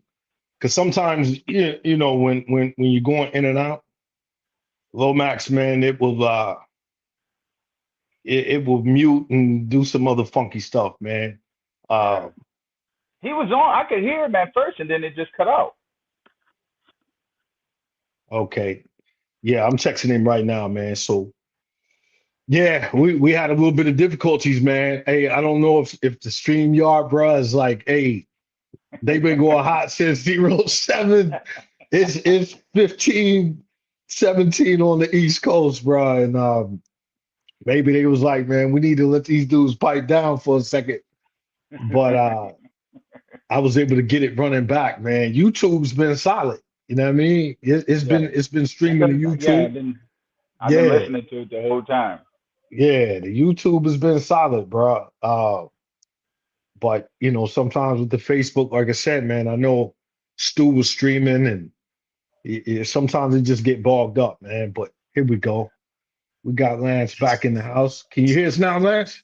yeah. I can't see Yeah. anybody. I can only see a little part of me. I don't see anybody else though.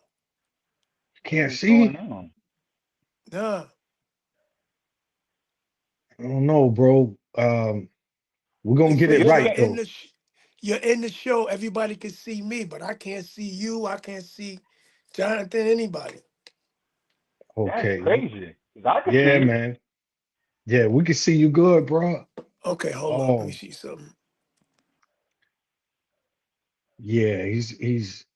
We'll get it worked out, man. And hey, everyone out there, man, thank you.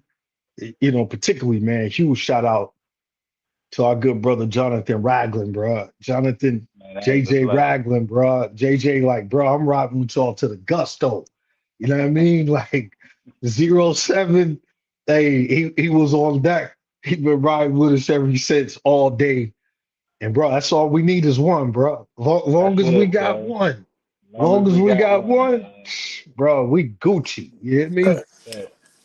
Still can't see us, Lance? Nah, I can hear you though. I just can't see y'all. This is yeah. And man, I know you know how to work StreamYard too, so I know it ain't that. Yeah. These things happen with the technical things sometimes, but as long as I can hear you, I'm good. I just can't see Jonathan or yourself. Wow, that's crazy, man. Just know I don't look as good as you, Lance. That's all you need to know about, brother. How you doing, Jonathan? I'm hanging in there, man. Bro, all I can last night, me and Tio had a good Yeah, session, man.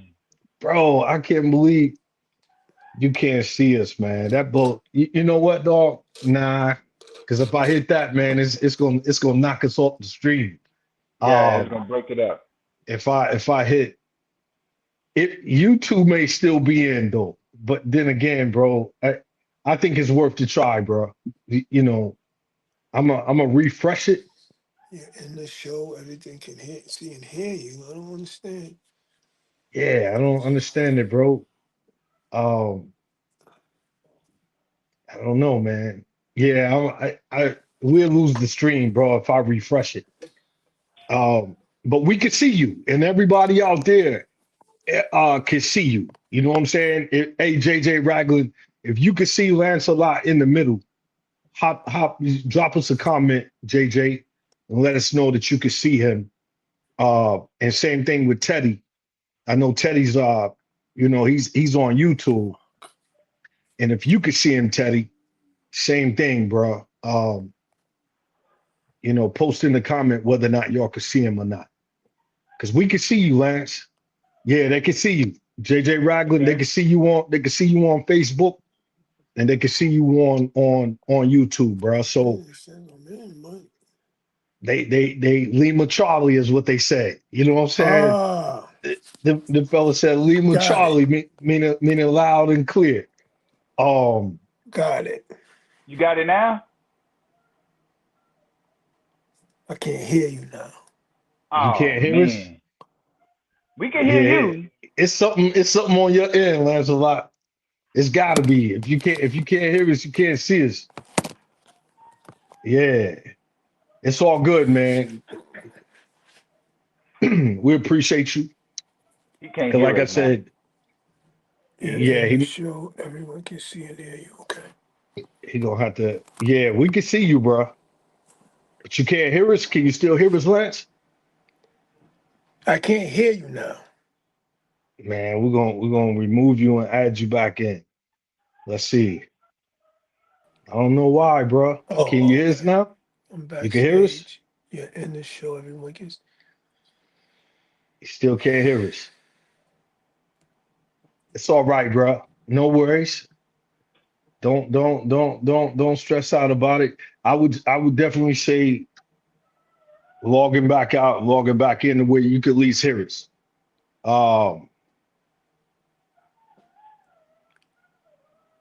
Man, and you gotta love it, man. It's one of those things that, as good brother said, man.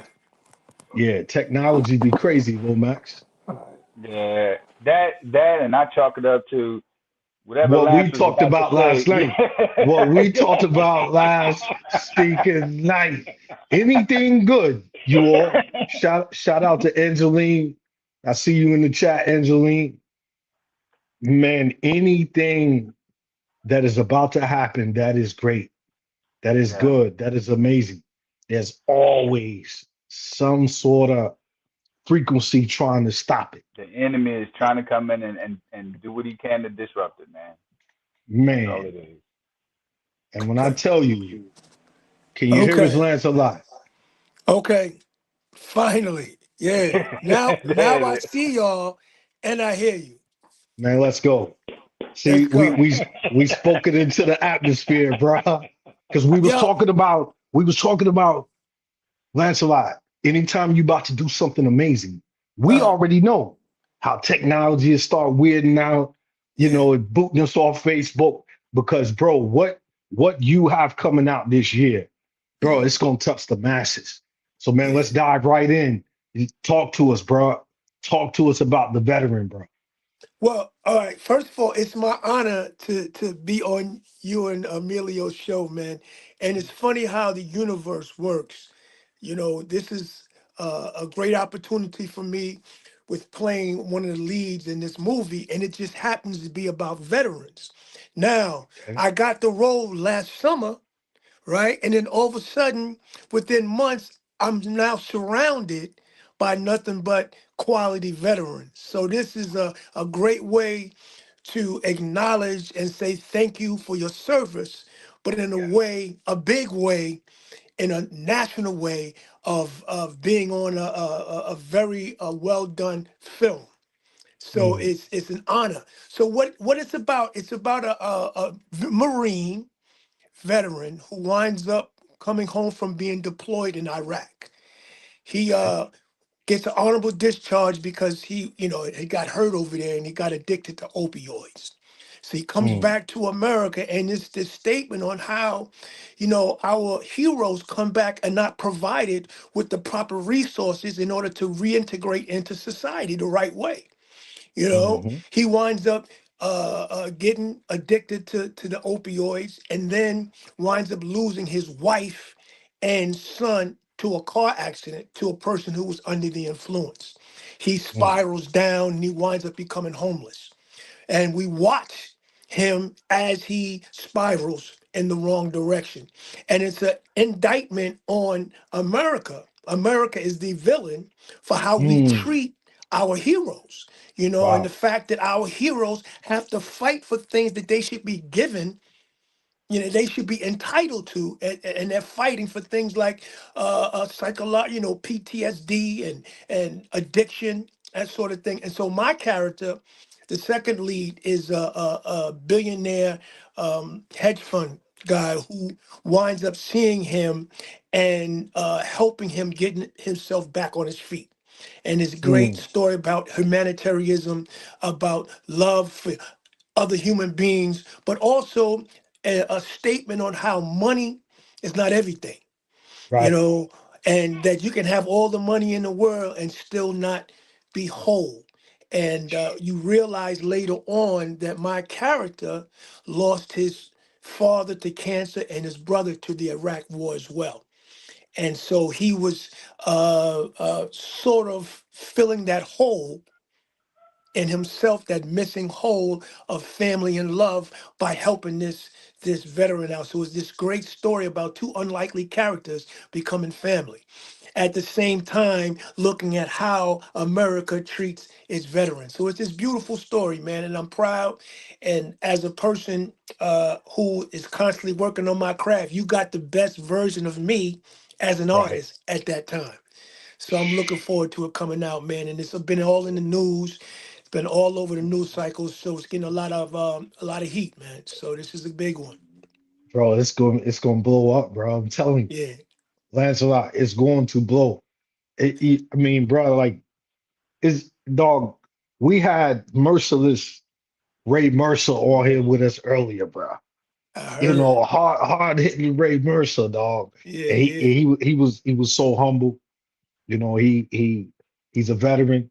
He spoke about how that veteran aspect of his life, joining in 1980, joining the U.S. Army, was that catapult reality for his career. When I look at you, brother, and Lomax knows this, man. The last time we were all together, we were building about relationships. We were building about fatherhood. We were building about, being spouses and all that good stuff, man. I saw a sneak peek of the veteran, bro.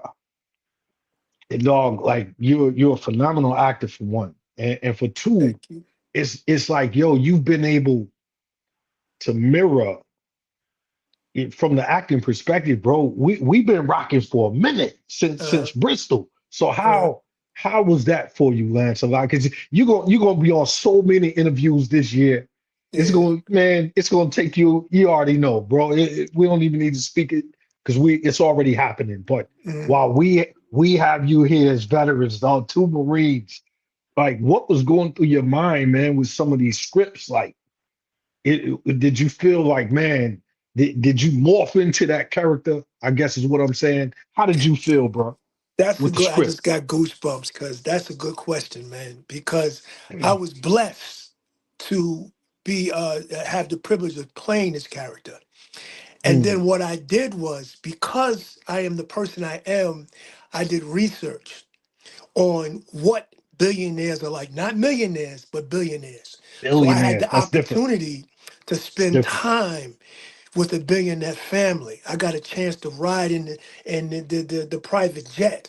I've driven, and you'll see it in the film, the Rolls Royce. I got a chance to drive the Ferrari. But I also got a chance to understand the mindset behind billionaires, which is different than millionaires. And the more money you get, the more normal you are, believe it or not. You see, a lot of times the millionaires are trying to be like the billionaires. The billionaires are not trying to prove anything. So a lot of times they're very humble. They're looking to help others. They come from good family. At least I can only say the family that I studied and had the opportunity to actually be with. You know, the workers that surround them love working with them. You know, the family is interested in helping other people out because they have that extra income. You know what I mean? So I find that millionaires sometimes, and this is not everybody, I'm not putting everybody in one category. But I find the millionaires are trying to sometimes floss and be like the billionaires, and the billionaires seem to be the people that are just kind of chill, and you know, like the one I studied walks around in sneakers and jeans. You know what I mean? He has a nice car, but you would never know. He's so unassuming, but he's excellent at what he does. And that's the only thing that really separates him from the normal person, is that he's tremendously good or great at what he does. You know, so I was able to build a character and then create a backstory behind my character, which just made me just the whole billionaire part of me just popped. You know what I'm saying? And it's very believable. And I've seen some scenes and the director just ranting and raving, said, son, you can wait till you see it. You are that character. But I am that character because I did the work, bro. I did the work. You know what I mean? Wow. I'm so proud of you, man. And I'm proud to share the moment with you, Lancelot, with these two gentlemen, two Marines that I've known for a long time. Two Marines that I look up to. Two Marines I've shared tears with. Two Marines that I've had to call on in my most downtrodden time, bro. I can share this moment with you because, you know, I've listened to you, Lancelot, several times talk about this movie. And you start talking about the alignment with God, bro. You started saying to me, T.O., it's no way God just start putting you fellows in my life as I'm going through this. You know what I'm saying? So for the listeners out there, everybody that's checking us out today, man, this is real sentimental moments, man, as we go through this marathon. It really is. And I want to hear these two brothers take, first and foremost, my brother John Borders, Johnny B. Johnny B. Man, boy. Man, where you at right now, Johnny B? Where you at? I'm in Virginia, man. I'm down in Fredericksburg. My stepdaughter just had a baby, so we're on our way to Norfolk, man. But I've been at work at the restaurant, man. We got an event going on. We doing it's called Black Girl Social tomorrow. So I'm gonna run down here for a little bit tonight to see the grandbaby. Then I'm gonna come back and be ready for the event tomorrow morning at the restaurant that we're having Black Girl Social. But man, no, man, I'm on the go, man, and I just wanted to tap in real quick, man, to hop on, because I never hop on because I'm always doing, you know, running the business. You know what I'm saying? Running a restaurant, a cigar lounge. So it keeps me on the go, man. But I just want to pop in real quick, man, show my face, show my support, man, and I'm excited about everything that's going on, man. I'm excited, like I said, about being about Born to Risk, man, and I'm just like I said, me and the fiance, man, working on this chapter, man. I keep going in and tweaking stuff and changing stuff, and she was like, babe, that's you trying to pull people's tears out of their face, Come on, let's go. But it's life, man. Life's for all of us, and it doesn't matter whether you're black or white, whether you're red or blue, You know what I'm saying? You don't get to decide when tragedy or hardship is going to show up on your door. You know what I'm saying? So, you know, you take the good with the bad. But my thing is, like I said, you know, you stay ready. You don't have to get ready. You know what I'm saying? But again, you know, iron sharpens iron. You know, Lomax, you know, Jonathan, T Clay, man, y'all know how we get down, man. You know, we've been doing this for a long time. That's right. Together. And as much as we don't always talk and chat, what's understood never needs to be said. So when I pick up the phone, whether it's been 6 months or 6 years, I'm getting the same Jonathan Lomax that I got at OCS. I'm getting the same T.O. Clay that I got at OCS that I got in Okinawa. That, you know, so it's nothing new under the sun. You know what I'm saying? We don't have to explain this to each other as realness. You know what I'm saying? So come on, you guys know that I love y'all unconditionally, man. And I just appreciate being a part of this movement, man. And like I said, able to hear about, you know, the movie that's coming out, man. I can't wait, man. You know, can't wait to hear it. Can't wait to see it, man. So I'm excited about that. And just excited, man, to be linked up with the caliber of individuals, man, of brothers and sisters, this cadre, this nucleus of pipe hitters, long ball hitters, heavy hitters, whatever you want to call it, man. But I'm just glad the coach put me in the game. I want to be on the team. You know what I'm saying? So I appreciate it, man. I appreciate being on the team, you know what I'm saying? And having a seat at the table, being able to eat a little bit. Yeah. Man. Bruh, we got to get to Fredericksburg, fellas. Lancelot, Lomax, we got to get to Fredericksburg, bro. Yeah. Some of the greatest food in Virginia. You know what I'm saying? The most premium cigars in Virginia. And we're going to celebrate, man. I'm telling you, Lancelot, we're going to celebrate in Virginia with our brother, Johnny. No doubt. No doubt, man. No doubt.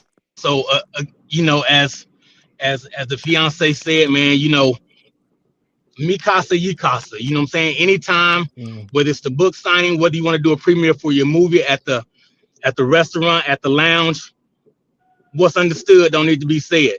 It's open at all times. You know what I'm saying? So, like I said, those that can't make it to Virginia Beach, you know what I'm saying?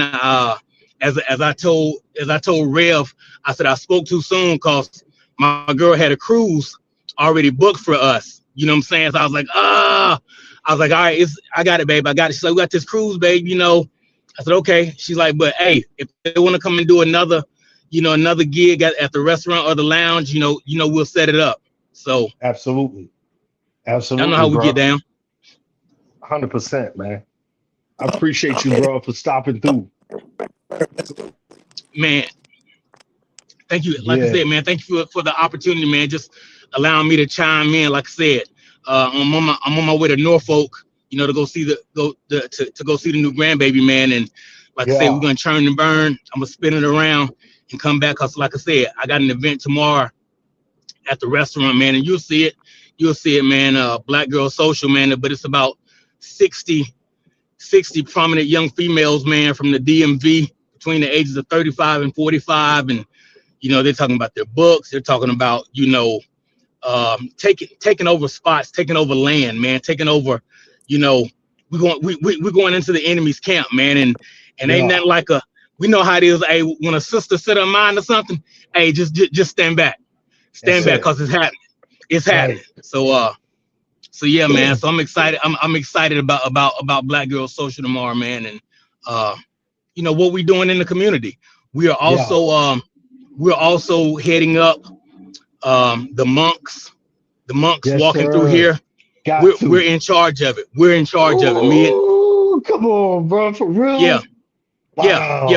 We are in charge for the Fredericksburg area of the monks. Man, let's go. Yeah, so I've been busy, man. We've been busy. So we have the representation for Fredericksburg, Virginia, when the monks come through. We have bro. Man, listen, man, it was so rewarding. Me and Kizzy went back last night, bro, because they were closer to our house. We went. Yes. Man, I'm telling you, bro, like Robbie Lytle sent him off. I called him here in the A, and bro, you gonna catch him up there in Fredericksburg, bro. Like, you talking about alignment and anointing, bro. You and Steph. Alignment. That's alignment, man. We, like I said, you know, we ain't got to talk every day, But when God orchestrates something, you know what I'm saying? Hey, he said a three-chord strand is not easily broken. It's a fact, bro. That's what the word tells us, man. That's what the word tells us. So listen, man, you know, we just got to be, you know, we got to be in position, man, for divine order and divine things, man, you know. So I'm excited, you know, about, like I said, what's to come, what's going on. But just wanted to tap in real quick, man. I got to hop back out, but I love y'all, man. I appreciate you. Yeah, bro. Johnny Lomax, my brother, man. Love you, man. Lance, glad to meet you. T.O. Clay, what's understood don't need to be said, man. You know what I'm saying? Hey, I'll see you at the top because it's way too crowded at the bottom. I'm out. Let's go. That's it, bro. Stay left. Wow, bro. Man, Lance a lot, man, bro. Like that's a real one right there, bro. You know what I'm saying? That's a real one. And just that extension, man. You know, bro, I'm so overwhelmed and grateful with gratitude, man. And I'm so excited, man. You can see it all through the chat, man. People are really excited about this movie, Lance, a lot. As they should be, bro. You put in the work. When is it officially drop? Say it again. When does hold up, man. March. Hold up. Originally, you can hear that. Officially, it drops with Yeah. Fox. Hold up, Lance. Hold up, bro. Hold up. Can you speak now? Because it was kind of fuzzy. Yeah, can you hear me? Yeah, it's still fuzzy, man. Yeah, it's breaking up real bad, bro. I can hear it's staticky on this side also. But, yeah. Why is it? Man, they trying to stop this. The enemy is on Yeah, it, boy. hey, I'm telling you, it might be Universal Studios, bro, trying to block. They like this movie's gonna be so fire. We gotta do something to disband it. Because man, but hey, bro, trust me. He said March. I would say one more time, Lancelot. Man, go all the way out and come back in, bro. One more time. Okay. Yeah.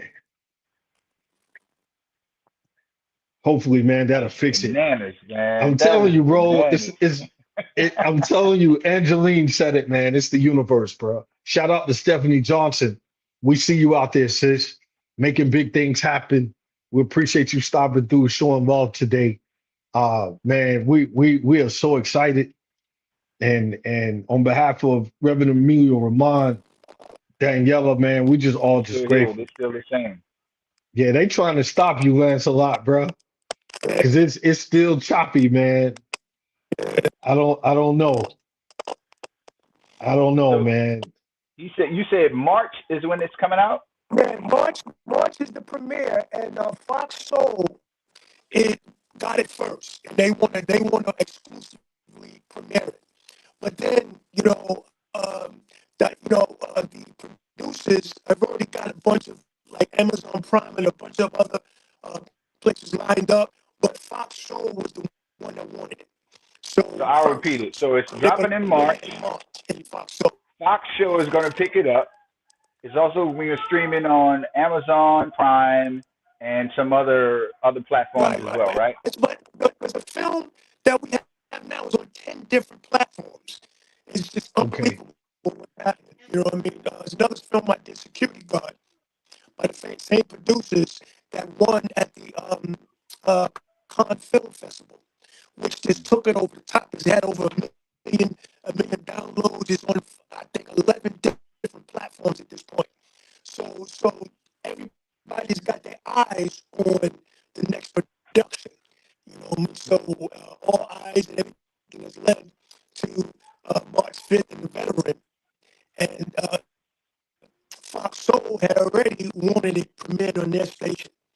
So once they premiere it, then everybody else will, come on down and get a piece of it, I guess. Wow.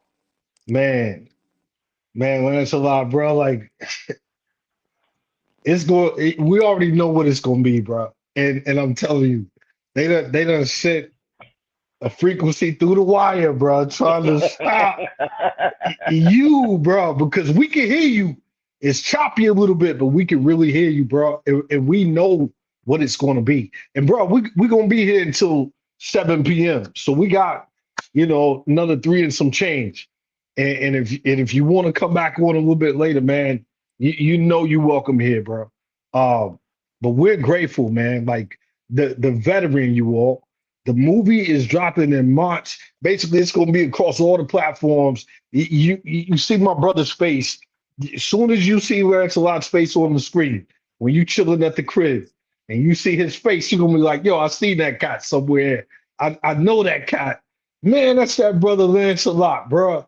I'm telling you, Lancelot is the Renaissance man, you all. And he's doing so much amazing stuff, bro. Like, man, we are proud to have you on with us today. Lancelot got his own show. You know what I mean? He brings on entrepreneurs from all across the world, from abroad, you name it. Tap dancing, man, listen, it's only a few cats I could brag about, bro. And don't know how to stop. And you one of them, Lancelot. I know you can hear me, bro. So many people. No doubt. I just want to say, and I always give the acknowledgement where it's due.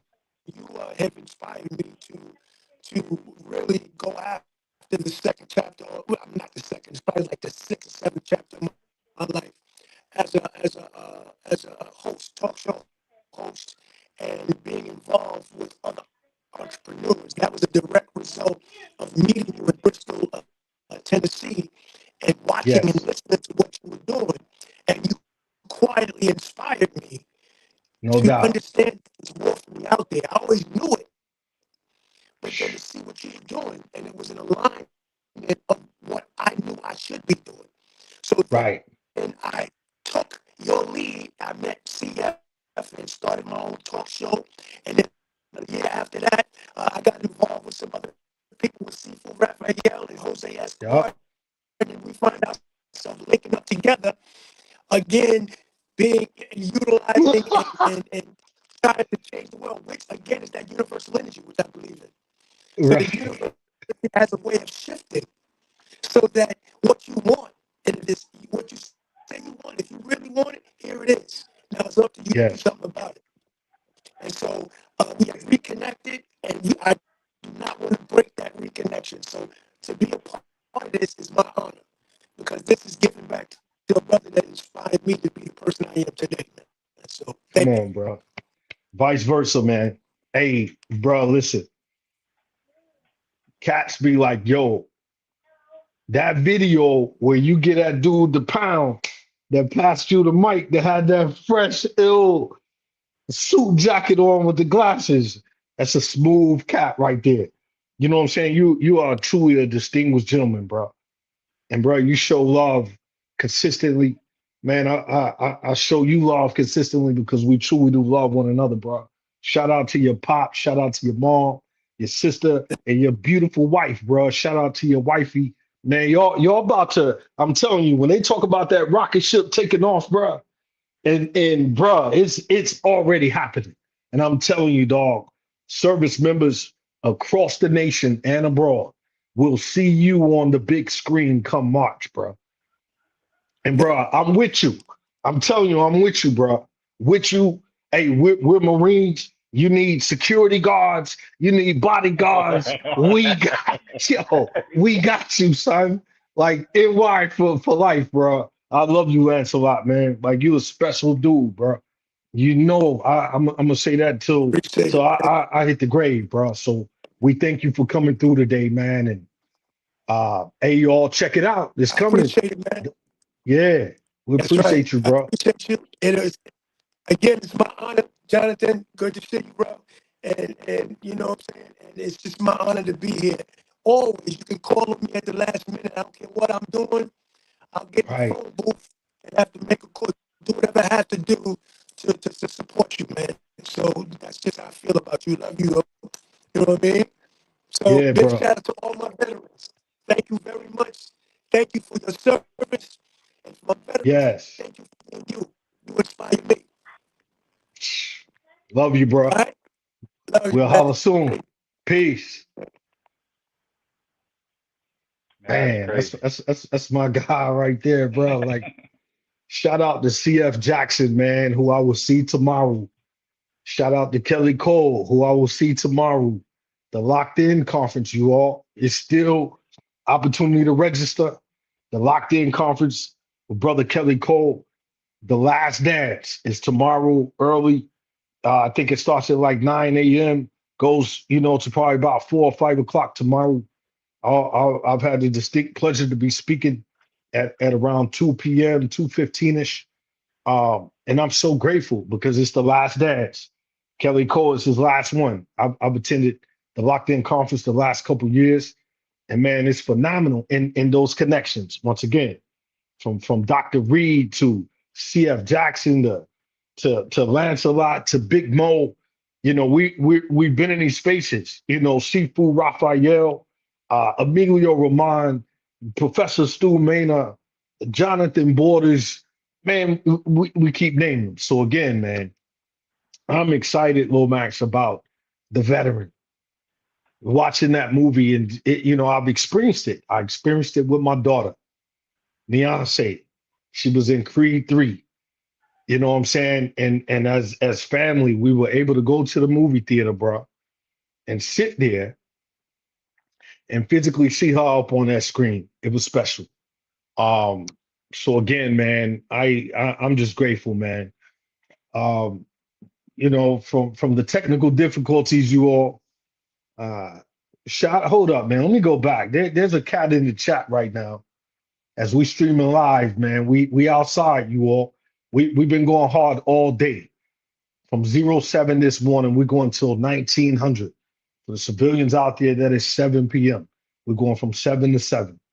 And I just want to recap on the amazing individuals thus far that has come through.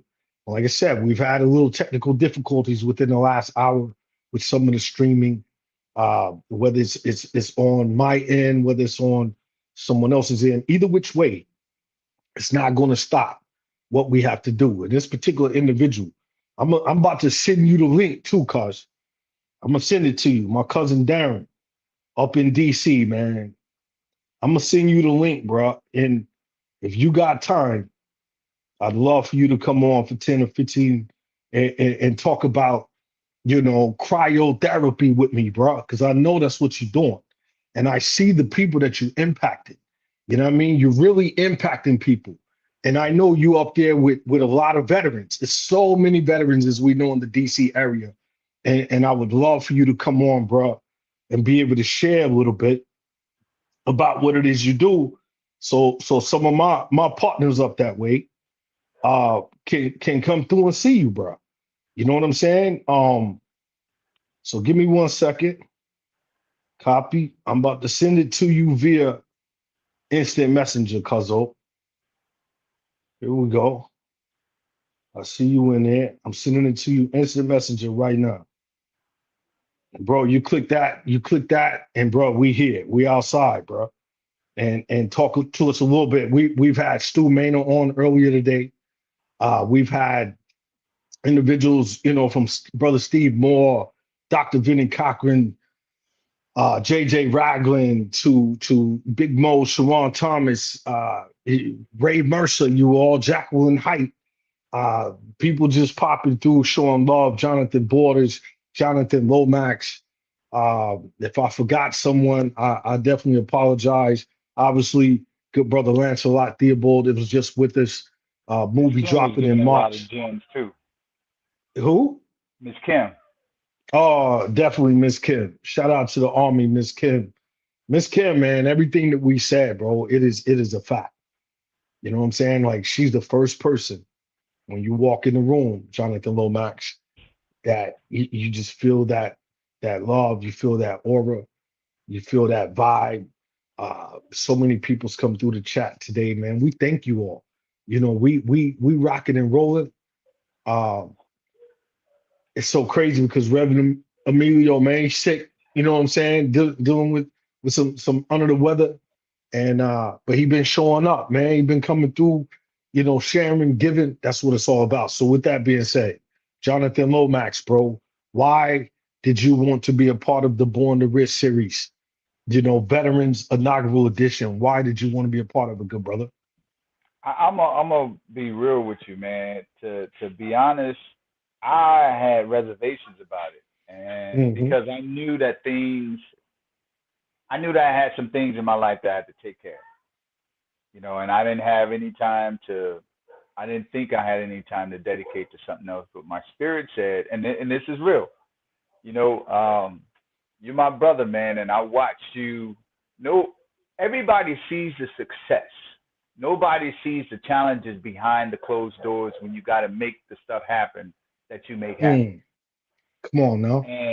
And I've been knowing you a while, bro, and nobody knows, you know, they see you speaking on a podcast, they see you on your light bulb lessons, giving mad advice and some gems, dropping jewels on people, but they don't know your personal spiritual struggles that you got to go through.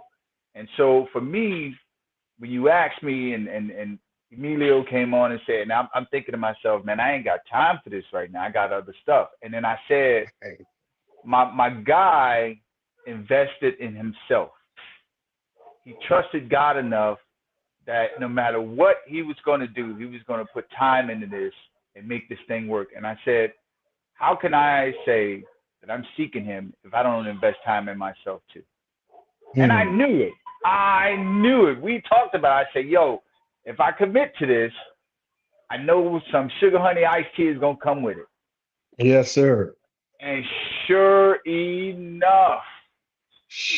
Come on. Teach, bro.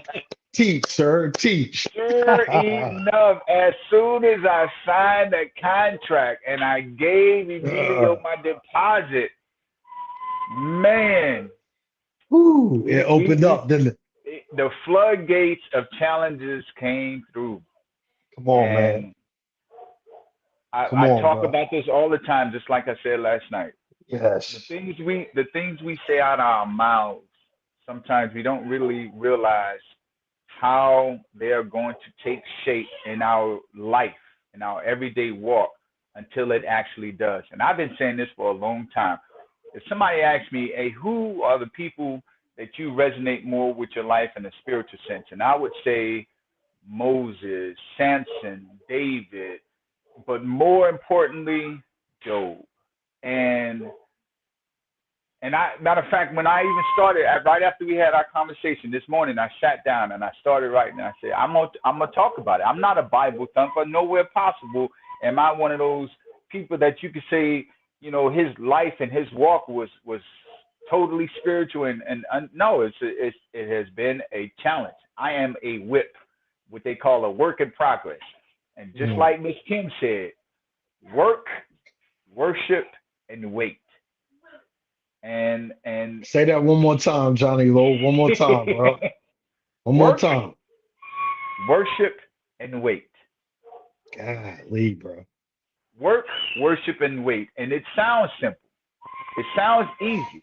Just like those 4 pillars I asked for. You know, when you ask for wisdom, knowledge, courage, and understanding.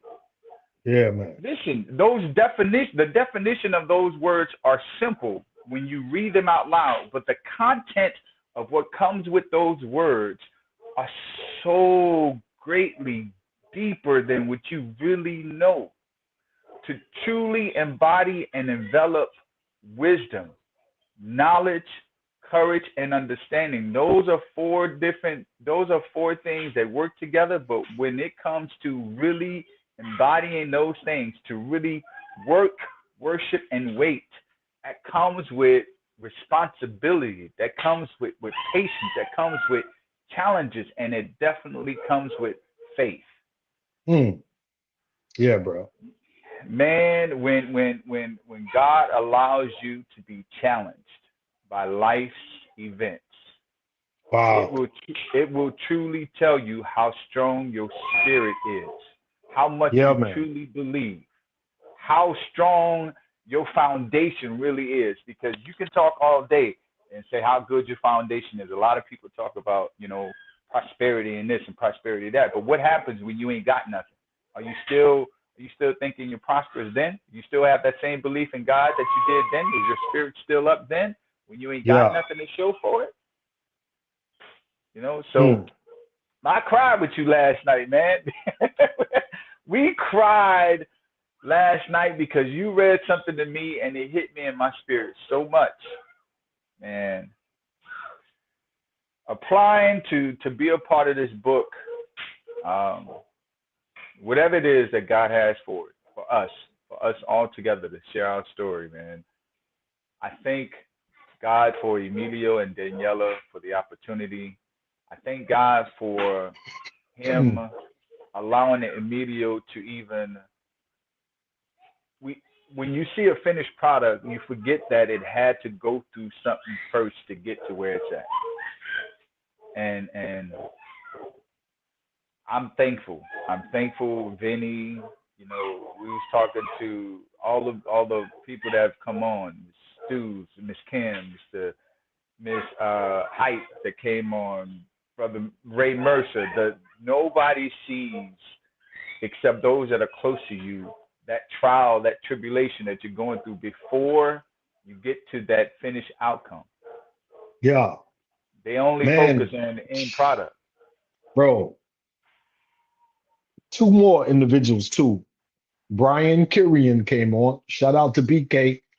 BK's up in North Carolina, Raleigh Durham, Raleigh Durham area. I was about to say RDU. That's the airport. And my good brother from back home, good old Steve Miller, dog. I don't know if you saw that part with Steve Miller. Steve Miller, bro. If you out there, Steve, bro, come back on one more time. If you out there, if you hear it, you still got the link, bro. Steve, it's a W23, and I didn't know it until he said it on the live today. He said, bro, where two or three gather. Yeah, that's his brand piece. And bro, when I tell you, oh man, I'm sitting here. When I tell you, man, give me 1 second, man. I'm sorry. No, you good. Last night, Johnny Lowe, where two or three gathered. You know what I'm saying? Like you said it.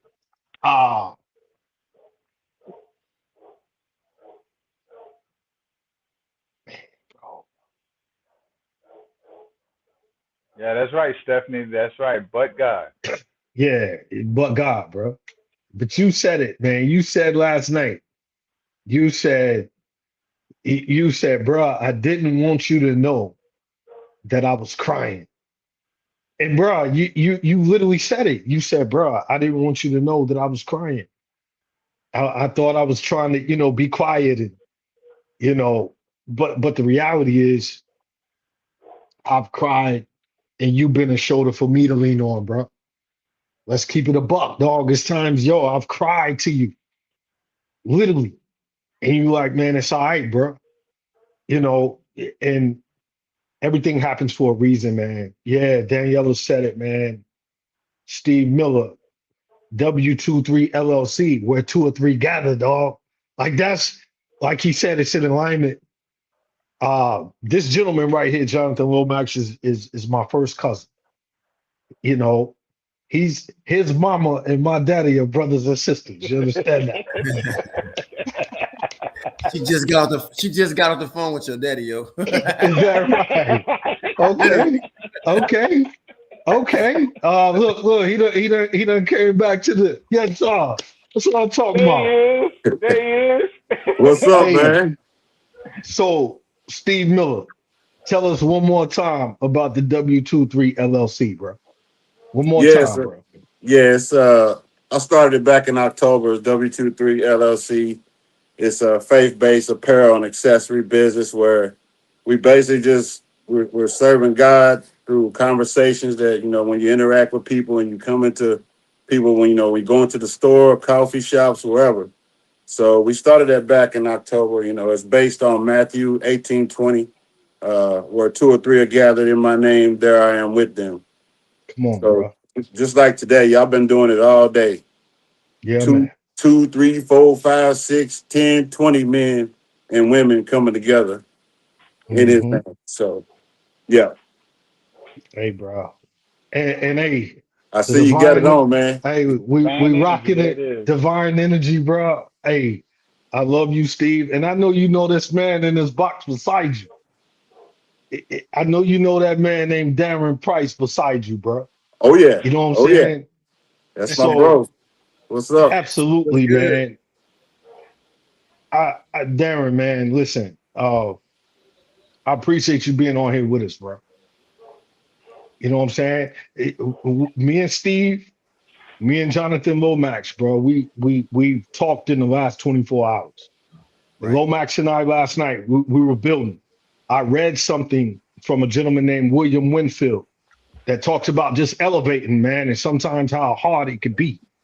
You know, when you're elevating and you feel like, you know, things are falling off to the wayside, as good Dr. Reed always says, like as you get into a sin in the things that God's asking you to do, some things can fall off, and sometimes it could be people, sometimes it could be things, it could be places, whatever the case. So from Steve to Lomax to Professor Stu to BK, Ray Mercer earlier, all of us, bro. I just want to tell you, Darren, man, I appreciate you, bro. And I got another veteran coming in. And Darren, you know this fella. This fella is Overstreet, Robert Wright. Can you spin it? Can you turn it, Robbie? I did it. Turn it. Let's see. How's that? Yeah, there we go. There we go. All right, bro. Sorry about that. So Robbie, all I was saying, man, is we're 2 or 3 gathered. The gentleman in the box beside you, Robbie, he came up with the concept based off, you know, Matthew, where 2 or 3 gathered. And right now we're gathered, fellas. Yes, you sir. know, Darren, you in DC, Lomax, you in Fayetteville, North Carolina. Yep. You Vietnam, you know, shout out to J. Cole. You know, Stephen, you in Winchester, Kentucky. Robert Wright, you in Louisville. You understand that? So, Darren, what's on your heart right now, bro? What you feeling right now in this moment? Man, first off, I just got a good burst of energy. Just seeing this, man. You know, yeah, it's a lot, bro. I'm grateful, first off. You know what I mean? More than anything. I've been tracking you, cuz you know, I already know, man. We family, man. You know, we be bro. Life and life be keeping us busy, but that's you know, I know this from the beginning. You know what I'm saying? From dunking on you at Spruce Court on That's the right. That's right. Even Miller got some of that too. That's a fact. That's a fact. But you know, now in all honesty, man, and seriousness, bro, this is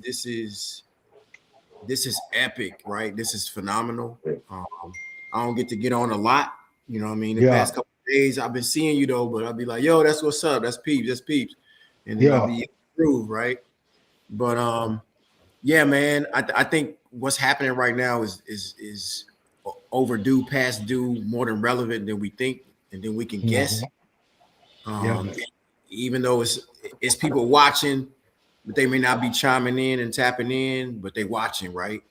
I think that's key because I get a lot of personal inbox messages and be like, yo, you be sharing that scripture every day, fam. It be helping me.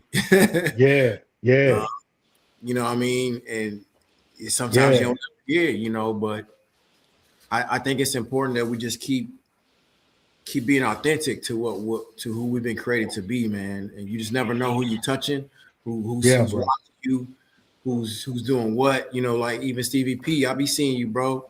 You know what I'm saying? I mean, I see it, yo. I might not be able to get to it and be like, yo, but I be seeing it, man. And it encourages me because, I mean, I'm a little bit older than both of y'all, but I still get amped, you know what I'm saying, to see cats that I grew up with, you know, y'all family, I think it's huge and it's important because we set a foundation.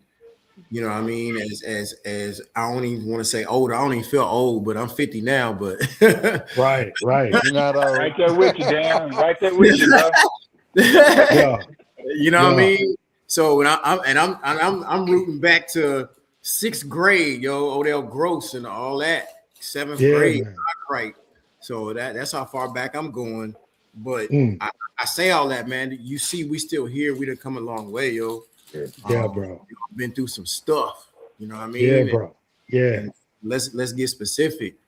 Like me, I'm the youngest of 3. You know, my mom sitting right next to me, 3-time cancer survivor, yo. Oh, that's a blessing right there, man. You know what I mean? You know Anand, Robbie, right? Good. You know Daddy's sister Anand. What up, Anand? I see you. Love you. Love you, Look at that Anand. queen right there. Look at that queen. Yes, sir. right there. Out of trouble. Yes, ma'am. Make good Yes, trouble. ma'am. Right. That's right. Looking like my grandmama. Looking like Elma. Grandma Looking Elma, like right? Elma Clay, bro. Yes, sir. Yeah, dog. You a Clay. Yes, sir. Yeah. All the way. But let me bless y'all with this audible about what transpired in the past 48 hours though, man, because you don't even know, right? So mom's 82 now, but we went to watch night service at the church, and then she started having high blood pressure, so she ended up in the hospital, man. She just got out today. Man, bless it. You know what I mean? Yeah. So it was just those are those moments that you don't even, you know what I mean? You can't take stuff for granted because we was all kids and chilling. You know, I wasn't even I ain't getting no sleep in like 36 hours like the day before, and because I was up, you know what I mean? But it's just these moments right here, like you got to ingrain them, you know what I mean? And you got to take them personal. These things that you got to get personal and be able to regulate your emotions so that you can be able to deliver that to somebody else. That's right. And it's that important. And that leads me to my business, which is not even work because I do cryotherapy, right? Yeah. So my business is Glacier Chill. It's on-site and mobile cryotherapy. And that's why I started it is because of moms. That's right. It's wild. You know what I mean? I think about other stuff that I've been through, what I've been shot, everything, But that's right. You know the Steez, but yeah, bro. It's a blessing to be here 20 years later from taking a 45 to the back. You know what I mean? And be completely healed. By the Lord, not by me, not by a doctor's hands. Inch from my spine, inch from my pelvis, coming out in between my ribs. Who orchestrates such things, my brothers? Right. How you get a 45 to the lower back, right, and not hit no bones and come out in between your ribs. Your ribs ain't nothing but this far apart. Right. You know what I'm saying? So I had a splenectomy, which had destroyed my spleen and my second layer of my lung, a pneumothorax, was grazed and it collapsed. But 20 years later, bro, and people that don't know, like, I'm still singing, bro. I'm still crooning. Come on, bro. Yes, sir. Like, no doubt. God, you know what I'm saying? Yeah, bro. Ain't nothing but God's grace, man. And he done traveled and brought me through all these tests and trials, and to still be here now. And I used to ask God, like, yo, why you got all this stuff happening? You know what I mean? Down my way. Well, why you got all this coming down my block? You know what I mean? Right. But then I remember Job, you know what I mean? Bro, he been talking about Job for 24 straight hours. I ain't hear you, dog. You can't make it up, bro. You can't make it up. I ain't hear none of that. I just got on here. I ain't hear nothing about what you said, but I'm just saying. Man, you can't make it up, bro. You know what I'm saying? We testify. Yeah. So I'm just like, okay, well, and then it just keep going back. Like, remember when? So we all Yeah, bro. winners right here. Yeah. You know what I mean? So, and with that, Darren, I appreciate you sharing, bro. Yeah. Robbie Wright, bro, in the bottom right corner. Yeah. Dog is bro, like dog, like I joined the military, bro, because that gentleman. Mm-hmm. You know what I mean? I joined the military because of his brother Preston, Chili Press down in Louisville. You know what I mean? I joined the military because Uncle Jim Overstreet. Mm-hmm. You know what I mean? Granddaddy, Overstreet. Yep. You know what I mean? And I've been telling Robbie, bro, for a minute. I'm like, Robbie, you a veteran, bro. Like Robbie's like my internal cheat code that I can go to and talk about the most vulnerable things, like me and Lomax last night, bro. The most vulnerable things that I could ever talk about, I could talk to my big cuz right there. Yeah. Robbie Wright, bro. You know what I'm saying? Yeah. And Robbie Wright serving in the Air Force down in Kokomo Beach, Florida. You know what I mean? And I remember seeing a picture of him in his uniform, just like at Granny Elmer's house. All of them pictures down the hallway. Your brother, Derek. Shout out to Bug Clay. All of them photos, man. And I can promise you, I remember seeing Robbie Wright's photo down in Louisville. Mm. And just what that meant to me in that moment, bro. Wow. I didn't know what branch he was in. I didn't care. I just knew, man, because he's somebody, dog. He is truly somebody. So as you just said, Darren, Robbie just went through an experience about 1.5 years ago that almost took his life. Yeah. You know what I mean? And he's here right now, live in the flesh, on this live stream by the grace of God, bro. Grace of God. And this is a forum for us to share, fellas. Yeah. Share. It's a beautiful thing. And yes, sir. I'll say this as I had this thing in my lung, this tumor, which I've been, I'm exposed and all this fighting VA. That's a whole different matter, dealing with the devil. But, it's wild how things happen. I get scans every year, every January, February. It was February of 24. And I got a scan for I've got 3 aneurysms in my aorta. And I'll tell you, that's a scary thing. It's no, I don't care if you're sitting in the emergency room. If it gives up on you, it's gave up on you and they can't save you.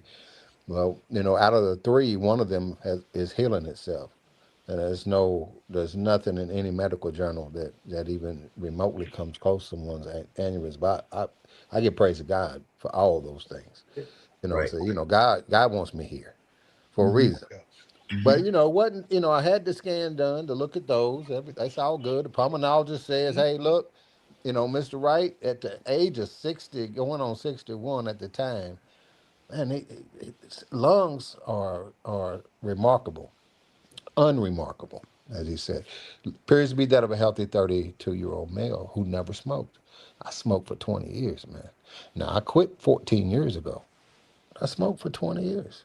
And it's just it's a blessing to be able to put that down, walk away from it and stay away. And Lord knows I tried multiple times before that. But my cardiologist read the same scan to say his heart is in tremendous condition. It appears to be a male in his 30s, very healthy, with the exception of those aneurysms, very healthy. I eat healthy. I'm not a nut. I just buy my proteins from a place I know that raises them without steroids, antibiotics, and things like that I know is harmful, right? I've been doing that for over 20 years. But it was something my pulmonologist said, and I'm blessed to have a great family physician doctor, my primary care physician. I've been with him for 30 years. And this dude, he really cares. And he cares about me. Cares about his patients. And he calls me at like 10 minutes to 7 in the morning. I'm like, whoa, on a Friday? He doing calling me? What's going on? He says, look, your pulmonologist read, he, basically told me what I just mentioned. And he said, but there was one thing that he added in the notes. He said that scar that he mentioned that's been well documented, which it had been for 18 years, due to pneumonia that you had, has gotten larger. And he said, Rob, scars don't grow. So, excuse me, this cold weather got me a little bit. But he said, man, I called your cardiologist. He read the scan. We called the lead surgeon in this region, and she said, get you in there. I've already scheduled your appointment. This dude did everything. I'm on my way to the office, and this dude's telling me all this stuff. So, it kind of put me in a different place. I'm praying. I prayed all the way to work. They said, well, God, if, whatever. I'm going to do what you want me to do. I'm going to fight this thing because I know you want me to fight. Sure. I'm not going to roll over. I don't care what it is. I'm gonna battle through it. If it's my time to go, then so be it. But I don't think it is, and it wasn't. It wasn't. The surgeon, they brought me in a few days after the tests were done to do a biopsy. They got in there and she looked. She said, "Man, you know what I saw? A healthy patch of tissue in your lung. What's this man doing growing tissue?" Healthy tissue inside of his lung. And she's that type of person that didn't give up. And so she went under that healthy tissue and turned the headlight on. It was a Da Vinci robot, and saw a tumor. And she said, wow, this thing has been hidden for all these years. And she said, I can get it out, but you're going to lose your right upper lobe, which, I was game with that. So I did. Days after getting released from the hospital, I was right back in, my chest cavity filled with fluid. I couldn't breathe. I was going into heart failure. I got to the emergency room. My doctor had already called him, took me right back. And then I remember laying there, my wife next to me, and this doctor steps in and he said, Mr. Wright, you've got some problems here now. We just don't know. I don't know if we're going to be able to get you through the night. And I looked at him and I said, man, I don't believe you. Did you look at my file? He said, yes. I said, I still don't believe you. And at that time, a nurse had stepped in. And he said, you might want to call clergy and call your family. And I said, man, that's a heck of a thing to say, to come in and tell a person, dude, you're not going to make it. You're going to die. I'm laying here breathing. My eyes is open. I'm struggling to breathe, but, come on. Me and my wife were praying. My wife's she's a wonderful Christian, man, good Christian woman, great supporter. And she's praying. I'm praying. This nurse walks over. After the doctor left, she said, do you remember me? I looked at her. I said, you look familiar. Yeah, you were my nurse after my surgery. But we prayed for an angel. She said, yeah. She said, I said, what are you doing down here? She said, this is where I work. I was just filling in for somebody when you had your surgery, and I was blessed to have you as a patient to take care of those first 2 nights. And when I saw your name, she said, I knew. She said, no way, that's my Mr. Wright. And she said, I opened your file. And she said, yeah. And so I told them I got him. And she said, I stepped in and I heard what this doctor was telling you. She said, do you trust me? I said, yes, I trust you. I remember you. I do trust you. She said, do you want to live? I said, yes, I want to live. She said, fire that dude. Wow. Fire him, because he lied to you. He lied to you. You talking about the original doctor. first guy. Wow. The doctor lied to you. He didn't look in your right. She said, I've been in your file. Every time someone logs in, it records their name. And right. She said, other than the admitting nurse, I'm it. He's not been in your file. I said, go get him. Man. And I was struggling at that point to even talk and breathe. And they had me on oxygen. And he steps in and he said, what can I do for you? I'm busy right now. I said, I said some things. Yeah. And I said, you're fired. You're a liar. I'm not just an N-word laying here in this bed. I'm not just a number. I have value, and you're treating me like I don't. You're fired. And before you leave with an attitude, this lady, this nurse is in charge of my health, and anything she needs, you better provide it for her, because I know the hospital administrator personally, and you'll be looking for a job come Tuesday. And of course, he was a little nervous. He said, "Is that the way you want?" I said, "That's the way it is. Now get out of my room." He turned and walked out. And she Dog, looked was Robbie, was this VA hospital or regular hospital? No, not VA, man. No, man. I couldn't go in the VA right now and have anything done without them billing my insurance. Well, It's a joke. Well, that's man, that's crazy. Number one, I'm glad you're still here. First, really, I'm blessed. I'm blessed. But I want to say that too, because I dealt with Mom. I took care of my father, who was 101. He passed at 69 of cancer. They did him the same way. So he's been gone for a little bit over 10 years. And oh man, yeah. But my sister is a metastatic survivor. Yeah, took care of her. She's still kicking and ticking. Yeah, man. She's an epidemiologist. And then, of course, I've been Mom's caretaker for about 10 years. But I empathize with you because this is what I started my business of cryotherapy. That leads right into it, TO coach. I was able to sit and go to these chemo radiation treatments with Mom and all these people, and I got a journal. Able to journal all this information, and I was able to ask some of the people, like, "Hey, what are you doing after this? After all your chemo, after all your radiation, what are they telling you to do?" Oh, well, they just give me some pills to deal with the pain. So they don't give you nothing else to actually help you heal from the burning, of the chemo and radiation and all this. Nah, they just give me some other pills and just let me go on by myself. Right. Yeah. So, all of us probably, being former athletes and been through some stuff, we kind of know, for the most part, how our body works and regulates and stuff like that we need to do, right? So I've been able to research ever since, man, I don't even know. Over 10 years of research of me just digging through, trying to find holistic natural remedies. I don't eat pork no more, all this other stuff. Y'all, we used to play football, GRC. Y'all made fun of me because I always get salads at McDonald's, but I did. I was the only cat. Let me get a salad with my burger, but I started doing research on what could stimulate the body to heal itself faster, more naturally. Right. So we know we can do that with our body temperature. Body temperature is at the right temperature. It will self-stimulate and actually heal itself without causing any damage. So that's what cryotherapy is, simply cold treatment. Now, a lot of people start talking about, well, you got this big chamber that you get in, you go, that's the typical, or we old school, right? We used to take that bath and all that, right? So same thing, but really not anymore through technology.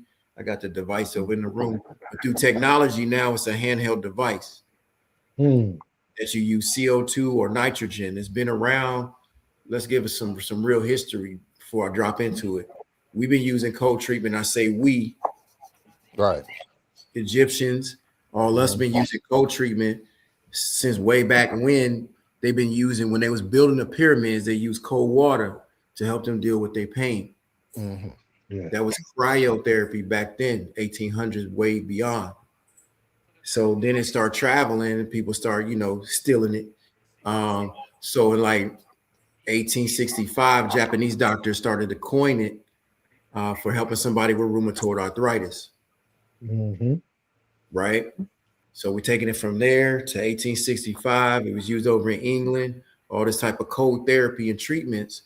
And now here we are today with a handheld device. It's called a Sub-Zero, but they use chambers now, right? The chambers are not FDA approved, number one. The device I use, I got certified in orthopedics, anesthetics to use it. It uses CO2 or it uses nitrogen. Nitrogen is more so used in the equine industry. What is that, bro? Equine. What is that? So equine horse race. Equine. They do Yeah. that. Kentucky, right? They do that down at Churchill Downs. Robert Yeah, Bryant. Churchill Downs, Keelan. See that's that low key you don't know. They don't tell you. Yeah, man. I'm serious because it's like So you know. bro, stop the press real quick. So you mean say it one more time, Darren? What's it called? Equine, EQUINE, equine industry. That's the horse race industry, horse industry. So what are they doing with the actual horse though? Like I don't understand, bro. I'm a jarhead. You gotta help me. I don't understand. So let's break it down to the down. So if a horse gets injured, right, and it was always the running joke, they gotta take here come the glue truck, right? So when they always used to say the glue truck coming, that means they're going to put a horse down, because a horse's brain is only about this big, literally. It's only about the size of a horse's brain. So they don't give horses medication. If they do, it's very little. But once they do, that horse is technically destroyed mentally. Okay. So if they break their leg or if they get some kind of injury like that, you ain't got no choice. The horse probably would never run again. And that's why they're so heavy on, drug testing the horses, because it drives them crazy because they only got a brain this big. You imagine, you see what drugs do to us, and our brains are bigger. So imagine giving dosages to animals or creatures with smaller brains, right? And a horse is just one complete muscle, kind of like we are, but it's a whole thoroughbred, right? So instead of we got to give the horses pills and all this medication for this long period, a horse cannot stand that. A horse will seize and just die anyway, and it will constantly be in suffrage. So instead of, well, we can't do nothing with it, we got to go ahead and put the horse down because it can't take the pain. Or what they do when they have muscle injuries or different things like that, what they do is cryotherapy. That's exactly what they use. Here's the device right here. This is the device. It's called a Sub-Zero device. It's got Robbie, have you ever done cryo, Robbie? No, I haven't. So that brings me to my point of what you were talking about too, and roundhouse in it back, is you should really try it. Yeah. Number one. And I'm gonna tell you what the temperatures are. People say go take a cold shower so you can wake up. That's real. Splash your face with cold water. Right. That's real. So let's talk about what it actually does for your body internally, right? Your body, let's say we got 5 people on here. So everybody's body on every person, no matter age, height, whatever's going on with you, average temperature, let's say, is 100 degrees, right? Just call it 100. So once your body temperature drops around 20 degrees, 20, maybe 25, your body goes into apoptosis. In other words, that's fight or flight mode. Once your body does that, what happens to your body, it starts to produce more red blood cells through the body. So your blood vessels, they actually start to go through vasoconstriction, which means they start to constrict or get thinner or smaller. So the blood that's currently there, it goes in and starts to protect your vital organs, which is through your cranial nerve or vagus vein, which is sitting right here in between your neck, your brain, and your shoulders. That's why when you go outside, you get cold, your extremities get cold first, right? Right. All the blood starts to go into, it's called vasoconstriction. That's why your extremities get cold first, but your body's in fight or flight to protect its vital organs, which is your heart, your lungs, your liver, all that stuff is right here. That's why it takes longer. Now, once you put your body in that fight or flight mode, apoptosis, and your body temperature through thermogenesis starts to warm up, then you go through vasodilation, which means your vessels open back up because your body temperature is warm back up. But while that's happening, the fresh red blood cell count has gone up in your body. And that's the healing mechanism that we're self-activating. So then you get that rush back in your body of the fresh circulation of new blood. And that's what destroys the inflammation. And that's inflammation is basically toxicity in the body, whether we get it through your body has toxicity and is trying to get it out. It comes in the format of tumors. Tumors is nothing but a trash bag. So it travels throughout your body to clean itself out. Sometimes we got to have surgery, have it removed. That's what a tumor is. It's a trash bag, right? Yeah. So see, you ain't been to no doctor that's going to tell you what I'm telling you. Because they ain't not going to.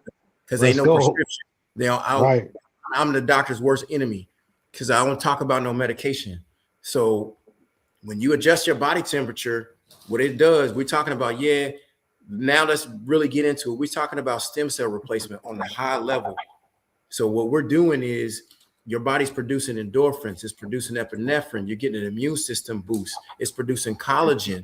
It's doing all these things that your body do, that we go out here and we take these vitamins and these pills and all this other stuff to do, right? But all that other stuff got side effects.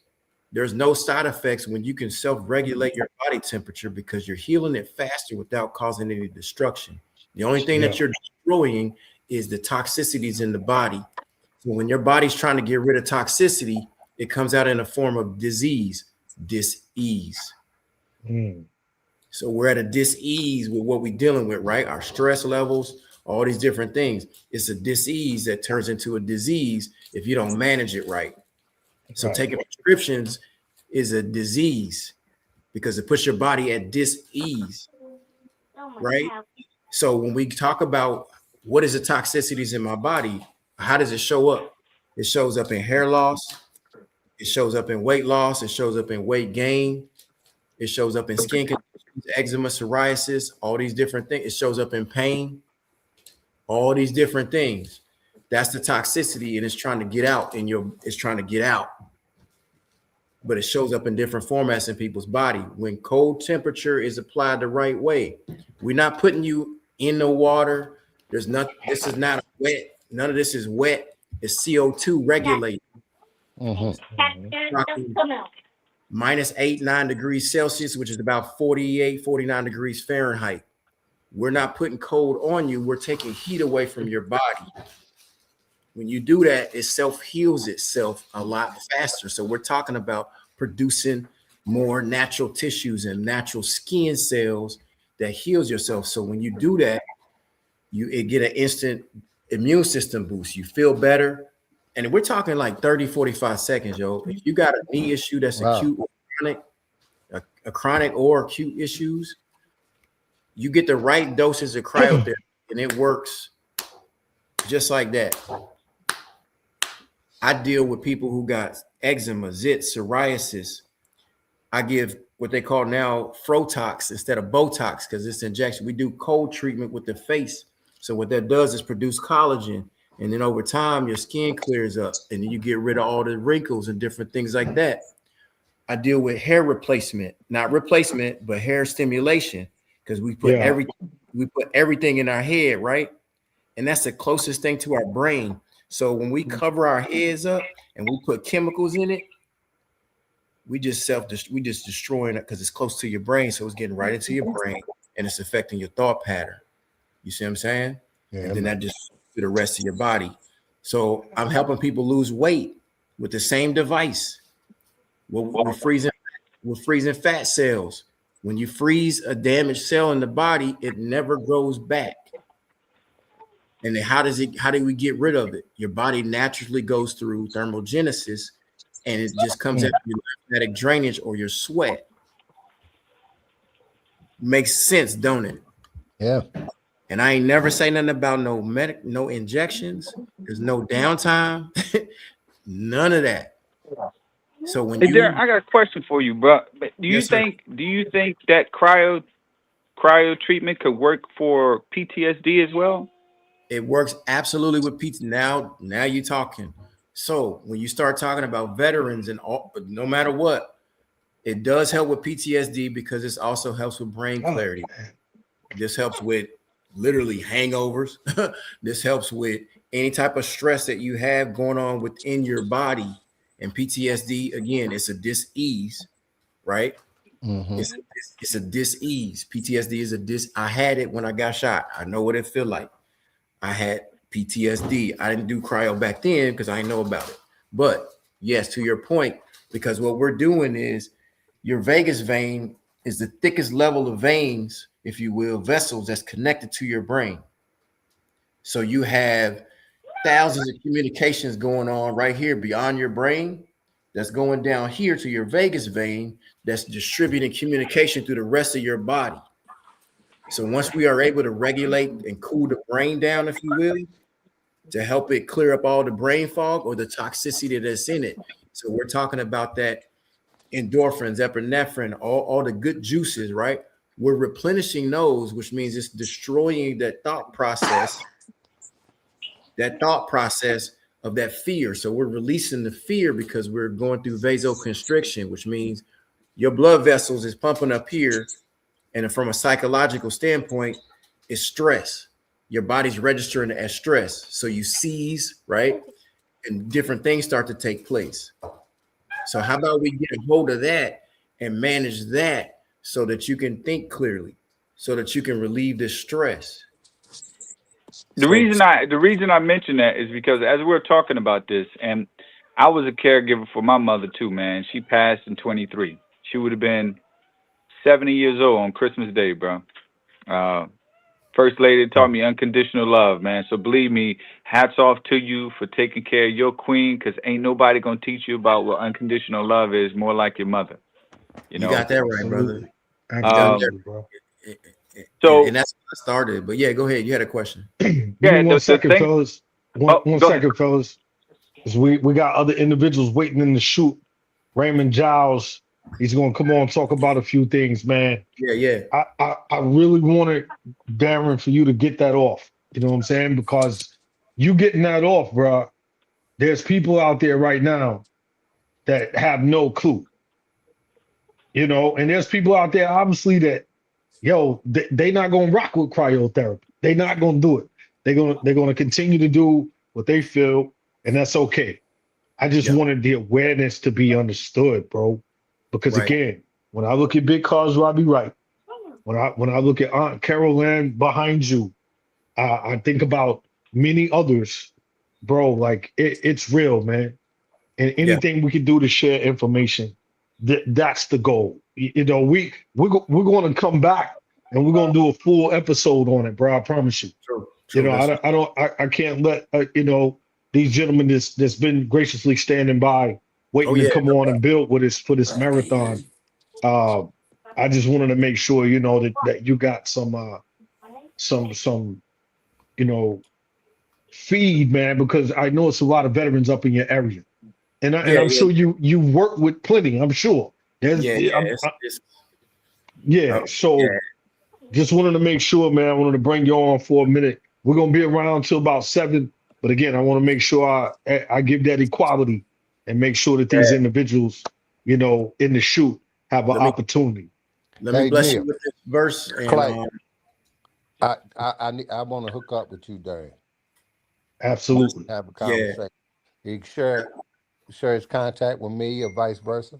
I also want to tell you, Darren and Johnny Lowe, I was a caretaker for my mom. She passed November of last year. And so I feel you. I'm a mama's boy. I know y'all are. I know y'all are too.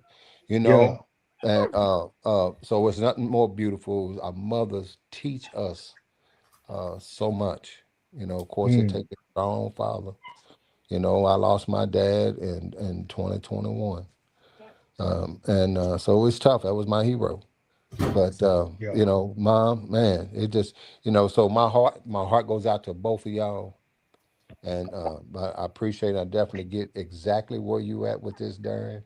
I'm an intriguer. I'm a patent owner. I've got a few out there for different things.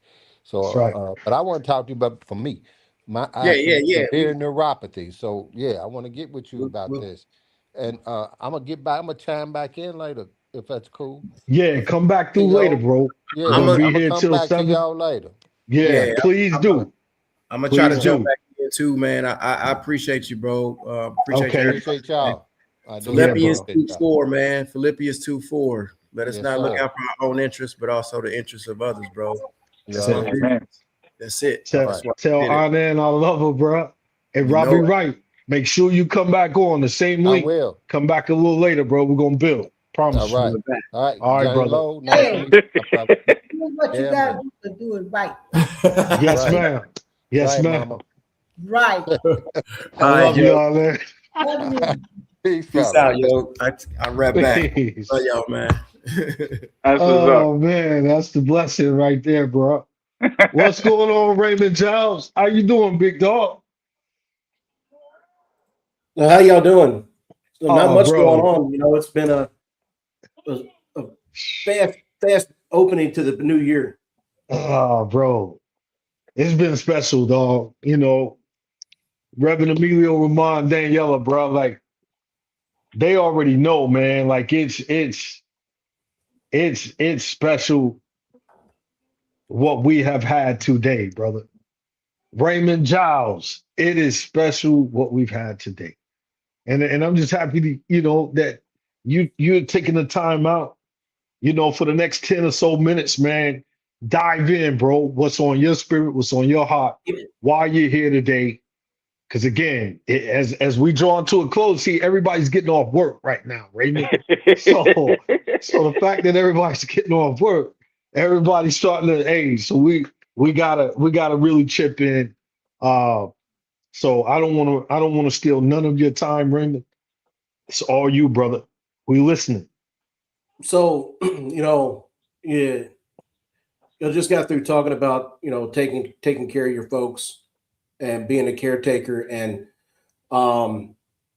being a caretaker for my father after he had a slip and fall, caused a traumatic brain injury, and it really kind of brought me to where my life is today, because I was managing all of his health care. Mm-hmm. I phone called 2:00 in the morning asking if he could have a blood transfusion, and you know, this is your father. Yeah, my father. Okay. And it was, you know, it's one of these things that, you know, like Robert said, you know, he's your hero. I mean, the man that raised you to make you the man that you are today, it's really hard to do. Yeah. And it really started to weigh on me emotionally. My mental health started to take a hit, and I needed something to kind of occupy my mind, because if I just sat around, you know, there's a phrase about idle hands, and it was idle hands and an idle mind was hurting me. So I needed something to occupy my mind. And so my father, without him knowing it, basically drove me into creating my own business. Something I never thought I would do, because there was many times I'd ask myself, like, what can I do? What can I offer to other people that they would want? Because you sit there and you see somebody invent something, it ends up on TV. Like, man, I could have thought of that. And then you want to come up with something unique, but sometimes you don't need to come up with something unique. You just need to find a need, a demand for something. And as a veteran myself, I wanted to be able to give back to vets. And so my business drove me into the Veterans Chamber of Commerce here in Houston. I've gone and I've supported the Army. I'm a Navy veteran. I supported the Army Gala. So their 250th, I got to support them. Navy kind of got screwed out of our 250th because we were going to celebrate it with the Marines, and the government shut down. So we got screwed out of our 250th. Right. But you know, and it's, you know, God has really put the opportunity in front of me. You know, you take tragedy and you can either sit and you can dwell on it, or you can build on it. Yeah. And I've really taken it as an opportunity to help give back to the brothers and sisters who wore the uniform with us. And I want to keep doing that this year. What can I do to continue to give back to the veteran community? Whether they're having some mental health issues, connecting them to the right people, because I know that I'm not going to be the right person to help them out. But through my connections that I've made over the past year and a half, I'm able to put them in the right path and put them with the right people, right, so that they can get the help that they need. We lose too many because they're, it's beat into us that you don't need to ask for help. You need to be able to build up on your own, do it yourself. But when you get out, you don't have that structure anymore. You don't have that support system. Yeah. And you need to be able to have the courage to reach out to somebody. And I want to be able to break down those walls so that people have the courage to say, hey, Raymond, I'm having some trouble. Or be able to see the signs that, hey, somebody's having some trouble, and use my connections that I've built through my business to be able to help out those that are screaming for help, but they're screaming silently. Mm-hmm. So that's what I want to see do myself do more of in 26, giving back to more people that way. What's the name of your business, Raymond? So it's funny. I'm a travel agent or a travel advisor. My business is Regal Luxury Travel. Okay. And it's another thing with my old man. We always wanted to go on trips with him. Last time I did a vacation with my father, I was 18 years old. And we wanted to take him back to Europe. He's a Navy vet and said he loved his time in Europe, in the Mediterranean. And we always wanted to take him back, but something would happen. He's like, you know what, son? Hey, I can't do it now. I'll do it next time. But what's happened is we ran out of next times. Mm. And so with my business, I want to make sure people don't miss their next time. Wow. I want to show people how they can go and they can make those memories, because I've got a shelf full of stuff that my father left me. But that's what it is, it's stuff. Mm-hmm. But with all of that stuff comes some memories. And so I want people to be able to go and make those memories with their loved ones. Because that's what we sat here and, you guys were telling the stories about how you were caretakers, and you got to look out for your mom. Your dad is your hero. It's because of the memories that you've made with them that you carry that with you. And that's what that's it, is I want people to be able to make those memories and carry on, because like I said, at the end of the day, your house could go up in a fire and you could lose all your stuff, but you're never going to lose those memories that you've made with the people that you care about. So my business is Regal Luxury Travel is the name of the business. And it's a zero fee service. I get paid commission, so I don't need to stick my hand in somebody's pocket to plan a trip, because I'm going to get paid in the end anyway. But I want people to be able to elevate their experience. I don't want you to sit there. The CEO of the company is like, why would you spend money to go to some place that's not better than your house? So that's I want to show people how they can go and you can stay at the Four Seasons, or you can stay at the Waldorf Astoria and have that elevated experience, and have somebody that's going to sit there. And I remember I went to a hotel in Miami. I said, hey, where's the elevator at? The guy didn't say, oh, it's down here and you make a left. No, he said, hey, let me show you. So he walked me to the elevator.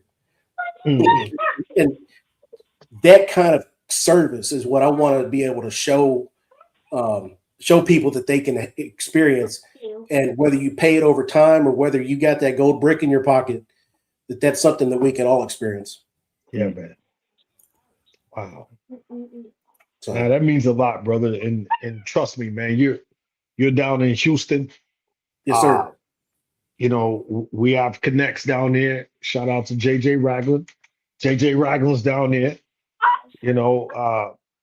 Big, nice, comfortable RV, right on the lake. Yeah. Fishing and all that good stuff, man. You got to connect with him, brother. That's the one thing I ask you to do. Raymond, connect with JJ Ragland. JJ Ragland. Jonathan Ragland. He's been on and off on here all day. I'm sure he's handling some business when he's got to do, but he's been listening in all day. Y'all have to connect, bro. Even if it's just y'all just go out and get a Starbucks, get a coffee or whatever it is, man. just building those. He there he is, Jonathan Ragland. He's in the chat right now, and you know I don't know where you are in Houston or what part of Houston you're in, or if you're on the outskirts or whatever. But please, he's on Facebook. Reach out to Jonathan Ragland. That Navy Marine connection, bro, and special things can happen, bro. And he's a traveler. He's traveling all the time. So I know you are as well. And it's a blessing, man. We thank you for your naval service, brother. We've been saying it all day. We've had Corman on, now having yourself on. Shout out to your father. You know, thank you for his service as well. It's infectious, brother. What makes you want to be a part of the Born to Risk family, if I may ask, Brother Raymond? So it's being around other people that have had the courage to take that risk, right? Be able to step into something where you don't know what's going to happen, because they say the grass isn't always greener on the other side, but how do you know if you don't step over there and see? You got to take a chance to find out if something is better. People, there's safety and comfort. And if you're comfortable in where you're at, you're going to be safe. But is there something better out there for you? It was when I was going into the Navy, I told Emilio this story that I went into the recruiter and I told him, I said, I want the hardest thing you got. Said, I'm not going to be a SEAL. You can look at this face and tell that I wasn't going to be a SEAL. But I went into the nuclear power program, and it was something that I needed to do because I needed to be humbled. And out of 444 students, I graduated 440. So I went in and I thought I was smart. They showed me that I wasn't nearly as smart as I thought I was. But when I got to the fleet and I was able to put my hand on valves and equipment, everything started to make sense. And I said, I wanted to qualify. I wanted to reach a qualification of something that, not everybody in my rank does. As an E5, you don't qualify this supervisory watch. They save it for E6s and E7s. But 2 weeks before I left my command, I was able to qualify that supervisory watch. So I carry that as a badge of honor that I was able to do that. And then when I got out of the Navy, I went into a supervisory position, and I knew that there was going to be something better. And I was working in manufacturing, and then it was, let me find something else. There's got to be something better than this. And then I stepped into my day job, and it was truly a step off. It was like Indiana Jones in the Last Crusade, where he was getting ready to step off of that cliff. And by doing that, I've been able to provide so well for my family.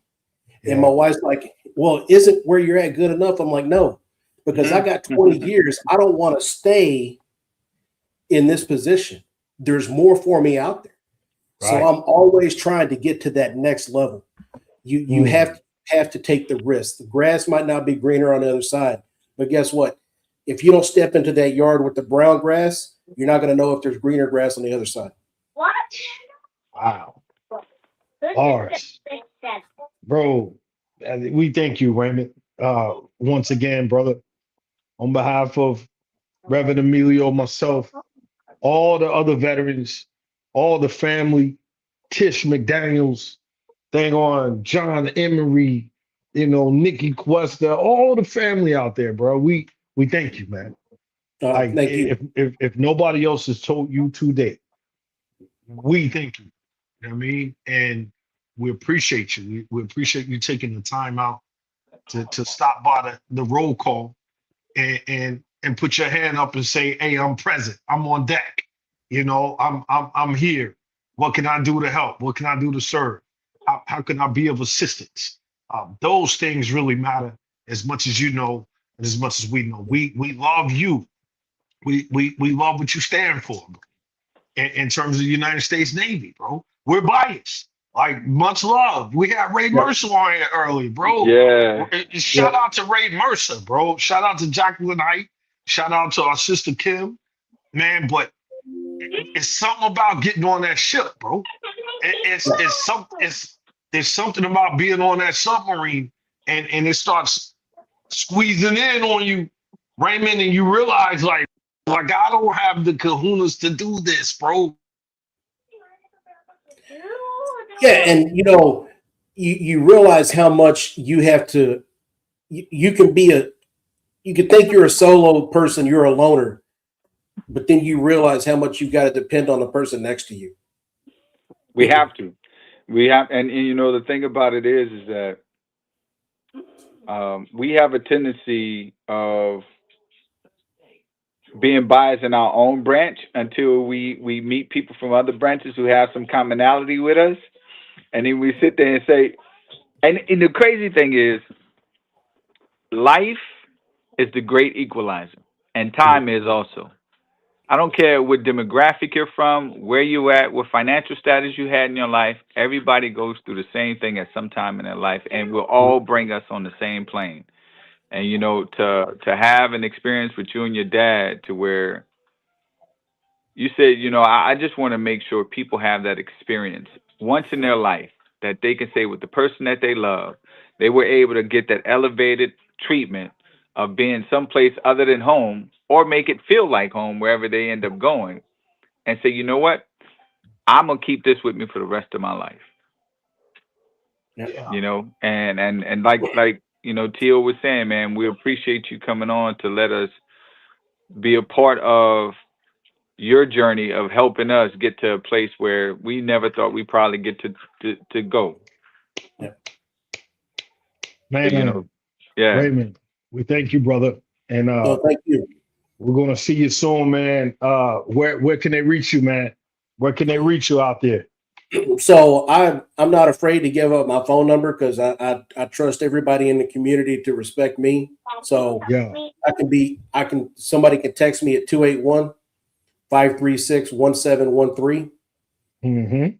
My email is a little long, but it's Raymond.Giles @Lux Rally Travel. That's LUXRALLY travel.com. That's it, bro. Say no more, Raymond. Hey, we appreciate you, brother. Big love to you. Shout out to Big Navy. And as they say, following winds and calm seas. Yep. Appreciate you, brother. We'll see you on the next go round. Yes, sir. Take care. Yep. Y'all have a good one. You too, brother. Man, listen, Lil Max. Bro, listen. It's 9:55 hours. 9 hours and 55 minutes. 5 minutes, that we've been going in, bro.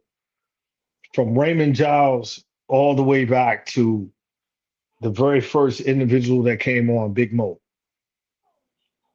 Bro, it has been so much, and this ain't no webinar, man. Let's get it straight down the pipe, man, for what it really is. This is no webinar. There's no at the end.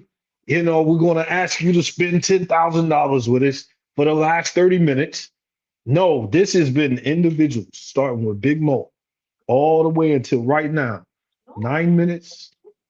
9 hours. 55.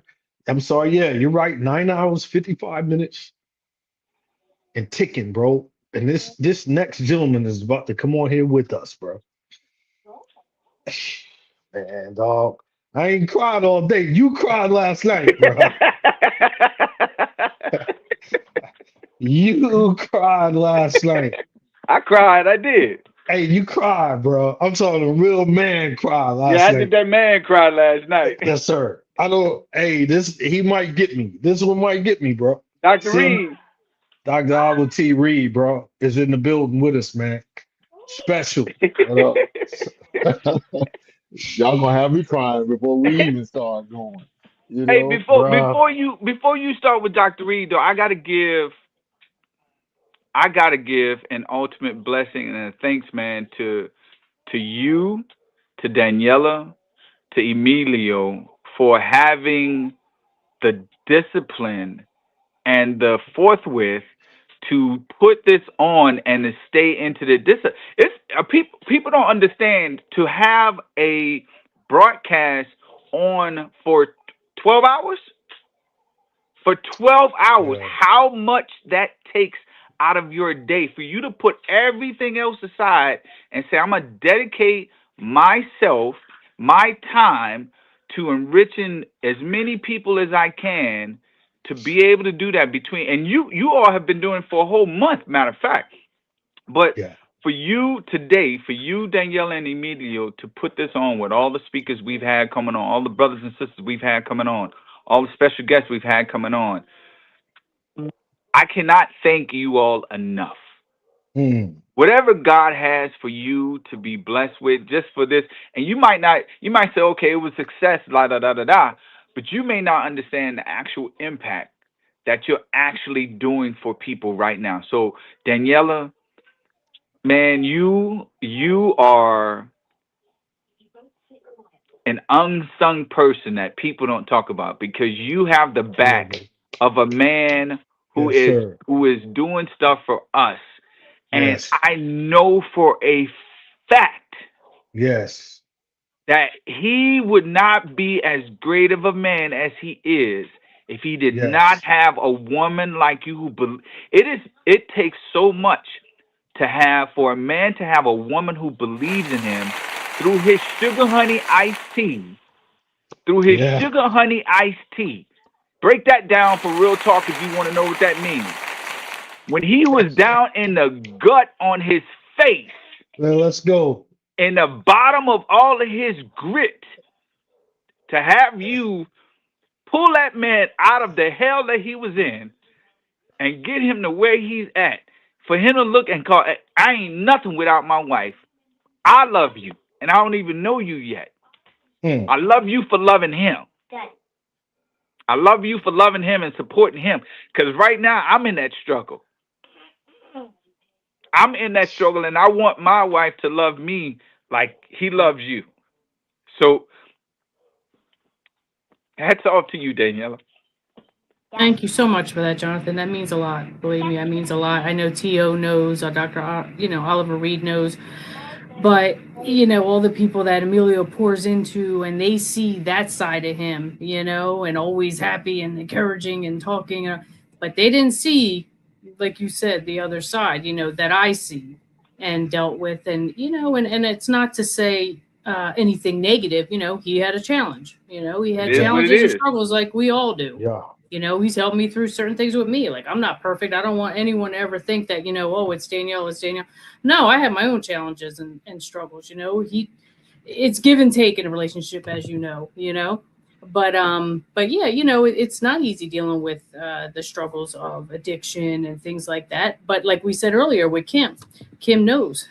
She's been there from the beginning. We know what, that this Emilio was in there, That's why it's not that, some people used to say to me, and I don't want to cut Dr. Oliver Reed's time, even though he's wearing a CLA shirt. I don't know why, but anyway. So anyhow, I don't know why I don't have an Amish shirt on, but anyway. I'm born to risk. Right, born to risk. But I'm not a pushover. T.O. said that earlier. I'm not, about certain situation. I'm not a pushover. People used to say, like, why you tolerate that? Why are you still there? I'm not stupid. I'm not a pushover. Right. It's just that I knew what was on the other side. If I didn't see, unfortunately, there's some people that they're just never going to get there. That's who they are. That's where they want to stay. And you know what I mean? Yeah. Something like that. You just got to make a decision and walk away. But this was not that. This was not that. You see who Emilio is, his heart and his heart for helping people, and not just authors. It's just people in general. That's just him. That's just who he is. Everyone here knows that. Dr. Oliver Reed and T.O. and Jonathan, you've had conversations. You see, you don't even have to talk to Emilio. You watch his lives. It just pours out. Like, you can't help but see, who he is. Wow. So that's why I stuck it out, not because I'm like, oh, I tolerate anything or I'm a pushover. No, don't ever think that. What I mean? Right. That's nothing like that. And believe me, there were times, I had to stand up for myself, and, I didn't just take what Amelia was throwing at me in that behavior. Trust that. You know what I mean? It wasn't like that. But I knew, you know what I mean? I knew I had to set boundaries. And 19 months ago, you know, it came down to the wire. It's like, you got to do something. And like I said earlier, he didn't stop drinking and straighten up for me. He had to do it for him. Yeah. You know, because he tried doing it for the wrong reasons many times. And that's why he always fell back into addiction, because he didn't do it for him. Absolutely. And number one thing he did, like I said, and I'll say it 100 times, he surrendered it to God. He said, once he did that, whoo, I've never seen like nothing like it in this 19 months. Like, that's what was missing. He just had to be like, God, take this from me. And that's it, you know, and this is where he is now. And I see this as, this is the longest he's ever been sober in his life. He told me that. I think the other time was like 1 year. This, though, I see it sticking because he's doing the right things and because he's deep in his faith and surrounding himself with people like T.O. and Dr. Oliver Reed and, you know, Jose Escobar and, you know, all these leaders that have his best interest. You understand? More He's not importantly, hanging though, with you are that shining light, because we can, let me tell you something, we can all be his homeboys and stuff like that. That's fine and dandy. But we are not there with him 24/7. Right. We're not there with him when the cameras are off, when the mic is off, when the lights are off. We ain't there with him. You are.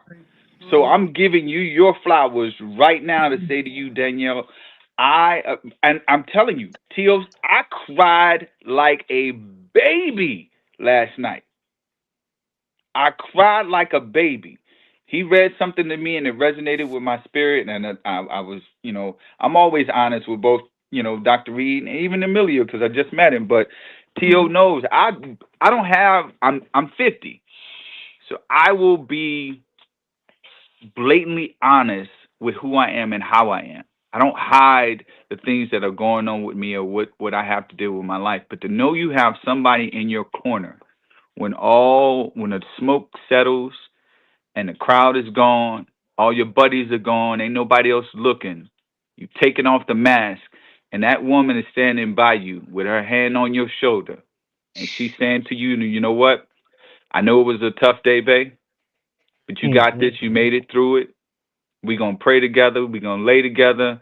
We're going to wake up and we're going to do it again. That means the world to any man. Absolutely. We will walk through an infernal fire for that kind of support. Because we know when we get on the other side, yeah, we might be burnt to a crisp, but we got somebody who's going to be on the other side with some cocoa butter, some you know, Vaseline or oil, Vaseline or something to moisturize us back up and get us back to health. But we went through that fire because you said you would be there to support us. So I would be remiss. And Dr. Reed, I'm sorry, I would be remiss if I didn't give you your flowers right now, Daniela, for the support that you give to your husband, to all of us, to be able to do this, because you are that backbone that keeps the light on, that keeps the motor running, that keeps the he's sick right now and you still giving him tea. You taking care of him while he's going through this, you know? That's right. If we was by ourselves, not saying we couldn't do it, we wouldn't do it as well. We couldn't do it as well. So thank you. Yeah, man. Thank you, Jonathan. I appreciate that. That's powerful, man. Dr. Reed, how do you feel about this young lady you see in that bottom box? How do you feel about this young lady, Dr. Oliver T. Reed? Man, she is a tough cookie, and I say tough cookie because she's sweet. She's very, when you get to know Daniela, she's very, very sweet, hard to go, but she's a non-nonsense person. And that's why I say that tough cookie, like she's that person that, like, if you really want to know, like, honesty, you really want to know, like, hey, is this the real? She's gonna give you the real deal in love. And since I met her, man, we always clicked. We always have a good time. And I can kind of look across the room and kind of tell. We can kind of tell when each other's speaking at events. We laugh. We have our own inside joke. But what I like about you, what I see is that you are all in person. You know how to support, like King Jonathan was saying. Like you know how to really support, but then you don't have to shrink. In your own right, you are a stalwart. In your own right, you can do things on your own. And a lot of people can't do that. You know, a lot of people can't play a wing man and then be leader. They got to always be leader. You know, they gotta always be ahead. But man, I always say, man, the powerful thing about women is a woman of God that's walking alongside of you is that I'll put it this way. It's been said that beside every great man is a great woman, and that's not biblically sound. This because God took woman out of man. So I always say inside Yeah, of every man is a good one. Yeah. is the greatness of a powerful woman. And so that is what I see with Emilio is that she covers him from the inside out. And yeah, and with that, I like the transparency, Daniela. It's not always smooth. You know, when you got two people with strong personalities and strong anointings and strong opinions and visionaries, sometimes they collide. But you guys are proven examples that, hey, you can have friction and still be fortunate. Y'all better catch that. You can have friction and still be fortunate. Wait. You can have friction and still be fortunate. Ooh, Okay. you don't have to give up your fortune just because you got friction. So I I love love those that, and I points. appreciate that. I appreciate you, Dr. Reed. You know how much Amelia and I think of you and Miata. I mean, we absolutely Yeah. love you guys. You're always there to support us, and yeah, it's true. Like we said, like there's it's not smooth sailing every day, right? Like Emilio, he likes to joke. He's like, he's Puerto Rican, I'm Italian. The cops are at our house at least twice a week. You know what I mean? It's not true, but he likes to say that. But thank you so much, Dr. Reed. I love you. You And know we that, got Paul Daniela. Strausner on too. I don't want to dismiss that Paul just showed Hey, up. Paul. Hi, nice to see you all. Man, this is like really special, you all. Like all jokes aside, man. Paul, you're entering into a special season and a moment, bro. Like Dr. Oliver T. Reed, man. Bro, man, I got this in front of me, written by you, and I have Big Bear Wisdom written by Daniela. I got these two, man. Like the back of the book. That's you, Dr. Reed. You probably don't even look at it, but I'm showing it to you. That's you. And Daniela, that's you. You probably don't look at it, but I'm telling you all, man, we've been with heavyweights, giants of heart leader, just phenomenal individuals all day long. It's almost like, man, it's like you can't thank God enough. Yeah. You know, Paul, I'm being honest with you, you can't thank God enough. And when people are willing to spend their most precious asset, which is their time, in these type of spaces, man, it's a beautiful thing. And Paul, we appreciate you being here. You know, Dr. Reed, we appreciate you being here. And you all know me, both of you all, Jonathan Lomax, Daniela, Reverend me, you know me well, man. Like I'm a spirit-filled dude. I'm filled with the spirit. And my thing is this, man, what is on your spirit is the most important thing out of your mouth. Whatever it is on your spirit, you know, and I want to know, Dr. Reed, and then right after you, Dr. Reed, I want to hear from you, Paul, what is really today, 2 days into this new year, what's on your spirit, Dr. Oliver T. Reed, bro? Man, it's a couple things, man. First of all, I want to pay homage to you, a great leader, man. Sergeant Major, I've been seeing you shine, man. Just continue to see you grow. You got a battery in your back because I've been tuning in and seeing you guys on for hours. I've been in between my meetings. I've been trying to get hustle and get that. And I'm like, these cats on here, they real. They're really doing it, man. And then I always look at Daniela and Emilio, they doing it. Like every time, like I don't know y'all energy. Like I think, you know, you can think, Jonathan, you're doing a lot till you start seeing people who doing a lot. And I'm like, you guys are doing some amazing things. But what's on my heart, man, and my spirit, man, is this is some three powerful things. If you can just give me a couple minutes, man. I worked through New Year because my New Year started last year. Hope y'all get that. I worked through this year because I'm already shifted. I didn't wait till December 31st to shift. I usually shift around September. September is when I usually when my birthday 9/25 hits, Daniela, Paul, I shift my mentality already into a new year. And I had a chance to share with a bunch of entrepreneurs on yesterday. We had a vision board party, and I said, "Hey, we're not cutting out magazines, and we're not stapling anything. We're not doing any vision that's outside of you." So my first thing I want to share with people watching is that's in my spirit: become the vision board. We talk all the time to you about becoming the stage you want to be on. Quit chasing stages and become the stage you want to be on. And now we have these vision board parties. Everybody's excited. They got their first year's resolution. Everybody's doing everything that's outside of them. And that's why it never sticks. Right? But one thing about a tattoo, you can watch that thing, you can do whatever. Once you've been branded, I don't know who I'm talking to all the time. Once you went through the fire and you made up in your mind that this year, this is what I'm going to be, not what outside of me is actually what's going to be in me. So I was telling them to be the vision board of their own life. Ooh, you don't need another team. You don't need a hype man this year. You don't need somebody pumping you up. I like what we said earlier about Emilio. He made up in his mind that, hey, I'm going to do it for me. I'm going to do it for the vision. So I would tell everybody this year, don't have a long list outside of you. Build inwardly. Everything you need is inside of you. Now, this is a powerful thing that I want to share outside of that, is that the year, my word for the year that I want to share with you is really prompt. We're in the world of AI. Everybody's put the right prompt in.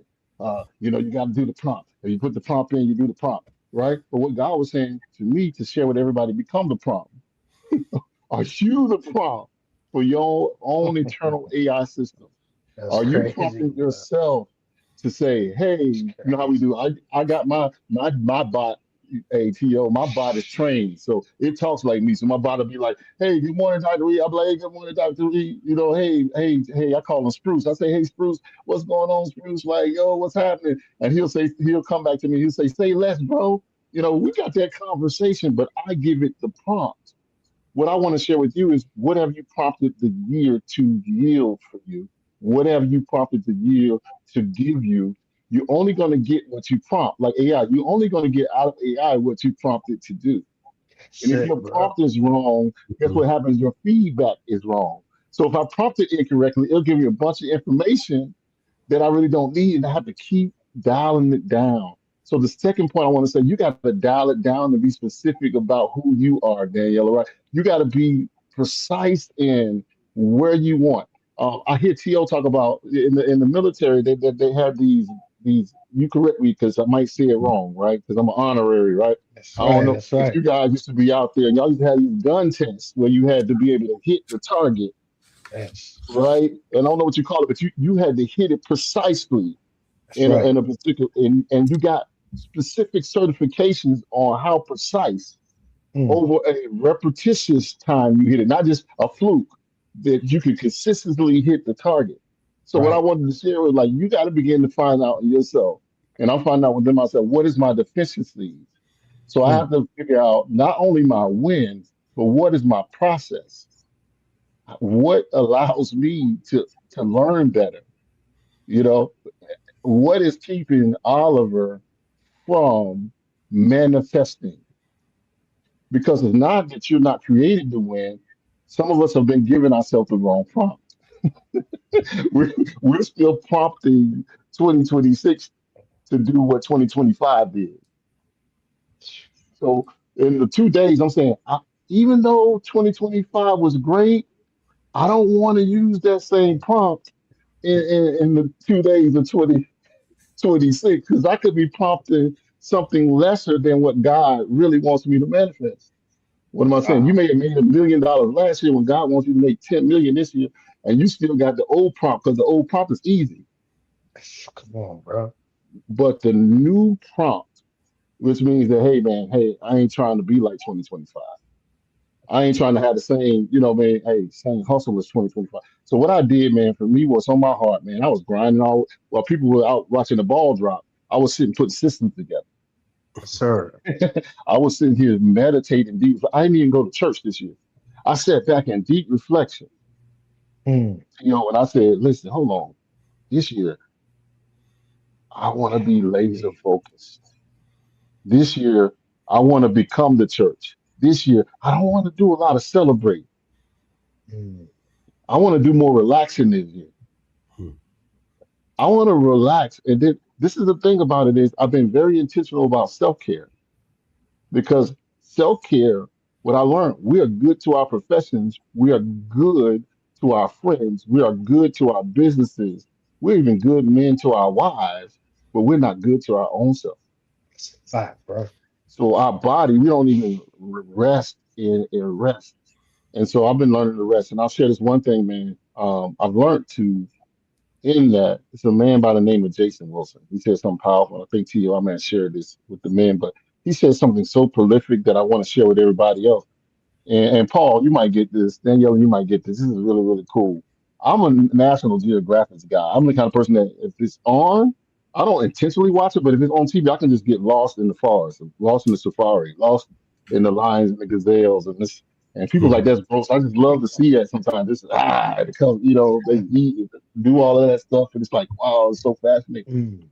But this guy named Jason Wilson, man, he said something powerful. He said the lions sleep for 20 hours and they hunt 4. I'm gonna say that again. Lions sleep for 20 hours and they hunt 4. Why? They understand that that's why you see a lot of time the gazelle will kind of go across the greenery and you'll see the lion and the lioness just yawning. They're not bothering them. So they kind of look and then run and nothing happened. Because they know that when they hunt, it's gonna take everything they got for the pride to survive. I want you to catch that. It's going to take everything they have for their generation to thrive. So when they get up and hunt, they hunt for 4 hours and they do it together so that they can eat. Look at this, eat more with less. That's my point. I want y'all this year to eat more with less, which means rest more, hunt less. Oh, let me put it in this perspective. I gotta get leads. I gotta get because last year I was on that. I mean, you start feeling having to pay the bills. I'm talking to entrepreneurs now. You gotta make this stuff happen. And now you're up all night and you're not resting. You're like up all night. You're thinking where my next lead is. But a lion knows I can't afford to be up all night. I gotta sleep because when I do hunt and get up, I'm more accurate. So you can see all those thousands of buffaloes running. That lion locks into that one and is going to run that one down, hell, high water. And so I wanted to say to everybody this, man. I'm like that lion this year, bro. What y'all call it? I got to be locked in. I want to get my certification and being targeted. Hitting the target instead of being this rapid fire dude. So that's all I wanted to share, man, is eat more with less. So we got to eat fresh, but see, I want to eat more with less. I want to rest more. And actually eat better. And I'm not even talking about food. I want to be able to have 1,000 leads because I got enough sleep than to be up all day with 1 lead. I'd rather work with 1 client this year that pays me $25,000 than to work with 10,000 people paying me $1. Come on, bro. Wow. I hope I'm talking right. So in that, I'm like, I got to stay focused. So I started my year with rest, focus, and being able to say, I'm the vision board. I don't need all this outside. I don't need another coaching program. I don't need a 6-figure coaching program anymore. There's things that God has given me that I want to now lock into because sometimes we're not using what we already have in our manifesto. So I wanted to share that God has given you a manifesto wherever you are. Cultivate that with rest. And the more I rest, the more I make, the more I'm able to impact.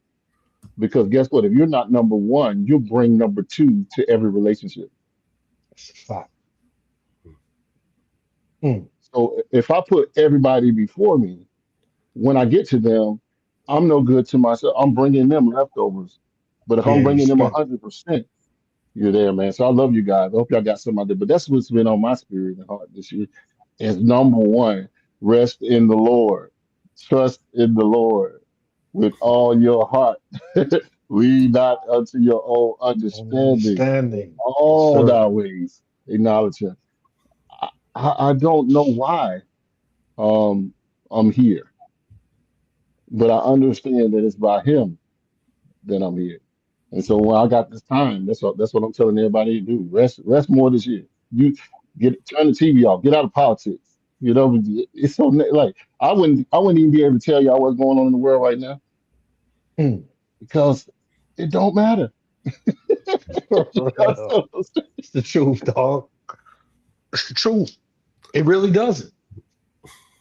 And something you always say, Dr. Reed, you always tell us, you're not late. No matter what it is, life is. Jonathan Lomax and I was on the call last night. We were crying because we were talking about that rocket ship, that elevation, pieces falling off, people falling off, you know, the environment get quiet. And bro, I just heard him crying, bro. And it was just like, bro, like that power in that moment of that vulnerability. It was very special, Dr. Reed. And you always say, bro, no matter what, you're not late. And I appreciate you, man. I appreciate you for stopping by. I know you're a very busy man. And I know anywhere God is in the midst, where two or three together, that's where you truly want to be, bro. That's where you want to be. And that's where you're going to be. So, man, thank you. If they missed it, they missed it, bro. I got it. You know what I'm saying? I got it. The new prompt, become the vision board. If your prompt is wrong, like you wasting your time. You check your prompt, check your system. So I thank you, man. What do you think, Mr. Paul? What do you think about the words we just received, brother? Oh, amazing. Yeah, I feel so blessed to be here and blessed to be in this amazing community. It's brand new here. And yeah, just like Dr. Reed, I feel like my year also begins around September. My birthday's in September, and it was always the beginning of the school year. So for some reason, my reinvention each year seems to begin in the fall. So when I started, I joined the gym in October of one year. It's always in the fall when I start making these big changes and, you know, prepare for the new year. And I'm like reinventing myself. I've been working as a computer programmer for almost 30 years now, and I'm totally out of alignment. And my passion is with writing and you know, being creative. So I took a chance. I ended up getting my master's degree in creative writing and getting a little depth in that. But I was following my heart. And I was just I learned to trust myself, and I know it'll all work out in the end. And just taking the steps, you don't know where you're going. You just start taking the steps, and then you see you have. I'm glad you discussing this, but you just trust in God, and you take these steps, and you see He shows you these openings that you're stepping into, and you do things that you never imagined that you were ever going to do. Like, for example, taking part in this community. When I was in high school, I ran cross country, and then I fell away from running. And then years later, so I graduated, show my age, I graduated in 88. And then I joined the gym in 2012, and then I got a personal trainer in 2013. And she asked my background. I said, "Oh, I was captain of my cross country team in high school." And she said, "Oh, you'll run a 5K by December." And this was in October, October. So, and I did it. I ran without stopping, and just doing that again, the environment just filled me up, and it got me excited about running again. So, and then I came up with an idea of, I love traveling. I was in the Navy, so I did a little traveling there. But so I decided to run a race in all 50 states. And that's good to go. Yeah. And I discovered that there's charities for these races. So then I bring attention to the charity of each race. So I'm from Rhode Island, so I call it Journey of the Road Runner. Yeah. So just from taking the step of going to the gym, and now all of a sudden I'm going on this journey that I would have never even dreamed of.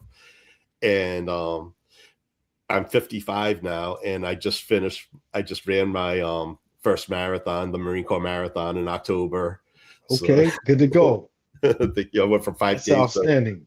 Yeah. So I just took a chance. I decided to go for it. And, and I tried doing it last year and I had a really bad back injury for most of my training. So, and I still ran 21 miles, but then they close a bridge.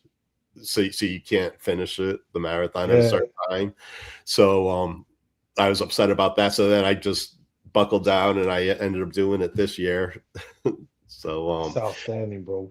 Hey, not everybody, Paul, can say that they've ran the no crop straight up Marine Corps marathon. So your hat definitely off to you for that, man, because it's 26 miles and 26 and some change to be exact. You running all over DC. I know Dr. Reed, you in Manassas. You know DC like the back of your hand. Quantico, all of that area. It's real, man. I definitely take my hat off to you for that, brother. Yeah, but are you saying getting back into that environment sparked your journey to be where you are right now? Is that accurate? Oh, definitely. Yeah. And you love to write because this. Yes. Do you know Dr. Oliver T. Reed, Paul? No, not yet, bro. Y'all have to sync, man. Because I can honestly say this, and Daniela knows this, Reverend, Emilio knows this. Dr. Reed truly loves to write, man. How many books did you write this year, Dr. Reed? Probably this year, probably like 8 books this year. Oh, well, last year, and I already released 1 book this year. So I got my first book out. It's actually right here. A podcast, The Pages. The one I just released. It's a 300-page journal. Fire. So I'm keeping going. Yeah. I'm just saying. Easy. I can't keep up. Yeah, I'm actually writing a memoir series about my journey. I'm calling that journey the Road Runner. I'm going to cover 10 states in each book. So I've done 13 states so far. So I'm almost done with the first draft of my first book. So that's another thing. I started writing when I was 10 years old, and again I fell away from that, and then I got back into that, and then so then I ended up getting my degree in the writing and working on my writing, my running. Well, you definitely in a powerful community. Definitely. Reverend Emilio, Daniela. I mean, that's what they do. And it's amazing. I've also made it fun again. Like I think we lose some of that kid in us a lot of times when we start to grow. I remember when my daughter, I'll share this real quick if I had, a couple minutes before I jump off, but I want to share this real powerful, Paul. You might get this in Daniela, Tio. All of y'all probably get this who writers and authors. My daughter was 3 years old, and Daniela, I was like, she was drawing. She had painted her sky was like red, her grass was like purple, her trees were like yellow. And me being the dad I am came over and be like, hold on, baby, I'm all over her picture. And I'm like, no, you gotta make the sky blue. You gotta, and she looked at me at 3 years old and she did this life-changing word. And her voice, she said, Daddy, it's my picture. She sucked her thumb at the time. She was like, Daddy, this is my picture. And she basically, I was like, oh shoot, I'm infringing on her creativity. Why can't her son be blue? But sometimes we forget to dream as we start to, grow up. So I love the fact that I love that Road Runner image and writing these books. So now I write books it frees me. It's just clarity for me. It's just a calm for me. And it's not about the numbers that come along with it. Emilio don't show you the business side of that. They're excellent in what they do. But I just love to be able to be in creative flow, just write and tell my story. So props to you, man, on your memoir. Yeah, actually, when I go to therapy, my therapist knows if I've been writing or not. It's really therapeutic also. Yeah. Man, that's awesome. Yes. But Dr. Reed, we appreciate you, brother. We know you got to run and handle your business, do what you do Friday night. Yeah. But hey, man, thank you so much, brother. Thank you so much, Dr. Reed. Yeah, thank you. Nice meeting you. Coming through and blessing us, bro. Like it's special, man. I'm so grateful, man. And Paul, when I tell you, keep writing, man. The more you write, the more it ignites. So it's just a blessing. Where are you located? Are you in Rhode Island right now? I'm in Rhode Island right now. Yeah. Yep. Wow. Yep. That's one state I've never been to. I've never been up that far. Oh, it's beautiful. Yeah. Is it? There last year. Yeah. We went there last year. Yeah. Oh, it's beautiful. Yeah. Wow. I'm gonna have to get up that way, man. Yeah. It's awesome. I actually live on an island in Rhode Island, so that makes it even better. I'm surrounded by water, so when I go running, I have awesome views and everything. So yeah. Good to go, man. Yep. So every year, I have this. I don't know if you guys do this, but I have a word or a one word or phrase of the year. So this year, I decided to do "I get to" is going to be my phrase this year. So like I get to write.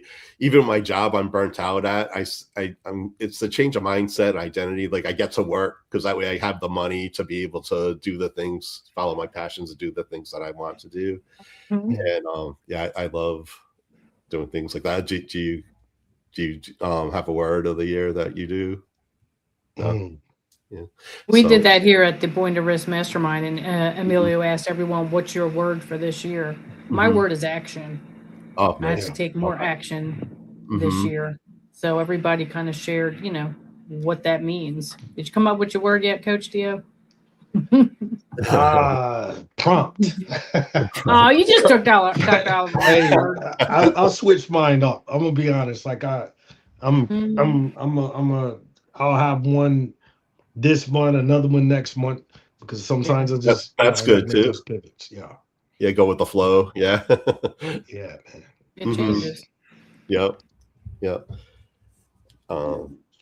Thank you so much, though, Paul. I appreciate you coming on. I know it was kind of last minute, but we're glad you got on roll call marathon. We got, my goodness, Tio, 10 hours 33 minutes. Yeah, 10 hours 33. We've been going hard, man. It's just a beautiful thing because, again, there's individuals out there in the chat still with us, man. That they still rocking. They from the time you and I got on, Daniela, up until right now. Yeah, they've been dialed in all day.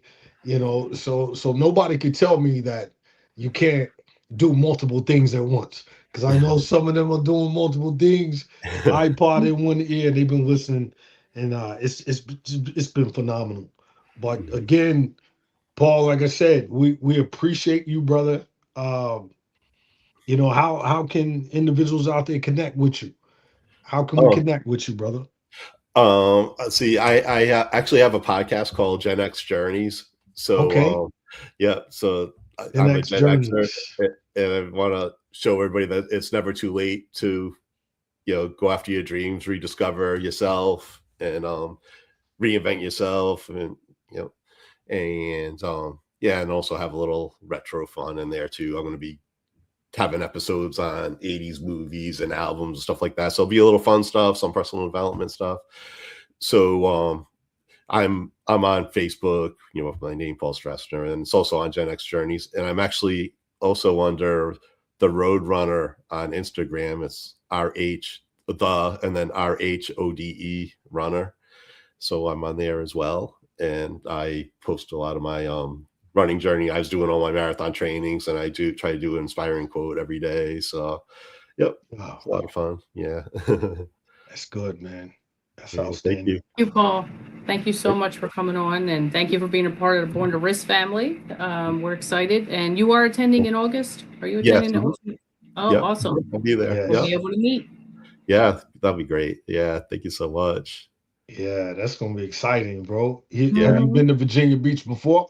No, never been to Virginia Beach. No. It's gonna be good. You're gonna be in heaven. It's nothing but Navy down there, man. That's, right? That's Navy world down there. So awesome. You'll really be happy, man. And yeah, when I was in the Navy, I was on the West Coast, so I was in California and then the Gulf War. So I didn't get to see Virginia. Just been to Richmond and then Arlington. Wow. Yeah, Norfolk. That's all Navy. It's Navy big time down in that area, man. Like it's they rule the world down there. That's just being honest. Well, that's the biggest naval base in the country. Over in Norfolk. That's what we were told when we were out there. Yeah, it Yeah, has to be. I mean, it is. 32nd Street's pretty large as well. But I would say in one concentration, definitely Norfolk, down in that area. Virginia Beach, Hampton, all that area, man. Yeah, that's awesome, bro. Awesome. That's outstanding. Well, look, man, we don't want to keep you, Paul. Oh, We okay. appreciate you coming through and sharing. Thank you. Yeah, I appreciate you so much. We definitely going to check out your podcast. I got it written down, man. I'm gonna subscribe. I'm gonna come through there. And we thank you, brother, for being a part of this Born to Risk movement. It's near and dear to us, brother. And don't be a stranger. You know where we are. Reach out. Anything you need, man. We out here. We outside, brother. Oh, thank you. Thank you so much. Thank you, Paul. All right. Have a great weekend. You too. Thank you. Happy New Year. Happy New Year, brother. Take care, man. Awesome. Wow. We're in the home stretch, Cleo. It's all good. 5:45. Yeah. Man, Emilio's thanking me. He's yelling from the other room. He's coughing, hacking up. Yeah, Ooh, it's he's all down for good, the man. count. He said, "Thank you so much." Yeah, no worries. I really enjoyed it, man. It's been good. Just the Ray different Mercer dynamics. knocked him out. Did you hear him? Yeah. He said Ray Ray Mercer- Mercer knocked him out. He's crazy. Okay. Yeah, Nah, he needs to rest. it's been real special. I mean, it really Yeah. has across the board. Individuals that been coming through all day long.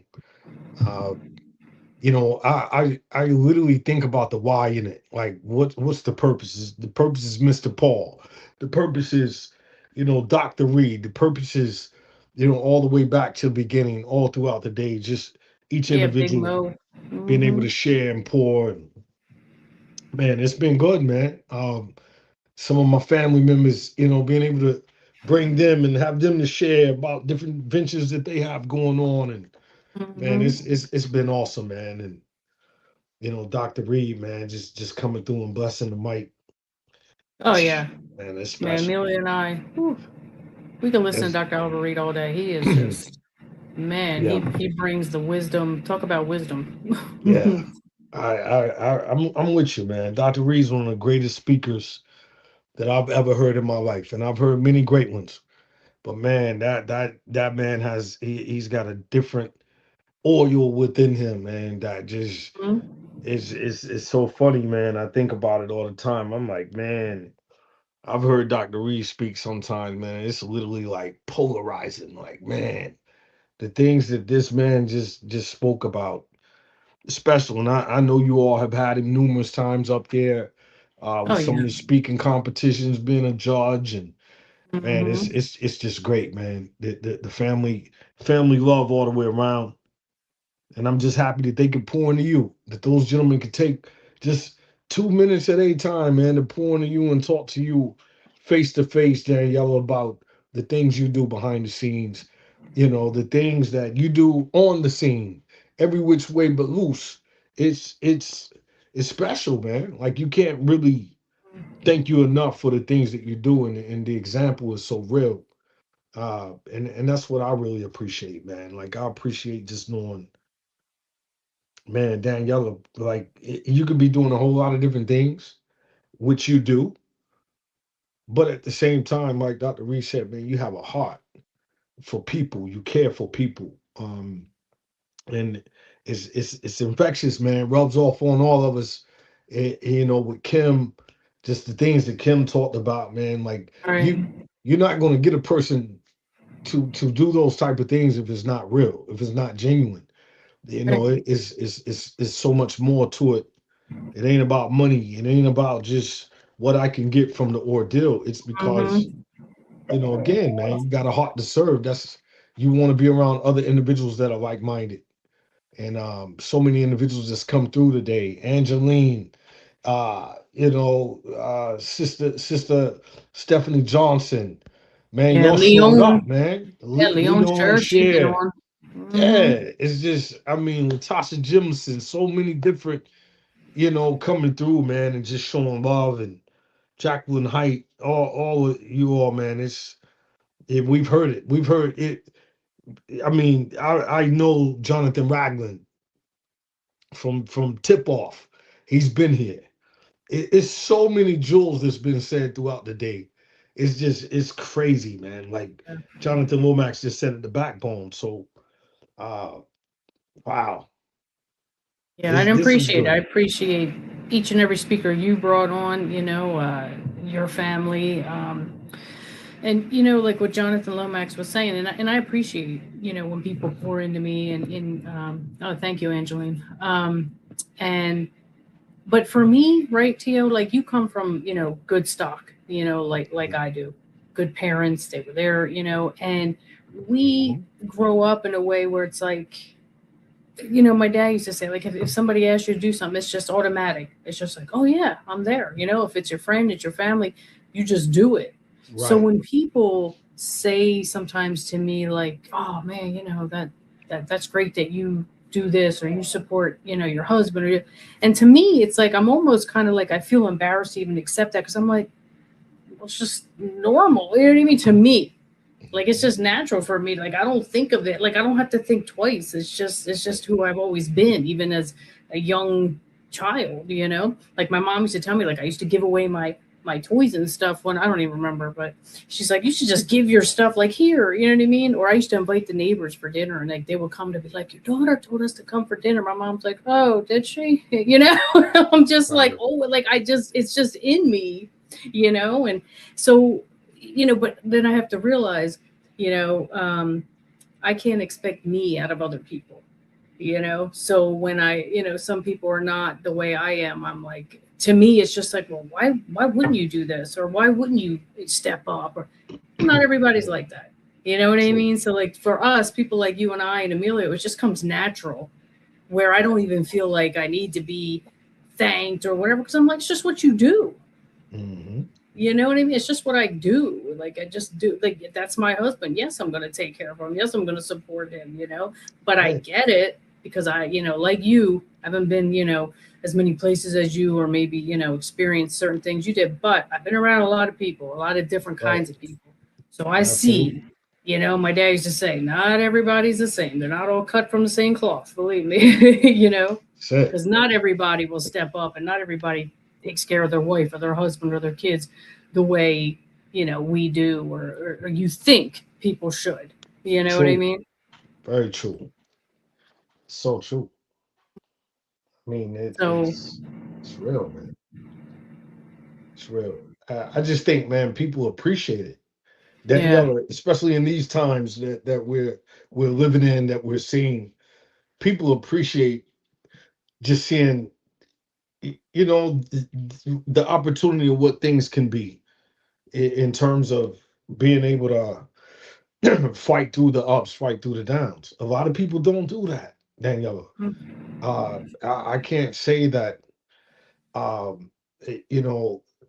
reading your book, like I said before, it really hit me in different areas of where I'm at today at 49 years old. It hit me because, the way you wrote the book is one thing, but it's just like, man, knowing that your father, he ran the race that many of us really, truly, truly want to run as men, as husbands, as fathers. We want to run the race that your pops ran, straight up and down like that. I told your husband the same thing. I said, man, listen, what Daniela's father did, many of us, that's what we strive to accomplish. Is when it's our time to go, we can literally look back and say, man, we poured into the number one most important thing on this planet Earth, and that's our family, in whatever way, till the very end, to the gusto. Like that means so much, man. And like I told you, my neighbor, I know it's gonna bless her, man. It's just a matter of time. It's a matter of time. Once she reads it, for whatever word, for her, I felt it in my spirit. It was more than just giving someone a book. It was more than just, let me just give you this. No, because I safeguard it. and I owe Teddy Scott. You know, Teddy, he's on here with us. He's streaming in live with us on YouTube. You know, I have a couple extra copies right there. I'm going to send Teddy one because he's been hearing us talk about Big Bear Wisdom for a minute. Oh, was he the one this morning that was like, "How do I get a copy of Big Bear?" Yes. Okay. He's under his wife's account, which is Kathy Sawyer. But that's Okay, actually I seen. that's our man Teddy, and Okay. I'm gonna make sure Teddy man gets that book because Good. I know it'll bless him. It'll bless him in ways, you know, that he's currently experiencing right now as a man, as a father, trying his best to, buckle down on what's really important. And I think that's kind of today's takeaway up until this point, why we wanted to go from 07 to 7 p.m. Like, why? What is the purpose of that? It's because, man, it's more to it than just getting on these calls, man, and just being on these calls. You know, it's so many individuals, Daniela, that have such a powerful story to share. So many individuals that trusted enough to be a part of Born to Risk. They trusted it. Some, not one and the same has the same reasoning why. And that's been a big question I wanted to ask today, Daniela, was why would you want to be a part of this Born to Risk? And many of them, spoke only what they could speak and what it means for them and what it means to them to share, that aspect. I talked to Alicia earlier, and Alicia was like, man, I'm so excited because I know, it's going to help someone.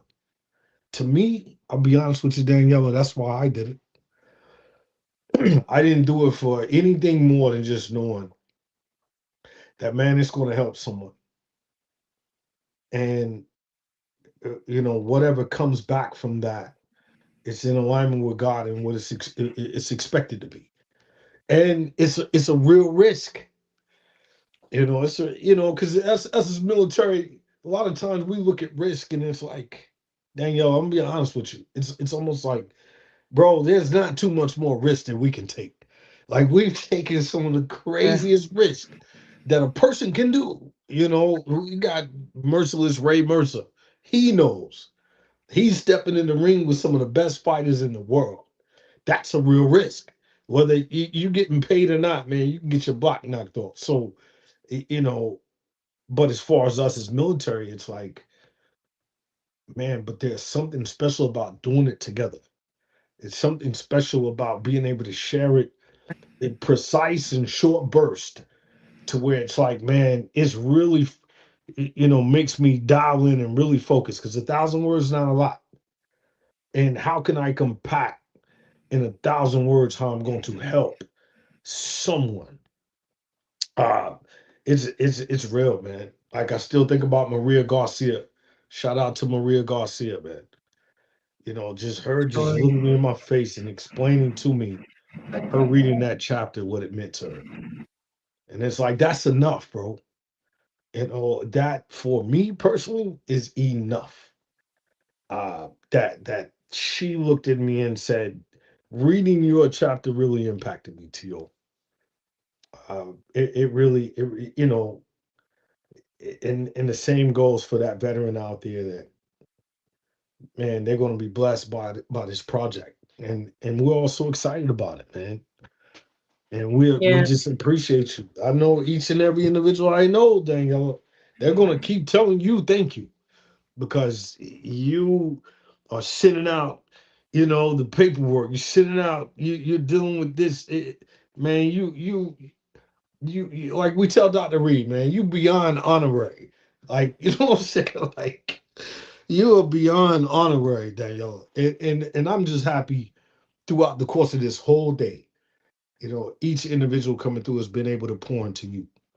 Yeah, and I so appreciate it. Believe me, I do. It's it's like I said. Sometimes it takes some people half their life, right, to be able to accept a compliment.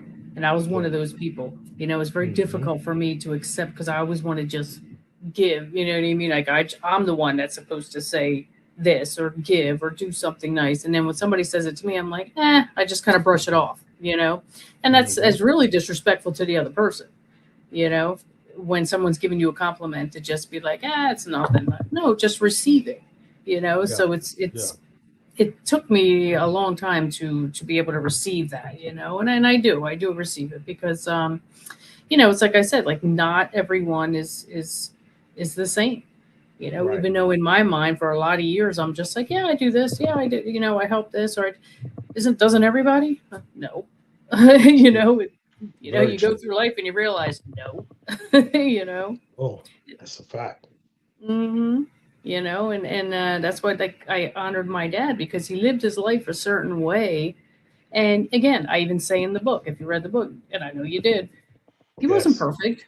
I'm not trying to portray my dad as this perfect person, you know, like he never, like I agreed with every single thing he ever said or did, or, you know, everybody has their flaws or whatever. But what I admired, the main reason I just shared with someone the other day, why I wrote this book is I admired the way he lived because he always tried to do the right thing. You know, again, not being perfect, but he always had that in him, you know, like, my family needs me, my mother, my father, my brother, I got to be there. I'm going to do this. My kids, you know, I got to show up for work an hour early. You know, he just always wanted to do the right thing. And he did to the best of, you know, of his ability. He did in every part of his life. And nobody taught him that. See, that's what I admire is nobody taught him that. You know, the way he grew up, like I told you, my grandparents, wonderful people, but they were just all about survival. You know, you think my grandfather like threw a baseball with my dad or whatever, you know what I mean? It was nothing like that. You know, my dad's like, I didn't even have a ball to kick around when I was growing up in Italy. You know, it's like, you just on the farm, you watch the sheep, you work, you do whatever. And then he came here and you know the story. He didn't barely finish 8th grade, went to work. And that was it, you know, and how did he manage his money? How did he, you know, have that work ethic and responsibility and then, you know, get in, you know, the marriage and everything with my mom and raise kids and knew how to talk to us. That was the thing that amazed me about him. I tell Amelia all the time, boy, he missed his calling. He would have been a great speaker because he's a great storyteller. And even if my brother and I did something wrong, if you had you know, back in the day, you get smacked, whatever, you know, it's just how it was. But then he'd sit you down and he explained. He goes, you don't ever just whip somebody, you know, and yell and leave it at that. You got to explain. Why did I just yell at you? Why did I, you know, whether I smacked you, whatever it was, explain. You know, you did this, this, and this, or, you know, so I looked at that. I'm like, taught him that, like, where'd he get that knowledge, you know? But he always listened. He always paid attention. In Italy, he remembers his aunts, his neighbors, his uncle, the grandmother. Somebody was always sharing some wisdom with him. Somebody was always, and he kept that, you know, he kept that in here and he just passed it on, you know, throughout his life. And he lived his life with those sayings and wisdoms and things like that. Like a little kid, he was running through the woods with his grandmother. I think I put that in the book. Little, it was during the war, and she's grabbing them, and he's like, he told us, he said it to his grandmother, to his mother in Italian, don't forget the bread. He's already thinking ahead, like, we're going to be out here, like, we need to eat in a little while, you know what I mean? Right. Like, don't forget the bread, like, you know, so he was different. He was really, you know, special, you know what I mean? Like, in the way he just a self-made man is what I say, and I mean that in a way where he just, you know, his mind, he used to tell me, he's like, my mind's like a computer. Like he remembers everything, you know, from when he's a little kid. Like I said, these little experiences in Italy or whatever. Like, I'm lucky I remember like 2 months ago, you know what I mean? Like, I don't, you know, like he would just always, you know, tell us these things. And it helped for me and my brother to navigate through our life. You know, when I had certain challenges or whatever, I always thought back to like, well, you know, my dad told me, watch who you hang with or watch what you do or, you know, certain things, you know, people only around when you have $1 in your pocket. You don't have $1 in your pocket, you're not going to see nobody. You know what I mean? And that's the truth, you know, unfortunately, you know, and some of us, we got to learn the hard way, and that's okay because you got to fail. You got to fall down so you can learn. everything doesn't just go smooth in your way in life. You know, you don't learn that way. I love the quotes all throughout.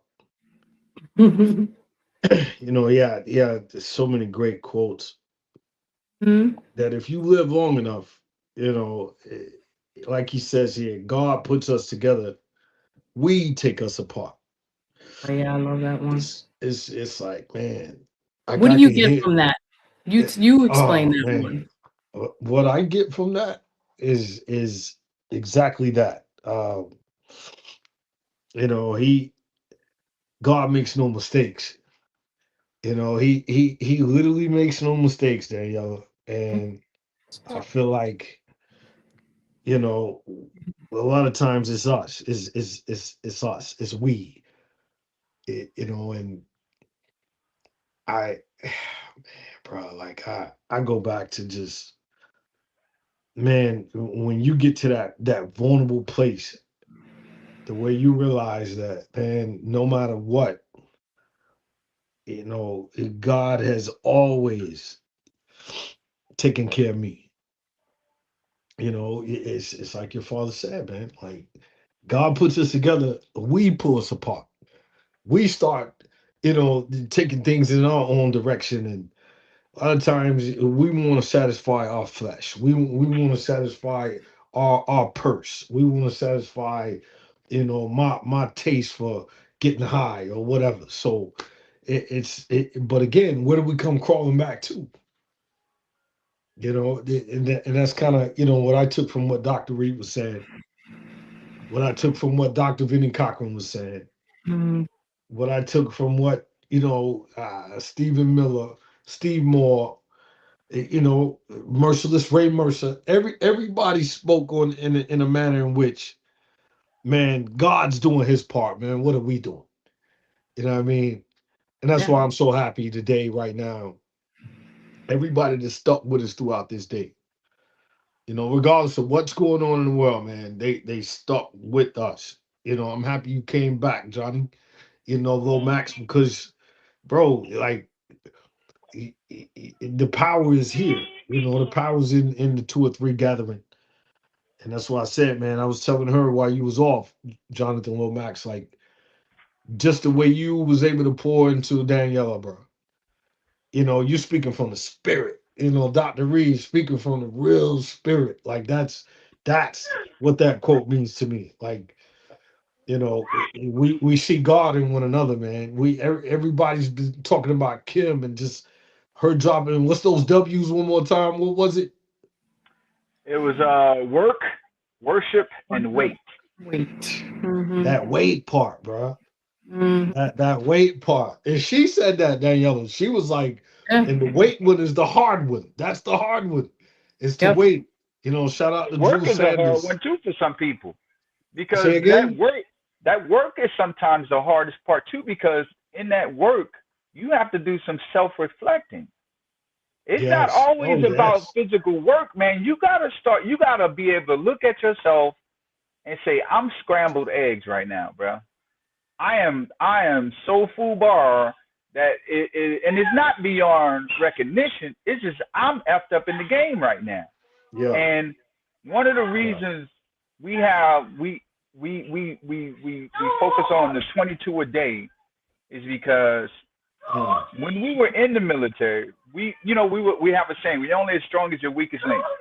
Right. I remember I used to have my recruits, they hated me for this. Me being going from slow max to fast max to snack max, because I done lost weight throughout that period of time. But going to First Sergeant Gonzalez and saying I'm dreaming about recruits at home, and him telling me, well, once you start treating recruits the way they're supposed to be treated and be a drill instructor, and then I ransacked the house and drill instructor, my senior drill instructor, Benjamin, made me clean it up by myself because I tore up the house and didn't clean it up fast enough. When I made those recruits hold up a piece of toilet paper around the whole squad bay, because I wanted them to show how thin ice as a unit you have to be, that if one person tears that toilet paper up, the whole thing falls apart. It wasn't about, quote unquote hazing them, because that's not what it was point. The point is you have to be very fragile with how you tie together with somebody else. And it is poop paper thin. That's how thin that connection is sometimes with people. And once that's severed and you feel like you out in this world by yourself and you don't have the interpersonal strength to say, I can push through this, but to have somebody in your corner when you are face flat in the dirt, when it's raining and it's 32 degrees outside, now the rain is turned to ice and you sitting in that cold weather, and somebody come and lay their hand on your shoulder and say, baby, I got you. Get up. Come on. You ain't got to be out here by yourself. That can change everything. Damn, bro. You know what, Jonathan? If you don't mind, Theo, I'm going to share something. Oh, yeah. So ironic that you just said like that exact thing, like face down on the ground, right?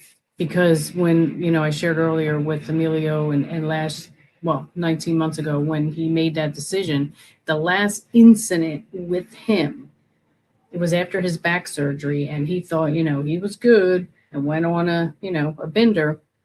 And did he not land face flat on the ground in Atlantic City? I mean, literally face down, almost broke his nose because he was, you know, so drunk and trying to get to the train. And at that point, because I had knew what he was doing that day, I was like, in my mind, like, okay, we're done with this, right? But still, like, something in me still felt bad. As mad as I was, I'm like, oh man, this guy, you know, like about had it. But he came home, you know, whatever. And I still felt bad. I just felt bad because I'm like, man, it's that monkey on his back that's just, you know what I mean? It's got this hold on him.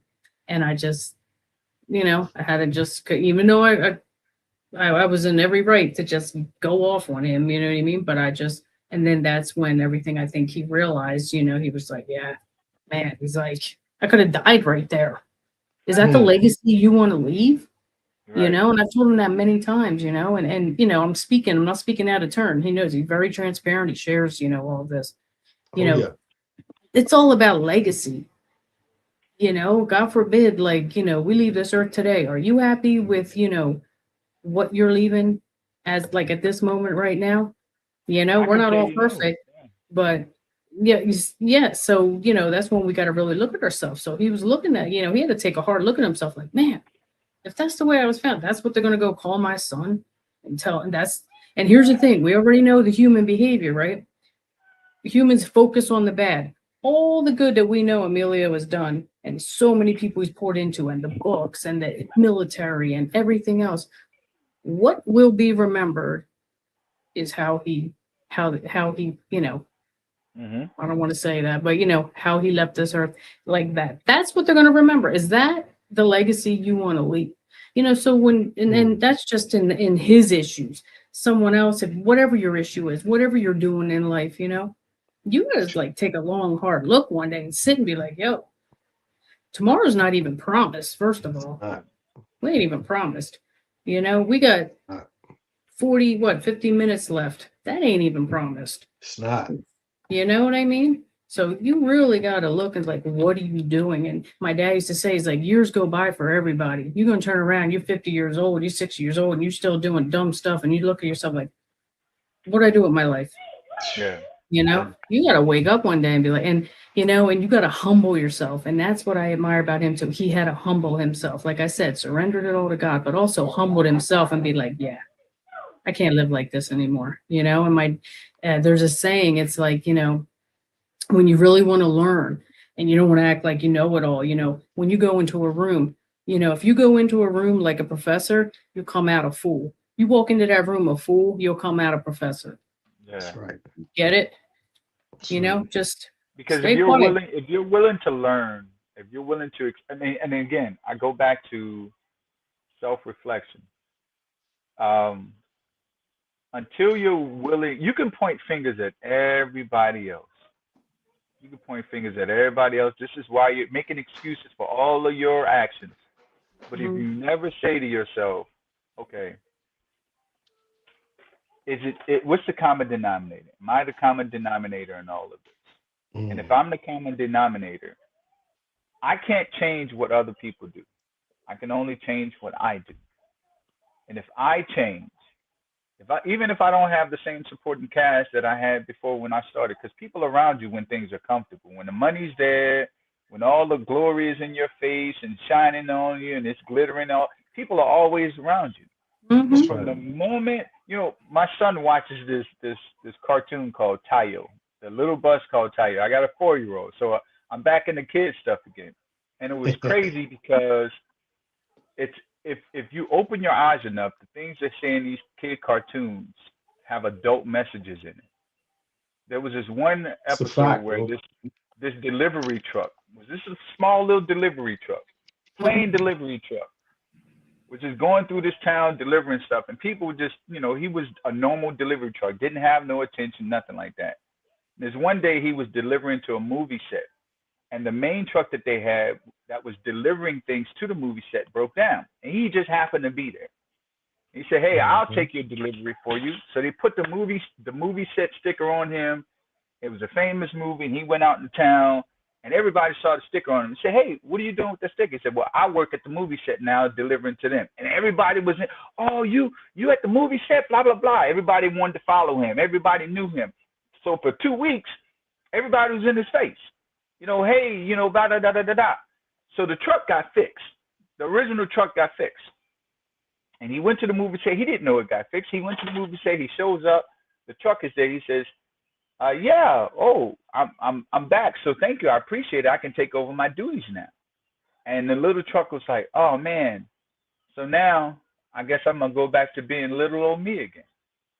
And he went through, and the first couple of days, nobody was following him. Nobody was, complimenting him, except for the few people who really appreciated what he was doing. There was a little kid that, appreciated the fact that he gave them a shout out while he was there on the movie set. He said, "Hey, I know you don't have the sticker no more, but here's one that I drew for you. Can I put it on you?" He said, "Yeah, I love this. This is important." It wasn't a famous movie sticker. It was something somebody made for him because this is how they saw him. And then there was another person that he had helped, and they was like, "Yeah, it wasn't the fact that, you was at a movie set. It was just the fact that you are a nice person."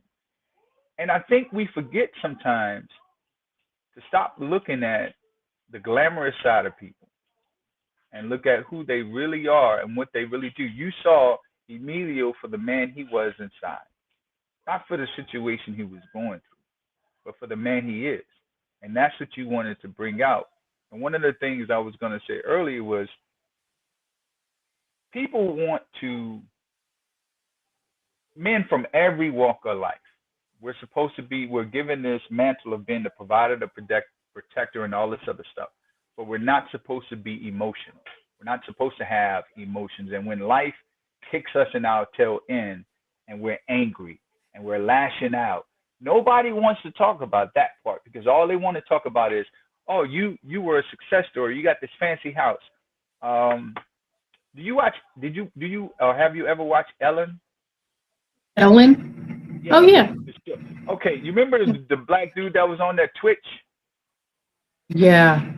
He passed. He committed suicide. And he committed suicide because he had made an investment and he lost the investment. And he was so ashamed that he thought his wife and kids was going to leave him, and he couldn't deal with that type of failure. And again, it goes back to all I could see, and this is because this is the thing that's resonating with me.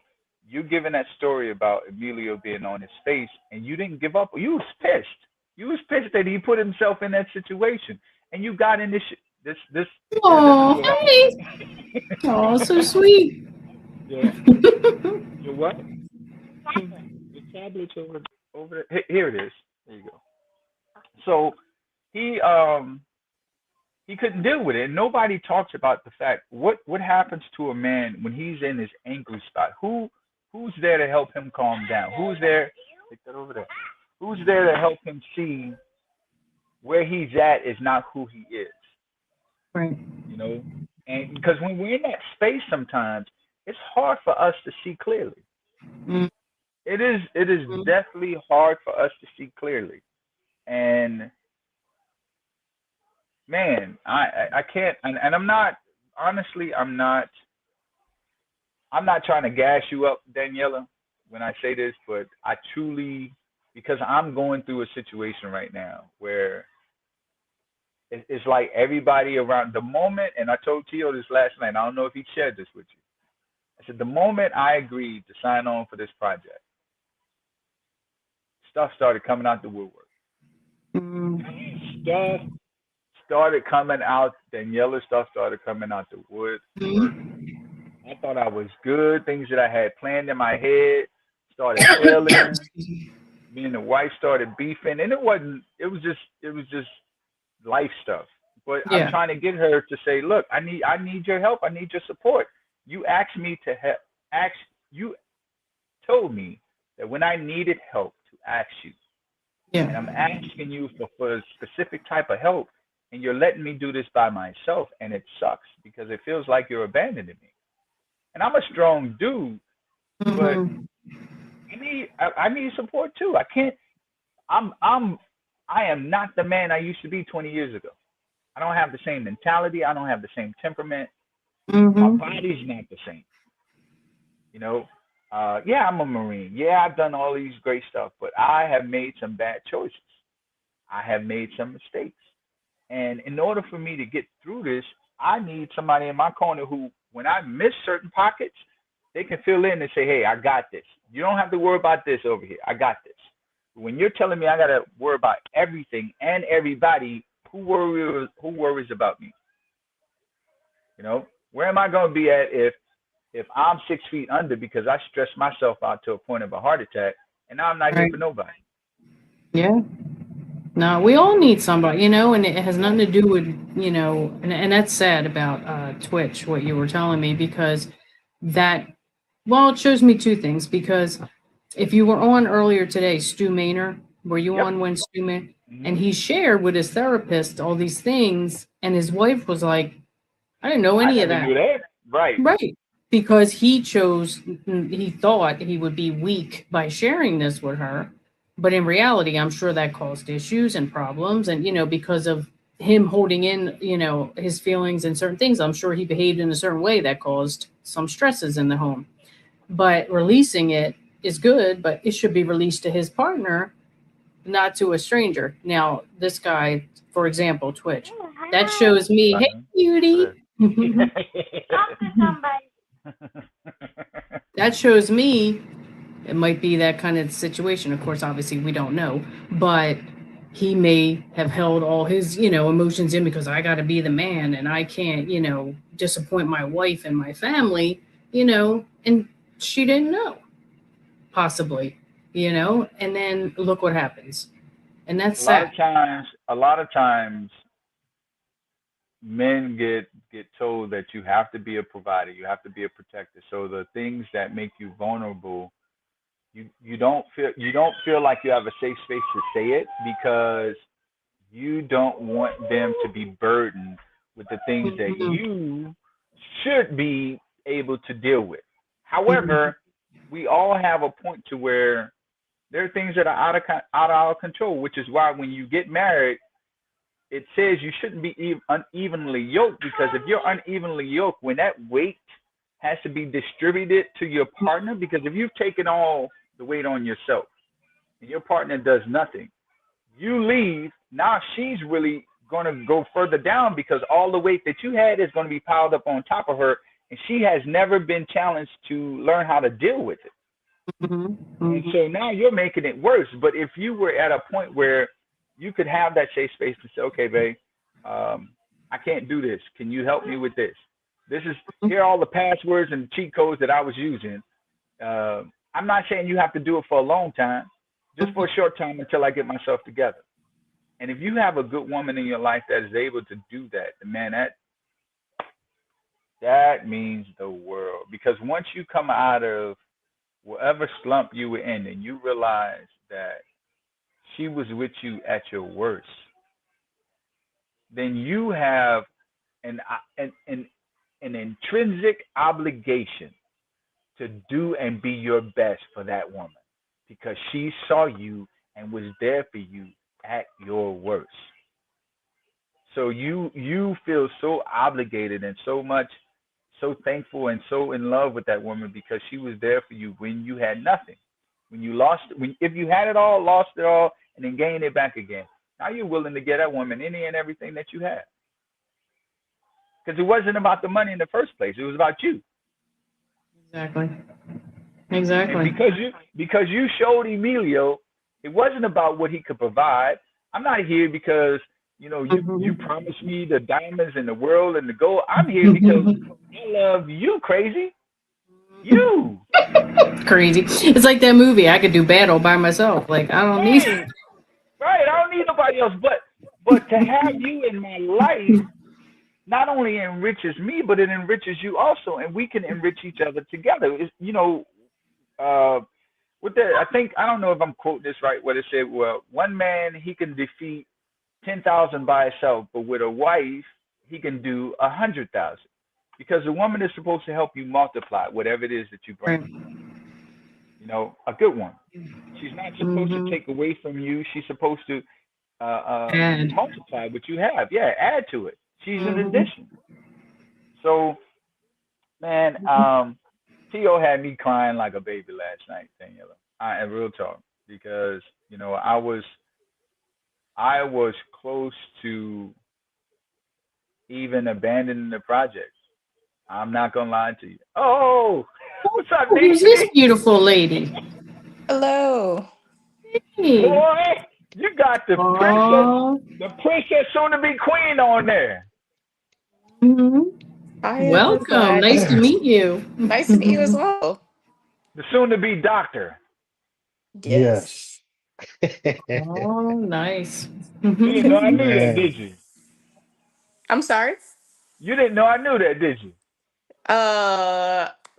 My dad talks a lot about me, so I actually am not. Yes, he does, as he should, because he As is he should. extremely proud of you and the accomplishments that you have done and the tenacity and voraciousness that you have attacked life and with grace, not tilting your crown, showing your parents that they did their very best and you are exemplifying what they put into you. So he should talk about you. Absolutely. I appreciate that. All the kind words. How is everybody today? Doing great. So glad that your dad brought you on. Guess what, T.O.? You may have made a mistake. Come on, Neonce. Let's hear tell us about T.O. behind light bulb lessons. Honestly, real T.O. One thing that I can say for sure is what you see on Light Bulb Lessons is who he is off of Light Bulb Lessons. He literally just found a way to have his authenticity reach a broader audience, honestly. But he's always been this way, on and off of, the mic, cameras, live speaking, all of that. It really is just like what you see is what you get with my dad, for sure. And I didn't expect any other answer. Like we know that, right, Jonathan? Like T.O. Yep. is authentic. He's real. Like we know there's no different. You know what I mean? Like exactly. And that's what I love. You know what I mean? You got to be authentic, and he's just T.O. Like he's gonna say what he's gonna say. Like you said, like behind closed doors or whatever, it's the same thing. Absolutely. So, and that's the way people should be. But Yes. yeah, he definitely raised a beautiful daughter, and I don't know your brothers or whatever, but I can already tell, like, you guys come from good stock between your mom and dad. Thank you so much. I really appreciate you're that. welcome. And we're blessed to know him. We love your dad. And I didn't get to meet your mom in person yet, but I already have seen her on here or whatever. I could tell she's amazing. She is. They both are very great. Have been very supportive and loving in all the ways. So yeah, I appreciate that. What were you guys talking about before I hopped on though? I didn't mean to spook everybody. Oh no. Jonathan and I, we were just speaking about how spouses especially have to support each other and communicate. And he brought up a situation with, I'm sure T.O. knows, I'm not sure if Neonce knows Twitch, from the guy that took his own life. He used to be on Ellen, yeah. So, you know, he shared, Jonathan, you want to share that? Why, what you heard is why he did that. Yeah, so Twitch was trying to make an investment for his family. And what he did was he invested a lot, practically all of their life savings. And it fell through. Where he thought he was going to have some success and a turning point in his life, it fell through. And I guess as a man, it made him feel horrible.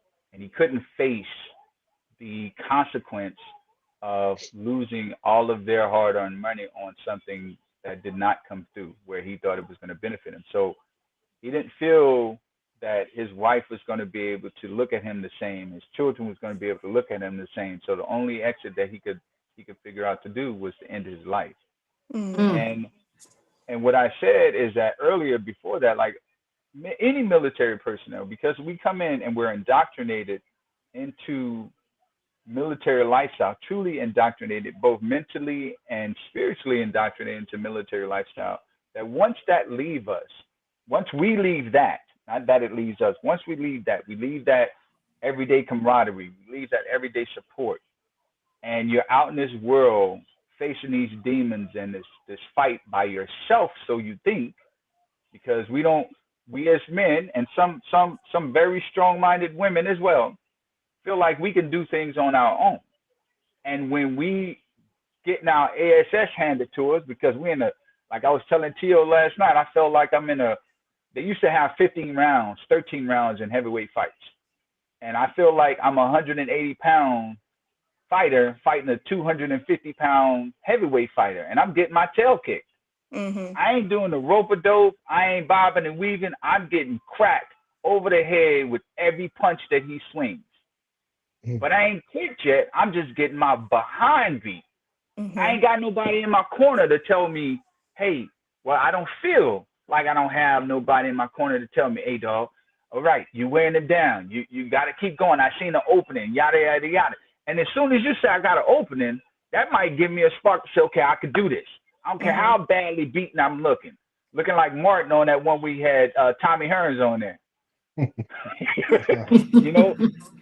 So when you have situations where you are faced with challenges in life, and again, I think it was Darren who mentioned it when I didn't say anything about Job to Darren. Job has been in the Bible the character that resonates with me the most, and I actually started writing today part of what I should have been doing a long time ago for the book about my revelation of who Job is to me. And what nobody talks about is the losses that Job took. He lost all of his cattle, all 10 of his children. His wife was ragging him in his corner, telling him that he should have, he did something wrong. And his friends came and they sat with him, but then they started discussing, you had to do something wrong. And Job was a man that was innocent to God, but he wanted and allowed the enemy to challenge him, to show him that he is the man that he says he is, no matter whether he had something in his corner or not. And to realize that you have that much faith in God, no matter what it is that you're going through. You can lose your children, you can lose your family, you can lose your riches and your wealth. But if you have that faith in God and God favors you enough, that what he takes away because he gave it to you, he's going to give it back to you 3 times fold. And what you said, Daniela, was I don't care about what it is that you do, Emilio. I care about you. And I think that's the part that resonated with him, that got him out of where he at to where he is today. And again, my flowers, my hat, my salute to you, Daniela, for the support that you give. My sister Kizzy on here, and I'm gonna say the same thing. I know it ain't perfect. I know it ain't a perfect situation, but to be able to have somebody, even if y'all fight like cats and dogs, I'd rather fight like cats and dogs with somebody and they still be in my corner than to fight like a cat and dog and you run off somewhere to be someplace else with somebody else. You know, we could be like cats and dogs out here throwing thunderstorm punches. But as long as you come and settle next to me, you can be mad as a ham dog if you want to. Just be next to me. Turn your back to me. As long as I feel your heartbeat through your spine, I'm still good. We got tomorrow to try again. You know? So anyway, I'm done. We got a few more minutes left with this beautiful love on our lives. Go ahead, Tio. Introduce these beautiful queens on here. Yes. Absolutely. Well, we've been going strong for 11 hours and 27 minutes and 10 seconds. Wow. Wow. We started at 07 this morning, and I felt it's only right, man, to close it out these last 30 minutes with you know, two of the top 4 most amazing women that I know in my life, you know, and that's you two, along with our mamas, man, Neonce. I first and foremost want you to introduce yourself and just tell us a little bit about what it is that you do, if you don't mind. For sure. My name's Neonce, and I am a marriage and family therapist. So I have my own private practice named Enlightened Spirit, where I provide individual therapy and couples counseling and family therapy. And then I have a full-time job at a residential center for teenagers who are going through crisis, and I provide family therapy for them and their families while they're trying to stabilize after maybe a overdose or a suicide attempt or any sort of mental health decline that needs a higher level of care. Okay. Wow. And this beautiful lady named Kizzy, obviously a very special lady to me. She is my spouse. If you could come off mute, babe, and just let us know what it is that you do, if you don't mind, a little bit about who you are and what you do. Okay. Well, I am Kizzy. I am Coach Tio's wife. And Neonce's, yeah, because I gotta call him coach at home too. And That's not true. Neonce knows that. That's not yeah, true. she's laughing because she know it's true. I don't And live at home, so I don't know what's going on in the walls. hey, listen, and Neonce LMFT. I gotta call her that too. I have to give her whole entire title. I can't just say that's my baby Neonce. I gotta say that's my baby Neonce, LMFT, licensed marriage and family therapist. And right now I'm back in school. I'm a student. I am a wife, a mama, a baker, a crafter, a creator, a therapist of my own, not licensed like my baby though. And I'm a teacher, not certified either, but I teach a lot of things. And it's just amazing that y'all have been going since 7 o'clock this morning. I have left and accomplished many things today, came back, and y'all are still going strong. So I applaud you all for all of the things I peeked in and peeked out, because of course somebody still got to take care of the ones that do live at home. And I want to comment on what my brother Jonathan Lomax said. I disagree. I'm not going to sit here and argue with you all day and fight with you all day just so I can have you and because I love you and all of those things. No, we got to find a happy common ground where we no longer have to fight and bicker all day long just because I want to feel your heartbeat. I'd rather feel mine calm, hear the wonderful birds and chirping, the arguing and all that. It's not necessary. Nobody says that marriage is easy, relationships are easy, but they don't have to hurt. And if they are hurting, am I slipping? There we go. I had to go hide from the kids, y'all. I had to lock myself outside because that baby is chasing me and I don't know why. So I'm not set up properly. I apologize. But I definitely don't think that relationships have to hurt. And I think we get accustomed to that, especially as Black men and women, because we're used to taking pain and taking all of the things, not taken from anyone else because I can only live as a Black woman. But I know that we have been accustomed to take pain, accustomed to believe that that's necessary, that it's normal. It is not. We should not have to always fight and be in survival mode. We should be in appreciation mode and happy mode and just enjoy mode sometimes. So I challenge you, brother, to do that. To be like, you know what? I understand. I love you enough that I will go through these things, but I also love you enough that you can give me these other things and I can give you these other things. And if y'all decide at some point, whomever, not just, and not just marriage. So this is all relationships, because friendships have this same foolishness as well. And I challenge you that if you find your friendships are just have way too much tension in them, way too much back and forth, and y'all know that y'all aren't growing together because you've been friends for 30 years, sometimes it's no longer worthy to be friends.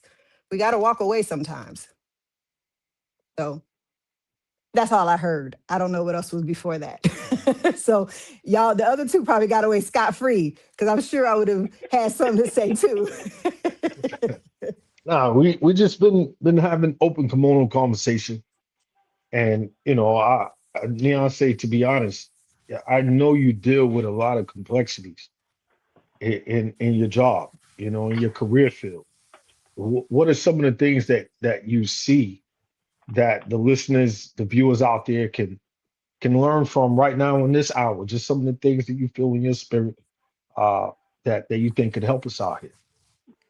For sure. I think something that often is a reoccurring thing that comes up, whether it's I'm dealing with an individual, a couple, or a family, is communication.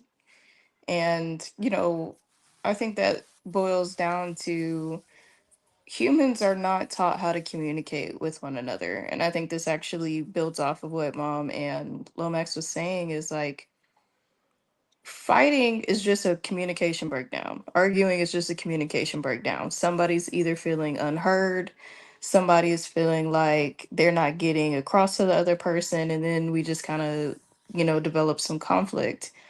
So I think I spend a lot of time teaching people how to communicate. And that can look like using language that is, in the psychology field, it can be termed as like nonviolent communication. So there is a way for all of us to communicate in a way that does not make someone else feel defensive. So, like, for example, if I am mad at Mom because she ate all my cookies, and I'm like, you always, and listen, and I'm gonna point out a few things, and I'm like, Mom, you always eating my stuff, you always do this, that always, and it automatically puts somebody on the defense of like, one, I don't always eat your stuff, and two, there's a different way to communicate. So I always tell people to use I language. Hey, I noticed that my cookies are gone. Did you eat them? And so using I language can be really important. And then also stating facts, because like when we're angry, when we're upset, we often use a lot of emotional language that is not fact based, it's opinion based. So like using a fact like, I noticed you did this, and then talking about how you feel. Like, hey, I noticed you ate the cookies that I said I needed for an outing. I feel like you don't value the time I put into something that I needed to take into the outside world. Next time, if I tell you don't eat these baked goods, just don't eat them. And so, providing a fact, an emotion, and a solution can be a really helpful way of communicating, whether that's in familial relationships or romantic relationships, or even at work, or even people on the street. And then another one is like validating. I feel like we're not taught how to validate someone's emotions, especially like, I think something I tell a lot of people is like, validating doesn't necessarily mean you have to agree with what somebody's feeling. You can just validate. Like, it's everybody is allowed to feel how they feel, and you can say, "Oh, I can understand why you feel that way." That doesn't mean I agree with it. That doesn't mean that I experience it, but I can understand where you're coming from. And so I think a lot of miscommunication will be resolved if we use language that was like more based in like what we are experiencing and not what we perceive you to be doing to us, and then also validating one another. That's I good. feel like you were being specific when you talked about somebody eating them cookies. I felt like you spoke from my heart because just the other day, what happened? We had cookies. Everybody had a specific number of cookies to include Santa. Okay. All of my cookies were gone. Mm. And I said, because I'm learning to communicate. Wait a minute, where did Coach Tio go? I'm just saying. So, hey, having a daughter who's a therapist, I appreciate you because you speaking these facts right here. Now he's going to say he was set up on here. I honestly didn't know about the cookies. You did not, because we did not speak about it. But what I did say was, I noticed that all of my cookies are gone. Who ate my cookies? All of the testosterone holders in the house. Do y'all know that Big Back Santa took all of my cookies? Nobody else in the house did, just Santa. Big Back Santa. So even with, and I understand that y'all like these cookies, but you all told me y'all like chocolate chip. I don't like chocolate chip. I specifically said I wanted peanut butter for me. Why would you eat my cookies? Nobody knows. Santa didn't even leave an excuse. He just ate them and left. But did you leave cookies for Santa? Yes. I made sure that Santa had chocolate chip cookies because he likes chocolate chip cookies. But this year he wanted chocolate chip and all of my peanut butter cookies. Well, I hope Santa enjoyed the peanut butter cookies, and I'm sure the next time you put out peanut butter cookies, he won't get be any. just for you. He won't get it. Santa's on a diet next Christmas. Beyonce, and I appreciate that, babe. I really do. Beyonce, being a military child, Mm-hmm. you know, I've never called you a brat, and so I won't call you a brat right now. Okay. A military child. What are some things from your experience and in your journey along through therapy that can help some of our military families' children to navigate, particularly if one parent is a service member or two? What's some of your thoughts on that? I think being a military child comes with some positives and some drawbacks. I think the positives is flexibility. I think moving, constantly evolving and adjusting to new spaces and new people is really important. I think that helped me a lot. And also just like the places that it has taken me has been very like informative to who I am, integral to personality and individual development. So I think that's a good positive. I think some drawbacks can be it could be lonely as a child having to move from place to place and feel like you don't have a strong set of like community. I know it can be different for like parents, like you know, having the military is a sense of community to an extent. But I think for the kids, sometimes it doesn't show up that way. So you're constantly having to meet new communities, figure out how to adjust. And so I think something that can be helpful is like getting your kids into something kind of pre-planned, pre-made for them, something that like a hobby or an interest, so that they have that built-in way that no matter where you go, they can go back to this thing that's very familiar and then be able to build upon like having new friends or meet new people that is easier for them because it's something that they're already well versed in. Okay. I know you were saying, I think Kizzy was saying that she couldn't hear anymore. I'm going to remove her and then add her back. Okay. Hopefully. Or you might have to log back out, babe, and come back in all together if you can't hear us. You can hear me, Beyonce? I can hear you, Dad. Daniela, can you hear me? Yeah, I can hear you. Kizzy. I can hear you. Yeah, so she's logging out and coming back in. You said something very key. Beyonce, you said basically having to start all over again, community wise. You know, is that something that you truly felt through all the duty stations that we experienced? Did you feel like you had to start all over again? Yes, every time. I think you can keep friends from like the last place that you lived. Some of them last, some of them don't. But I think no matter what, I just think about like us moving every 3 years, and like, my birthday is at the beginning of the school year. So like Yeah. every 3 years we would move somewhere and it would be my birthday and I wouldn't know anybody. Wow. Wow. And so like there were a lot of birthdays where it's just like me and you and mom doing something. And it's like that's fun. But at like 15, 16, you kind of like, okay. And so I think it is very true. Like I think about the people that I've met along the way, like all the different places we've stopped, and like I'm still social media friends with them, but I wouldn't say that we're like closer friends. And maybe we maintain contact a little bit. And you guys did your best to help me maintain those contacts, but like it's just really not necessarily feasible. Wow. That's something that I would have never thought about, man. Something as simple as your birthday being, Bless you. Excuse me. bless you. Thank you. Your birthday's Appreciate everyone. August the 24th, and just wow, I'm in a new place. You know what I mean? You did an amazing job. Say like, it's so many of the brothers that were on here throughout the day that I know you don't know all of them verbatim, but man, they all know you.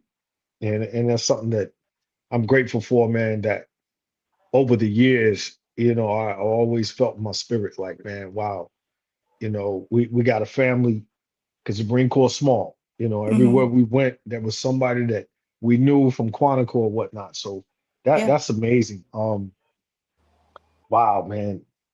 What questions you got, Well Max, before we get them out of here, man? What's on your heart? Well, again, and well, let me say it and make sure I say it right. Beyonce, right? Yes. You have, well, it's not a question, it's a comment. You have a maturity about you that I can see comes from both of your parents. And what are you, 27, 28? I'm 30. Oh, okay. My bad. It's okay. My oldest is 32. And then my oldest boy, he's 28. He's in Germany right now. And I can probably think on how they felt moving every 3 years. Because I never, and it's true, I truly moved every 3 years. I think the shortest time I've ever stayed at one place was like 2 years and a couple of months or whatever, and then I bounced again. And for me, as a military guy, it was good, but I didn't think that my kids or my family would be like, we got to move every 3 years. It sucks for us. That's not, I was thinking like, man, you guys are going to be so versed in having to see different places and different people and stuff like that, and you still maintain a distance with the friends that you had from where you used to be at. But I never thought about how lonely that would make them feel. So and thankfully, I'm retired now, been retired for some years now, but my youngest 3 don't have to worry about that. But that's still something I've never asked my oldest 2. I'm like, look, how did y'all truly feel about me bouncing around all over the place, going from spot to spot? Because again, one of the things the military tell us is if they wanted us to have a family, they would have issued it to us when we joined. They don't tell us that. So they make that responsibility on us as to how we acclimate our family and how we keep our family together. Yeah. So for your insight, Beyonce, man, that was extremely insightful. Yeah. Thank you. I will comment on that as well. I also think that it depends on the child because Beyonce did very well with it. We talked about it years ago. I didn't hear all of what you said because the sound had went out, but I did hear you say about your birthdays. And I didn't realize, I was like, she's spending every time we get ready to PCS that birthday, she's going home and spending it with family or whatever. But, she let me know and I was like, dang, okay, I understand. But as a military, I was a brat, so I'll go ahead and call myself that. As a military brat myself, I loved it. I like moving around. I'm not happy. Like, we've been here now 7 years and I'm sitting here like I'm getting the itch. I'm getting the itch. Like, when are we gonna leave? My whole entire life has been military. I was a military child. I joined the military, then married the military man. So it has always been military. And I enjoy that. But there are a lot who it definitely doesn't. Like, I feel like our boys would have a hard time based on their personality. Beyonce's a star. She's, everywhere she goes. So she's always going to adapt, whether or not she likes it or not. So it would be hard to tell sometimes. So Lomax, you probably thought it was all good, especially if you're like your oldest being a girl, right? Yep. Like, they get in where they fit in all the time, well, majority of the time. Yeah. So it's a lot of, you're constantly switching friends anyway. Guys are pretty much used to, like, the stability of things. Like, oh, okay, I got these 3 friends and they're your 3 friends from the time you 6 till you die. Mhm. And so it's a lot different. But I do feel like if you just kind of, talk to them. So this is for everybody else who's out there, because we're past all that. Everybody on here is past that.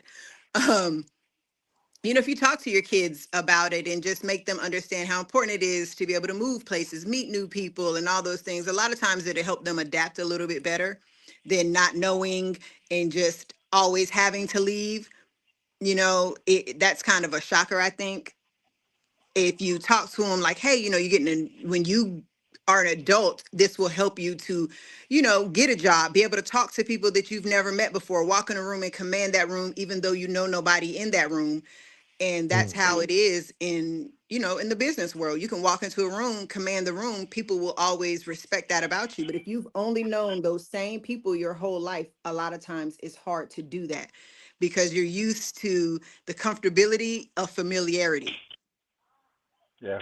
So I think that it is a benefit and it can be a detriment depending on who your children are, because not everybody will adapt. And not everybody adapts to the change. Like, hey, I've moved all the time and now I'm not moving anymore. Like, you feel like the world's going and you're not. Right.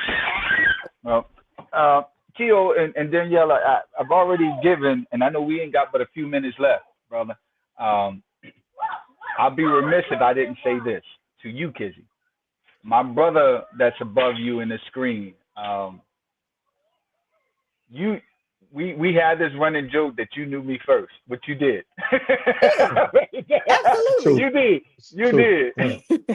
But I'm going to say this because I love you both. Thank you for the support that you give to my brother.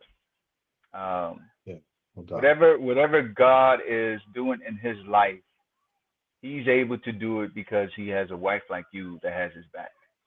And through the good, through the bad, through the indifferent, you are there supporting him, giving him the encouragement, the space, and the ability to be able to do the things that he's doing for a lot of people. And God has something special for you as well, because for those that support, nobody in the and I'm not a Bible thumper. I'm a Marine, but I cuss like a sailor. I got my vices and all this other stuff, but I'm wise enough to be able to say that I was watching the story of David and how Saul, nobody talks about Samuel's wife. When he was a prophet, but she was never in the picture until you saw him as he was, quiet in his retreat, or when he was done praying and giving worship to God, then she was there.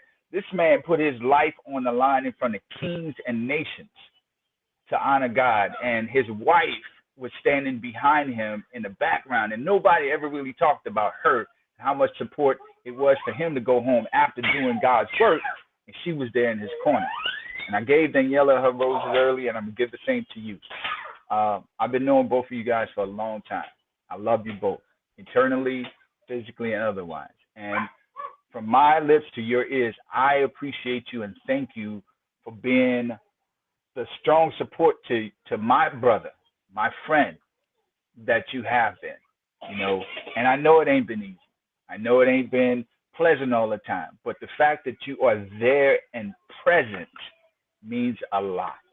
When that brother was struggling, when you were struggling, y'all was there supporting each other. Y'all found a way and then still figuring out ways to be there for each other. So for you, I appreciate the mother that you are for raising such beautiful, strong, intelligent young children to be able to face this world that we have coming up. I appreciate you as a Marine sister, you know, for holding your ground as a Marine, because there ain't too many that can do. That's why we have the title The Few. And as a Black woman to a Black man who's married, and that's not taken away from you either, Daniela, but I'm just speaking from what I know.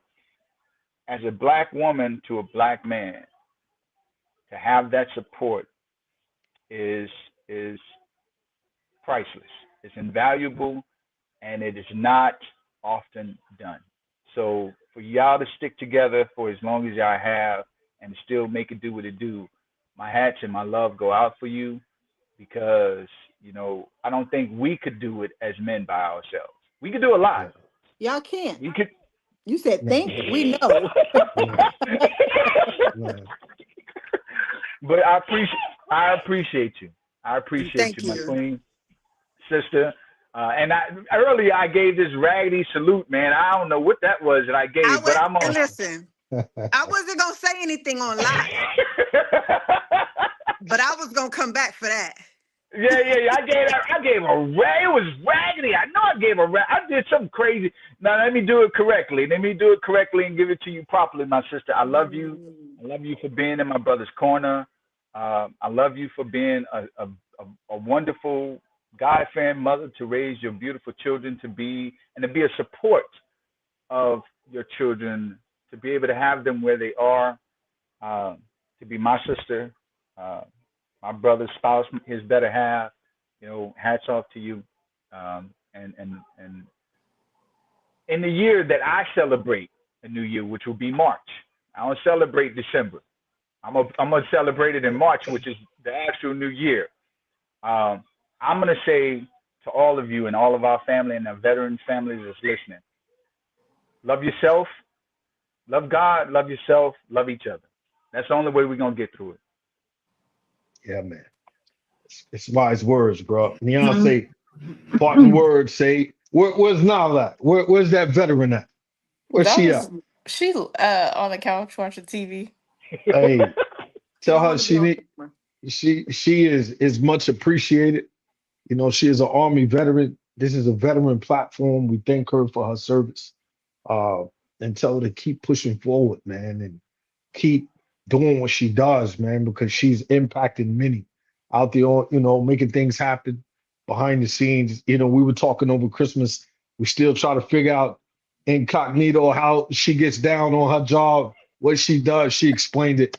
And man, Well, I we got a thank her plug for for that. Nala. Any of you all veterans who are who are listening and watching live, what we need you to do, if you are interested in becoming a politician, you can either hit myself, you can hit our daughter Neonce, or you can hit up Coach Tio, because Nala, she recruits. That is her whole job, helping anyone who is a veteran who is interested in getting involved in politics. That is her whole mission. So, And that can look like local economy, so like school